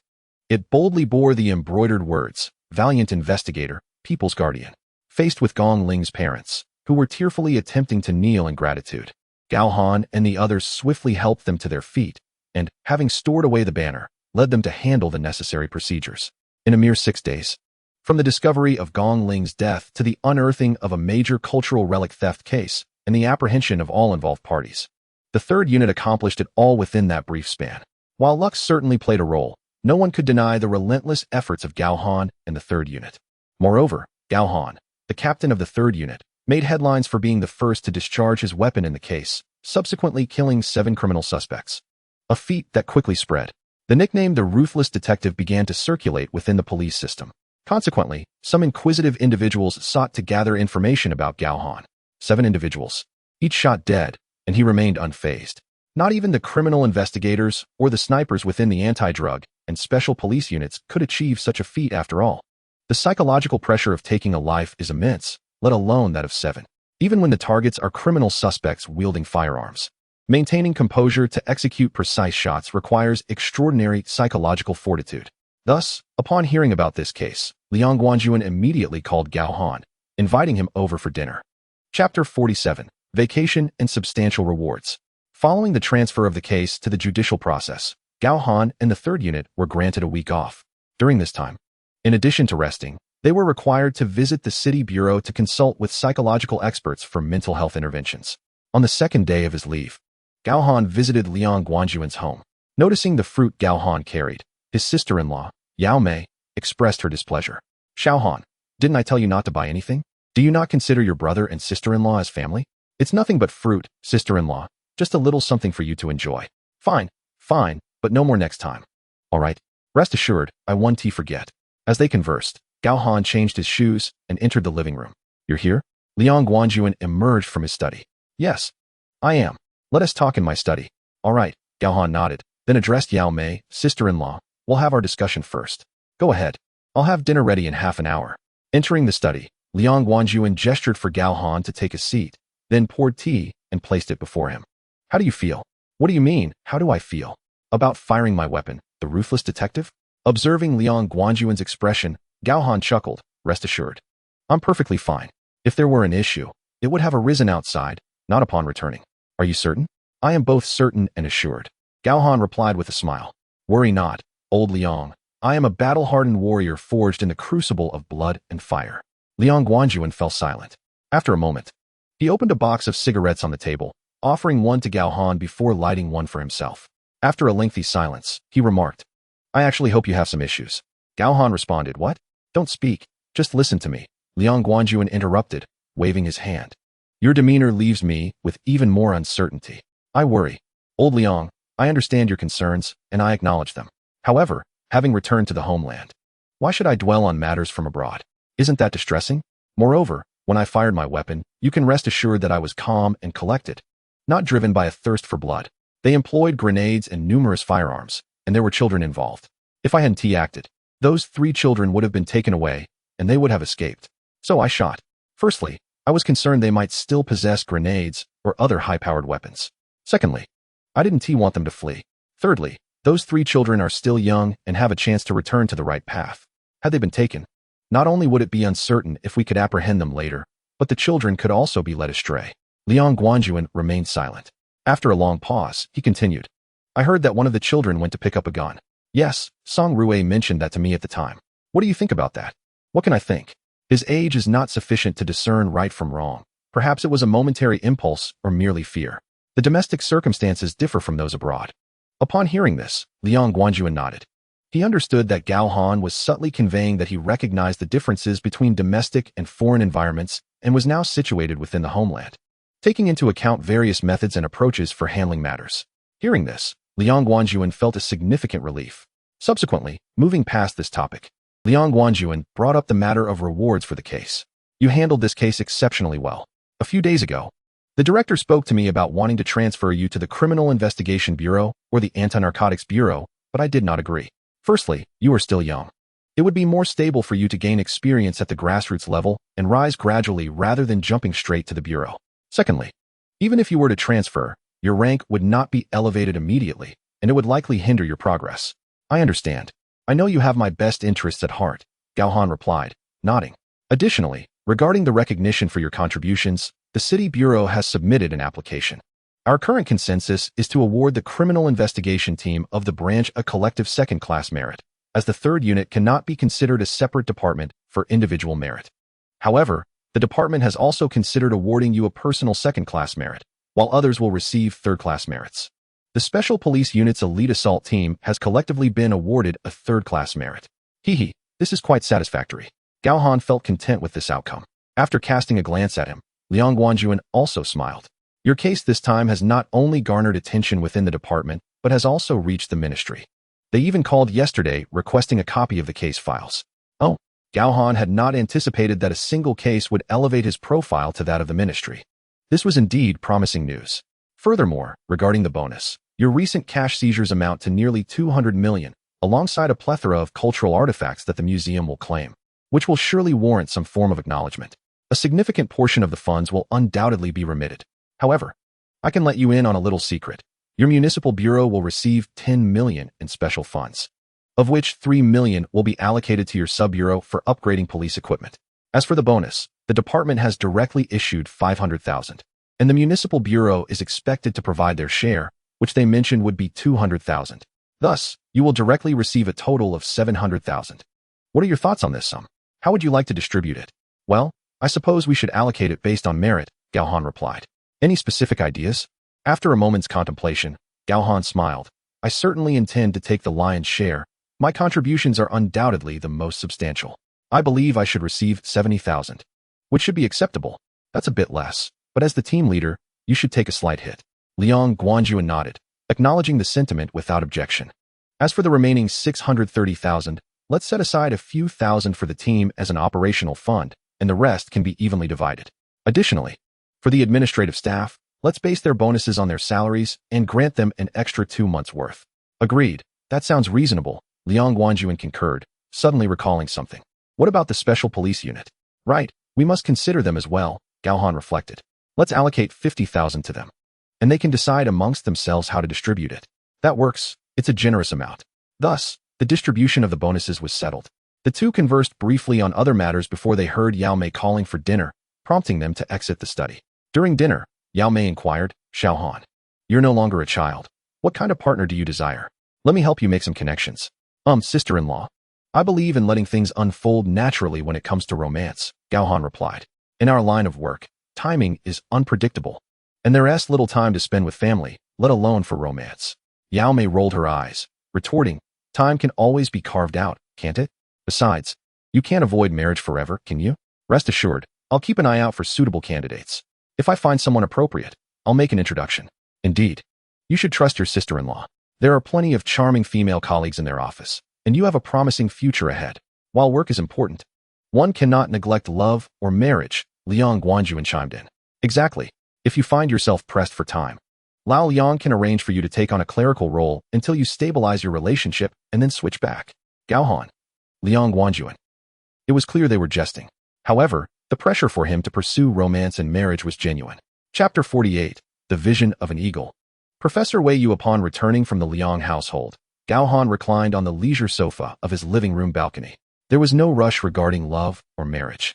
He was scheduled for a psychological evaluation the following day. As the case concluded, the Beast gene extraction system had granted him another extraction opportunity. After issuing the command, he awaited the results, which appeared moments later. Eagle vision. Clear visibility within 1 kilometer, discernible eye details within 100 meters, and minute details within 10 meters. This was indeed a remarkable asset, not to mention the 1 kilometer range, while an ordinary person could merely discern the rough outlines of large objects. Gao Han could see with clarity. The ability to identify eye details from 100 meters proved invaluable for surveillance and tracking.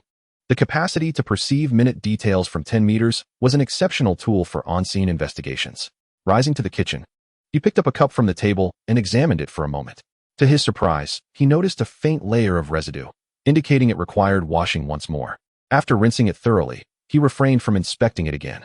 The prospect of a comprehensive cleaning of the entire house seemed daunting.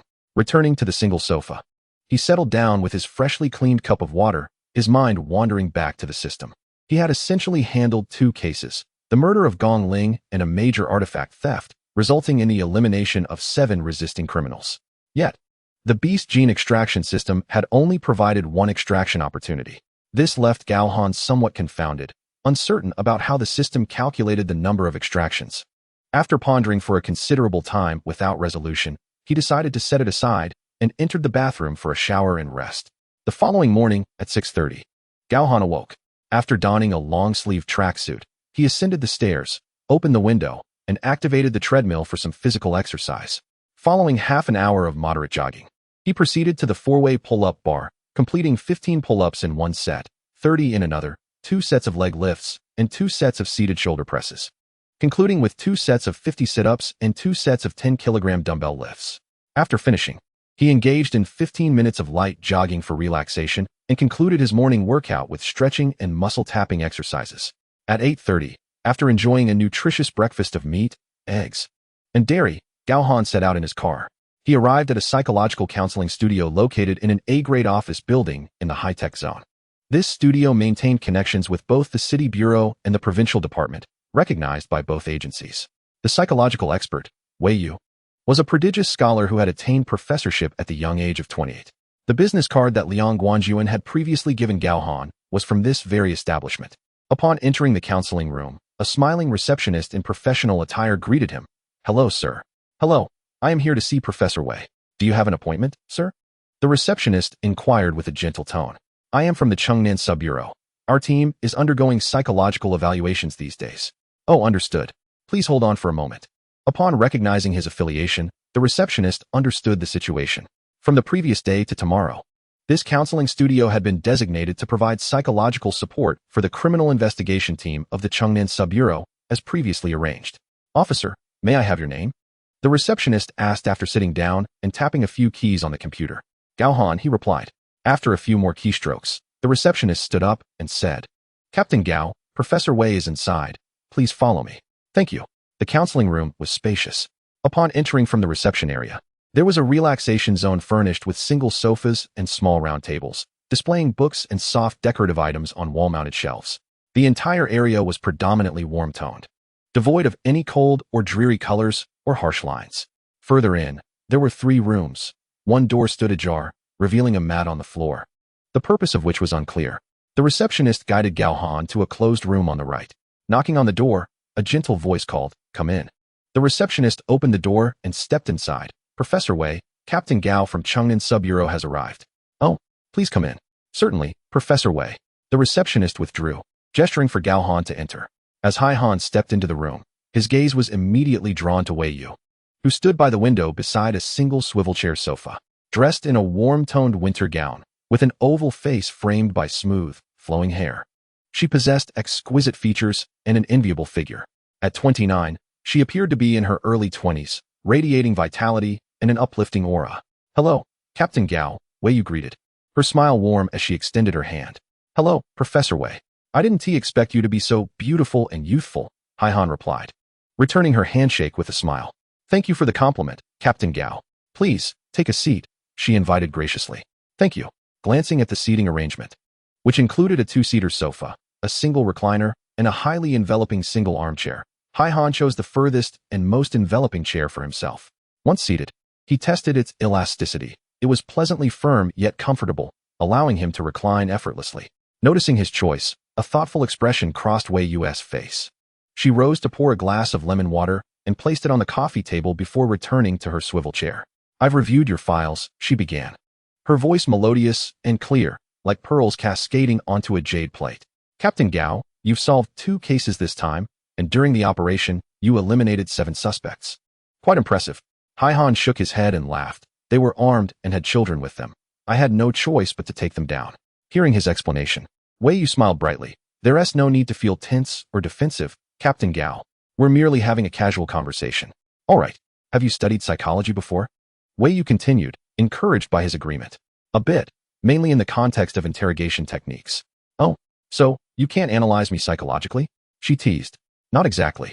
I've only scratched the surface, primarily focusing on counter-interrogation strategies." Nodding, Wei Yu opted not to delve deeper into that topic and continued in a gentle tone. "I've seen 2 files. You just returned to the country, didn't you?" "Yes, I just got back." Did you sleep well? Or were you on the floor or the bed? On the floor, he replied, adding, the bed was too soft. I'm still getting used to it. I understand. It's difficult to change one's habits. Even if you weren't accustomed to sleeping on a hard surface before, 3 years is enough for your body to adapt. However, acknowledging the need to gradually adjust is a significant step forward. There's nothing wrong with that. Thank you. Don't mention it. I noticed that your choice of sofa suggests a lack of security. Am I right? After a moment's reflection, Han did not shy away from the truth, nodding. Professor Wei, your observations are astute. I do indeed lack a sense of security. Do you keep your firearm within reach while you sleep at night? Yes, I do. Do you sleep well? Do you wake up at the slightest sound? I rest adequately, but I do wake up if there's noise. What about extreme reactions? If provoked, I would draw my weapon and assess my surroundings. And in other situations? When you're out on the streets, do sounds startle you? Not during the day. Everything feels normal. Chapter 49, Psychological Assessment, Liang Juanxian's Concerns. The conversation with Wei Yu flowed smoothly, and Han found himself relaxing without even realizing it. After about 40 minutes, as they chatted, a series of sounds erupted from outside the door, but Han merely glanced over, exhibiting no extreme reactions. With a smile, Wei Yu stood. All right, Captain Gao, our conversation has come to an end. You may rest for a while. I have some work to attend to. Thank you. Not at all. Wei Yu approached her wooden desk, took up a pen, and quietly began writing.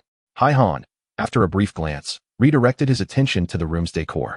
After several minutes, Wei Yu spoke again. Captain Gao, if you wish to take a look around, feel free. Thank you. I won't be a bother, will I? Not at all. Seeing her smiling face, Han nodded and rose to explore the room. 10 minutes passed before Wei Yu paused her writing and approached him as he flipped through a book. Microexpression Analysis. It's a remarkable book, she remarked. Indeed. Although I've only read a few pages, it's quite informative. Is it authored by you, Professor Wei? It's something I wrote for fun. I printed it, but didn't publish it, she replied with a smile. After a moment, she continued. If you're interested, I have 2 more copies. I can gift you one. Thank you very much. It's just a book. Wei Yu returned to her desk, retrieved a new copy, and with a playful blink, asked, would you like me to sign it? Absolutely. After inscribing a dedication to the esteemed investigator Gao Han, along with her signature, she handed the book to him. Han accepted it with both hands, glancing at the signature before saying, thank you, Professor Wei. I shall read it thoroughly. Don't mention it. I merely hope to offer some small assistance. No, you are the one being modest, he replied, tucking the book away. So, has my process concluded? Why? Does Captain Gao wish to leave so soon? Wei Yu tilted her head slightly. Han hesitated for a moment before responding with a smile. Not at all. I would gladly linger in the company of a beauty like you, Professor Wei. All right. The process is complete. You have no issues, and your mental health is sound. You may depart now. The assessment report will be provided to your department later. All right then, Professor Wei, goodbye. Goodbye. After they shook hands, Han exited the room without looking back. With a soft click, as the door closed, Wei Yu's smile remained intact, and she murmured, interesting. Outside, Han encountered Pansy and Yang Lu seated in the lounge area. Boss, the duo greeted as they stood upon his arrival. Yang Lu and Pansy, is it you two today? He inquired.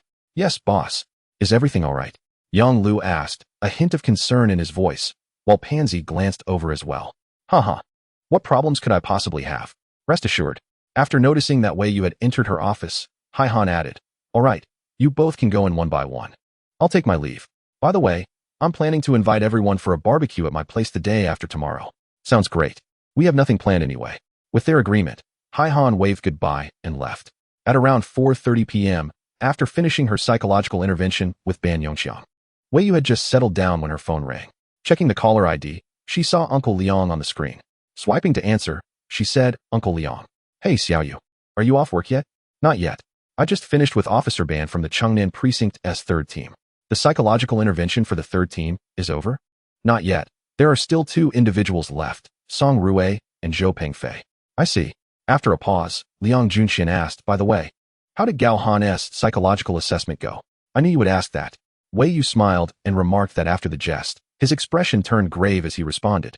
Captain Gao's condition is stable. However, his 3-year experience abroad continues to have an impact on him. Is it a positive or negative influence? Liang Champion inquired, somewhat apprehensively. The influence I refer to is undoubtedly of the adverse variety, though it does not reach the level of being detrimental, Wei Yu clarified. Pausing briefly, he continued. Captain Gao evidently exhibits a lack of security. I inquired about his home situation, and he confessed to fearing his bed, opting instead to sleep on the floor, easily startled by any noise. These are indeed unfavorable effects. Is it serious? Liang Champion, frowning from his office, pressed on. For an average person, it would certainly be deemed serious. Yet, during our discussions, I discovered that Captain Gao possesses a remarkably resilient heart and commendable psychological fortitude. These issues, at present, appear to be merely habitual rather than severe. However, a comprehensive analysis will require considerable time. If he can adjust swiftly, it will not be a significant matter. And what about the incident involving the neutralization of the bandit? Liang Champion queried further. Regarding the elimination of the bandit, I can only assert that he exhibited no signs of discomfort. This is another point of concern for me. Nevertheless, from our discussions, it was clear that he did not act impulsively or reactively. Rather, he engaged in calm analysis. Coupled with his prior psychological training, I believe the issue should not be substantial. Overall, his current psychological state appears sound and should not impede his work. I wish to understand the impact on his personal life, Liang Champion mentioned. In terms of his personal life, it may not be suitable for him to pursue a romantic relationship at this time. We should revisit this once he has adjusted. Understood, Liang Champion acknowledged. After a brief pause, he posed a hypothetical question. Suppose, and I emphasize suppose, he were to enter a relationship now. Would that aid in his adjustment? After contemplating for a few moments, Wei Yu replied, I cannot be certain, but my recommendation would be to refrain for the time being. If he were to engage with someone who truly cares for him and does not impose any burdens, it could have a positive impact. However, if the relationship proves unfavorable, the trivialities of daily life may exacerbate his discomfort, ultimately hindering his self-adjustment. Very well, I shall bear this in mind. Concluding the conversation, Liang Champion urged, then, shall you? Please keep a close watch on him when you have the opportunity. Consider it a favor to Uncle Liang. Rest assured, Uncle Liang, I will pay attention. Wei Yu assured him. All right then, do come over for dinner this weekend. Mei has mentioned it to me several times. He certainly. Saturday it is. I shall come for Mei's braised pork, Wei Yu exclaimed, laughter in his voice. Ha ha ha, splendid. I will inform Mei to prepare it for you. Liang Champion responded cheerfully. Goodbye, Uncle Liang. Yes, leave work early and rest well. Farewell. Chapter 50, Team Gathering. On Thursday morning, after rising for his exercise routine and having breakfast, Gao Han departed before 8 o'clock. Nearby, there was a large agricultural market offering a multitude of goods, which he frequented for his grocery shopping. Not only were the prices economical, but the variety was also extensive, ranging from vegetables and fruits to pork, beef, lamb, chicken, duck, fish, and even seafood. Today, he intended to procure ingredients for a barbecue. How much for the potatoes? Gao Han inquired. And what about the 3-month melons? How much are they? I'll take some corn. Please give me a bag. Thank you. Soon, with the vegetables purchased, Gao Han proceeded towards the meat stall. With 11 people in the team, including himself, 2 of whom were female, he needed to prepare ample food, particularly meat. He purchased several pounds of beef tenderloin, beef belly, and pork belly. After perusing the seafood stalls, he selected one with the clearest water and reasonable prices, ordering an oyster for each person, along with shrimp and a small yellow fish for everyone. The total expenditure exceeded 1,000. With limited savings of only a few tens of thousands and no bonus yet received, he refrained from indulging further, dismissing the idea of lobster after merely glancing at it. Lastly, he acquired seasonings for the barbecue and marinated meat before heading home. Upon returning, Gao Han placed the ingredients on the dining table and swiftly went downstairs to retrieve the barbecue grill and charcoal he had ordered the previous day. After laboriously transporting them up the elevator, he set up the grill and charcoal in the rooftop garden beneath the awning before returning downstairs to prepare the ingredients. Instead of skewering the meat, he sliced it into pieces to marinate in a mixing bowl. The seafood remained untouched, directly stored in the refrigerator for later cleaning and use. The vegetables were also washed and chopped. The corn required some effort, needing to be shucked before threading each kernel onto skewers. Once he finished with the other ingredients, Gao Han settled in the living room to shuck the corn. Shortly after 10:20, it seemed as though everyone had coordinated their arrival, all arriving simultaneously. Hearing the doorbell, Gao Han rose to open the door. Boss, we're here, they exclaimed, having brought drinks and beer. Ah, I knew I had forgotten something. Thankfully you brought it, otherwise, I would have had to make another trip. Come in, come in. Gao Han quickly stepped aside, saying, I apologize, I didn't prepare enough slippers, just come in. Is that appropriate? You've gone to the trouble of cleaning, Su Xiaolin remarked. It's fine, we have tomorrow to rest. Come on in, Gao Han insisted. Hearing this, the group entered. Once inside, Gao Han invited a few to help shuck corn while the others carried the ingredients upstairs. Since it was the team's first gathering, Gao Han did not invite family members, deciding to wait until everyone became more familiar with one another. The group busily moved upstairs, igniting the grill in preparation. Those with free time took the opportunity to explore the house. Wow, boss, your place is enormous. It's not that large, it just has a rooftop garden. Gao Han humbly replied. Boss, you're not a second-generation wealthy kid, are you? What second-generation wealthy kid? Don't they all live in villas? This is thanks to my sister-in-law's assistance, Gao Han answered with a chuckle. Who doesn't he live in a villa when they're a second-generation wealthy kid? Boss, considering the location and size of your house, it must have cost a fair sum. You're at least from a middle to high-income family, they remarked. Gao Han smiled without responding. Noticing the time was appropriate, he beckoned everyone to gather around the garden's seating area. He then took his place as the head chef for the barbecue. As they grilled and chatted, the atmosphere grew lively. Gao Han also inquired about Song Rui and Zhou Pengfei's conditions, relieved to learn that both had fared well in their evaluations and had not experienced any nightmares recently. That is how it should be. Our purpose is to combat crime. The children we rescued were not innocent due to their circumstances, but rather because of their youth, granting them a chance for redemption. These children enjoy the ill-gotten gains of their parents. From another perspective, are they truly innocent? Would an innocent child reach for a gun? Thus, do not dwell on it. Just look outside, especially at the chaotic scenes depicted in documentaries and films from the Triangular region. There, it is utter disorder. Young children, barely of age, are everywhere. They are not children. They are soldiers, ready to unleash gunfire without hesitation. If faced with such a situation, can we still regard them as mere children? They are enemies. Exactly, boss is right. The recently released film Mekong River depicted such scenes, didn't it? Initially, I thought it was an exaggeration. Exaggeration? It still downplayed the reality. Much of it could not pass domestic scrutiny. A group of individuals engaged in lively conversation, with Zhou Pengfei and Song Rui visibly more at ease. Clearly, although the events of that day had not left a significant impact, they had nonetheless injected a thorn into their hearts. However, it seemed that this thorn was nearing extraction. The residual discomfort would, with the passage of time, gradually subside. As they progressed through their meal, Gao Han placed a platter of oysters on the table, clapped his hands, and cheerfully announced, "Let me share another piece of good news." Everyone turned their attention towards him. This case was handled exceptionally well. I've received word that we should set aside the matter of recognition for the moment and discuss the bonuses. Our team will receive a cash reward of 700,000 yuan, to be allocated based on merit. The Special Police Task Force's elite assault team will receive 50,000. As for the remainder, I will take 70,000. Sister Lin will get 2 months' salary, and everyone else will receive 50,000 each.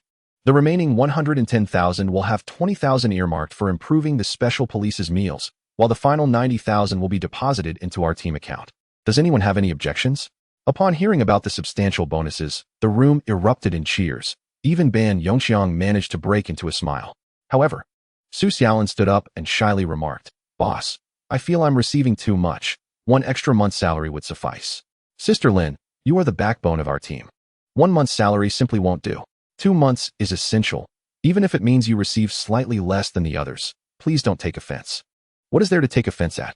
I consider myself fortunate, Su Xiaolin replied, seeing that no one else objected and thus relented, for no one would refuse additional earnings. Thank you, boss. No need for thanks, Sister Lin. Now, what about the rest of you? Any issues? Gao Han smiled and looked around. No objections here. Boss, aren't you taking a bit less? Yang Hui raised an eyebrow and inquired. Indeed, boss, you were the one who spotted the discrepancies, and most of the clues were uncovered by you. You were also the one who fired the most shots during the final operation. Since there are no objections, then it's settled. By your logic, I should take it all, Gao Han joked, eliciting laughter from everyone. All right, having shared that news, let me add another. Our squad will not be receiving individual commendations, but the Criminal Investigation Division has awarded us a collective second-class merit.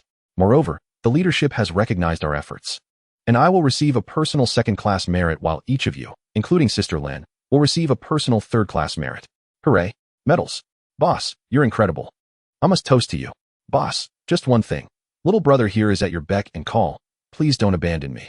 The news of the merit medals brought even greater joy than the monetary rewards, as everyone raised their glasses to toast Gao Han, indulging in playful antics. Money could be spent, but medals were heirlooms, symbols of pride that would bolster their stature for the rest of their lives.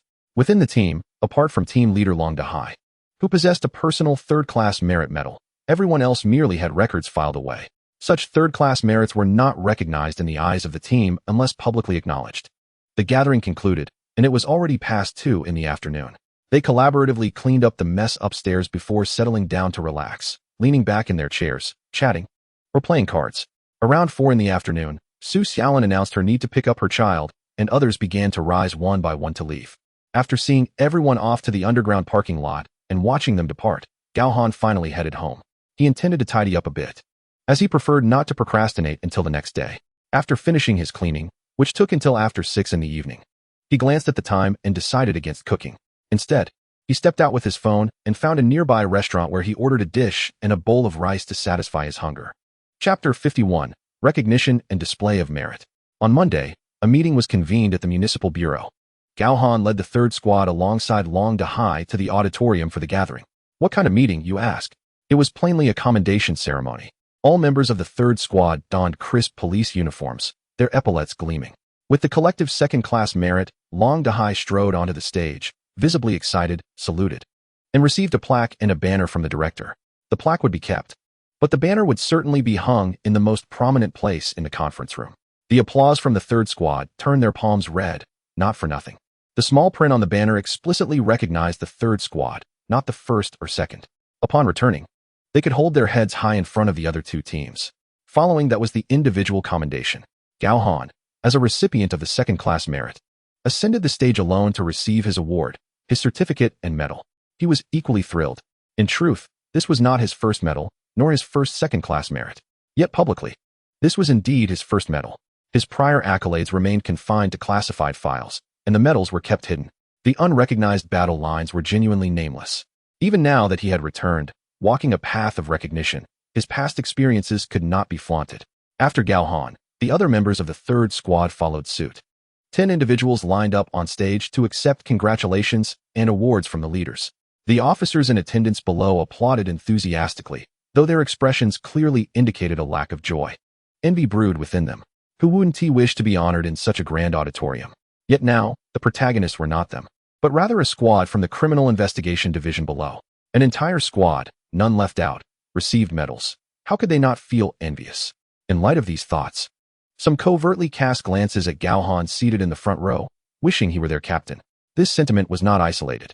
Once the commendation ceremony concluded, Long Dahai whisked Gao Han and the others away, leaving even the director of the Criminal Investigation Department with no time to chat. Long Dahai was well aware of the man's intentions. However, Gao Han was now the star of the Southern District. If he were to be poached during a mere commendation ceremony, he would have difficulty explaining himself to the Bureau's leaders. As for facing backlash, Long Dahai remained unfazed. Should any issues arise, he would step in. Director Chao Dachuan would certainly maintain stability. In the office of Long Dahai at the Sub-Bureau, he remarked, "Captain, the collective second-class merit awarded to our team is largely due to your efforts. Ha ha ha. Oh, don't say that. It's a collective endeavor." Gao Han responded humbly.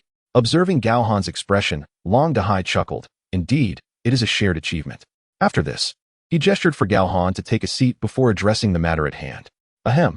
The performance of your third squad has been noted by both the team and Bureau leadership. The bonus has already been dispersed, 700,000, every yuan accounted for. However, I suggest you extend some goodwill to the first and second squads as well. After all, one person feasting while others merely sip broth fosters unity. Gao Han paused momentarily but quickly responded with a smile. Certainly, Captain. We had discussed this beforehand. After the distribution, there won't be much left. But we plan to allocate 20,000 to the public accounts of both the first and second squads to enhance their meals. Ha ha ha, that's generous. It's sufficient. As long as you've come to an agreement, ensure everyone's sentiments are considered. Let's avoid any discontent. Rest assured, Captain, we are comrades in arms. And everyone understands. There won't be any dissatisfaction. Good, that's reassuring. Long Dahai nodded in satisfaction before adding, by the way, the procurement of police equipment and vehicles is underway. The Bureau has decided to replace all 4 of your squad's assigned vehicles with new ones, 2 brand new sedans and 2 SUVs. A sedan, specifically a Passat and a Magotan, alongside an off-roader, a Cheetah and a Jeep, are currently undergoing modifications, expected to be completed by next week at the latest. While the vehicles within our team are still operational, their power is somewhat lacking. By the way, can the off-road vehicle be equipped with a collision bar? It certainly must be installed. Even the sedans are outfitted with them. Having completely replaced the bumpers with sturdy, durable alternatives. That is reassuring, Gao Han chuckled. Police vehicles, in addition to power requirements, must also be robust. After all, when intercepting high-speed vehicles, if we cannot match their force, it could lead to disastrous consequences, endangering our own personnel. Well then, nothing more to discuss, you may go. All right, Captain Long, I will take my leave. By the way, I will have Sister Lin send over the assigned list and amounts shortly. Yes, that works. Have her deliver it. And I will sign it before sending it to the financial department along with this month's payroll. Thank you, Captain Long. With that, Gao Han exited Long Dahai's office and entered the office area of Team 3, where he found only Su Xiaolin present. Sister Lin, where is everyone else? Su Xiaolin pouted, saying, they have all gone over to Teams 1 and 2 to show off. Even Lao Ban is being excessive. Taking Miao Yong and Sun Xiangjuan out for a smoke, proudly displaying his medal. Gao Han, these people truly know how to amuse me. Shaking his head in disbelief, Gao Han shifted to serious matters. By the way, Sister Lin, could you please compile a list for the distribution of our bonuses? Include those from the SWAT team and the Special Operations Unit as well. And since we have 90,000 left, let us allocate 20,000 each to Teams 1 and 2 for the public account. No private distributions. All right, boss, I understand. You handle it, and once ready, send it over to Captain Long for his signature. It will be included in this month's payroll. Ahem, I'll go put on my medal and take a stroll. After saying this, Gao Han dashed back to his office, pinned the second-class merit medal to his chest, and excitedly stepped out with a pack of Zhonghua cigarettes in hand. Su Xiaolin, ahem, Lao Ban, is that you?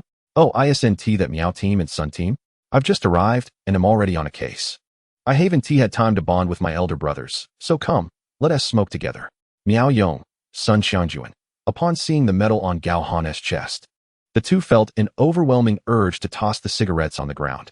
Damn it, this is too much. One class leader is one thing, but now Gao Han, as the captain, has come to flaunt it. How could he be so brazen?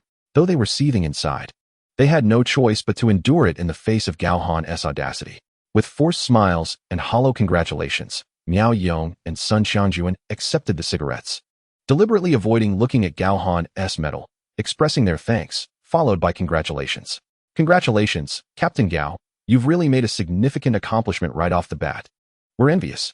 Indeed, Captain Gao, we hope you'll look after us more in the future. Ahem, it's all good. You two are the seniors. I'm merely a newcomer, and we should learn from each other. As Gao Han spoke, Ban Yongqiang, who preferred to remain understated, took a step back. Lighting the cigarette Gao Han handed him. Damn it, the two were speechless. This newcomer claiming to be humble seems a bit sardonic, doesn't he? Noticing that the two appeared genuinely upset, Gao Han quickly lightened the mood. Ha ha, my esteemed captains, my dear elder brothers, please don't be angry. Let me assure you, I am not one to overlook courtesy. After saying this, Gao Han glanced down the corridor, lowering his voice, and continued. I've already arranged for 2,000 for each of you, placed in the public account, to treat the brothers from Teams 1 and 2. Hearing this, the 2's spirits lifted considerably. After all, they were being recognized and included, and given that Gao Han had just joined, this gesture meant a lot. Their expressions brightened with sincerity. All right, Captain Gao, you are truly generous. I, Miao Yong, acknowledge you as a brother. Yes, Captain Gao does indeed possess a broad mind. Remember me when you have a case in the future. I'll also recognize you as a brother. Seeing their change in demeanor, Gao Han felt pleased as well. He exchanged a knowing glance with Ban Yongqiang, and the two decided to call it a day, sending a message to recall everyone else. Don't go overboard. You might really end up in trouble. Chapter 52. Picking up Nian Nian from school. Dayo, look at this medal. Isn't it dazzling? Feng Dayo. Let me tell you, during the operation, we were quite anxious. The Long family is a veritable den of danger, men, women, and children. Except for the little ones who don't carry guns. Feng Dayo, listening to Lu Juanxiang boast beside him. Dayo's expression darkened as he clenched his fists on his knees, feeling increasingly frustrated. This guy keeps repeating himself, occasionally flaunting his medal. Honestly, I'm tempted to give him a good thrashing. What should I do? This scene was not limited to Team 1. Team 2's office area was equally lively, with Yang Hui gathering everyone from Team 2 who were at the station, preventing those who tried to leave. Everyone's fists were clenched tightly, their smiles strained and forced. Unlike the atmosphere in Teams 1 and 2's offices, Yang Lu chose not to join the commotion but instead chatted in the lounge with a few female colleagues from the team. Her posture straight and the medal on her chest gleaming brightly. The others looked on with envy as they listened to Yang Lu recount tales of battles in the village, occasionally chiming in with exclamations of surprise. until they received a message from Gao Han. Everyone decided to gracefully take their leave, each finding an excuse to exit quickly. Upon returning to Team 1, Miao Yong noticed everyone's sour expressions. He could guess the reason, having just experienced something similar not long ago. What's wrong? Why the long faces? Who are you showing this to? After Gao Han's lighthearted remarks, he knew they had received benefits, and Miao Yong's mood had improved somewhat. Brother, it's Team 3. They are two. Feng Dayo stood up, visibly agitated. To what? Miao Yong interrupted Feng Dayo, asserting, they from Team 3 have achieved merit, earning our team a collective second-class honor. What's the issue? Does this collective not include you? They gained benefits. Should they not be allowed to celebrate? If you have the skills, why not solve a major case yourself? Pouting here in frustration only makes you look petty. The group fell silent, realizing he had a point. This collective second-class honor was indeed shared by everyone in the criminal investigation team. They had received benefits without earning them, and it felt somewhat unjust to sulk. But that anger, well, it's not worth it. Who is to blame for not striving harder? All right, everyone, let us be clear. Captain Gao from Team 3 is magnanimous. 2,000 has been directly allocated to our team, and Team 2 will also receive funds, which will be placed in the public account for everyone to use. They are generous, so we must not be stingy. Let us all put our emotions aside. Showing a long face is like slapping ourselves. Focus on your work. If you feel inadequate, strive to improve and handle the next case more impressively. Understood? Yes, understood.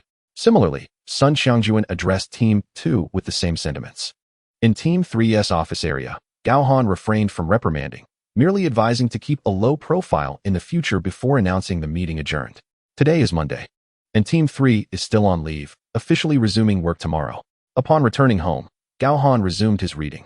His family was absent from Jiangxing, and his former classmates had lost contact due to events that transpired over 3 years ago. After such a long absence, reconnecting felt rather awkward. At 4 in the afternoon, Gao Han's phone chimed. Hello, Sister Yingzi. Xiaohan, I heard you have the day off today? Song Yingzi's voice resonated through the phone. Yes, I'm off today. What's up, sister? Well, Xiaohan, I have some work left unfinished today. Could you possibly go to the school and pick up Nian for me? Sure. I'll pick her up. Once I have her, I'll bring her to my place. Call me when you're done, and I'll return her. Thank you so much. Xiaohan, no need to be polite. Yingzi, by the way, what time does Nian finish school? She gets out at 5 o'clock. They all finish at the same time. Just wait at the designated pickup point at number 9. All right, I'll keep an eye on the time and head over. Don't worry. After hanging up, Gao Han glanced at the clock. It was already past 4. His residence was a fair distance from Nian's school, so he decided to leave immediately to avoid any delays. Upon arriving at the school, he parked on the side of the road and, looking up, spotted the designated pickup point. Though it was only around 4:30, several parents had already gathered nearby. Most of those waiting were elderly relatives rather than parents.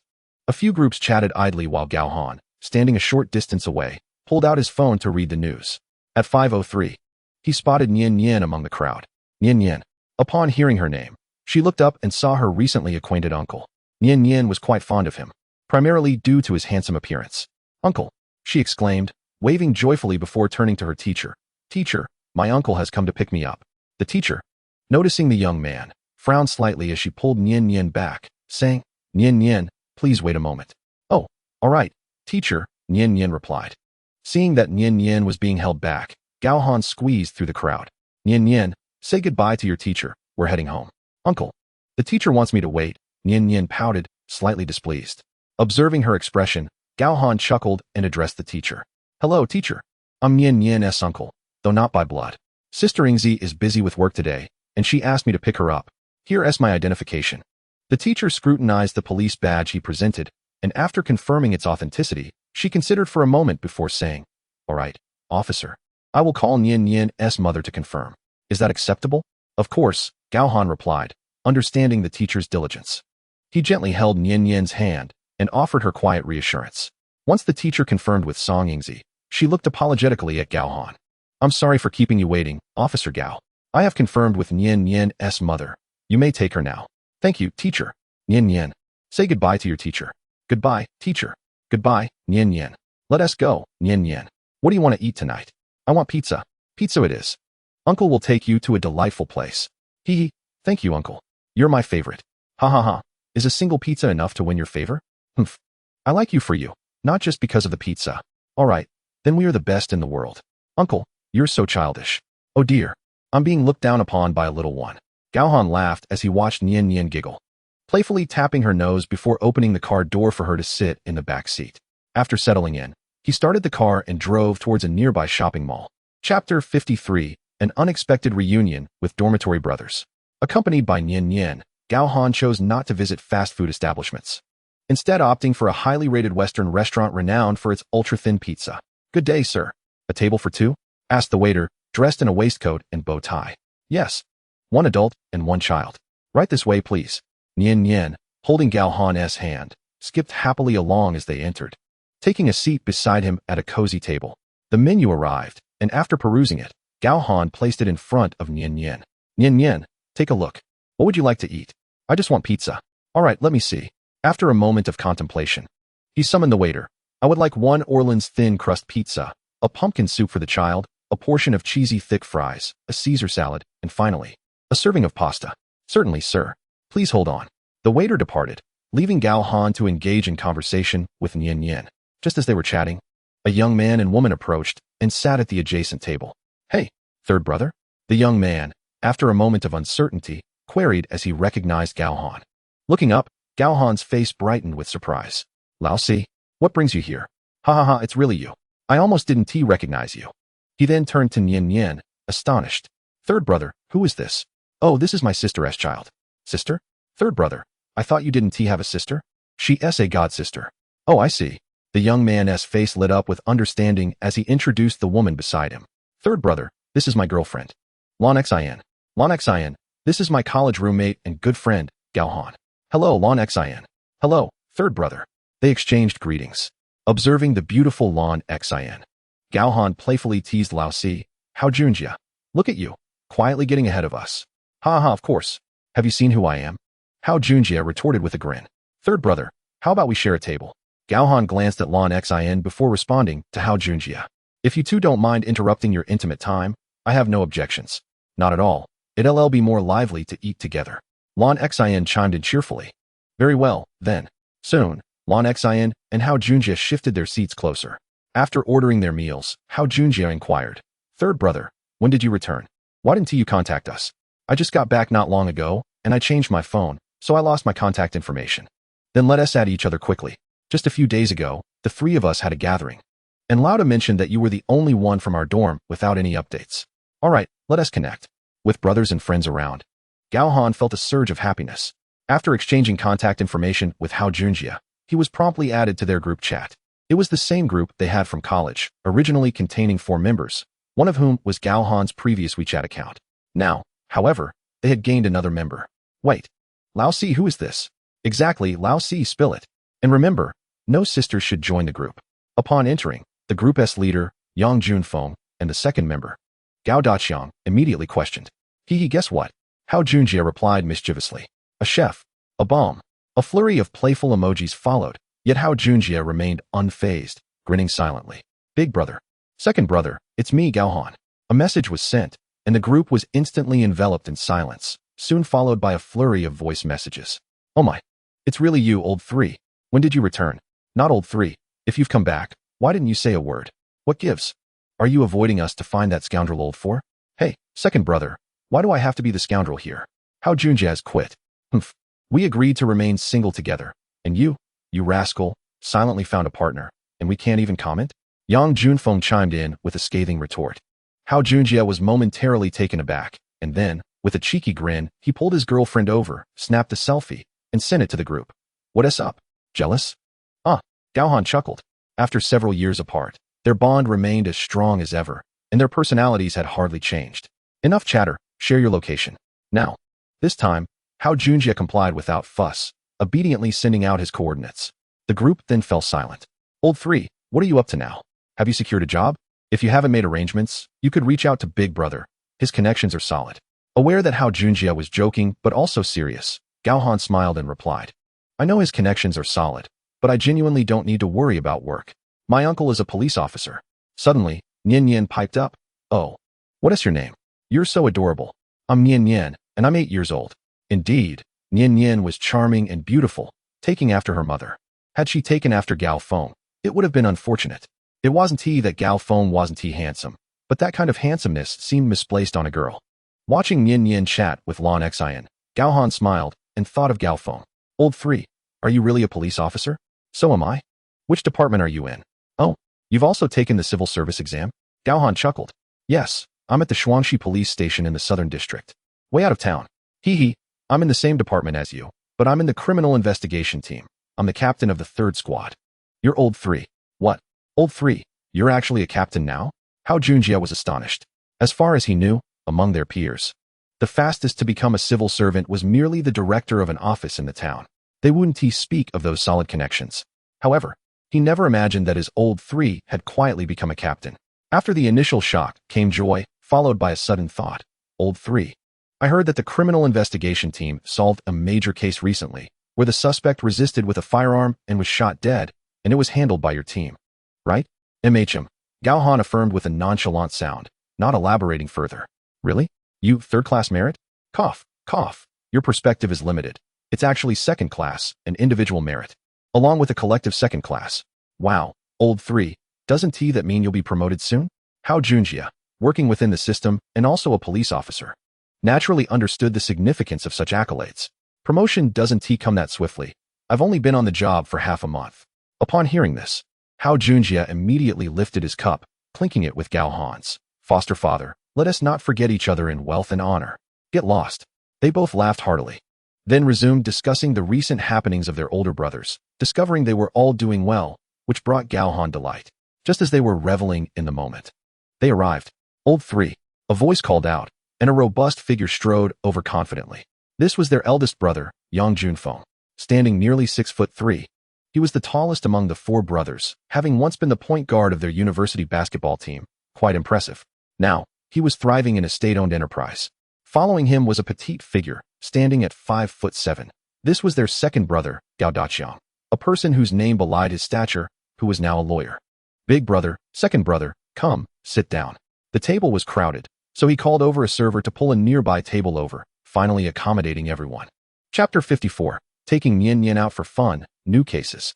The 4 brothers had finally gathered, and there was much to discuss. Meanwhile, Lon Xian took the initiative to look after Nian Nian. They started dining at 6 and continued until 8:30, when Gao Han received a call from Song Yingzi, prompting him to part ways, taking the child and Hao Junjie homeward. At Song Yingzi's residence. Ding ding ding, ding ding ding. Here it comes. The anti-theft door swung open, revealing Song Yingzi at the threshold. Mom. Upon seeing her mother, Nian Nian dashed forward. Hey Nian Nian. Embracing her daughter, Song Yingzi noticed Gao Han standing outside, unmoving, and said, come in. I want to come in. Yingzi, Nian Nian has school tomorrow, and I have to rise early for work. By the way, here are 3 red envelopes from my roommates for Nian Nian. Please accept them. Roommates? Yes, college dorm roommates, the kind of close relationship. Having friends is a good thing.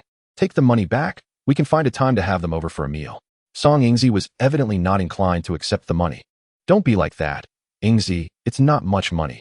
It's their small token of appreciation, mainly because they find Nian Nian adorable. If they knew, they would have had to buy gifts. Take it, buy Nian Nian some toys or dolls. All right, but next time you're off, remember to remind me. I'll treat everyone to a meal.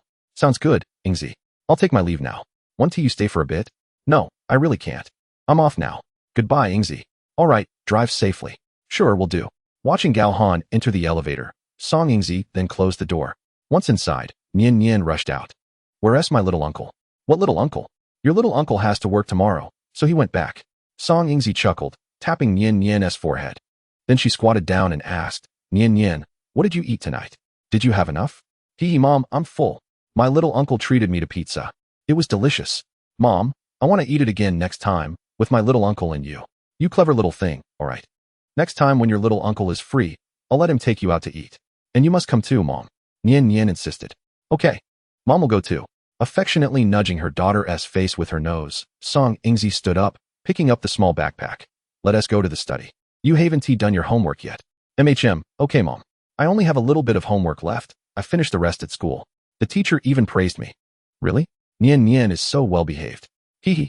Nian Nian is the best. Around 2 in the morning, less than 100 meters from the Zilin Road police station. Within room 401 of Building 3, a shadow slowly approached the bedroom door with a wrench in hand. Pressing an ear against the door to listen for a few seconds before gently twisting the doorknob, creating a small opening, and stealthily entering. Inside, a man lay fast asleep on the large bed. After pausing for 2 seconds, the shadow moved forward again, creeping toward the bedside table. Upon reaching the table, the shadow carefully glanced at the man on the bed before slowly crouching down and cautiously opening the drawer, rummaging through it. Bang! A faint sound echoed as a medicine bottle toppled over.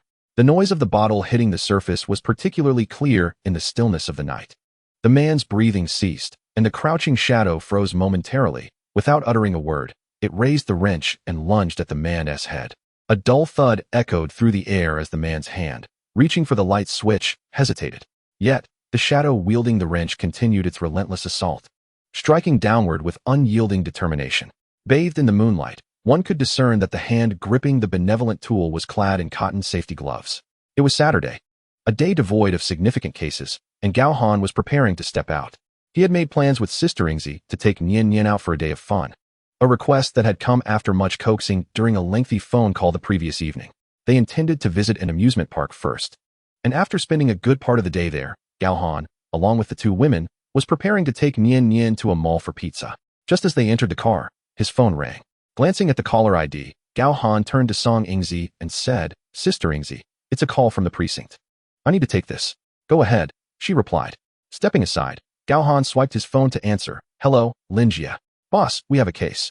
A body has been discovered at Unit 401, Building 2 of the Osmanthus Garden, adjacent to the Chui Lin Road police station. It was reported by a neighbor." "Understood. I'll head over immediately. By the way, have Lao Ban and the others been notified?" "Not yet. Please inform them as soon as possible. I'm a bit far away. It will take at least 40 minutes to arrive." "Okay, boss." Hanging up, Gao Han returned to the car, where Nian Nian was looking up at him with anticipation. He felt a pang of regret as he said, "I'm sorry, Nian Nian, but I have to go back to work. Would you like to have pizza with your mother instead?" She pouted slightly after glancing at her mother. "All right, uncle, you go do your work. I'll be fine with mama." "Good girl, Nian Nian." Having reassured the little one, Gao Han turned to Song Ingzi and said, "I apologize, Sister Ingzi, but there's an urgent case." "It's all right, you go ahead. I can take a taxi back later. Let me drive you to the main road." "No need. I can manage with Nian Nian. You should leave quickly. It's easy to get a taxi here." "Very well." After exchanging farewells with Nian Nian and Song Ingzi, Gao Han set off in his car. Upon reaching Osmanthus Garden, he parked at the entrance and hurried inside. "Captain Gao." "Hello, Captain Gao, the body is upstairs. Follow me." "Thank you." He followed the guiding officer upstairs, arriving at the door of Unit 401. As he reached the entrance, he instinctively covered his nose with his hand, frowning as he asked, "What is that smell?"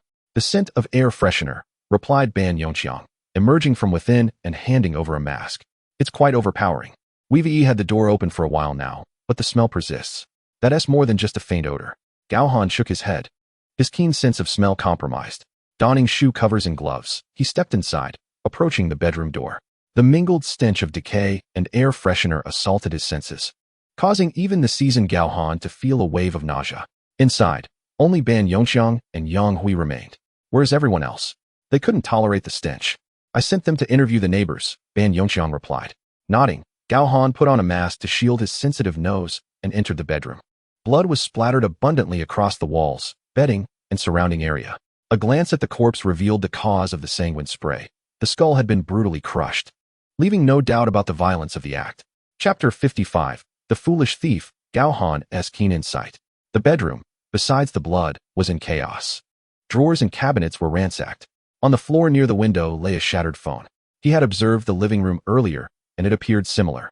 Every conceivable hiding place had been searched, albeit carelessly. It seemed the perpetrator was a heedless thief. "Boss, the living room window is closed, but the lock is undone. Additionally, several bars of the protective railing outside are broken, and we found a few shoe prints on the wall outside." Listening to Ban Yongqiang's report, Gao Han followed his lead to inspect the findings. The railing was hollow steel, with a section sawed out. Staring at the gap for a moment, Gao Han descended and brushed off his hands, asking, "Did the deceased live alone?" "No, the deceased was originally living with two others, an elderly spouse and a grandson. However, the spouse recently joined a tour group, and the grandson was taken back to his parents' home. We have contacted the deceased's family, but they have yet to arrive. Let me know when they do." Gao Han nodded. "Understood, boss." Pausing, Gao Han inquired of Ban Yongqiang and Yang Hui, "What are your thoughts? Burglary gone wrong, leading to murder?" They exchanged glances before voicing their consensus. Gao Han refrained from offering his opinion, asking instead, What valuables are missing? Ban Yongxiang remained silent while Yang Hui responded. Upon our arrival, we conducted a scene examination with the technical team. The room was in disarray, and we discovered several empty jewelry boxes in the bedroom closet. Additionally, we found a 50 yuan bill on the floor. After analysis, we believe this bill was inadvertently left behind by the perpetrator while taking cash. Gao Han, intrigued, continued, what about the point of entry? The window. However, there are no signs of a rope used for climbing from the roof, so perhaps the thief climbed up from below. The odd part is that shoe prints are only found on the fourth floor exterior. There are none above or below. Upon hearing this, Gao Han smiled slightly and pressed on. How long has the deceased been dead? Over 5 days. The coroner assessed the body's swelling to make this determination. A more precise time frame will come after the autopsy. Came the reply. All right, and what of the murder weapon? We only know it was a blunt object. The skull was smashed beyond recognition. The coroner will attempt to piece it together later. No weapon was found at the scene. None. None at all. Then allow me to share my thoughts. Pointing to the disarray in the living room, Gao Han stated, these items were tossed to the ground, suggesting a hasty search rather than a meticulous search, indicative of a careless thief. Furthermore, as Yang just mentioned, the shoe prints are only found on the fourth floor exterior, with none above or below. Why is that? Because after sawing through the protective railing, the thief could only leave prints in that specific location without any means to aid their ascent or descent. Ban Yongxiang interjected, so, boss, are you suggesting the shoe prints were intentionally left by the perpetrator, and that the motive was not burglary? Then what was it? Murder? Yang Hui chimed in. But the deceased, Song Songlin, was a man in his 50s, nearing 60. Who would want him dead? Why would anyone want to kill him? Gao Han sighed, seemingly pondering aloud. Indeed, who would want to kill him?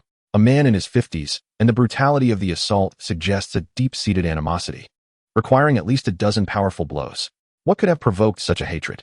After a moment of thought, Ban Yongxiang swiftly approached the door to inspect the lock before returning. Boss, based on your earlier observations regarding the shoe prints, the sawn protective window, and the disarray, it seems the perpetrator intentionally orchestrated this scene to mislead us into believing it was a burglary gone wrong. If that is the case, it suggests familiarity with the victim. I checked the door lock. There are no signs of forced entry, indicating that the perpetrator likely had a key.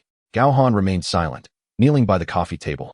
Pointing at the oily peanuts and boiled edamame scattered atop it, he inquired, did the deceased drink before his death? Yes, when we entered, we found these, along with 4 or 5 empty liquor bottles, Ban Yongxiang replied. Have you sent someone to inquire about this? Gao Han pressed. We've mentioned it. Very well. Let us await the arrival of the deceased's family. Understood, Chief. With that, Gao Han began to survey the surroundings once more. He wandered around the room, exploring another bedroom and the kitchen. Upon reaching the kitchen, he paused.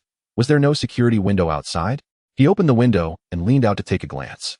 To his surprise, there was an air conditioning unit right next to him, lined up with several others, starting from the first floor. His gaze sharpened. These outdoor units lacked covers, and remarkably, the tops were quite clean. Old Ban, Old Yang, he called. The two hurried in. Take a look at those air conditioning units. They leaned in closer, exchanged a silent glance after inspecting them, and fell into contemplation. Suddenly, Ban Yongxiang's eyes lit up. Something's amiss with those units. The tops are all remarkably clean. Someone has wiped them down. Indeed.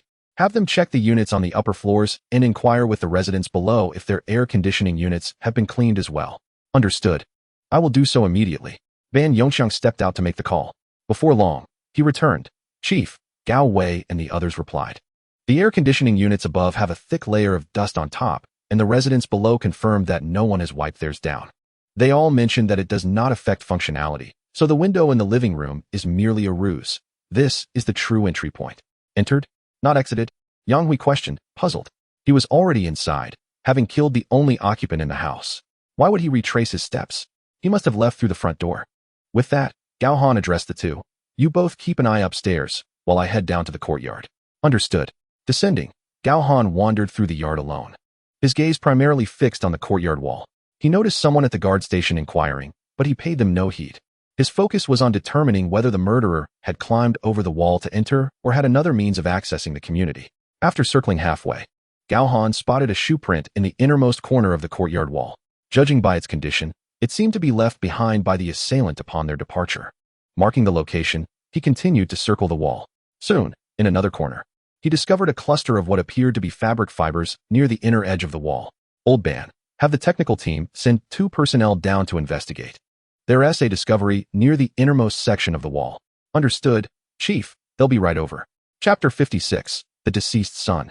Before long, Ban Yongxiang arrived with 2 officers from the technical team. Old Ban, over here. As the 3 approached, Gao Han pointed at a brick atop the wall, saying, "Their essay fiber from clothing over there." The 2 technical officers exchanged glances. One remained while the other went to fetch a ladder. Shortly thereafter, a folding ladder was brought, and once unfolded, one officer ascended with tools in hand. Upon closer inspection, he spotted the almost imperceptible clothing fiber. "Found it," the officer exclaimed. And after extracting the fiber and placing it into an evidence bag, he descended the ladder. "Chief, your eyesight is remarkably keen. I had to get close to see it. Yet you spotted it from below with such clarity." Gao Han chuckled softly, replying, "It's merely a matter of keen observation. By the way, check the other side of the wall for any traces." Of course, after placing the evidence bag into a box, the previous officer ascended again, peering over the top of the ladder to scan the opposite side. After a moment, he straightened up and reported, "Chief, I didn't see any shoe prints, but there is a patch of moss that has fallen." "All right, understood. You may come down." "Yes." After the officer descended, he took his colleague to the other side of the wall to collect samples. Ban Yongxiang remained, assessing the height of the wall and reaching out to feel it. He turned to Gao Han and said, "Chief, I suspect the assailant likely entered from here." "I concur," Gao Han nodded, pointing to the brick from which the clothing fiber was extracted. The assailant scaled the wall from the alley behind, and upon landing, left fibers on the rough surface of the brick. That point marks the location from which the assailant exited. This individual is quite shrewd. They staged the scene to resemble a burglary gone awry, and even took care to wipe down the air conditioning units, leaving no shoe prints behind. As for the shoe prints outside the living room window, I would wager they can undoubtedly be traced back to the deceased's residence. "Chief, could this be the work of someone familiar?" Ban Yongxiang inquired. "If there were no traces on the air conditioning units, I would lean heavily in that direction. However, if this were indeed the act of an acquaintance, how could the assailant have obtained a key? Conversely, if it were not someone known to the deceased, yet the assailant was familiar with the interior of the home, entering directly into the bedroom, it's all too chaotic, resembling a landfill. Various scenarios could unfold. Having spoken, Gao Han turned to Ban Yongxiang. "Send out a message to identify anyone living both inside and outside the community who was familiar with the deceased and frequently visited. Also, regarding the wine bottles and peanuts on the coffee table, it is evident that the deceased had been drinking. Inquire about the last person who saw the deceased. Was there anyone who shared a drink with him?" "Understood, Chief." Ban Yongxiang nodded in acknowledgement, pulling out his phone to send a message to the group. "Chief, the deceased's family has arrived." A police officer from the precinct called out, rushing over. "Understood." Acknowledging, Gao Han led Ban Yongxiang toward the stairwell of the unit. Upon reaching the first floor, a couple in their 30s, accompanied by a child of about 4, were in a dispute with the on-duty police officer. They wished to enter, but the crime scene was currently off-limits. "Captain Gao, this is the deceased Zhang Zhengwo's son, Zhang Ku, and this is his daughter-in-law," the officer who was blocking their entry introduced. "Captain Gao, you are the captain?" Zhang Ku stammered, overwhelmed. Observing the sorrow in Zhang Ku's eyes, Gao Han let out a sigh, glancing at his wife, who was beside him, cradling their child in tears. "Mr. Zhang, the area above is the crime scene, and you cannot enter at this moment. Moreover, it's not suitable for a child. Perhaps you could have your wife take the child aside to sit for a while I speak with you?" With a few sniffs, Zhang Ku nodded. Looking at his wife, understanding, she turned and led the child away, following a police officer to a gazebo in the community. "Mr. Zhang, please accept my condolences." "Thank you," Zhang Ku replied, tears welling in his eyes once more. After a brief pause, noticing that he had somewhat regained his composure, Gao Han began to inquire. With Ban Yongxiang recording the details, "I would like to ask, when was the last time you saw your father?" "The last time? It should have been last Sunday. I came over after work to pick up the child, and we had dinner together at home. My mother was there as well." "I heard your mother went on a trip?" Gao Han inquired. "Yes, she left early Monday morning, traveling with a tour group to the northwest." "You saw her off on Monday morning?" "My wife drove her. I had to go to work. However, she didn't go inside, as there was no parking in the community. She picked her up at the entrance." "So, your father was in good health that Monday morning, correct?" "Yes. And after that, did you not call him?" Gao Han pressed further. "Ah, right. I remember I called around noon on Monday, asking if he wanted to come stay with us. He declined, saying he preferred the familiar company of the neighbors here for chatting and playing cards. He felt he wouldn't know anyone in our neighborhood. And then what happened? After that, no calls were made. Not a single one. Yes, not at all. Zhang Ke paused momentarily before providing further clarification. The people living in this courtyard are all longtime neighbors, and the surrounding amenities are quite convenient. My father is in good health as well. We usually return every couple of weeks. Who would have known this time? Observing Zhang Ke, who was covering his face in tears, Gao Han nodded. All right, Mr. Zhang, please try to control your emotions. We still have several questions to ask you. Yes. Captain Gao, please go ahead. Can you tell us who your father had a close relationship with, aside from family members, and who he often spent time with? Just a few friends from the courtyard. Uncle Wang, Uncle Li, and there's also the man we refer to as San Shu. He shares my father's surname and has regarded him as a brother for many years. We treat each other like family. Are they all around? In the community? Zhang Ke glanced around and replied, I didn't see anyone. All right, then what is your father's temperament like? Does he have any financial dealings with anyone? Well, in terms of finances, we haven't been involved.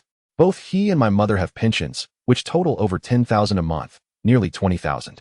We don't inquire about money matters, except to remind them not to purchase health supplements. Neither my father nor mother pays attention to such advertisements. As for temperament, my father was quite hot-headed when he was younger, but he was always loyal to his friends. Now that he's older, he's calmed down considerably. I haven't heard of him arguing with anyone. Do you have your mother's phone number? Would it be convenient to contact her for a moment? Right now? Zhang Ke hesitated. Yes, right now. Well, all right. Please control your emotions so your mother doesn't suspect anything. We wouldn't want to upset her. I understand. Zhang Ke nodded, composed himself, cleared his throat, and prepared himself before calling his mother, putting the call on speaker. Shortly after, the call connected. Hello, son. Hey, Mom. How's your time over there? Are you having fun? Quite enjoyable. I have a flight tomorrow morning. Please pick me up at the airport. Sure, Mom.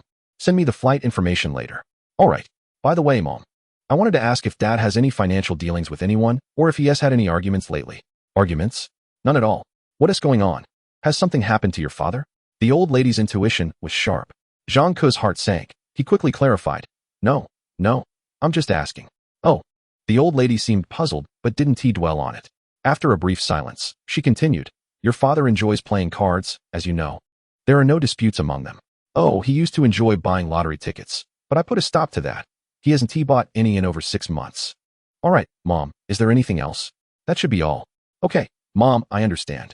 I'll be there on time to pick you up. I'll hang up now. All right, dear. Chapter 57. The Missing Wrench, Premeditated Murder. Once the call ended, Zhang Ke could no longer hold back his emotions. Throughout the conversation, he nearly choked up each time he mentioned his father, suppressing his feelings for fear that his mother would sense something was amiss. Zhang Ke. Suddenly, a voice called out.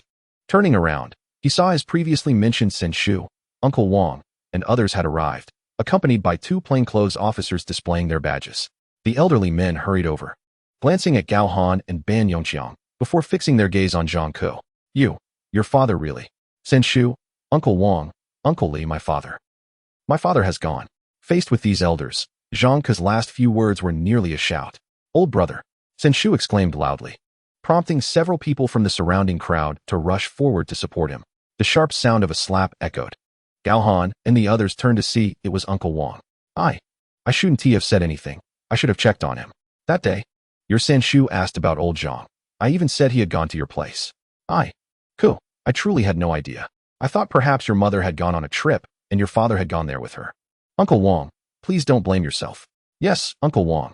We all share some responsibility.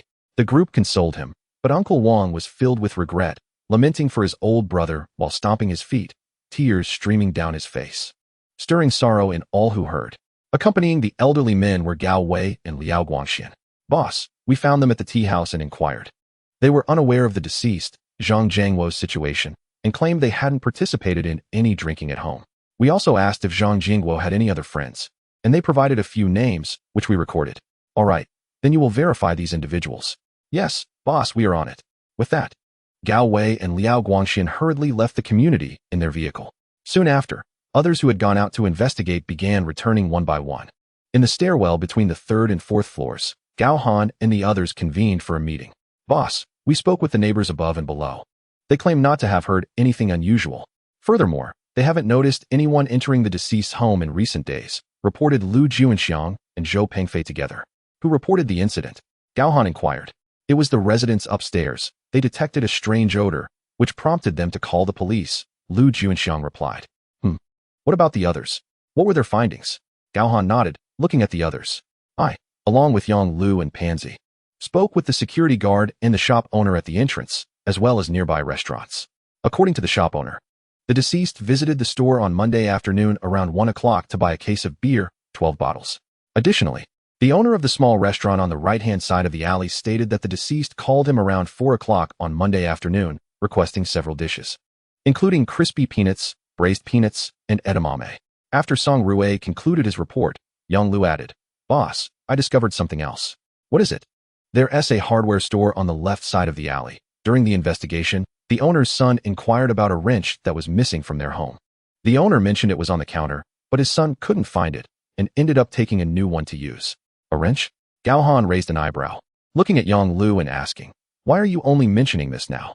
Didn't you ask a few more questions at the time?" I'm sorry, boss. I didn't think much of it at the time, but now I realize that the wrench could potentially be the murder weapon.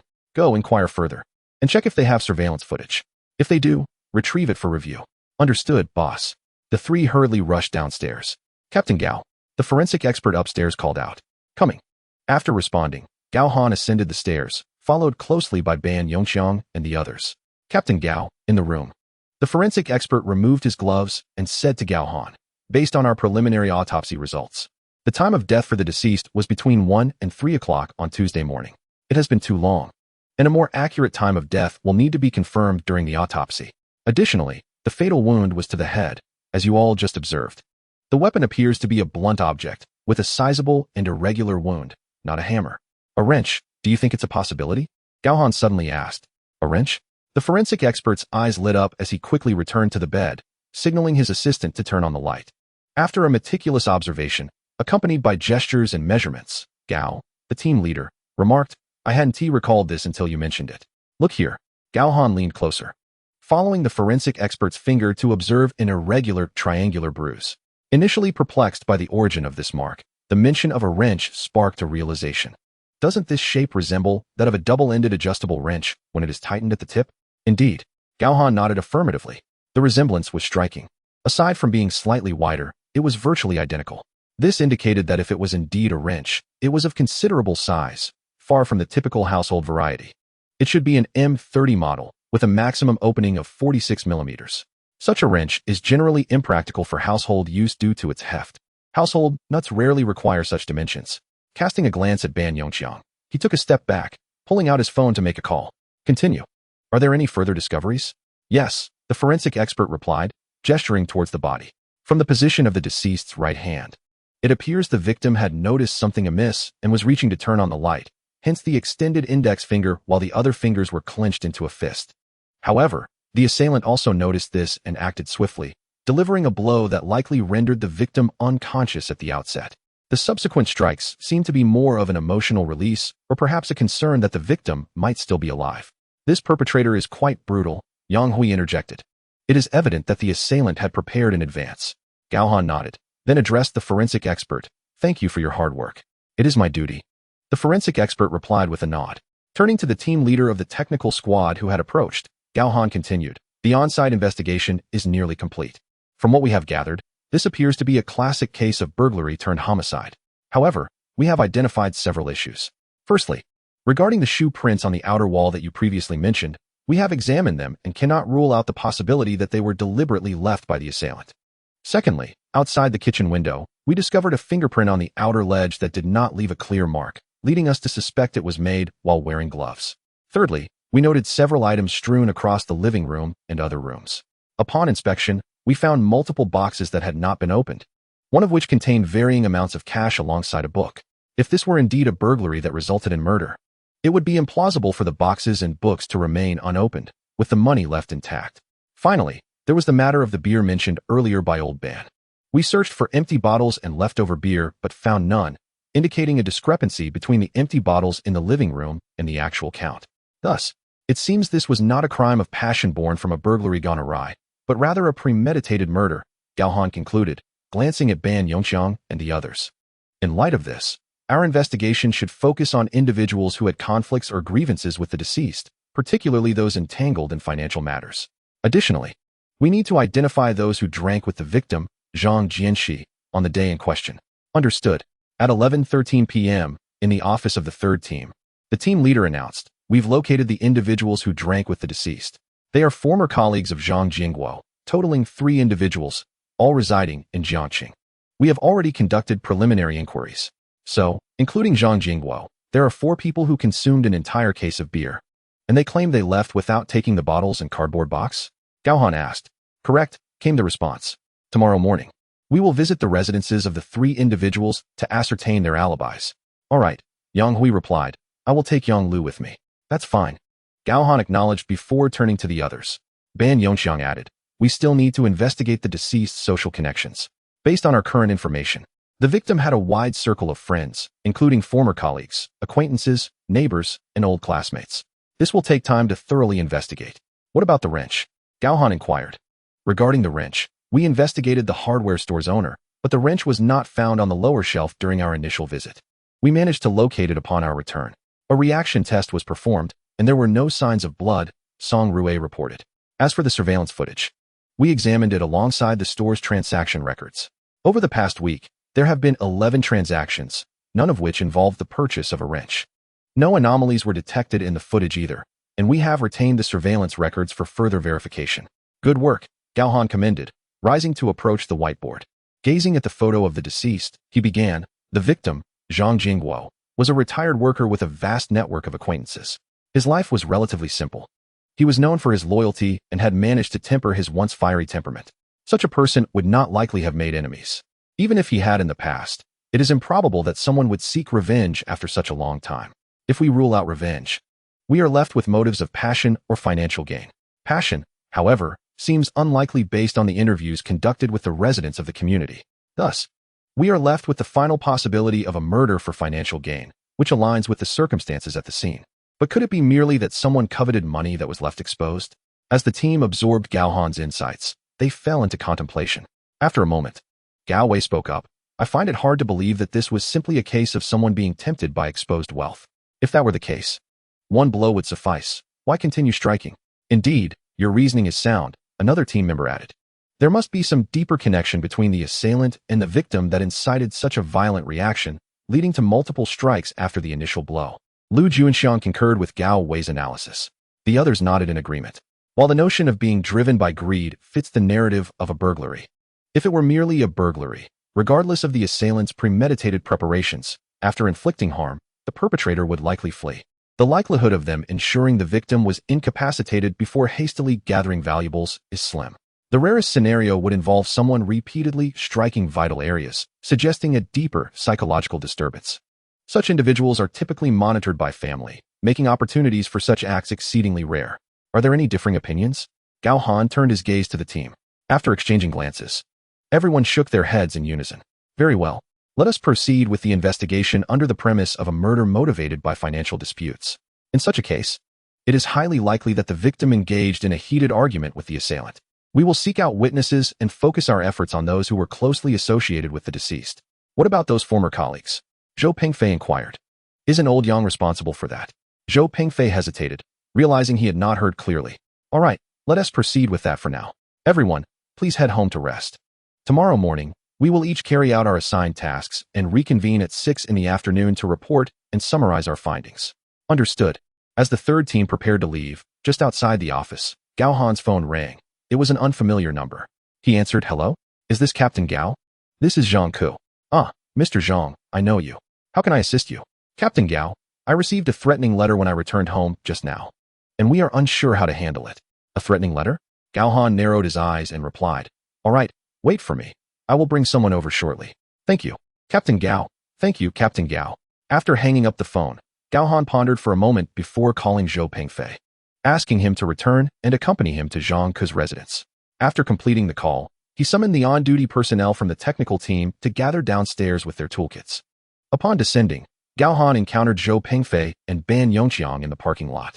"Old Ban, you haven't left yet?" he inquired. "Yes, I heard from Pengfei and decided to stay and accompany you," Ban replied. "Very well," Gao Han nodded. Once the technical team arrived, the 5 of them split into 2 vehicles and set off towards Zhang Ke's home. Upon reaching the community, they exited the vehicles and took the elevator upstairs. The door to Zhang Ke's apartment was ajar. Seeing it open, Gao Han hesitated for a moment before knocking gently.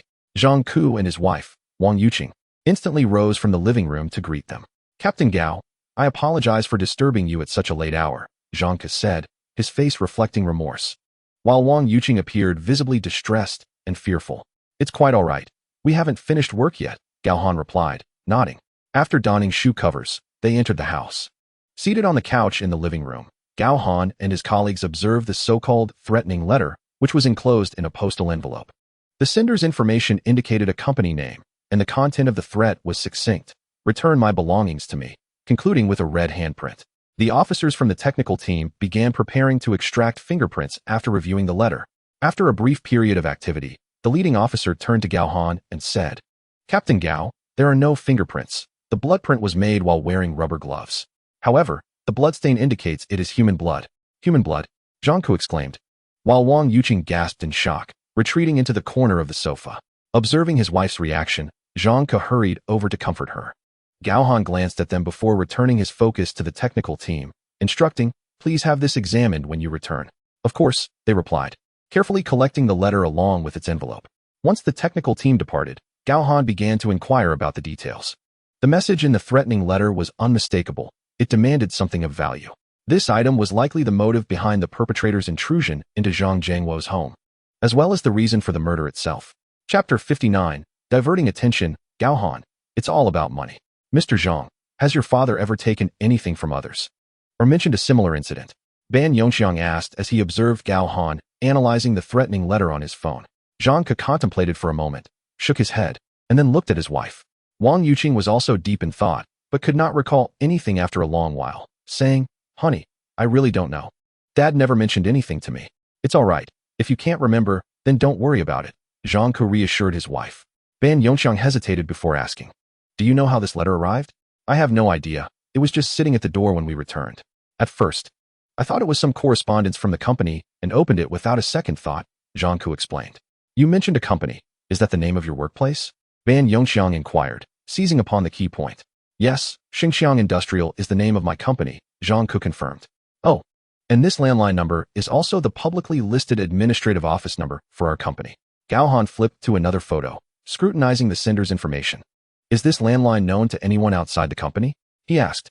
Yes, it's listed on the company website. Anyone can see it if they visit the page. Zhang Ku replied. At this point, Zhang Ke suddenly paused for half a second and asked Gao Han, Captain, could it be someone from the company? But then he quickly dismissed his own speculation, saying, that can't be right. My father never interacted with anyone from the company and has never visited my workplace. If it were someone from the company, they would surely be looking for me. Gao Han remained silent for a couple of seconds before shaking his head, saying, it probably isn't someone from your company. If it were, the perpetrator wouldn't have drawn the police's attention to it. I suspect this is merely a tactic to divert attention. At this point, Gao Han chuckled, this perpetrator is quite clever. They staged the scene to resemble a burglary gone wrong, deliberately left shoe prints on the windowsill, and even took a beer bottle from the scene. Now, they involved your company's name and phone number. TSK, quite a calculated mind at work. It was somewhat inappropriate to laugh in the victim's home. And Ban Yongxiang felt compelled to interject, but before he could speak, Gao Han's expression had already turned serious again. After glancing at Zhang Ku, who seemed lost in thought, and then at Wang Yuqing, whose eyes flickered with dissatisfaction, Gao Han continued. All right, we understand the situation. Do you feel the need for protection? If so, I can request it from higher authorities. Upon hearing this, Wang Yuqing appeared somewhat tempted but refrained from making a decision on her own, looking instead at her husband. After a moment of contemplation, Zhang Ku replied, Captain Gao, I appreciate your kindness, but there's really no need.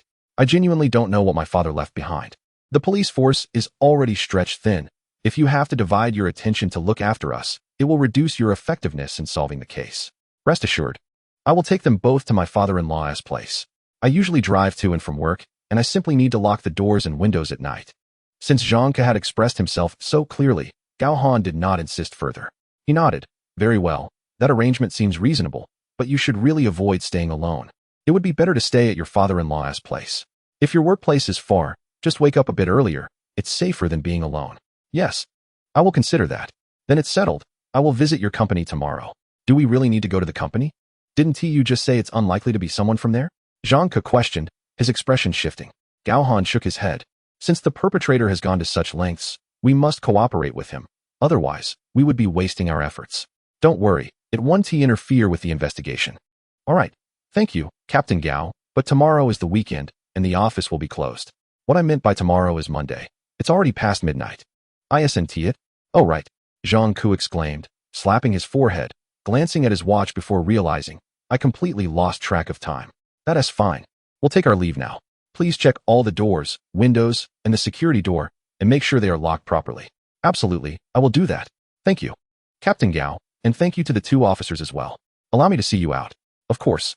After exiting Zhang Ku's home, the three of them headed directly to the Property Management Center, where they retrieved the surveillance footage before finally departing. Upon arriving at the police station, Gao Han instructed, All right, Old Ban, Peng Fei, you both head back. I will review the surveillance footage. Peng Fei, come find me tomorrow at work, and we will visit Zhang Ku's company together. Old Ban, you are in charge of the inquiries. Understood. You should get some rest too, boss. Old Ban nodded in agreement. Watching the two drive off, Gao Han activated his car and headed home. On the way, his phone rang. Glancing at the screen, Gao Han pressed the button on his Bluetooth headset to answer. Hello. Long, why are you still awake at this hour? I was waiting for news from you. Yuan Ti replied, so I called to check in. What is the situation? The victim, Zhang Jingguo, was home alone when he was struck on the head with a blunt object, suffering multiple blows that nearly crushed half his skull. The missing items have yet to be confirmed, as Zhang Jingguo's wife has not returned home. Based on the circumstances at the scene, it is evident that there should have been cash and jewelry present. Is this an armed burglary gone awry? It doesn't seem likely. The scene bears signs of deliberate arrangement. Outside the living room window, the perpetrator has intentionally left a few shoe prints. The entry point has been identified as the air conditioning unit outside the kitchen. Additionally, there is another matter to consider. The victim's son, Zhang Ku, upon returning from the bureau, discovered a threatening letter at the doorstep. The letter has been retrieved, but no fingerprints of the suspect have been found. Notably, it bears a blood handprint, likely human blood. I suspect it might belong to Zhang Jingguo. What does the threatening letter say? It demands the return of something. However, we have questioned Zhang Ku, and he claims to be unaware of its content. We will need to wait for the victim's wife to arrive tomorrow morning for a more thorough inquiry. Oh, by the way, the sender's information on the threatening letter is listed as Zhang Ku's workplace.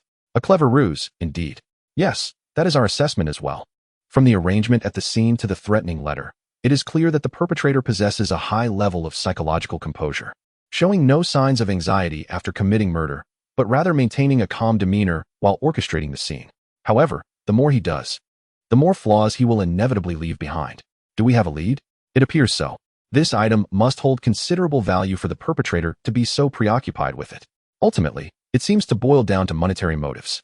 Very well, then, make an effort. You can have Xiao Lin bring the funds on Monday. Certainly, I won't be shy about that. Gao Han chuckled. Just don't be overly harsh. You guys have received quite a bit in bonuses. If you are too frugal with the budget, both teams might raise objections. Objections? I received 20,000 from one department. Is that not enough to silence them? Gao Han feigned dissatisfaction. You rascal, let's keep matters separate, shall we? Heh, rest assured, I won't mishandle the budget. I understand the Bureau's financial constraints. Good, as long as you understand. That will be all. Good night, and get some rest. All right, Team Leader Long. You two should sleep early. After hanging up the phone, Gao Han wore a smile as he focused on driving. Salaries and bonuses had been dispersed midweek. Gao Han's team undoubtedly received the largest share. In addition to a bonus of 70,000, there was a cash reward of 10,000 for second-class merit, along with a salary of over 15,000 and additional bonuses exceeding 2,000 for collective second-class merit. Altogether, it amounted to nearly 100,000. This influx of funds catapulted Gao Han's savings from around 30 to nearly 60,000. With this more than 100,000 in savings, he no longer needed to worry excessively about his financial situation. The others in the team fared well too. For instance, Ban Yongxiang received 50,000 in case-solving bonuses, close to 10,000 in salary, 5,000 for personal third-class merit, and over 2,000 for collective second-class merit, bringing his total earnings for the month to nearly 70,000. Others experienced similar fortunes, with only a few thousand separating them. Su Xiaolin received slightly less, but when combining 2 months of salary, she still came away with just over 40,000. It can be said that the combined income from salaries and bonuses for the third squad this month was at least on par with several months' worth of earnings. Perhaps even half a year's worth. With such substantial benefits, who cares about the title of boss? Ban Yongxiang even remarked that as long as the boss leads them to grow stronger, he would gladly call him foster father. Chapter 60. Recovery of the deceased's mobile data. Upon returning home, Gao Han did not retire for the night. After taking a shower and changing clothes, he entered his study, powered on his computer, and inserted the USB drive containing the surveillance footage. He located the video and began playback. During his time away, he had often endured several sleepless nights, so staying up late was hardly a challenge for him. Instead of starting from the beginning, he began viewing the footage from 5 p.m., knowing that Zhang Ku and his wife departed around that time. They may not have noticed it upon leaving, but upon returning, they certainly discovered the letter, which must have been placed at their doorstep afterward. Sure enough, around 5:36 p.m., a postal courier entered the elevator and ascended to Zhang Ku's floor. Zhang Ku's residence is situated diagonally across from the elevator entrance, making it visible from the surveillance camera before the elevator doors closed. Gao Han clearly observed the courier confirming the apartment number before pressing the doorbell to Zhang Ku's home. After waiting for approximately 3 minutes, the elevator reopened, and the courier entered, now devoid of the delivery letter. He paused the video, magnifying the relevant section. Indeed, on the shoe rack at Zhang Ku's doorstep, he spotted the envelope. After capturing a clear image of the courier, he saved it, shut down the computer, extracted the USB drive, brushed his teeth, and retired for the night. It was nearly 2 a.m., allowing him 5 hours of sleep. He again slept on the floor, with his firearm within easy reach. A restful night passed until 7 a.m., when he rose to exercise for about half an hour. After a simple breakfast of 2 slices of toast, a fried egg, and a glass of warm milk, Gao Han equipped himself and stepped outside with his car keys. In the third squad, after breakfast, everyone reviewed their respective tasks before pairing off to head out. Gao Han remained behind, opting to study the scene investigation report in the office. Knock, knock, knock. Around 10 a.m., a knock echoed at the door. Raising his head, he saw the forensic doctor standing outside through the glass door. Director Liu. Captain Gao, are you busy? The forensic doctor, Liu Tianming, approaching 40, is currently the head of the forensic office and possesses a wealth of experience. Although he holds the title of director, he is the sole forensic doctor in the entire precinct capable of independently handling cases, while the others are merely assistant forensic doctors, serving as his aides. This is an unavoidable circumstance. The profession of forensic science is inherently scarce, and the precinct is fortunate to have secured so many personnel due to its location in the provincial capital. Even the City Bureau's Forensic Center, despite its large staffing structure, comprises merely over 10 individuals when including administrative and logistical personnel, with only 3 capable of responding to crime scenes. The rest are still in training. Liu Tianming, dressed in police uniform, handed the report to Gao Han before sitting down in a chair. After placing the report on the desk, Gao Han prepared to pour water. Observing Gao Han's movements, Liu Tianming chuckled. All right, Captain Gao, no need to fuss. I'll just brief you on the situation and then be on my way. Very well. Gao Han, not one to feign politeness, took a seat directly. Flipping open the autopsy report, Liu Tianming, seated opposite him, began to explain. We conducted a thorough autopsy, confirming that the time of death was between 2:10 and 2:55 a.m. on Tuesday. Given the constraints of time, we could not ascertain a more precise time. That is already quite good. Thank you, Director Liu, Gao Han replied. Waving his hand, Liu Tianming continued. The fatal injury was located on the head, with only this one point of impact. Upon examination, it was determined that the victim's head had endured 15 to 20 blows, each directed at the skull. Furthermore, the murder weapon has been identified as a wrench. The model is M36, which corresponds in size with the inflicted wounds. I took the liberty of researching this type of wrench. The standard model measures 50 centimeters in length, and I consulted a friend in construction who said that such a wrench is typically unnecessary for ordinary households. Moreover, due to its large opening, it is not lightweight and is inconvenient to carry. Even those in construction might not have one readily available. Hence, many hardware stores might not sell them. Director Liu, you have truly been a tremendous help to us. Gao Han expressed his gratitude, offering him a cigarette. Hi, it's just a casual matter. Liu Tianming smiled as he accepted the cigarette, lit it, and exhaled a plume of smoke before continuing. Additionally, there is subcutaneous hemorrhage on the right arm of the deceased. Based on the nature of the wounds, we deduced that they were likely caused by gravitational pressure. It is speculated that the assailant held down the deceased, who was sleeping at an angle, with one hand while striking him with the other. Ultimately, we extracted alcohol and remnants of peanuts from the stomach contents of the deceased. The alcohol level was low, insufficient to indicate intoxication. The specific figures can be found in the report. The toxicology results are yet to be released, but there are no signs of poisoning, which we can essentially rule out. That is all for now. Thank you, Director Liu, for working overtime on a weekend. Gao Han expressed his gratitude. Ah, in our line of work, working overtime is quite common, Lu Tianming replied with a smile as he stood up. I'll take my leave now. All right, Director Lu, I truly appreciate it. Allow me to see you off. There's no need for that. You should continue your work. I'm just heading home to end my shift, Lu Tianming said, turning and striding away. Gao Han escorted him to the office door before returning. He had barely settled down for 5 minutes, having only perused a few pages of the autopsy report, when his phone rang again. Upon checking, it was a call from the technical team. Captain Gao, we attempted to recover data from the phone found at the scene and discovered something noteworthy. What is it? There is a contact in the deceased's WeChat labeled Wang Defa. The exchanges between them were quite heated, and Wang Defa mentioned something about lottery tickets, accusing Zhang Jingguo of being shameless for not informing him about the winnings from a ticket they had purchased together.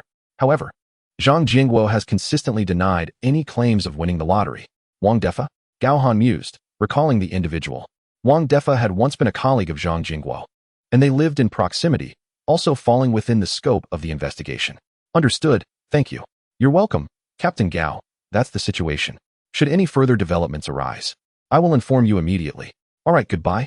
He hung up the phone and promptly contacted Ban Yongqiang. Old Ban, who is responsible for investigating Wang Defa. Wang Defa? That would be me. What's the matter? Bring him in for questioning. I will send you the documentation shortly. Is it mandatory? Assess the situation. If he is unwilling, then proceed with compulsion. Got it, understood. After concluding the call, Gao Han reached out to Long Dahai, and shortly thereafter, a summons was sent to Ban Yongqiang's phone. Chapter 61. New clue, the lottery. At Wang Defa's residence, he was watching television while his wife was preparing vegetables. Knock, knock, knock. The sound of knocking echoed, prompting Wang Defa to rise and walk towards the door. Who is it? Is Wang Defa at home? That's me. As he opened the security door, he was momentarily taken aback upon seeing Ban Yongqiang and Song Rue standing outside. Who are you? Hello, we are from the criminal investigation team of the Chengnan Sub-Bureau, Ban Yongqiang stated, producing their police credentials. Oh, it's you. You're here regarding old Zhang, right? Please, come in. Wang Defa's invitation surprised Ban Yongqiang and Song Rue, who exchanged glances before shaking their heads in refusal. We won't be entering. We need you to come with us to the bureau for a matter. To the police station? Wang Defa was momentarily stunned. Indeed, this is a summons. DFA, what is going on? His wife inquired, looking towards him. Oh, it's nothing. Just a quick trip regarding old Zhang. I probably want to be back for lunch. All right then. With that, Wang Defa changed his shoes and stepped outside, shutting the security door behind him. Off we go, officers. Yes, let us. Noting that the officers did not intend to restrain him, Wang Defa felt a sense of relief. They descended the stairs and entered the car, which drove steadily towards the sub-bureau. Upon arrival, Song Rue escorted Wang Defa to the interrogation room, while Ban Yongqiang called Gao Han. Boss, the individual has been brought back and is currently in the interrogation room. Good. I will be right down. Moments later, Gao Han arrived. Boss, let us go take a look. The two made their way to the interrogation room. Along the way, Ban Yongqiang recounted Wang Defa's reactions and dialogues before adding, it seems that Wang Defa might not have any connection to this matter. Nodding, Gao Han remained silent. Raising the documents he held, we must clarify everything. By the way, I didn't have Song Rue restrain him. It's merely an inquiry. There's no need for handcuffs. As they reached the door of the interrogation room, Gao Han instructed, I'll go in. You stay in the observation room. Understood. Simultaneously, they opened the door. One entered the interrogation room, while the other went to the adjacent observation area. Upon entering the interrogation room, Gao Han glanced at Wang Defa sitting in the iron chair, observing that he had not been restrained nor handcuffed. He approached with a smile, nodding in acknowledgement. Wang Defa. Correct? Yes, hello, officer. Please, do not be anxious. We have a few questions to ask you. I understand. It concerns old Zhang, right? Feel free to ask. I will not conceal anything I know. Seeing Wang Defa's willingness to cooperate, Gao Han refrained from elaborating. He glanced at Song Rue, who had already retrieved Wang Defa's personal information. After a few seconds of reading, Gao Han stepped forward with the documents. Positioning himself, he placed the pages in front of Wang Defa and began. This is the WeChat exchange record between you and Zhang Jingguo from last Friday. We recovered data from Zhang Jingguo's phone and noted that your conversation included references to the lottery. Furthermore, you threatened Zhang Jingguo. Is that correct? Cough, cough. Wang Defa nodded, admitting, that did happen, but I cannot be blamed for it. Old Zhang. Oh, that is Zhang Jingguo. And I had agreed to pool our funds for the lottery, each contributing 5 yuan for a total of 5 tickets. I didn't think much of it until I heard last Thursday or Wednesday that his ticket won a major prize. Yet, he remained silent about it. When I confronted him, he outright denied it. My temper flared, and I said a few harsh words, "But officer, I had nothing to do with his murder. Where were you between 2 and 3 o'clock in the early hours of Tuesday?" Gao Han continued with a stern expression. "Early morning? I was definitely asleep at home. Be more specific." Wang Defa hesitated for a moment before responding. "Around 7 in the evening. I finished dinner and went downstairs to play cards with neighbors until about 10, then returned home to rest." "So, no one can corroborate your whereabouts during that time?" Gao Han asked deliberately. "How can that be? My wife can vouch for me. She doesn't T-count. Is there anyone else who can verify?" "No, no one else." After Wang Defa's response, he grew agitated again. "I swear, I didn't kill anyone. That neighborhood is old. The surveillance is inadequate. Am I really being labeled a murderer?" "Calm down. We are still investigating, aren't we?" Gao Han approached and placed a hand on Wang Defa's shoulder, signaling him to remain composed, before asking intently. "Do you know who Zhang Jingguo was drinking with on Monday afternoon?" "Oh dear, how could I forget this matter?" Wang Defa smacked his forehead, his tone quickening as he replied. "This afternoon, it was just the 4 of us. Me, old Zhang, and Lu Jianjun, the big guy from the factory security department. Oh, and old Xiao, known as Xiao Han. It was old Zhang who orchestrated the meeting for this matter. That very afternoon, he revealed that the lottery ticket had not won at all. He had been joking with the others." "Are you certain?" Gao Han narrowed his eyes and inquired. "Absolutely. We had agreed to go together that afternoon. I was quite agitated, while the big guy Lu and old Xiao brought some items. I went empty-handed. Oh, by the way, there is surveillance at the entrance of old Zhang's community. You can check it out. He made that revelation that afternoon, and I realized I had misunderstood him. But who could have known that he would?" At this point, Wang Defa's expression shifted, and he turned to Gao Han, saying, "Officer, could it be that old Zhang's jest was overheard, leading someone to believe he had truly won the lottery and they attempted to acquire the ticket? Breaking in at midnight to commit murder? Who else is aware of his supposed winnings?" "I'm not quite sure. It seems quite a few people have caught wind of it." Wang Defa pondered before responding.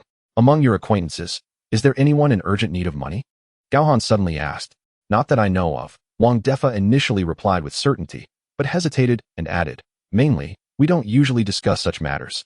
If someone were truly in dire straits, they would surely speak up. Given our long-standing relationships, if there were a genuine emergency, everyone would lend a hand. If someone familiar needed money, they would likely approach old Zhang." Gao Han nodded and returned to sit behind the desk. "While you were discussing this, did any unfamiliar faces overhear?" "The lottery station, right, the lottery station. After I heard the news, I went to buy a ticket myself. The owner even joked with me. And I retorted a couple of times, exchanging a few words. Ahem, speaking ill of old Zhang," he recalled. "When did you remember this?" Gao Han asked. "When? Let me think. Last Thursday afternoon, I believe. I can't recall the exact time, but it was probably around 4 or 5 o'clock."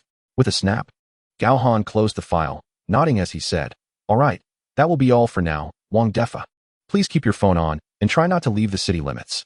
"Rest assured, officer, I have no need to leave anytime soon." "That is good to hear. Shortly, I'll have the record typed up for you to review. If there are no issues, just sign it, and you can be on your way." "Ah, thank you, officer. I appreciate your cooperation." With that, Gao Han exchanged a glance with Song Rui before departing the interrogation room. Chapter 62. Zhang Ke's mother receives the tragic news. Yet again concerning the lottery. Upon exiting the interrogation room, Ban Yongqiang was already waiting outside. "Boss, how did it go?" Ban Yongqiang inquired. Gao Han did not respond, but countered with a question. "What do you think?" "I don't believe it's him." "Yes, I share that sentiment." After a pause, Gao Han continued. "All right, Ban, send someone to the lottery station to retrieve the surveillance from last Thursday. Additionally, dispatch a team to visit the other 2 individuals Wang Defa mentioned and inquire about their circumstances." "Should we check the surveillance from Wang Defa's community?" "No need. If it were truly him, with the killer's skill and ability to evade detection, they wouldn't have used the front entrance." "All right, I'll have old Gao's team handle that." "Good. I'll call Xiao Lin to retrieve the surveillance." With that, the 2 ascended the stairs. Ban Yongqiang summoned Su Xiaolin, and they set off together. At the airport, Zhang Ke parked his car in the lot and hurried towards the arrivals area. Just as he reached the entrance, he spotted his mother emerging. "Mom, over here." Zhang Ke's mother, Zhou Yuechuan, also noticed her son and, after bidding farewell to her 2 companions, approached him while dragging her suitcase. "Mom, let me take that." "All right." Zhou Yuechuan did not engage in any pretense, readily handing over the suitcase. "Mom, let us head to the parking lot. My car is over there. Let's go. By the way, where's Dad? Why didn't he come to pick me up?" Upon hearing the question, Zhang Ke's expression shifted slightly before he replied with a smile. Mom. Dad had something to attend to. Let's just go home for now. That old man. Fine, let us go. Once we're home, I'll show him what for. Listening to his mother, a shadow of sorrow crossed Zhang Ke's eyes, and he pursed his lips, leading the way in silence. After a brief drive of over 10 minutes, Zhou Yuechuan sensed something amiss and turned to her son, asking, Son, where are we headed? This doesn't seem like the way home. Ahem, Mom. We're going to my place. Oh, all right. Accepting her son's explanation, Zhou Yuechuan did not press further. As the car entered the community garage, Zhang Ke retrieved the luggage from the trunk, and together they ascended the stairs. Upon entering the house, Zhou Yuechuan called out, Old Zhang, I'm back. Qiang, Grandma is here. After calling out a couple of times without receiving a response, she stepped inside, glancing around to find the house eerily quiet. Turning to her son, she queried, Where's your dad? What about Qiang and his mother? Mom, don't worry. Let us just sit in the living room for now. Uncertain of her son's intentions, Zhou Yuechuan complied and took a seat in the living room. Mom, Yuqing and Xiang went to their grandfather's house early this morning. Oh, she acknowledged, looking at Zhang Ke expectantly. Her intuition told her something was amiss at home. Clearing his throat, Zhang Ke continued, Mom, do you know if Dad has a sum of money? Money? Why? Are you in a hurry for cash? No, I'm not in a rush. I'm just asking. Your dad must have some money. Aside from our expenses, we save everything. If you need some, just ask him. He'll give it whenever. Zhang Ke paused before inquiring. Mom, how much is it? No. Son, are you really in a hurry for money? What has happened? Nothing. Mom, just answer me first. Observing her son's expression, Zhou Yuechuan felt a twinge of worry but refrained from directly asking, replying, You should know, we have 3 fixed deposits, one for 200,000, another for 150,000, and one more for 180,000. The rest is just over 100,000 on the card. Not those. Zhang Ke shook his head, staring intently at his mother. Dad must have a secret stash, and quite a substantial one. What do you mean? Did you find something? How much has he saved? Seeing his mother's series of questions, clearly unaware, Zhang Ke hesitated before pulling out his phone and showing her a photo. Mom, take a look at this. Confused, Zhou Yuechuan took the phone, glanced at the photo, and gasped, throwing the phone onto the sofa. Son, what is this? Mom, I'll be honest, Dad is gone, murdered. What? Upon hearing that her husband was gone, the elderly woman gasped, her eyes rolling back as she collapsed onto the sofa. Mom, are you all right? Please don't scare me, Mom. After a long moment, the elderly lady regained consciousness, opening her eyes and letting out a wail. Old Zhang, my husband, how could you leave me? What sin have I committed? Zhou Yuechuan cried out, while Zhang Ke shed tears, comforting his mother. After more than 10 minutes, as his mother fell silent, Zhang Ke wiped his eyes and, with a serious expression, said, Mom, the photo was taken last night, or more accurately, this morning. It seems that someone has set their sights on my father, perhaps even targeting our entire family, which is why such a menacing letter has been dispatched. The police have revealed that the fingerprints on this letter are stained with human blood. Then, where was this letter found? Upon uttering this question, the elderly woman suddenly realized something, her body trembling in shock as she gazed at her son. No, it couldn't have been at your doorstep, could it? Zhang Ke nodded in affirmation. Observing her son's nod, Zhou Yuechuan grew anxious.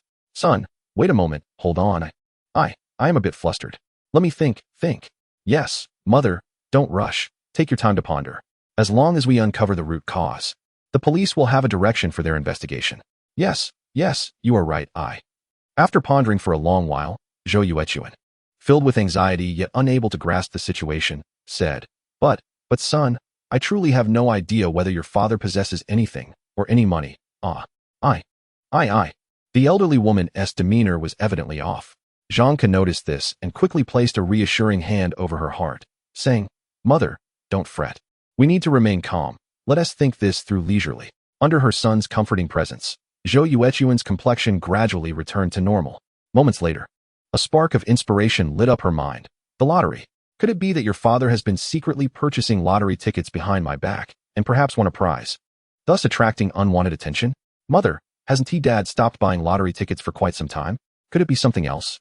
Zhang Ke inquired. Something else? That is improbable. Your father typically stays at home, seldom leaving my side.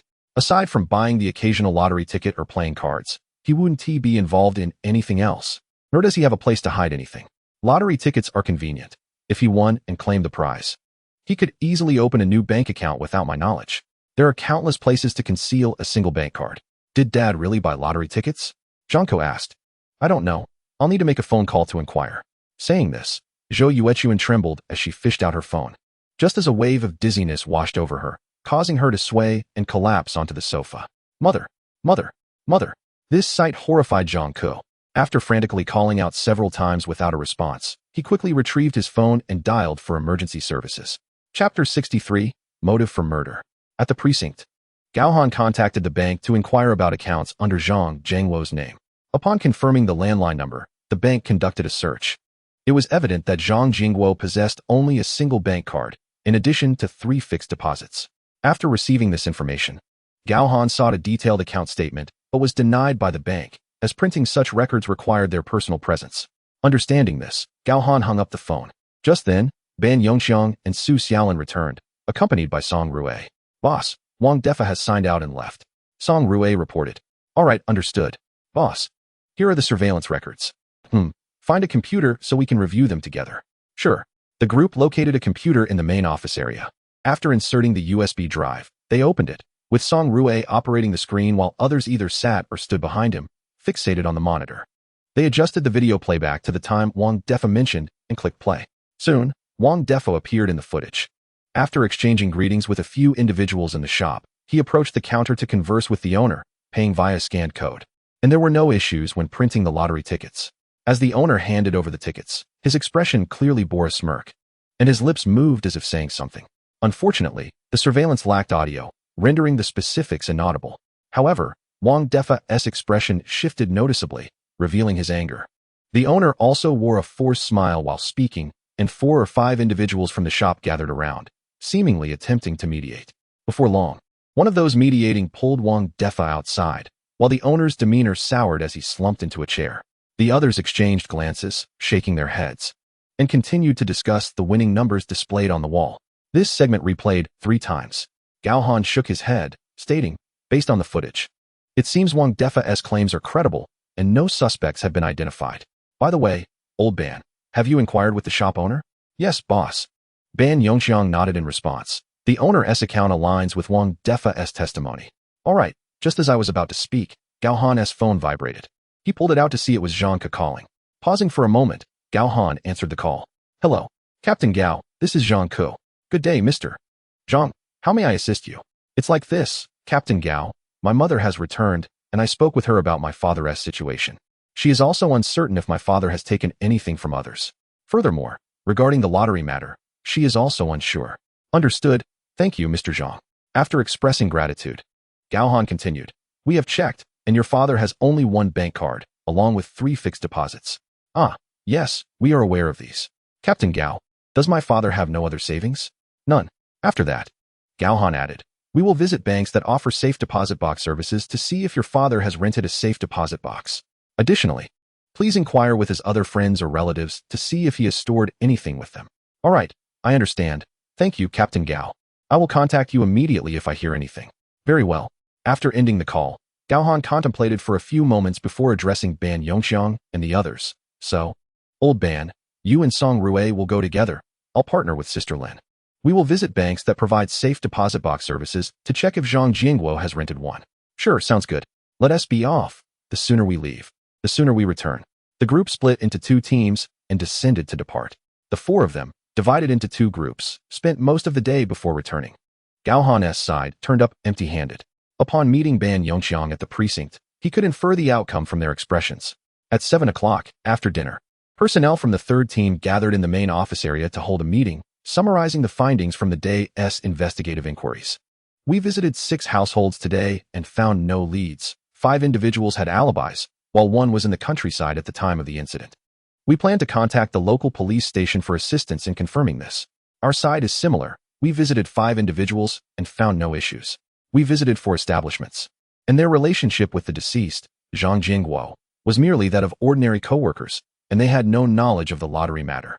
In the morning, we interviewed 2 individuals, and in the afternoon, we spoke with 4, all of whom worked at the same factory. After questioning the factory leadership and colleagues, no suspicions arose. The 2 individuals we interviewed in the morning corroborated each other's accounts, claiming they played mahjong throughout the night. We visited the tea house and also questioned 2 other players, It has been confirmed there are no issues. Gao Han nodded, turning to Ban Yongqiang.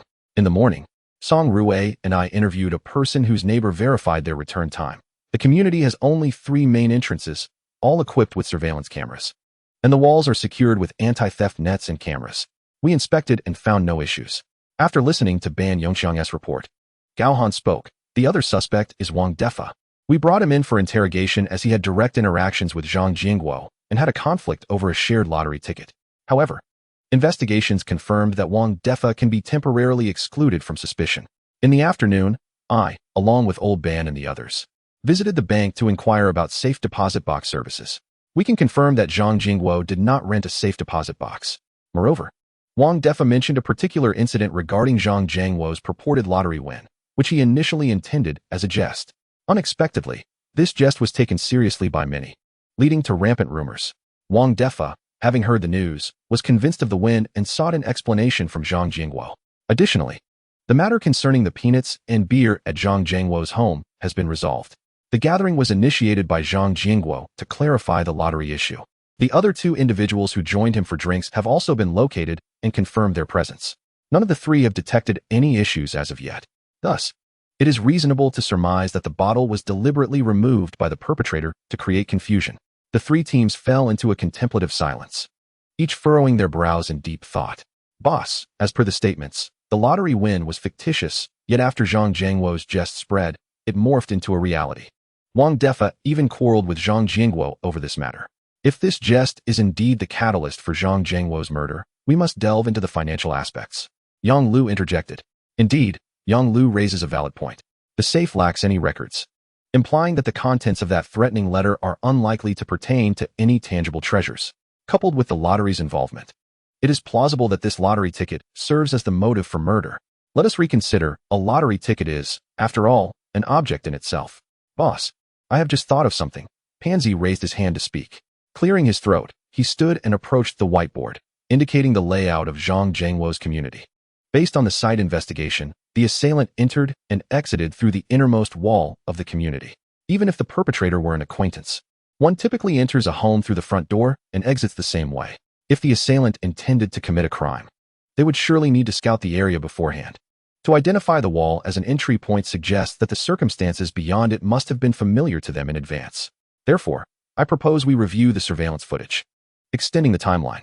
Besides those in the courtyard, anyone familiar with Zhang Jingguo or unfamiliar individuals entering Ho-Hot Garden after learning of the incident prior to the crime might very well be scouting the location. Chapter 64, Anomaly. Did Zhang lie? Indeed, Pansy's idea is quite astute. Gao Han clapped his hands, expressing approval before continuing. Thus, old class, you will be responsible for investigating the financial situations of all the personnel tomorrow. Outstanding debts, particularly in online lending, usury, and any urgent financial needs. Pansy, Linjia, Yang Lu, and I will scrutinize the surveillance footage. All right, sounds good. Then, everyone, let us conclude our work for today, return home for a well-deserved rest, and reconvene tomorrow morning. Yes. The group rose, gathering their belongings in preparation to leave. Gao Han contemplated for a moment before calling out to Ban Yongqiang. Old class, while it is generally assumed that acquaintances could be the perpetrators, we cannot rule out family members, can we? Ban Yongqiang paused, swiftly grasping Gao Han's implication. You mean Zhang Jingguo's son? Yes, precisely. But he doesn't seem suspicious, does he? Moreover, Zhang Jingguo has only one son. If he were involved in anything untoward, Zhang Jingguo would undoubtedly ensure his financial security. True enough, Gao Han scratched his head, conceding that he might be overthinking. However, boss, we could still investigate. By the way, I mentioned I would visit Zhang Ke's company tomorrow, didn't I? Gao Han exclaimed as the thought struck him. Yes. Let us do that. As for Peng Fei, he paused momentarily. Never mind, I'll take Lin Jie with me. Peng Fei should accompany you all for the investigation. That works. I'll inform Peng Fei. All right. Also, let Gao Wei handle the usury investigations. He is well informed and has a wide network. I plan to assign this task to him. Ban Yongqiang nodded in agreement. Very well, let us wrap up for the day. Sounds good. After concluding work and returning home, Gao Han tidied up and prepared for sleep. Having not rested well the previous night, he decided to retire early. Just as he lay down, a message from Yao Mei arrived. Xiao Han, are you asleep? Upon seeing the message, Gao Han pondered briefly before calling Yao Mei. The phone rang twice before being answered. Hello, Xiao Han. Hey, sister-in-law, it's me. Xiao Han, I wanted to ask if you've been busy lately. I'm currently engaged with a case. What's up? You have a case. Yao Mei's tone was laced with hesitation, pausing for a second before continuing. I've got my eye on a young woman at my company. She's in finance, quite beautiful, and with a decent background. I mentioned your situation to her, and she's interested in meeting you. When would be convenient? I can help arrange it. Gao Han hadn't anticipated this was about a blind date. He realized he likely wouldn't have made this call otherwise. But now that Yao Mei had brought it up, he felt compelled to respond. Thank you, sister-in-law, but I genuinely don't have time at the moment. How about I reassess my schedule after this case is concluded? Of course. Work is paramount. I won't keep you any longer. Goodbye. Goodbye, sister-in-law.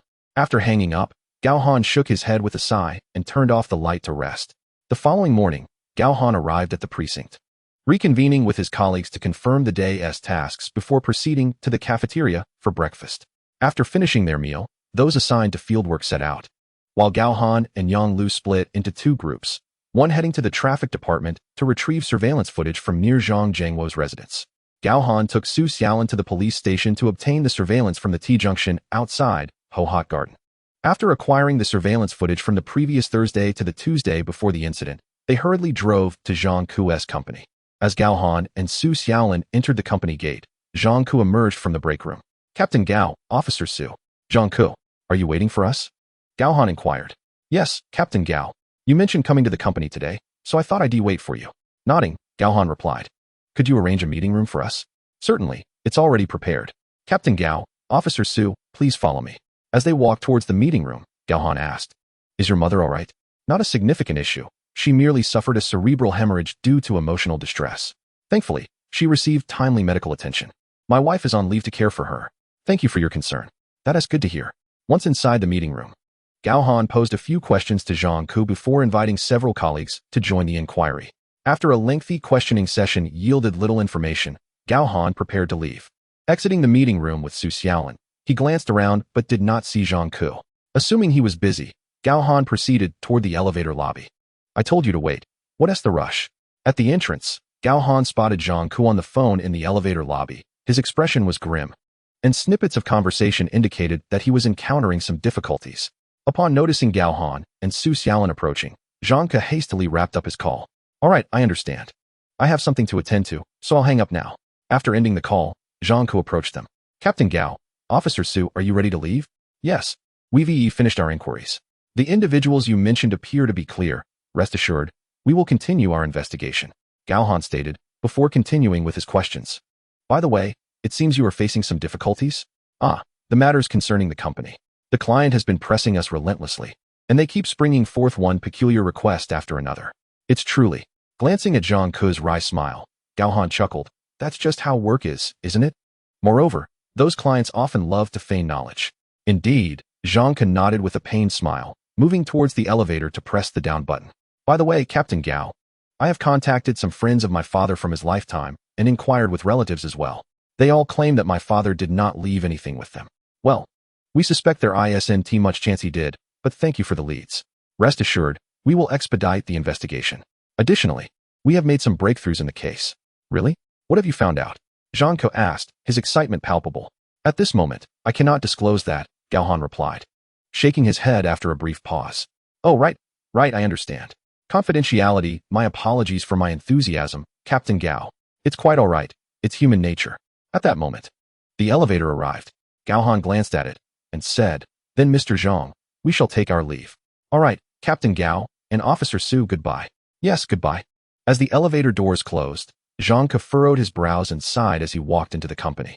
Inside the elevator, Gao Han appeared deep in thought, prompting Su Xiaolin to glance over and inquire, What's on your mind, boss? Linjia, do you think Zhang Ku is hiding something? Zhang Ku, I don't believe so. But I can't shake the feeling that he just lied. Lied? Are you referring to that phone call? Yes, if it was a work-related call. Why did he step out of the company to answer it? Su Xiaolin pondered for a moment and found it indeed reasonable, asking, So, boss, what shall we do? Contact Zhang Ku's superior. We will wait for him in the cafe downstairs to have a chat. All right, I will make the call. Chapter 65, Suspicion. Mr. Wu. What sort of person is Zhang Ku? Zhang Ku. He is quite diligent in his work, with strong execution and commendable leadership skills, which is why we have nurtured him to the position of department director. What is his monthly salary? This question evidently took Mr. Wu by surprise. as if he hadn't anticipated it. After a brief pause, he replied, "Salaries are confidential within our company. However, since Captain Gao is asking, Zhang Ku's monthly salary ranges from 35 to 48,000, depending on performance. Generally, we do not pay full performance bonuses for executives, but it is not the lowest either, hovering just above 40,000. Then he shouldn't be in need of money," Gao Han remarked with a smile. Mr. Wu shrugged. That salary, while not top tier in the industry, is indeed high. Furthermore, in Jiangxing, earning 40,000 a month allows for a very comfortable lifestyle. It is certainly impossible for him to be financially constrained.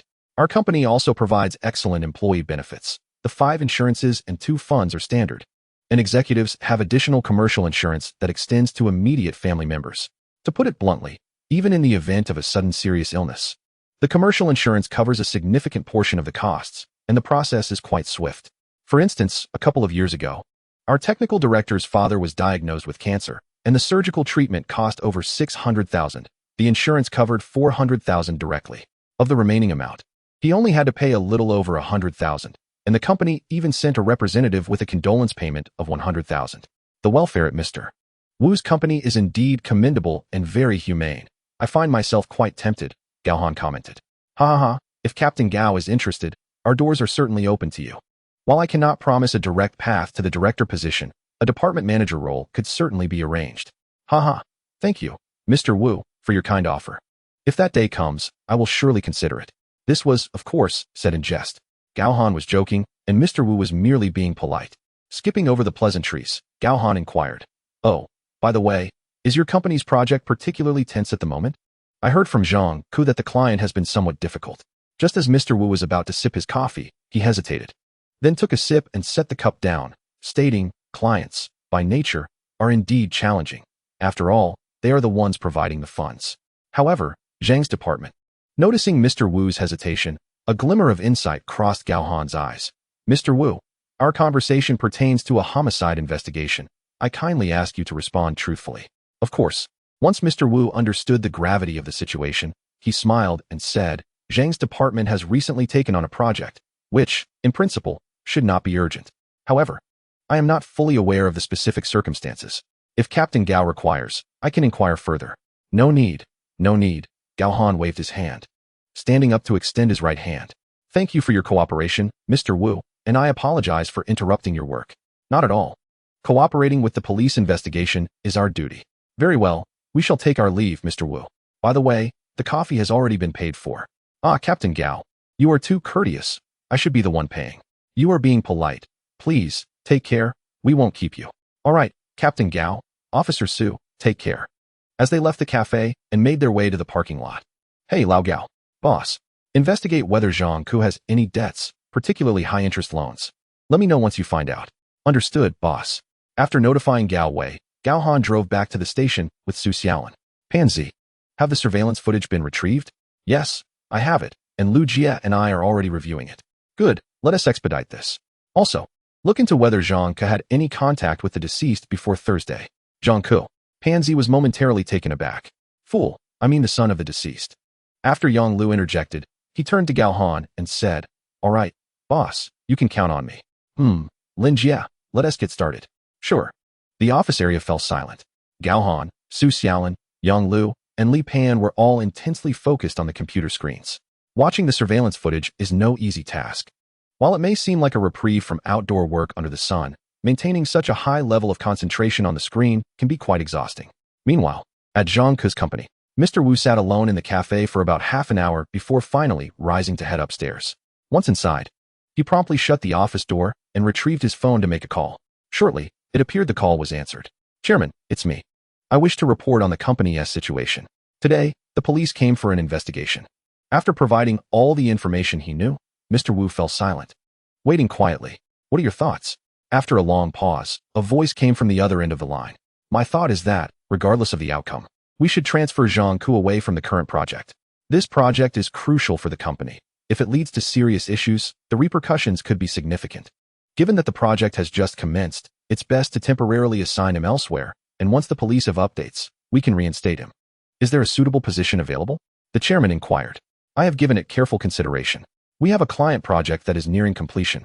I could arrange for Zhang Ku to conduct assessments and reviews there, which should take about a week to 2 weeks. Very well, let us proceed with that arrangement. Inform him that his previous performance has been commendable, and the board intends to utilize him again, so he should not harbor any other thoughts. Understood, Chairman. After hanging up the phone, Mr. Wu's expression fluctuated, and after a considerable pause, he murmured to himself, "Very well, Jiangku, it all hinges on your luck this time. If everything turns out fine, I shall concede to promoting you to vice president." After this self-reflection, Mr. Wu picked up the landline on his desk and instructed his secretary, "Please ask General Manager Jiangku and General Manager Qin Xiaoli to come to my office." Understood, Mr. Wu. Shortly thereafter, Jiangku hurried into the president's office. Upon entering and noticing Qin Xiaoli's presence, he was momentarily taken aback, but quickly regained composure and greeted Mr. Wu with a smile. "Mr. Wu, you summoned me?" "Indeed. General Manager Zhang, please have a seat." "Certainly, Mr. Wu." Once seated, Mr. Wu wasted no time and spoke directly, "General Manager Zhang, the chairman has instructed me that the A-side project of the company is nearing its completion stage. This project is of utmost importance to us, and we require a trustworthy individual to oversee it. The chairman has chosen you." Jiangku was taken aback, glancing at Mr. Wu and then at Qin Xiaoli, furrowing his brow. "But Mr. Wu, the project I am currently handling has just commenced." "I am aware," Mr. Wu interjected, "and I have already discussed this with the chairman. His intention is that if you successfully manage this project, you will be promoted to vice president." Upon hearing this, Jiangku grasped the situation but felt a pang of resentment at the prospect of his rival, Qin Xiaoli, being entrusted with the project. "Then, Mr. Wu, what about the new project?" "General Manager Qin will be responsible for the new project that has already been decided." "Very well, I shall adhere to the company's decision." A significant project slipped through his fingers, handed over to Qin Xiaoli. Despite his reluctance, Jiangku understood that there was no altering the decision. After exchanging a few pleasantries with the congratulatory Qin Xiaoli, he exited the office. Chapter 66. Discoveries in the surveillance footage. Suspect identified. Around 5 o'clock in the afternoon, Gao Wei returned with Liao Guangxian. "Boss, we're back." Upon seeing the two enter, Gao Han shifted his gaze from the screen and inquired, "What have you found?" "I had someone investigate, and so far, there's no news of Jiangku borrowing money at high interest. However, they are still looking into it." "All right, take a break for now." Gao Han continued to scrutinize the surveillance footage. Noticing their busyness, Gao Wei and Liao Guangxian approached Su Xiaolin for the surveillance and returned to their stations to review it on their computers. Gradually, others returned, and after distributing the surveillance videos, Su Xiaolin was finally free. "Boss, it's 6 o'clock." Glancing at the time, Gao Han nodded and said, "Let's order dinner. We can eat in the office, get something nice." Understood. Su Xiaolin arranged for dinner while the others continued with their tasks. At 7:33 p.m. on Friday, Gao Han observed Zhang Jingguo exiting the residential complex alone. He walked past the surveillance camera, turned right, and after proceeding for less than 20 meters, suddenly stopped, turning to look towards the corner wall, and then walked over with a look of astonishment. Gao Han quickly paused the video and rewound it. After reviewing it again, he slammed the table, exclaiming, "I've made a discovery." Hearing this, nearly everyone from the team rushed over. "Pansy, where's the map?" Here. Li Pan approached with a tablet. "This is the map near Ho-Hot Garden." After examining the map for a moment, Gao Han pointed and said, "Celine East Road outside Celine Fifth Alley, Celine Middle Road outside Celine Upper Horizontal Alley, Celine Street. Also, several streets near Nijiakyo Road. Check all surveillance cameras and road monitors from 7 p.m. to 7:35 p.m. to see if anyone from the list has passed through or appeared." Understood. The group returned to their respective positions to adjust the time and began reviewing the clues. Photographs were laid out on the table for easy comparison. Gao Han continued to watch the surveillance footage. The location was a dead-end alley, leading nowhere.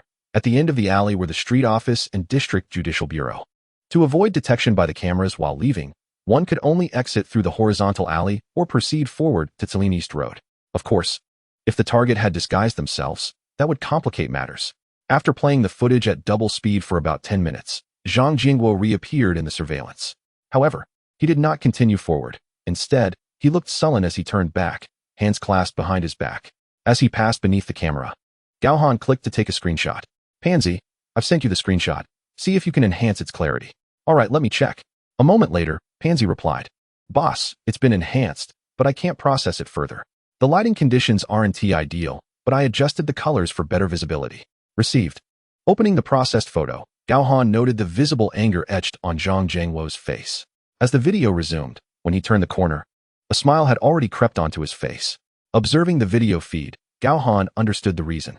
Several neighbors were chatting at the entrance of the residential complex and clearly called out to Zhang Jingguo as he approached. Zhang Jingguo, seemingly preoccupied, exchanged a few words with them before entering the complex. Gao Han kept a close watch on the surveillance at the T-junction until Zhang Jingguo entered the complex. He had not seen anyone emerge from the alley. This left only one possibility. The person who spoke with Zhang Jingguo had left the horizontal alley heading west, entering Suilin Middle Road. The west side of the upper horizontal alley and the T-junction were misaligned, making it impossible for the camera to capture them. With darkness falling, the night vision mode couldn't capture details from such a distance. Any findings on Suilin Middle Road? Gao Han inquired. The group remained silent. After a moment, he asked again. Any updates?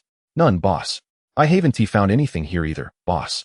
Hearing the responses from two teams, Gao Han turned to Ban Yongqiang and said, let us go check out the Suilin area.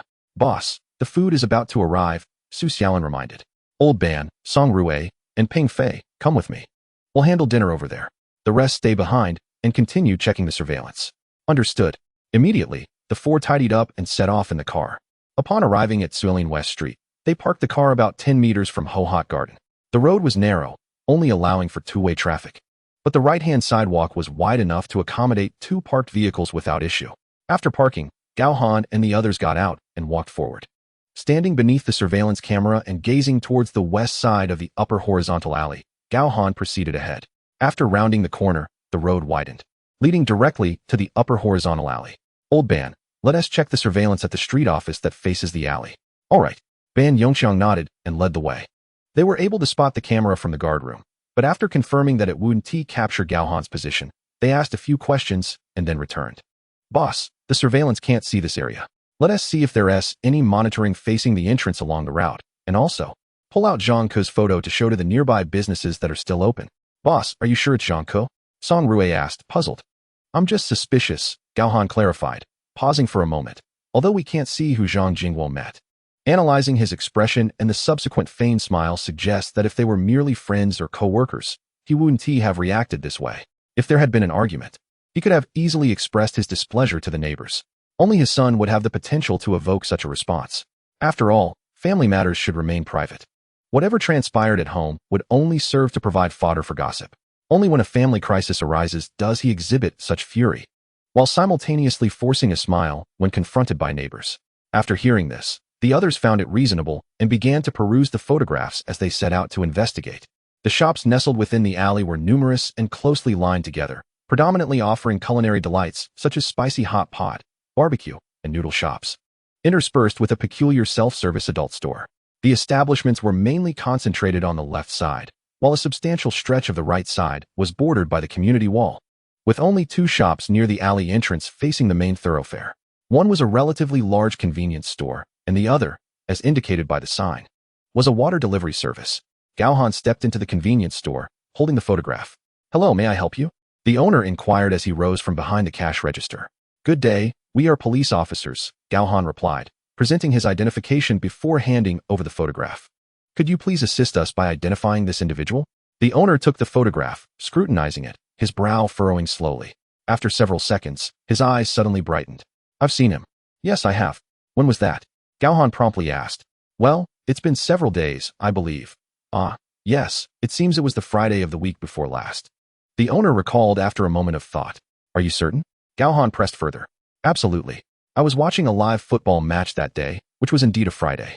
This man came in to buy cigarettes, looking rather displeased. He spoke rather brusquely, and given my own foul mood, I snapped back at him. In the end, he tossed 100 yuan my way and asked for 2 packs of hardshell cigarettes. As he left, he even pocketed a lighter from me. Yes, I'm sure it was him. Chapter 67. Investigation unfolds after receiving confirmation from the owner. Gao Han continued his inquiries. How long did he stay? Where did he go after purchasing the cigarettes? I can't recall the exact timing, but it was already dark by then. After buying the cigarettes, he simply left. Left? Which way did he go? I'm not sure, but he definitely didn't head forward. He either took that little alley or exited from this side onto the main street. All right, thank you. Gao Han expressed his gratitude and was about to leave when he noticed the surveillance monitor. By the way, does your surveillance system work? Yes. The owner replied, then added, but it only records for a week. Anything older gets overwritten. I see, thank you. You're welcome. Exiting the convenience store, Gao Han glanced at Ban Yongqiang. who had just finished his inquiries and was looking in their direction. Upon seeing Gao Han nod, the two approached each other. Boss, how did it go? Zhang Ku inquired. Zhang came by last Friday. The timing aligns. Then it must be him. Song Rue exclaimed, slapping his palm. We still need more evidence, Ban Yongxiang interjected, casting a glance at Song Rue. Next, we need to find out where he obtained the weapon, his financial issues, and any evidence of his presence in the vicinity to detain him. Yes, let us grab a bite, and then review the surveillance along the route. Hopefully, we can find something useful, Gao Han suggested. The four of them located a hot pot eatery nearby, ordered some dishes, and settled down to eat. The food arrived swiftly, and they began their meal, accompanied by rice. After finishing their meal and settling the bill, they resumed their investigation, returning late in the evening, around 9 o'clock. In the office area of the third squad, Gao Han and his team encountered Long Dahai, who had also arrived. Captain Long, you're here, Gao Han greeted. Yes. I thought I'd stop by when I saw you hadn't clocked out yet. Any leads? Long Dahai inquired. Indeed, let's discuss it in the office, Gao Han replied. Once in the office, he poured a glass of water for Long Dahai and took a seat beside him, explaining the situation. Through our investigations over the past few days, clues indicate that the suspect is likely the deceased's son, Zhang Ku. Are you certain? Long Dahai's expression turned serious. It's merely a suspicion. We need concrete evidence to support it. After a moment of contemplation, Long Dahai stated gravely, while it's not impossible for the suspect to be the deceased's son, we must be cautious in verifying this. Without definitive evidence, we cannot act recklessly. Rest assured, Captain Long, we understand the gravity of the situation, Gao Han assured him. Good. If you need our assistance, don't hesitate to ask. If there's evidence to apprehend someone, be decisive, Long Dahai advised, nodding in acknowledgement of Gao Han's confidence. Understood. Captain Long, Gao Han affirmed. After their discussion, Long Dahai glanced outside and asked, Are you working late tonight? Yes, having finally identified a suspect. We need to put in the extra hours, Gao Han replied.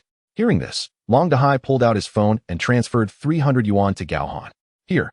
Take this and treat everyone to a late-night meal. Captain, that's too generous, Gao Han said, although he accepted the money quickly. Don't feel bad. I've already sent it over. It's unacceptable to go back on my word, Long Dahai chuckled. I'll handle the thanks on your behalf. All right, I'll be heading out now. Call if you need anything. Goodbye, Captain Long. Let me see you out. Gao Han escorted Long Dahai to the office entrance, clapping his hands to gather attention.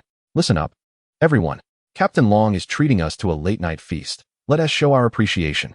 Applause erupted, and everyone shouted their thanks to Long Dahai. All right. Work hard. I'm off, he remarked, hurrying away from the office area. Once Long Dahai had departed, Gao Han transferred the money to Su Xiaolin, instructing her to order the late-night meal. Then he clapped his hands together and said, All right, let us convene. Who's in charge of closing the door? Pengfei. Please shut it. Sure thing, Zhou Pengfei replied as he stood to close the door while the others gathered around. Gao Han displayed Zhang Ku's photograph, affixing it to the suspect position. He pointed at it and stated, Everyone, we've uncovered clues indicating that Zhang Ku likely met Zhang Jingguo last Friday evening. And it was done discreetly. Such behavior raises concerns. Coupled with Zhang Jingguo's expression during the surveillance footage, I suspect Zhang Ku may have encountered a significant issue. Additionally, when I visited his company, I overheard him on the phone, evidently pressed by someone, which left him visibly agitated. When I inquired, he claimed it was a company matter. However, upon questioning the company's owner, I learned that Zhang Ku had just secured a project, making it implausible for anyone to be pressuring him at this juncture. He was clearly lying. If these suspicions hold, considering Zhang Ku's familiarity with his home environment and the layout of Zhang Jingguo's community, the conditions for committing the crime are ripe. Therefore, let us put aside other tasks and focus on investigating Zhang Ku. Understood. The group responded in unison. Gao Han turned to Pansy and the others, asking, What's the status on the surveillance? Did we find any trace of him last Friday night? None, Yang Hui replied. We checked the road surveillance and the Skynet cameras connected from his home, but found no sign of Zhang Ku. We suspect he didn't T-drive. It's likely he either took a taxi or used another mode of transport. Old Gao, how about your end? Boss, I haven't received any updates yet. I plan to revisit tomorrow, came the reply. Good, don't be too polite with them. Also, find out if there are any gambling issues concerning Zhang Ku. Aside from usury, the urgency of gambling debts is even more pronounced. All right, boss. Old Yang, I'm here. Tomorrow. We shall visit the bank to inquire about Zhang Ku's account information. I need to ascertain the details of his transactions. Additionally, Pansy, get in touch with WeChat and Alipay. We require Zhang Ku's online payment statements. Understood. Very well, boss. For now, that will suffice. Yanglu will accompany me to the hospital shortly. Zhang Ke's mother is unwell, and we should pay her a visit. Perhaps we can glean some information. Boss, may I join as well? Su Xiaolin raised her hand. Very well. You can come with us. After some contemplation, Gao Han agreed. With 2 female officers accompanying them, conversing with Zhang Ke's mother would be more manageable.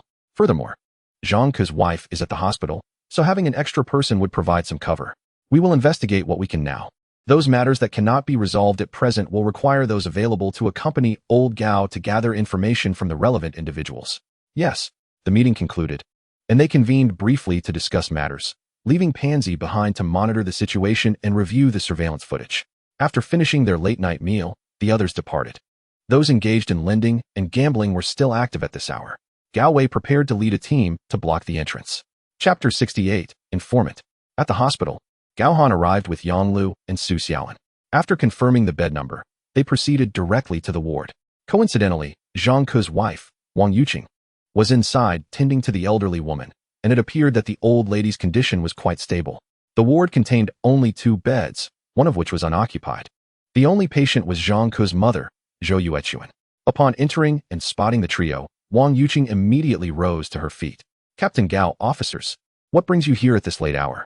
Hello, Mrs. Wang. We've heard about Aunt Zhou's illness, and we came to check on her. Thank you for your concern. After expressing her gratitude, Wang Yuqing introduced Gao Han to Zhou Yuechuan and then apologetically said, Captain Gao, I'm going to fetch some hot water. Could I trouble you to keep an eye on my mother? Of course, no problem. Yanglu, please accompany Mrs. Wang. Understood, boss. Once the 2 departed, Gao Han took a seat beside Zhou Auntie. How are you feeling? Is there any improvement? I feel better. It was nothing serious. Thank you, Captain Gao. No need for formalities. By the way, Aunt Zhou, aside from checking on your condition, we also have some questions for you. Sure, go ahead. After inquiring about a few mundane matters, Gao Han transitioned to the main topic. Aunt Zhou, last Friday evening, after dinner, did your husband go out? Zhou Yuechuan pondered for a moment before shaking her head. I can't recall, but he does enjoy taking walks after dinner or playing cards with familiar faces downstairs. Think carefully. He must have returned shortly after stepping out. With this prompt, Zhou Yuechuan recalled, now that you mention it, I do remember. However, I can't say for certain it was Friday. I recall one day, he left but returned shortly after. When I asked him what was wrong, he remained silent, sitting alone on the balcony smoking. Eventually, when I approached him, he mentioned he had a minor quarrel with a neighbor, but didn't he elaborate further? Did he mention anything about your son, Zhang Ke? My son? Is something wrong with him? Zhou Yuechuan exclaimed, her voice laced with concern. Don't worry, nothing has happened. We're merely looking into a threatening letter he received, and we need to investigate further. Oh, I've seen the letter. The elderly lady nodded, her lips moving as if hesitating. After several seconds, she inquired, Captain Gao, did my son say that the bloody handprint on the threatening letter was human blood? Yes. We have conducted tests, and it matches your husband's blood type and DNA data. Therefore, the sender of the threatening letter is highly likely to be the perpetrator. Will my son be in danger? The elderly woman was visibly anxious. Rest assured, ma'am, he is on guard, and we are conducting an investigation. We just want to ask you about Zhang Ke. Perhaps you can provide us with some leads. Well, old Zhang never mentioned anything about Zhang Ke. That's fine, Aunt Zhou. Has Zhang Ke been exhibiting any emotional issues lately? Emotional issues? Not that I know of. Are you certain? Well, he visited me yesterday and seemed fine. Was he happy? Not particularly. He was just somewhat excited to see that I was awake. Oh, and he also asked when those 3 fixed deposits would mature. I see. Well, that appears to be all. Just as Gao Han finished his inquiries, Yang Liu's voice could be heard from outside. When Wang Yuqing returned, the 3 took their leave. Descending to the parking lot, the trio remained silent until they reached the vehicle. It was only after they had settled in that Gao Han asked, how did it go on your end? Yang Lu shook her head. I didn't uncover much. It seems this individual is rather tight-lipped. Let us proceed with the investigation. If we can't extract any information from this direction, other avenues should yield results. With that, Gao Han started the car and pulled out of the parking space, retrieving his phone to call Gao Wei. Old Gao, how is it going on your side? Hey, boss, we questioned 2 individuals, and both claimed not to know Zhang Ke. Additionally, there were no results from the inquiries I made regarding the usury during the day. I'm preparing to check out a casino. A casino? Where? Fengming Tea House. It's a popular spot for gambling, and I know someone who provides loans there. All right, I'll come over and take a look. Sure, boss, we'll wait for you. Very well. After setting the navigation, Gao Han noticed it was only a few kilometers away, just outside the West 3rd Ring Road. He pressed the accelerator and sped up. By around 11:20 at night, Gao Han parked the car by the roadside, where two vehicles were already stationed ahead. Gao Wei and Ban Yongqiang emerged from the car as soon as he parked. "Boss, is it just upstairs?" "Yes, just above." "All right, let us first send a few unfamiliar faces up to take a look. We'll follow shortly to prevent anyone from escaping." "Don't worry, boss. They won tea getaway." Gao Wei chuckled. "This tea house has two entrances. We'll seal off the back staircase. I've already sent Song Rui and Guangxin over. Shall we head up directly? Let us go." In a grand procession led by Gao Wei, they approached the bottom business area of the nearby community. Entering through an entrance led them to the elevator hall. The tea house was located on the third floor, with a fire escape at the back. Upon exiting the elevator, Gao Wei was the first to stride toward the tea house. As soon as he pushed the door open, a small, slender man, approximately 5 feet tall, sprang up and attempted to flee. "Run? You think you can escape? You're finished if I catch you." Gao Wei shouted in dialect as the man, who had nearly rounded the corner, stopped in his tracks. Glancing back and recognizing Gao Wei, he broke into a grin. "Oh, it's you, brother Gao? You startled me. Come, let us have a smoke." "Enough of that. Let us find a quieter place. I need to ask you something." "Outside?" the man hesitantly inquired. "Outside? No, let us find a room." The man glanced at the individual behind the bar before saying, "All right, there's an empty room inside." Gao Wei did not respond immediately, but looked at Gao Han. Gao Han chuckled softly, circumventing the bar to step inside. After surveying the surroundings, he extended his foot to nudge a cardboard box of instant noodles on the floor. "This box feels rather heavy. Lift it up," he instructed. Upon hearing this, both Meng War and the man stationed at the bar changed their expressions. Lu Juanxiang and Zhou Pengfei entered, but the man at the bar hastily interjected, No, officers. Just a moment, please. Are you the boss?" Gao Han inquired, fixing his gaze upon the man. "I." The man attempted to shift the blame onto Meng War, but given the current circumstances, he had no choice but to concede. "Yes, it is I. Bring the money and come with us. The game can continue, but anyone who tries to flee will be pursued," he added. "Understood. We won tea run," the man replied. Wiping the sweat from his brow, he instructed the two barmaids to call him if needed and cautioned the gamblers in the private rooms to remain quiet before following Gao Han inside. Lu Juanxiang and Zhou Pengfei, showing no hesitation, squatted down to lift the majority of the cash-filled box and followed suit. Meanwhile, Yang Lu and Su Xiaolin remained behind, observing the scene. Chapter 69. Informant Identification. Sifang Entertainment City. Within the private room, Chen Xiaojin, nicknamed Meng War, was pressed into the sofa, whilst the head of the operation, Duan Hong, the owner of Fengming Tea House, was seated in a chair, his shoulder blades pinched by Liao Guangxian. Despite his towering stature, Duan Hong grimaced in pain under Liao Guangxian's subtle grip. With a thud, the cardboard box was tossed onto the mahjong table. Gao Han approached, opened the box, donned rubber gloves, and began to extract stacks of cash, quickly amassing a small pile, approximately 200,000 to 300,000 yuan. A cursory glance revealed that the box contained at least 1 million. "Officers, what do you mean by this? You bring me here without questioning, only to take my money?" Duan Hong finally voiced his concern after a brief pause. "Nothing much. We just need to ask you about someone." After saying this, Gao Han exchanged a glance with Gao Wei. Gao Wei nodded, retrieved a photograph of Zhang Ku, and placed it on the table, pointing to it. "Do you recognize this person?" Duan Hong leaned down to scrutinize the picture. After a considerable moment, he shook his head. "No, I don't know him." "Think carefully. Take your time," Gao Han remarked, casting a sidelong glance at him as he continued to extract cash from the box. The implication was clear.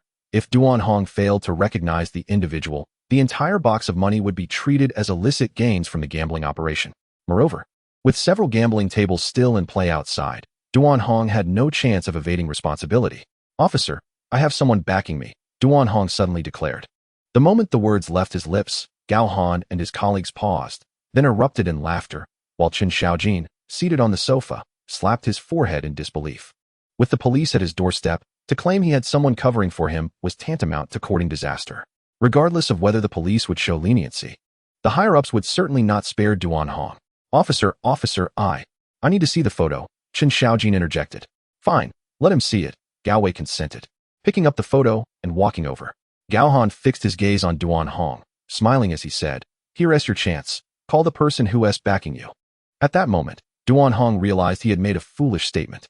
His lips moved, but ultimately, he fell silent. "Guangxian." "Yes." Liao Guangxian approached, squeezing Duan Hong's shoulder in a seemingly friendly manner. "Duan Hong, who's your benefactor, that you dare threaten the police? Give it some time, and it'll be chaos." He added, "Ouch, that hurts." Duan Hong exclaimed, shouting, "I will sue you for torture." "Guanxian," Gao Han interjected, prompting Liao Guangxian to withdraw his hand. "Old classmate, take your team and sweep the area." "Understood." Ban Yongxiang exchanged glances with his team, and they all exited, leaving Gao Han and Liao Guangxian to keep an eye on the two men. Upon witnessing the commotion, Chun Xiaojin understood that he was doomed. Suddenly, he sprang to his feet. The unexpected movement startled Liao Guangxian, who instinctively reached for his firearm and barked, "What are you doing? Sit down." Officers, two officers, I recognize this person," Chun Xiaojin stammered. "Guanxian." Gao Han waved his hand and turned to Chun Xiaojin, "Speak." "His name is Zhang Ku.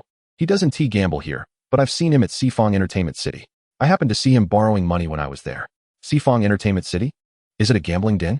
Gao Han queried further. Yes. They have regular gaming machines and fishing machines outside. But there's a small door leading to a high-stakes area with games like Jiajinhuan Roulette, along with slot machines." "Are you certain? Don't try to pull a fast one. If you're lying, the consequences will be severe," Gao Han warned. "I'm sure, absolutely sure. I'm familiar with one of the guys overseeing that place, and I know the one who lets the games slide. Is it still operational?" Gao Han glanced at his watch and inquired. "Yes, of course. It's still early. They usually operate all night." "All right, take us there. You may leave. But as for this one," he gestured toward Duan Hong, "he'll have to stay for a while." Afterward, Gao Han turned to Liao Guangxian and instructed, "Guangxian, call for reinforcements." "Certainly, boss." Liao Guangxian pulled out his phone to contact the command center for dispatch. Operations like these are typically handled by the public security team rather than the criminal investigation unit, so they would hand it over directly. Of course, they would still claim a portion of the subsequent rewards. As the call was made, chaos erupted outside. All three gambling tables were apprehended. Exiting the premises, Gao Han glanced around, spotting Ban Yongxiang approaching with 3 bags. "Boss, these are the gambling funds. It totals over 200,000. "All right. We'll wait for the public security team." "Understood, boss." Approximately 20 minutes later, the public security team arrived. After a courteous exchange during the handover, Gao Han waved his hand, signaling for his team, along with Chun Xiaojin, to depart. Outside the second ring road in Yangjin district, a small commercial building on the second floor bore the flickering neon sign of Sifang Entertainment City, radiating a spectrum of colors. Chun Xiaojin led Gao Han, Zhou Pengfei, and Yang Lu inside. Upon entering, he pointed out the location of the small gaming area before slipping away. "Old classmate, are you in position?" Gao Han inquired through his earpiece as he casually settled by a King of Fighters arcade machine. "Position confirmed. We're blocking the back door." "All right. Be cautious and stay safe." "Understood." After finishing his conversation with Ban Yongxiang, Gao Han glanced toward the entrance. Gao Wei and Lu Juanxiang had also arrived. Subsequently, he rose and made his way toward the door of the small gaming area. The lookout seated by the entrance noticed someone approaching and stood up, ready to inquire. In a swift motion, Zhou Pengfei advanced from the side and subdued him. As the lookout was restrained, Gao Han and the others drew their firearms and pushed the door open, storming inside. "Everyone freeze. Police, place your hands on the table now."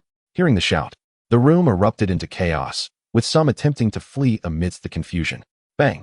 Gao Han fired a warning shot. The gunfire erupted, and amidst the cacophony of startled gasps and the commotion of agitated gamblers, they all obediently dropped to the ground. Meanwhile, 3 or 4 individuals emerged from a small room. Undeterred, clutching their cases, and hastily attempted to flee through a concealed back door. "Don't move. Police. Hands on your head. Crouch down." A stern command rang out, catching several lookout men completely off guard. Faced with the armed presence of Ban Yongxiang and his associates, these individuals dared not resist. One by one, they relinquished their cases and complied, crouching with hands atop their heads. Chapter 70. Encountering Zhang Ku at the casino, a debt of over 1 million. The scene was swiftly secured, with no one escaping from inside the small establishment. Ban Yongxiang and his team then gathered everyone together to begin checking identification, while the cases were retrieved and placed upon a gambling table, open to reveal their contents. Each of the 3 suitcases was filled with cash, totaling at least 3 million. As Gao Han prepared to interrogate the lookout men, Yang Lu suddenly called out, "Boss."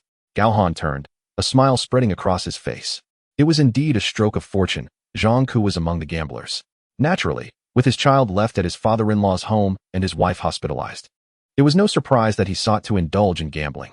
After signaling for Zhang Ku to be brought over, Gao Han seated him in a corner. "What brings you here?"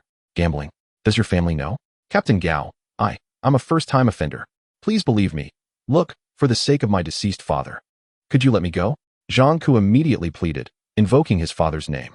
Yet he failed to consider that not only did Gao Han not know Zhang Jingguo previously, but even if he did, it was highly improbable that he would simply let him go, especially since Zhang Ku was their target. First time? I think not. Shall I call those individuals over to confirm your identity? Gao Han remarked with a smile, gesturing towards a few individuals who were being separately detained. Captain Gao, no? It's not the first time, it's the second time. As expected, a gambler's words cannot be trusted. Gao Han shook his head, retrieving handcuffs to secure Zhang Ku to a nearby table. Hey, Captain Gao, what are you doing? You, silence. A sharp reprimand silenced Zhang Ku. After casting a cold glance at him, Gao Han approached the individuals responsible for overseeing the gambling operation. How much does he owe you here? The crouched men exchanged glances, then fell silent. Not speaking? Think carefully. This is merely a gambling issue. If you remain silent, it becomes an issue of concealment, potentially involving homicide. If your superiors find out you've entangled him in such a significant case, what do you think the consequences will be? With those words, the men all raised their heads, gazes filled with shock as they glanced towards the corner where Zhang Ku sat.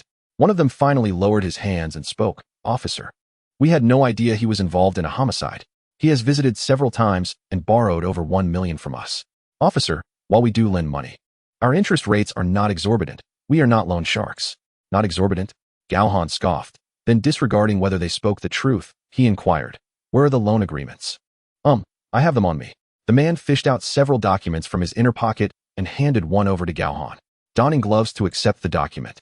Gao Han scrutinized it before asking, you borrowed 130,000 in a single instance? No, I recall it was divided into 4 loans. And we unified them into one document in the end. All right, stay crouched. Yes, officer, I'll stay crouched. The man complied. And Gao Han returned to Zhang Ku's side, where Yang Lu approached, activating the body camera. Zhang Ku, this is your loan agreement. Quite impressive. You borrowed 130,000 directly. This morning, when we visited your company, was it them urging you to repay? I Zhang Ku stammered, his lips trembling at the sight of the document. Where did you acquire the wrench? Gao Han suddenly queried, catching Zhang Ku off guard. Wrench? What wrench? Zhang Ku's heart raced, instinctively responding with a single word before abruptly halting, countering, why are you still lying to me? Noticing the fleeting glint of cunning in Zhang Ku's eyes, Gao Han smirked. You thought it was online, didn't you? You use cash even for cigarettes. So surely you purchased it with cash? A 36mm adjustable wrench is not easily obtainable. You could be detained for at least half a month for this. Do you think we want to trace where you acquired it? And even if I did buy a wrench, so what? Zhang Ku retorted, his initial trepidation evaporating. This fellow was indeed a born actor, with remarkable composure. Had Gao Han not been vigilant from the beginning, he might have been deceived. However, having dealt with numerous unsavory characters, Gao Han had encountered many like him. Disregarding Zhang Ku's retort, Gao Han continued, you didn't dispose of the wrench, did you? It must be stashed somewhere at home. Unlikely, considering it bears blood, your father's blood. Even with your strong mental fortitude, you couldn't bear that, could you? In the car? That seems improbable. So, it must be at your company. With excellent employee benefits and your position as a director, hiding a wrench should be quite simple. I will apply for a search warrant. You want to escape. Zhang Ku remained silent, responding with mere contemplation. With a dismissive snort, Gao Han turned to summon Zhou Pengfei and Song Rui. Take him down and secure him in the vehicle. Yes. The two escorted Zhang Ku away. And Gao Han turned to Ban Yongqiang. Old Ban, how long until reinforcements arrive? Soon, in less than 5 minutes. Good. Wait until they arrive to wrap things up. Understood. After conversing with Ban Yongqiang, Gao Han retrieved his phone and called Long Dahai. The call rang for a moment before being answered. Team Leader Long. We apprehended Zhang Ku at the casino. He owes over 130,000 outside. I just conducted a surprise interrogation, and there's no doubt. It's him. However, he's not forthcoming. His mental resilience is formidable, making it challenging to extract a confession through interrogation. I need to apply for a search warrant to investigate his residence, vehicle, and company. All right, I'll have it ready for you by tomorrow morning. Thank you, Team Leader Long. Upon hanging up, Gao Han waited for a while until the public security team and the district police station arrived in succession, transferring the scene and the others to them. He then took Zhang Ku, along with the gambling overseers, away. Back at the precinct, Zhang Ku was immediately confined to the detention room, while the overseers were taken into the interrogation room. Inside, Gao Han sat behind the table. Let us discuss Zhang Ku. You lent him such a substantial sum without fear of him defaulting? Su Xiaoqiang remained silent for a few seconds before cautiously raising his head to look at Gao Han, asking, "Officer, if I honestly confess, will it worsen my sentence?" It won T. Seeing Gao Han's unwavering certainty, Su Xiaoqiang remained skeptical. Su Xiaoqiang, I want to engage in pretenses with you. Your situation will undoubtedly lead to imprisonment. This is indisputable, given the over 3 million in gambling funds. Coupled with the loan agreements found on you, it must amount to nearly 5 million, right? With such sums on your person, you would certainly face sentencing. However, we do not solely handle gambling offenses. You will also be transferred to other departments for further processing. But right now, we are investigating a homicide. So be forthright. If you can provide valuable leads, we will note that in our report, and perhaps the judge might show leniency. All right, officer, I'll be truthful with you. I trust you. Su Xiaoqiang nodded, choosing to trust Gao Han. Zhang Ke had been introduced 2 months prior by a friend. Initially, he merely dabbled with the gambling machines, but eventually took to the tables. In the beginning, fortune smiled upon him, as he amassed over 100,000 within a few nights. However, as his bets escalated, he found himself ensnared by the roulette wheel and began to incur losses. After exhausting his funds, he resorted to borrowing money. We had investigated him and were aware of his monthly salary, so we were not overly concerned about his ability to repay. However, as time passed, his debts grew substantial, and we, adhering to our usual practices, demanded repayment, only to find that he claimed he had no money. Consequently, we imparted a lesson to him. A couple of weeks ago, he had promised to repay half, but subsequently fell silent. It was not until 3 days ago that he returned with 400,000, at which point we permitted him to continue gambling. After repaying 400,000, he still owes you 130,000? Gao Han inquired. No, after this payment. He owes 90,000, but the contract remains unaltered, thus no changes were made. However, we did issue him a receipt. You all seem quite professional, Gao Han remarked. Chapter 71. Search warrant, Wang Yuqing's car trunk. Did he mention where he obtained the money to repay half? Well, he didn't specify. However, I heard he seemed quite pleased and mentioned his father. Beyond that, I'm not sure. Are you certain you don't know? Gao Han squinted. Officer, I genuinely don't know. My responsibility lies in collecting debts and managing repayments. The matter of pursuing him does not fall within my purview. Here is your opportunity. Make a call and inquire. Officer, isn't that inappropriate? Su Xiaoqiang was no fool. He understood that such a call could lead the police to uncover further connections. If the boss discovered his involvement, he would likely never return home, and there could even be life-threatening repercussions.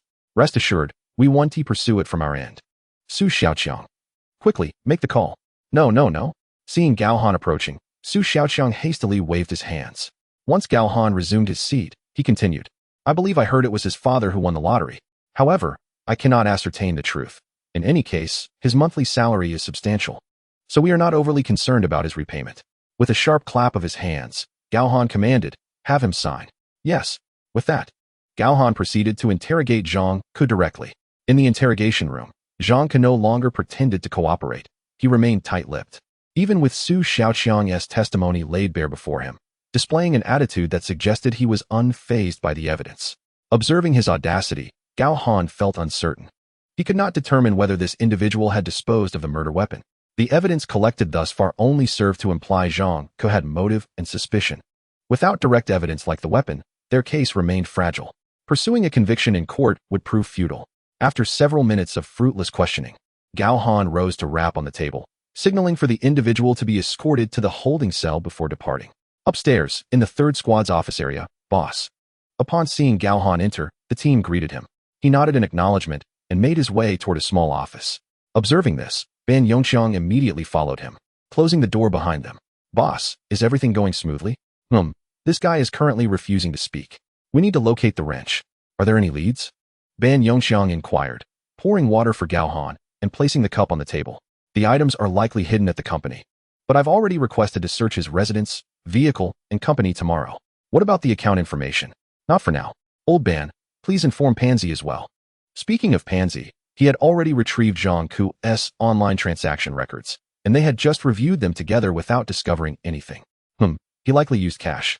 Gao Han nodded, then looked up and said, let everyone rest. We'll head out as soon as we obtain the search warrant tomorrow morning. Understood. The following morning, the 3rd Squad split into 2 teams, one led by Gao Han to search Zhang Ke's residence and vehicle, and the other led by Ban Yongqiang to investigate Zhang Ku's company. Arriving at Zhang Ku's home, they enlisted the property management as witnesses, leaving 2 individuals with the technical team to search the vehicle while the others accompanied Gao Han upstairs.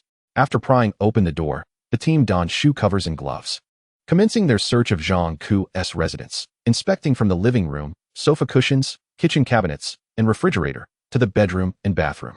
Nearly 2 hours later, having even searched the central air conditioning vents, they found nothing. The car in the basement was similarly devoid of any incriminating evidence. Not only was the wrench missing, but even the stolen jewelry remained elusive. After coming up empty-handed, and upon contacting Ban Yongqiang to learn that there were no findings at the company either, Gao Han furrowed his brow. This individual had audaciously feigned innocence even while perpetrating such a sudden deception. Just as Gao Han was preparing to call off the search, Wang Yuqing unexpectedly appeared at the door. The 2 parties exchanged glances, and after a moment of shock, Wang Yuqing looked at Gao Han, inquiring with confusion, "Captain Gao, what are you doing here?" Momentarily taken aback by her presence, Gao Han quickly regained his composure, his expression turning serious as he asked, "Ms. Wang, did you drive here?" "Ah, yes, I did. We need to inspect your vehicle." "Why?" "We suspect that your father-in-law, Zhang Jingwo's death is connected to your husband, Zhang Ku." "My husband? That's impossible."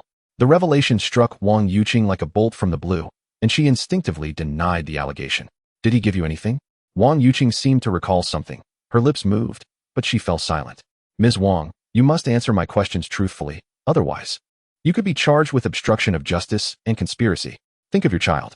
Finally, Wang Yuqing appeared visibly moved. After a prolonged silence, she managed to utter a few words with great difficulty. "Yes, Zhang Ke placed it in my car." "Take it out, open it." "All right." The handbag was retrieved and opened. Inside was a plastic bag containing a long object wrapped in black plastic and encircled with tape, which, by its shape, resembled a wrench. Upon unwrapping the black plastic bag, it revealed an assortment of gold jewelry, along with 2 small gold bars. Carefully unwrapping the long object, the wrench and a pair of dark red, blood-stained work gloves, still clinging to their shape from being wrapped around the handle, were unveiled before the onlookers. The blood on the gloves had long since dried, preserving their form due to the saturation. Upon seeing the items extracted from the bag, Wang Yuqing covered her mouth, tears streaming silently down her face. "Captain Gao, we've lifted fingerprints from the plastic bag, and there are also residual fingerprints on the tape. Additionally, the blood has been confirmed as human blood." Upon hearing the results from the technical team, Gao Han cast a serious gaze upon Wang Yuqing and stated, "Ms. Wang, you are currently suspected of being involved in a murder case. We require you to accompany us for further investigation." "I understand," Wang Yuqing replied. She was escorted into the vehicle by Yang Lu.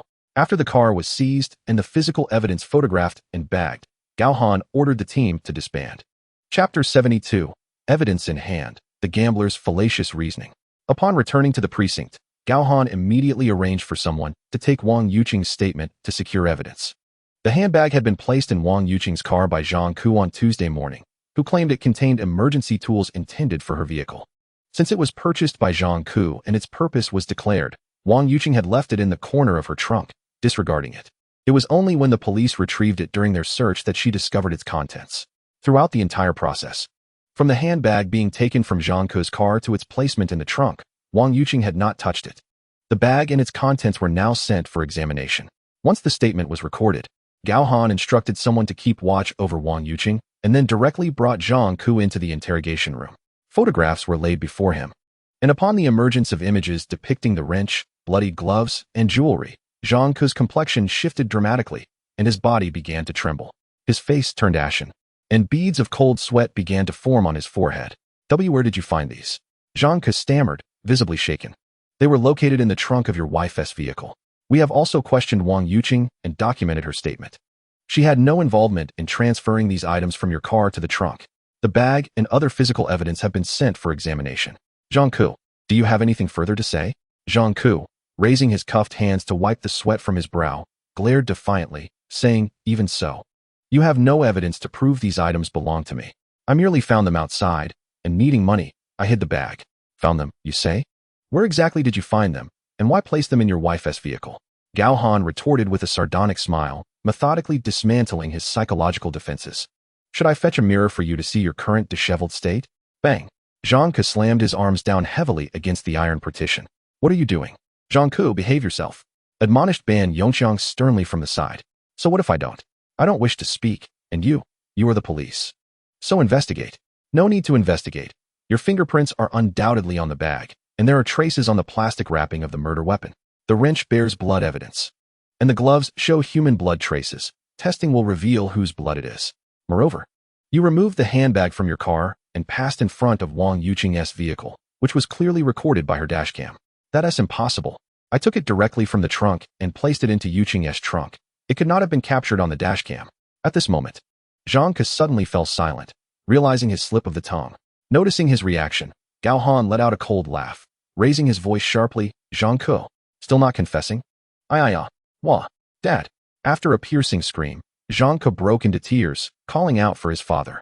Gao Han, Ban Yongqiang, and Recorder Li Pan refrained from interrupting, allowing him to cry for a considerable time until he composed himself. Gao Han then resumed his inquiries in a calm tone. Now, tell me, why did you commit murder? Don't you already know? It was gambling. I owed money.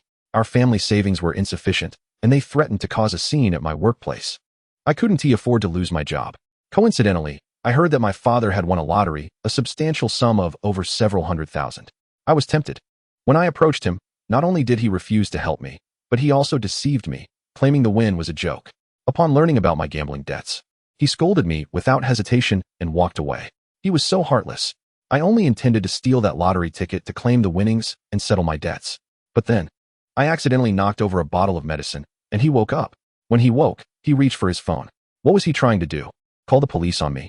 I panicked and, without a second thought, grabbed the wrench and struck him on the head. Once wasn't he enough? I hit him twice. 3 times eventually. I was frightened.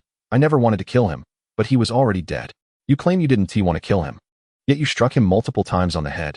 Now, be honest and recount the events. Gao Han reprimanded coldly, issuing a warning. I forced myself to remain calm upon realizing my father was dead. However, I scoured the bedroom and couldn't find that lottery ticket. It was getting late, and fearing discovery, I staged the scene to resemble a burglary gone wrong, leaving shoe prints on the wall outside the living room. What about the air freshener? When did you deliver it? On Tuesday afternoon. I disguised myself and entered the neighborhood, going upstairs to open the door. You entered through the air conditioning unit? Yes. The security door was old and poorly maintained, making a creaking sound when opened. I knew the kitchen window was usually left ajar, so I entered through there. Quite audacious of you. Gao Han continued his questioning. You mentioned borrowing money from your father. When did that occur? On Friday, after work. Last Friday. Yes. Specific time? About 7:30. In fact, I arrived at 6. I knew my father liked to take evening walks after dinner, often strolling along Tsulin Road. So I waited in a spot where the surveillance couldn't see. Did you take a taxi?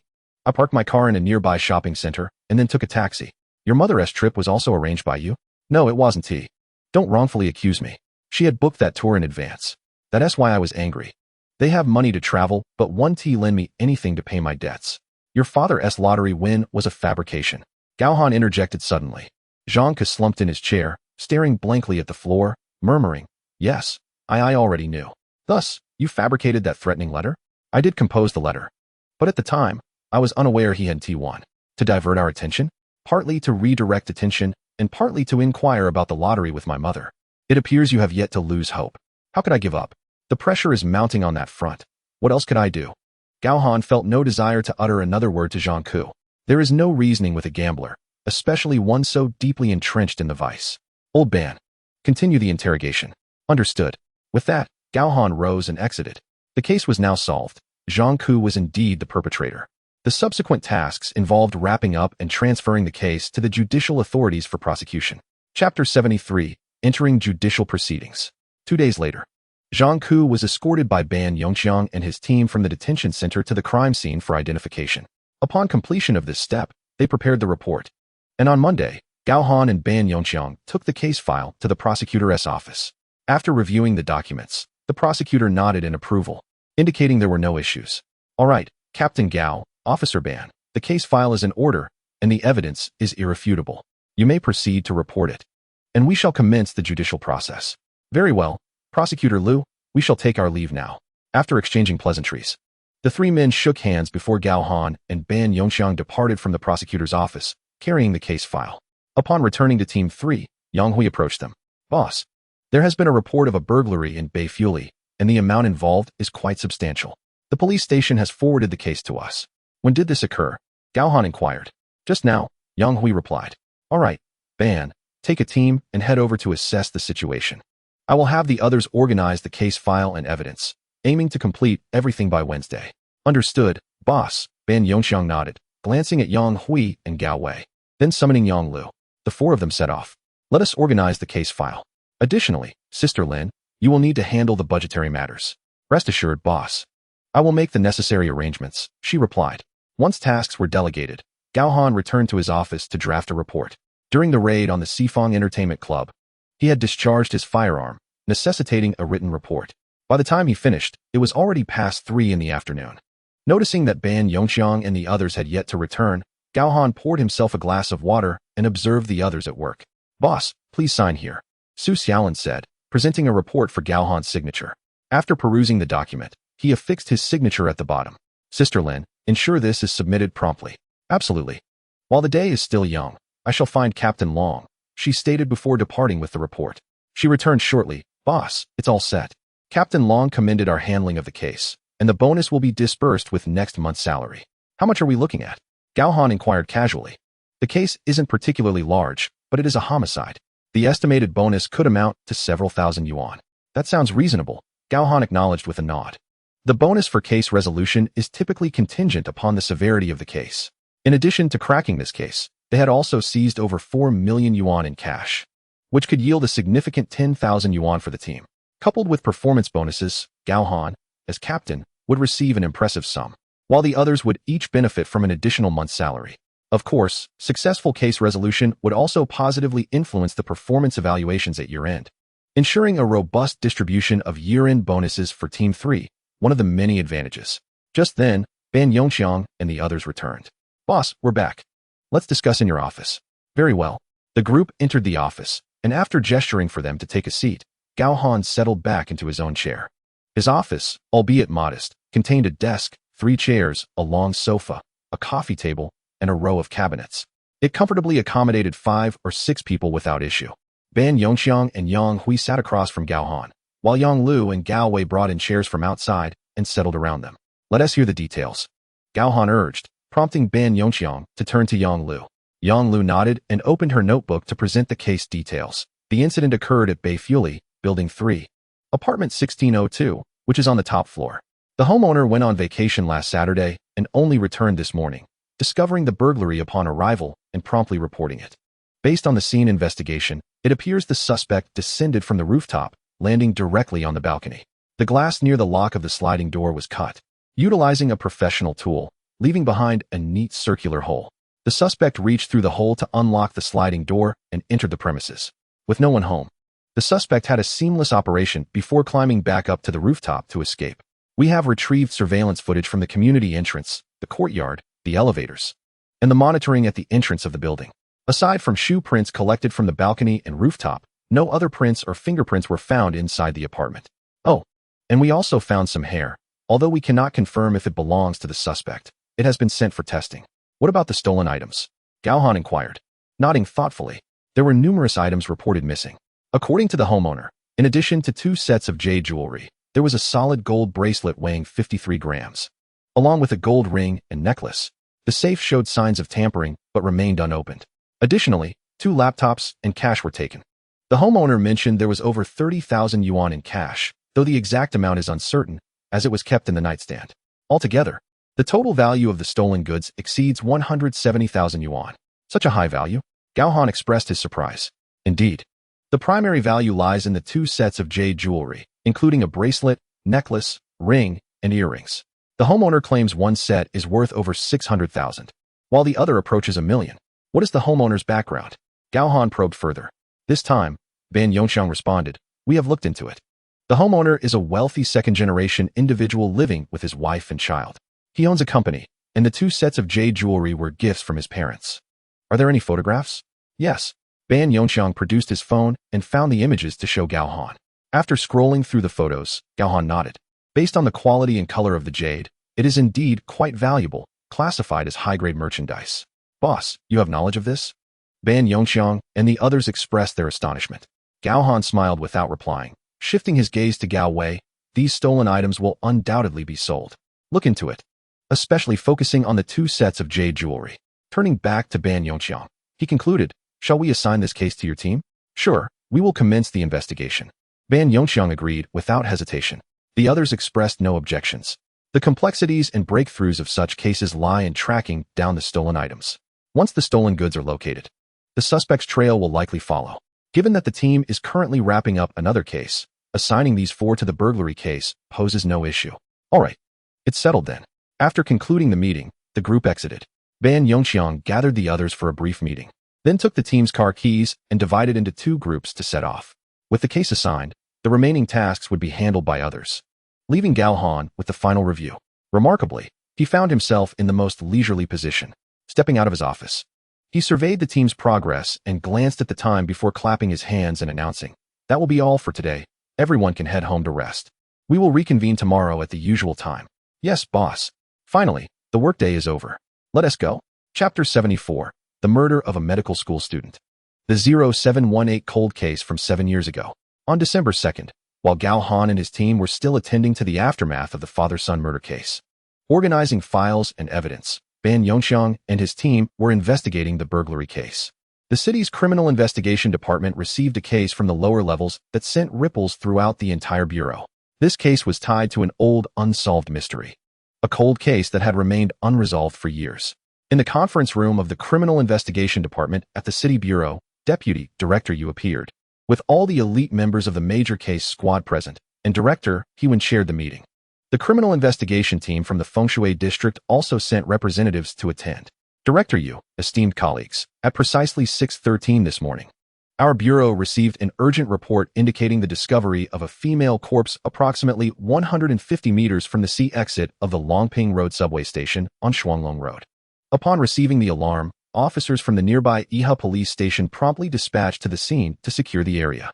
My team arrived at the location within 6 minutes and immediately commenced a thorough investigation. The deceased was identified as a young woman named Fei Yushan, age 19, with her handbag found at the scene containing her identification card. Additionally, a student card from a nursing school was retrieved, confirming that Fei Yushan was a second-year student there. The site was marked by a substantial amount of blood, with a fatal wound located on her neck. The incision was slender and smooth, suggesting the use of a very sharp instrument. The forensic expert determined that the time of death fell between 11 o'clock and 11:25 the previous night. There were no signs of struggle, leading to the suspicion that she was assaulted unexpectedly, subsequently collapsing and succumbing to shock from excessive blood loss. The knife wound began at the trachea, traversing the left carotid artery, with a depth of approximately 2 centimeters. Given the circumstances of the scene, the victim's profile, and the nature of the injuries, this case bears a striking resemblance to the 0718 case from 7 years ago. Considering these parallels, we have escalated the matter for further review. After the report from the Fengshui branch was concluded, Director Hewen turned to Director Yu, observing the lack of direction from him. Before speaking, "Everyone has reviewed the materials. Let us share our thoughts." The attendees furrowed their brows in contemplation, none daring to speak first. "What is the matter? Have you all lost your voices?" Hewen raised an eyebrow and glared, clearing his throat. Captain Li Wenbin of the Major Crimes Unit straightened and remarked, "Director Yu, Director He, the wound characteristics in this case indeed mirror those of the 0718 case, both occurring in seemingly safe locations with minimal pedestrian or vehicular presence. However, in that previous case, there were 3 victims, besides the fallen officer Wang Ning. The other 2 were middle-aged women. In contrast, this victim is a mere 19-year-old young woman. This singular fact diverges from the 0718 case." Li Wenbin's assertion left the detectives from Fengshui momentarily silent before one finally spoke. "What Captain Li states is factual, yet the modus operandi and the selection of time and place in this case align closely with the 0718 case. We surmise a strong likelihood that the perpetrator is a repeat offender." Vice Captain Chang Shan shook his head, countering, 7 years have elapsed since the 0718 case. It is improbable that the assailant suddenly experienced a change of heart, ceased their activities, and has now returned to strike again. The conference room was abuzz with heated debate, divided into 2 factions, one arguing that the evidence to reopen the investigation was insufficient, while the other insisted on the connection to the suspect from 7 years prior. "Enough," Director Yu interjected, bringing the discussions to a halt. "Given that this case has been reported, let the Major Crimes Unit take the lead. Additionally, I propose we involve class leader Ban Yongxiang from the criminal investigation team of the Chengnin branch, who previously handled this case and pursued suspects alongside his apprentice. Pausing momentarily, Director Yu continued, furthermore, I would like to transfer team leader Gao Han from the Chengnin branch's third team, who has skillfully resolved the last two cases. Let him join as well. Once assembled, they shall promptly depart to investigate the scene and examine the circumstances surrounding the victim, as clarity will surely emerge. Very well. Director Yu, we shall set off shortly, came the reply, though Li Wenbin hesitated. However, is it truly appropriate for team leader Gao to join us? Inappropriate? What could possibly be unsuitable? Director Yu inquired, turning his attention to Li Wenbin. Ignoring He Wen's subtle gestures, Li Wenbin replied, Old Ban is well acquainted with this case and has not let it go over the years, while team leader Gao is relatively new and unfamiliar with the details. Furthermore, there are pressing matters that require his leadership in Team 3. Li Wenbin. He Wen interjected forcefully, glaring at him. Are you suggesting that team leader Gao's prior cases were handled poorly? Director Yu has personally selected him as a valuable asset, and you are resisting? What is your intention? Enough, enough, old He. Director Yu waved his hand, signaling for He Wen to cease. Turning to Li Wenbin with a smile, he declared, It is settled then. Allowing them to investigate will not impede your efficiency, will it, Captain Li? I have another meeting to attend. Old He, please ensure everything is arranged. And report back with findings. Understood, Director Yu. He Wen stood and promptly followed Director Yu out, casting a final glance back at Li Wenbin. Unfazed by He Wen's pointed expressions, Li Wenbin leaned back in his chair, twirling a pen in his fingers, simply wishing to support an old comrade, and nothing more. Shortly thereafter, He Wen returned. Standing before the group, he shot Li Wenbin a glare before announcing, Everyone, expedite your preparations and gather your materials for departure. I will contact the Chengnin branch to have them proceed directly. Understood.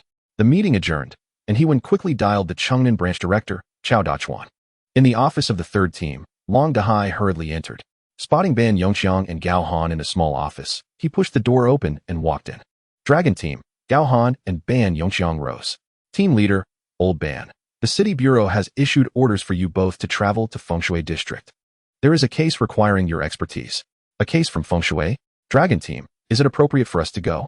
Gao Han paused, puzzled by the implications, but not understanding. He asked the question. Glancing at Ban Yongxiang, Long Dahai explained, there is a case in Fengshui that bears resemblance to the 0718 case. The mention of the 4 digits 0718 caused Ban Yongxiang to spring from his chair. Old Ban, do not be overly excited. The situation remains uncertain. You are personally assigned by Director Yu, but Captain Li Wenbin is hesitant about your involvement. You both should go take a look and do bring along a couple of others, he added. Very well, I shall also bring along Song Rue and Liao Guangxian. After a moment's consideration, Gao Han confirmed. Excellent.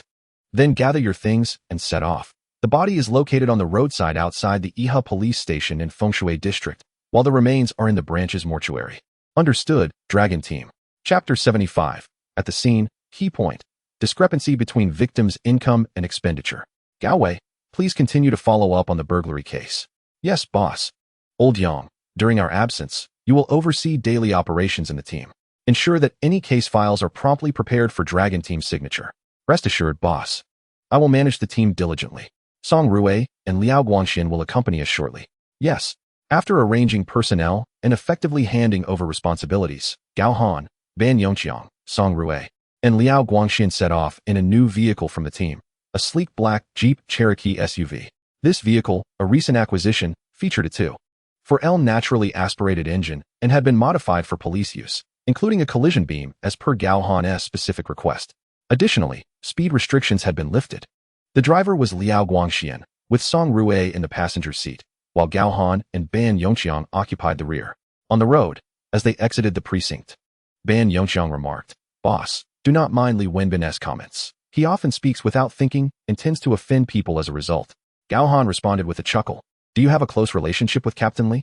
Yes, we have worked together in the past. Ah, it seems you share a strong bond. Indeed.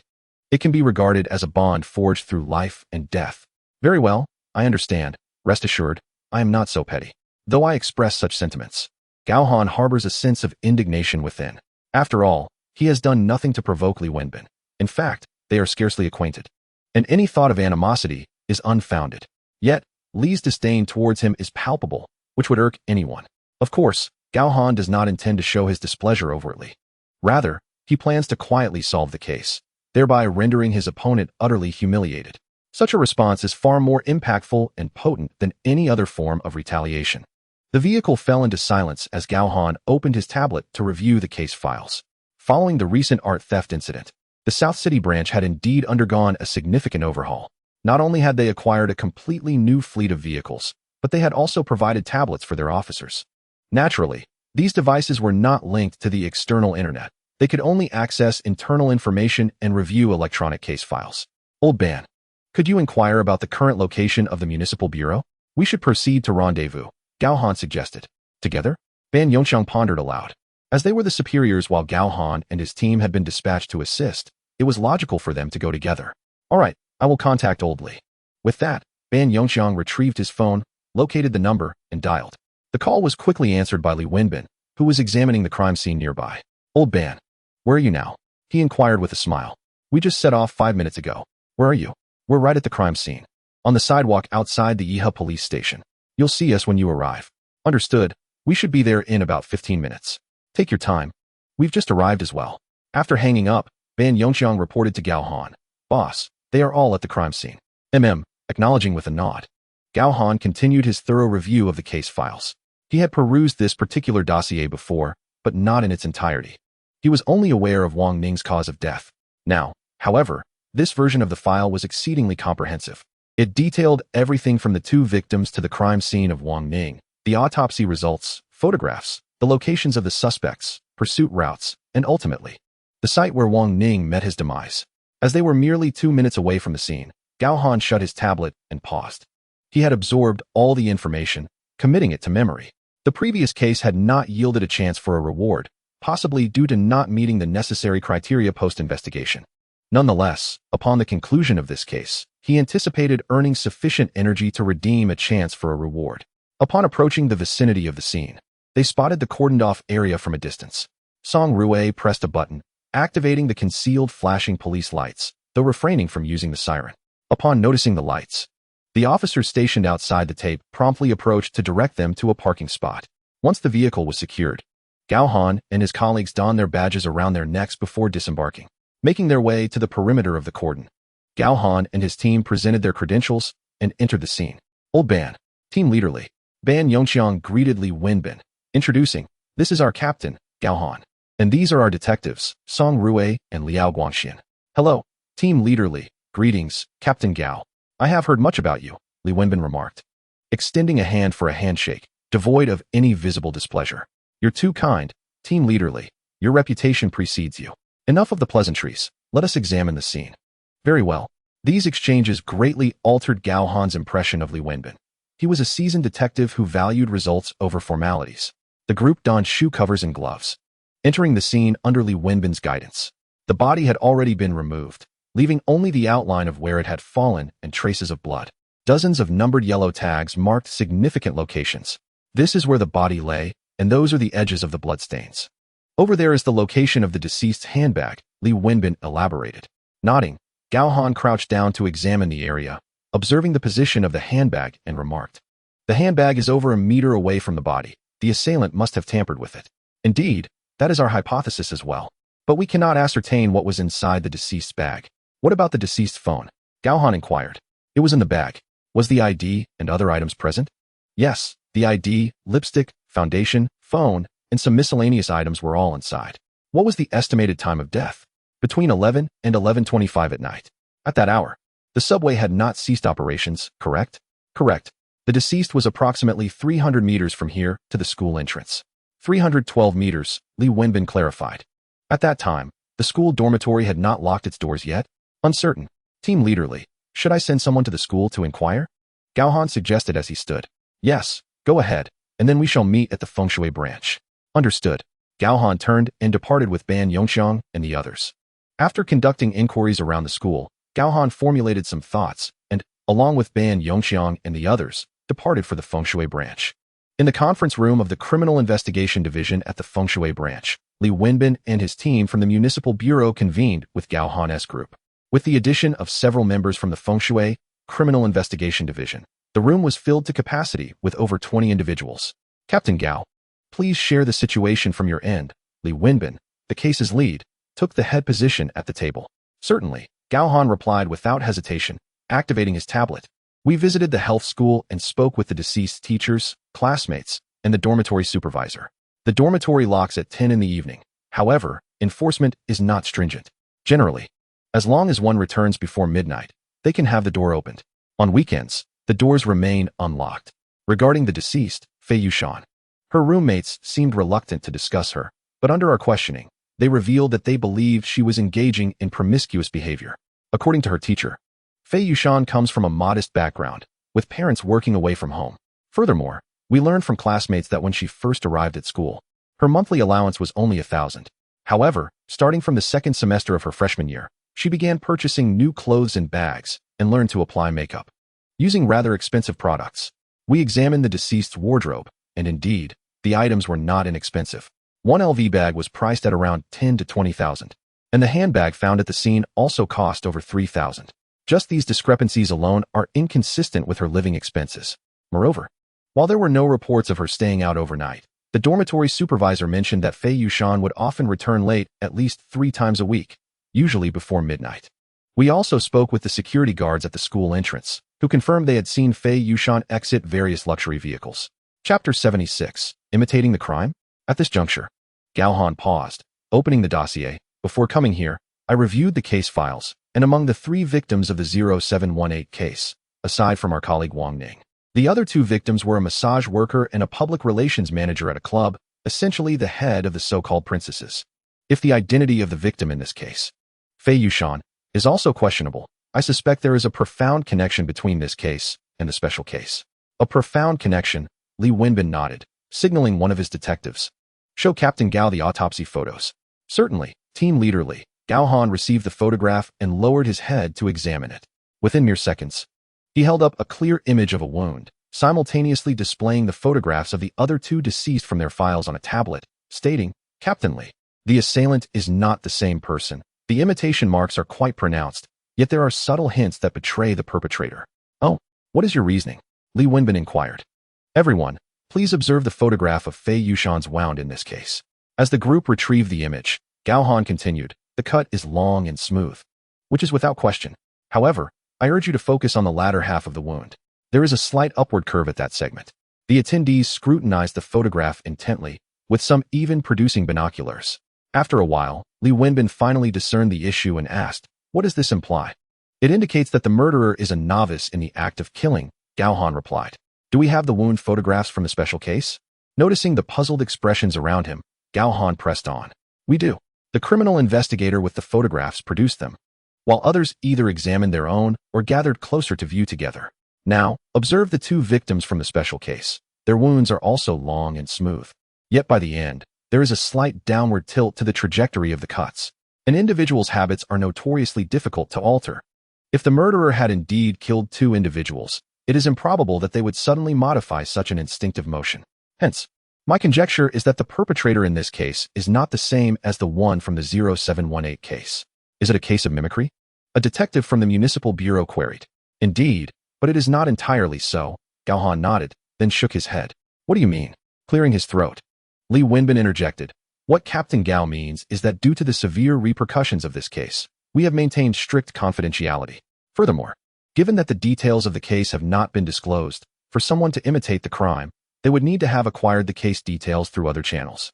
Or there exists a strong possibility that this individual shares a very close relationship with the murderer, close enough to have the crime details relayed to them?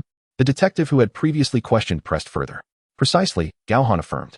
If that is the case, the experiences and leads from the previous 0718 case may not be applicable here. That indeed poses a problem, Li Wenbin acknowledged. However, to be precise, the leads collected from the prior case are essentially rendered useless. For instance, the previous murderer operated within the urban area, whereas now, the scene has shifted to the Feng Shui district. Has the murderer relocated? Or do they possess a means of transportation? Or could there be other reasons? These remain unclear. A profound silence enveloped the meeting room. After surveying the room, Li Wenbin's gaze ultimately settled on Gao Han, who was seated in the center to the right. It appears this young squad leader possesses considerable prowess. Li Wenbin's perception of Gao Han had transformed. Initially, he believed this youth was merely a figurehead sent to gain experience. But now it was evident that he was far more capable. The previous case of artifact theft was not merely a facade for him either, though rare. There were instances where individuals were sent to gain experience in such a manner. Noticing Li Wenbin's focused gaze, Gao Han looked up, smiled, and nodded before sitting upright, remaining still and refraining from further comment. Despite his youth, 3 years of undercover work had equipped him with the ability to adapt swiftly. He had already made a notable impression with his analysis. To overshadow Li Wenbin, the person in charge, would be excessive. Very well, Captain Gao's analysis is quite astute. Given that the leads from the previous case are largely unusable, let us begin by investigating the deceased. We shall hand Fei Yushan's mobile phone over to the technical department for decryption, aiming to trace her movements leading up to the incident. Let us assume the murderer had a specific target in mind. Therefore, prior to taking action, it is highly probable that the assailant conducted surveillance on the victim. Additionally, others should meticulously compare and analyze the surveillance footage around the crime scene, examining it frame by frame, before the murderer acted and after fleeing the scene. There may have been slip-ups. Certainly. After concluding, Li Wenbin turned back to Gao Han and asked, Captain Gao, which aspect do you wish to pursue? Gao Han, taken aback by the prospect of choosing their task, paused for half a second before responding. We are but 4 individuals. Once the phone is decrypted, we shall explore the deceased's social connections. Very well, you may take a break for now. I will notify you when there are results. Thank you, Captain Li. We shall find a spot outside. Indeed, that is permissible. This meeting is adjourned. Gao Han and his team, including Ban Yongqiang, exited the conference room, seeking 4 adjacent seats in the office area to await their assignment. Just as they settled in, Liao Guangxian and Song Rui slid their chairs over to Gao Han's side. Lauda, shall we not review some surveillance footage? Liao Guangxian suggested. Gao Han shook his head and turned to Ban Yongqiang, noticing the 3 pairs of eyes upon him. Ban Yongqiang sighed. The murderer is quite cunning. The location chosen lacks surveillance cameras. Although it appears to be outside the police station, there is actually a green belt separating the scene from the station, accompanied by dense roadside foliage. Moreover, the attacker struck unexpectedly. The victim had no chance to resist. Therefore, seeking the assailant through surveillance footage may prove less fruitful than examining social connections, where we might uncover some leads. Brother Chong, when you handled that previous case, did you also review the surveillance? Liao Guangxian inquired further. Indeed, we did. We scrutinized it repeatedly, over 10 times at the least, Ban Yongqiang affirmed. And did you find any leads at all?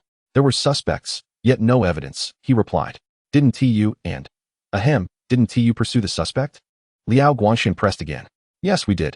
Under the cover of night, that individual concealed themselves in the shadows, their face obscured. At that time, conditions were not as favorable as they are now. There were fewer cameras, and the clarity was inadequate. Consequently, the suspect managed to escape, Ban Yongqiang recounted. After a moment of silence, Liao Guangxian patted Ban Yongqiang on the shoulder, saying, Brother Chong, do not worry. I am here, just as he was about to boast. Liao Guangxian noticed the trio's focused attention and awkwardly redirected. Ahem, with the captain present. With us, we will surely apprehend the murderer and avenge your apprentice. Enough of the banter. Let us take advantage of this time to rest. The investigation may present unforeseen circumstances, Gao Han interjected. Glancing at the 2, he added to Ban Yongqiang, Old Ban, keep an eye on them. I will step out to make a call to the team regarding our work. Understood, Lauda. Wait. Lauda, do we really need to watch them? Ignoring Liao Guangxian's antics, Gao Han rose and exited the office area, heading toward the smoking zone in the corner. Chapter 77 Ban Yongqiang. Can we take down the murderer? Gao Han, absolutely. Just as the call connected, Ban Yongqiang approached. Nodding at him, Gao Han turned to continue his conversation. Hello, Lao Yang. How is the burglary case progressing? Lauda, I am still investigating with Lao Gao and the others, primarily focusing on the jade jewelry, having tracked down some of the individuals involved in the fencing, but we have yet to uncover anything. All right, that is acceptable. However, be mindful, greed can stir the heart. Those 2 sets of jewelry are quite valuable and are not custom-made, thus they should be easy to offload. Therefore, aside from those involved in fencing, we must also seek out additional informants to gather intelligence. Understood, Lauda, Yang Hui responded before adding, additionally, we are considering offering a reward to the informants. What amount are you planning to offer? According to regulations, if we recover stolen goods and solve the case, we can receive a reward of 20% of the total value. We are prepared to allocate 5,000 for leads. If we directly recover the stolen goods, a bounty of 20,000 will be awarded. This amount seems reasonable. Please draft a report for Dragon Team's approval. All right, I'll attend to it shortly. By the way, have the final arrangements been completed? Almost. Just one last detail. and it should all be wrapped up by tomorrow morning. Very well, during our absence from the team. Please keep an eye on things. If any decisions are difficult to make, do not hesitate to call or message me. Understood, boss. You can rest assured about the team. I will take care of it.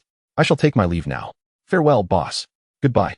After hanging up, Gao Han tucked his phone into the pocket of his mid-length wool coat, casually retrieving a pack of cigarettes and handing one to Ban Yongqiang before lighting one for himself. The two placed their hands on the railing, smoking in silence. After a considerable pause, Ban Yongqiang glanced back at the corridor, ensuring no one was passing before returning his gaze. Boss, if confirmed, can the perpetrator be executed? Casting a sidelong glance at Ban Yongqiang, Gao Han replied coldly, of course. However, it must be under the condition that he does not surrender. I wish to avenge Wang Ning. Are you concerned that he might evade the death penalty by claiming mental health issues? Gao Han surmised Ban Yongqiang's thoughts. Indeed. After exhaling a long breath, Ban Yongqiang remarked, I have seen criminals escape punishment using such tactics.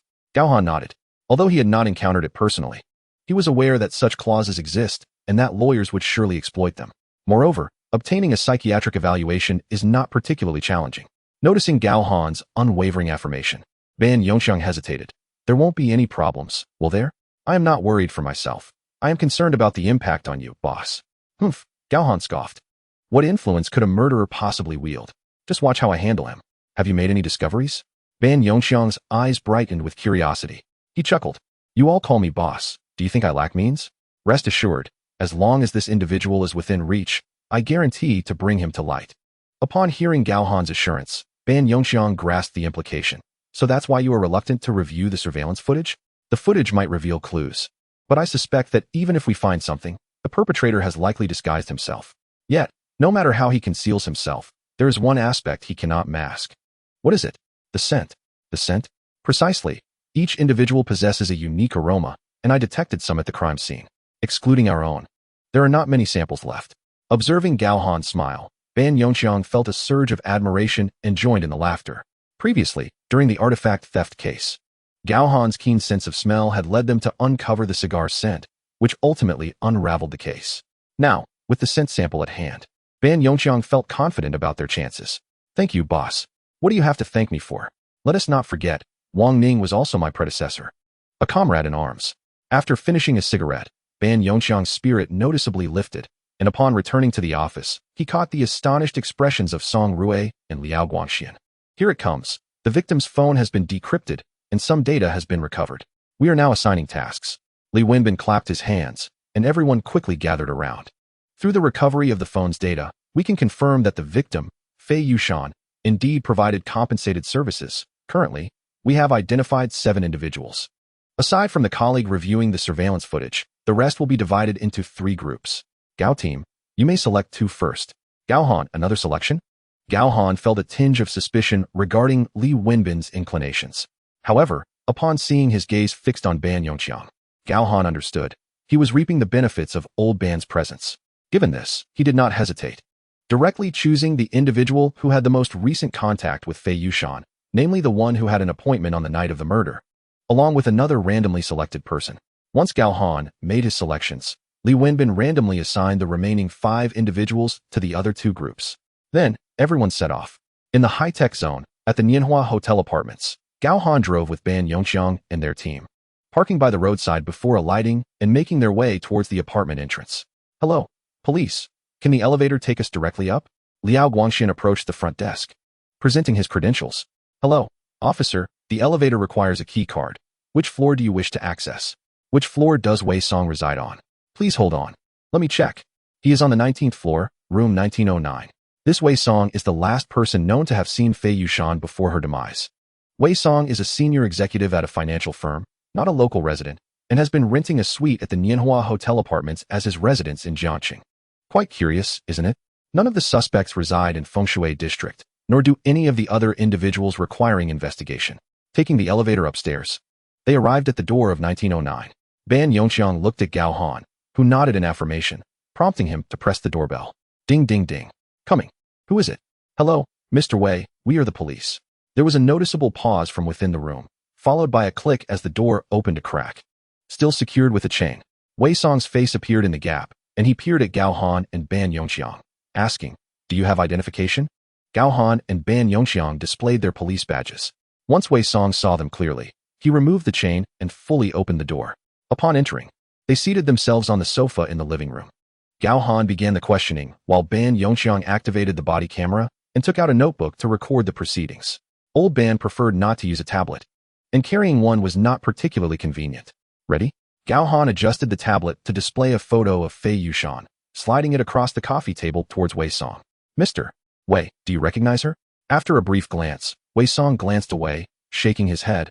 I don't know her. I anticipated you would respond that way. Gao Han smiled, swiping the screen to reveal their chat history. What about now? Faced with the evidence of their conversation, Wei Song realized denial was futile and could only concede. Ahem. I didn't see it clearly before. Now I recall. I do know her.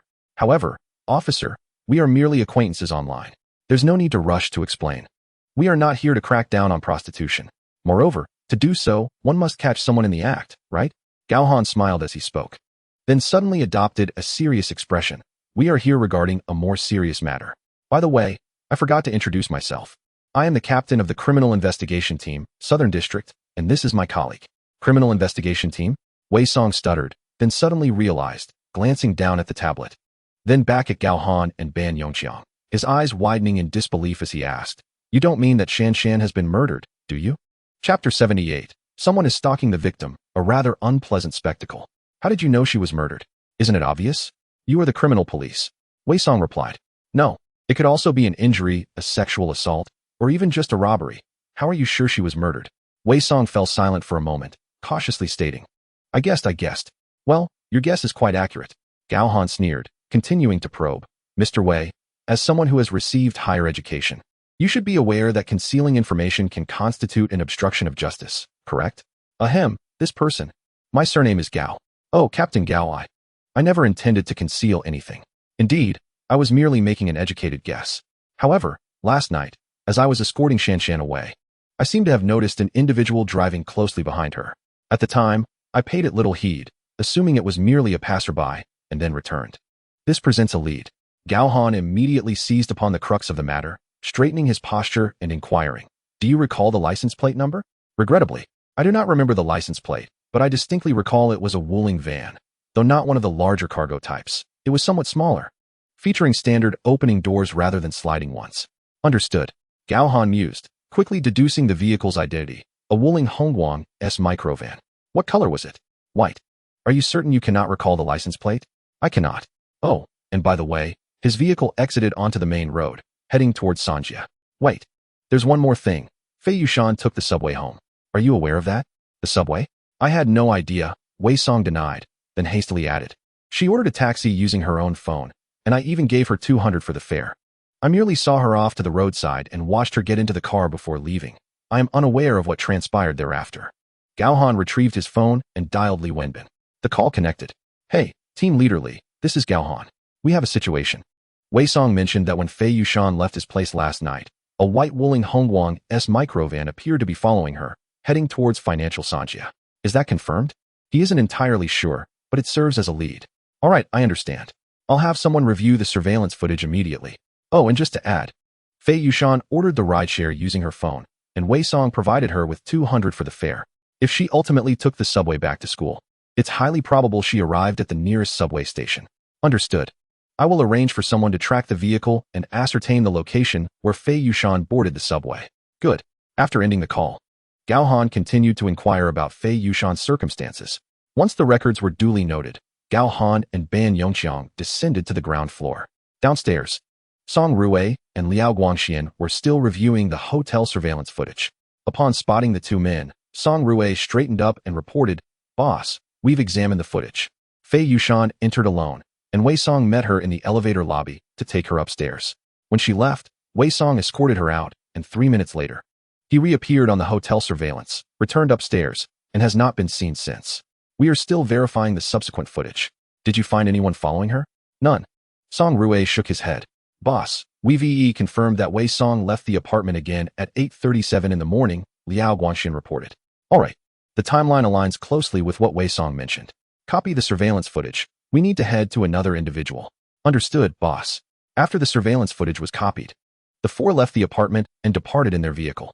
After several minutes, they arrived at a company where they found another individual involved. This person had also engaged with Fei Yushan, and not just once. These individuals were all familiar clients of Fei Yushan, and indeed, affluent individuals.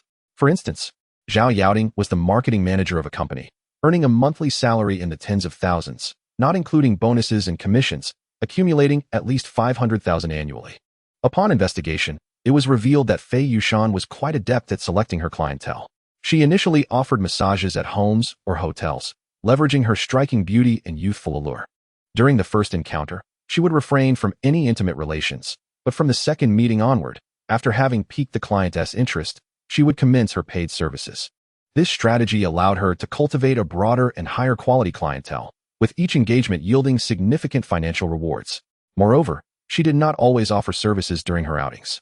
Occasionally, clients would request her presence simply to enhance their image. She would accommodate any familiar clientele, provided they offered appropriate compensation. After all, no one would entertain engagements without tangible benefits, and clients would not be so lax in their standards. From Zhao Yaoding alone, Fei Yushan amassed over 50,000 in various gratuities within less than a year. Having completed the investigation and confirming that Zhao Yaoding lacked an alibi, Gao Han and his team swiftly returned to the Fengshui substation. Almost simultaneously, as Gao Han parked the car and exited, he observed Li Wenbin's subordinate escorting a handcuffed man with his fringe obscuring his eyes, clad in exceedingly ordinary, even shabby attire, from the vehicle. Accompanying them was a white wooling Hongguang's boss. Upon seeing the man being taken into the interrogation room, Ban Yongxiang and the others wore grim expressions. After all, they had unearthed the lead, and now Li Wenbin had dispatched personnel to apprehend him without so much as a word, denying them the opportunity to accompany him. The manner of it was rather unbecoming. "Let us go see," Gao Han urged, quickening his pace. In the corridor, he gestured for the others to remain calm before pushing open the door to the adjacent interrogation room. Li Wenbin stood inside, observing the suspect restrained in an iron chair through the one-way glass. "Captain Li, you've arrived," he acknowledged with a nod. Without uttering a word, Gao Han approached and stood beside Li Wenbin, his gaze fixed on the man behind the glass, and slowly remarked, "Team Leader Li, this seems rather unscrupulous." Li Wenbin understood the implication of Gao Han's words, responding, "There's nothing unscrupulous about it. The order to apprehend was mine. But I had no intention of usurping your credit. Not to mention, Lao Ban is still with you." Gao Han turned to regard Li Wenbin, noticing his expression remained unchanged. And his gaze did not flinch. Gao Han nodded and replied, "I trust you." After a brief pause, Gao Han pointed at the suspect, stating, "He is not the culprit." "You are aware?" Li Wenbin inquired, surprised. "I possess certain means, and I have examined the scene. It is impossible for him to be the murderer." "Reason?" "The scent." "What?" Li Wenbin seemed to struggle to comprehend. The murderer was present at the scene. Although it was an open area and many others visited afterward, there were no other factors affecting the scent, nor had it rained. Thus, the aroma lingered. Yet, this individual had not been at the scene. However, we confirmed he followed Fei Yushan all the way to the subway entrance. Li Wenbin frowned. "Did he exit the vehicle?" Li Wenbin hesitated for a moment before responding, "No, but the car left only after Fei Yushan entered the subway station. It's possible he remained nearby, lurking. We have analyzed the time required for subway transit and the travel time by car to the scene. At that moment, driving would enable one to arrive at least 20 minutes earlier than taking the subway." Very meticulous. Gao Han acknowledged the work done by Li Wenbin and his team before continuing. "Nevertheless, I maintain my stance. He did not appear at the scene. Even if he has some connection, at most he is an accomplice." "The scent?" Li Wenbin pressed. "Indeed. All right, I understand. Thank you. You're welcome." With that, Gao Han exited the interrogation room, beckoning for Ban Yongxiang and the others to follow him upstairs.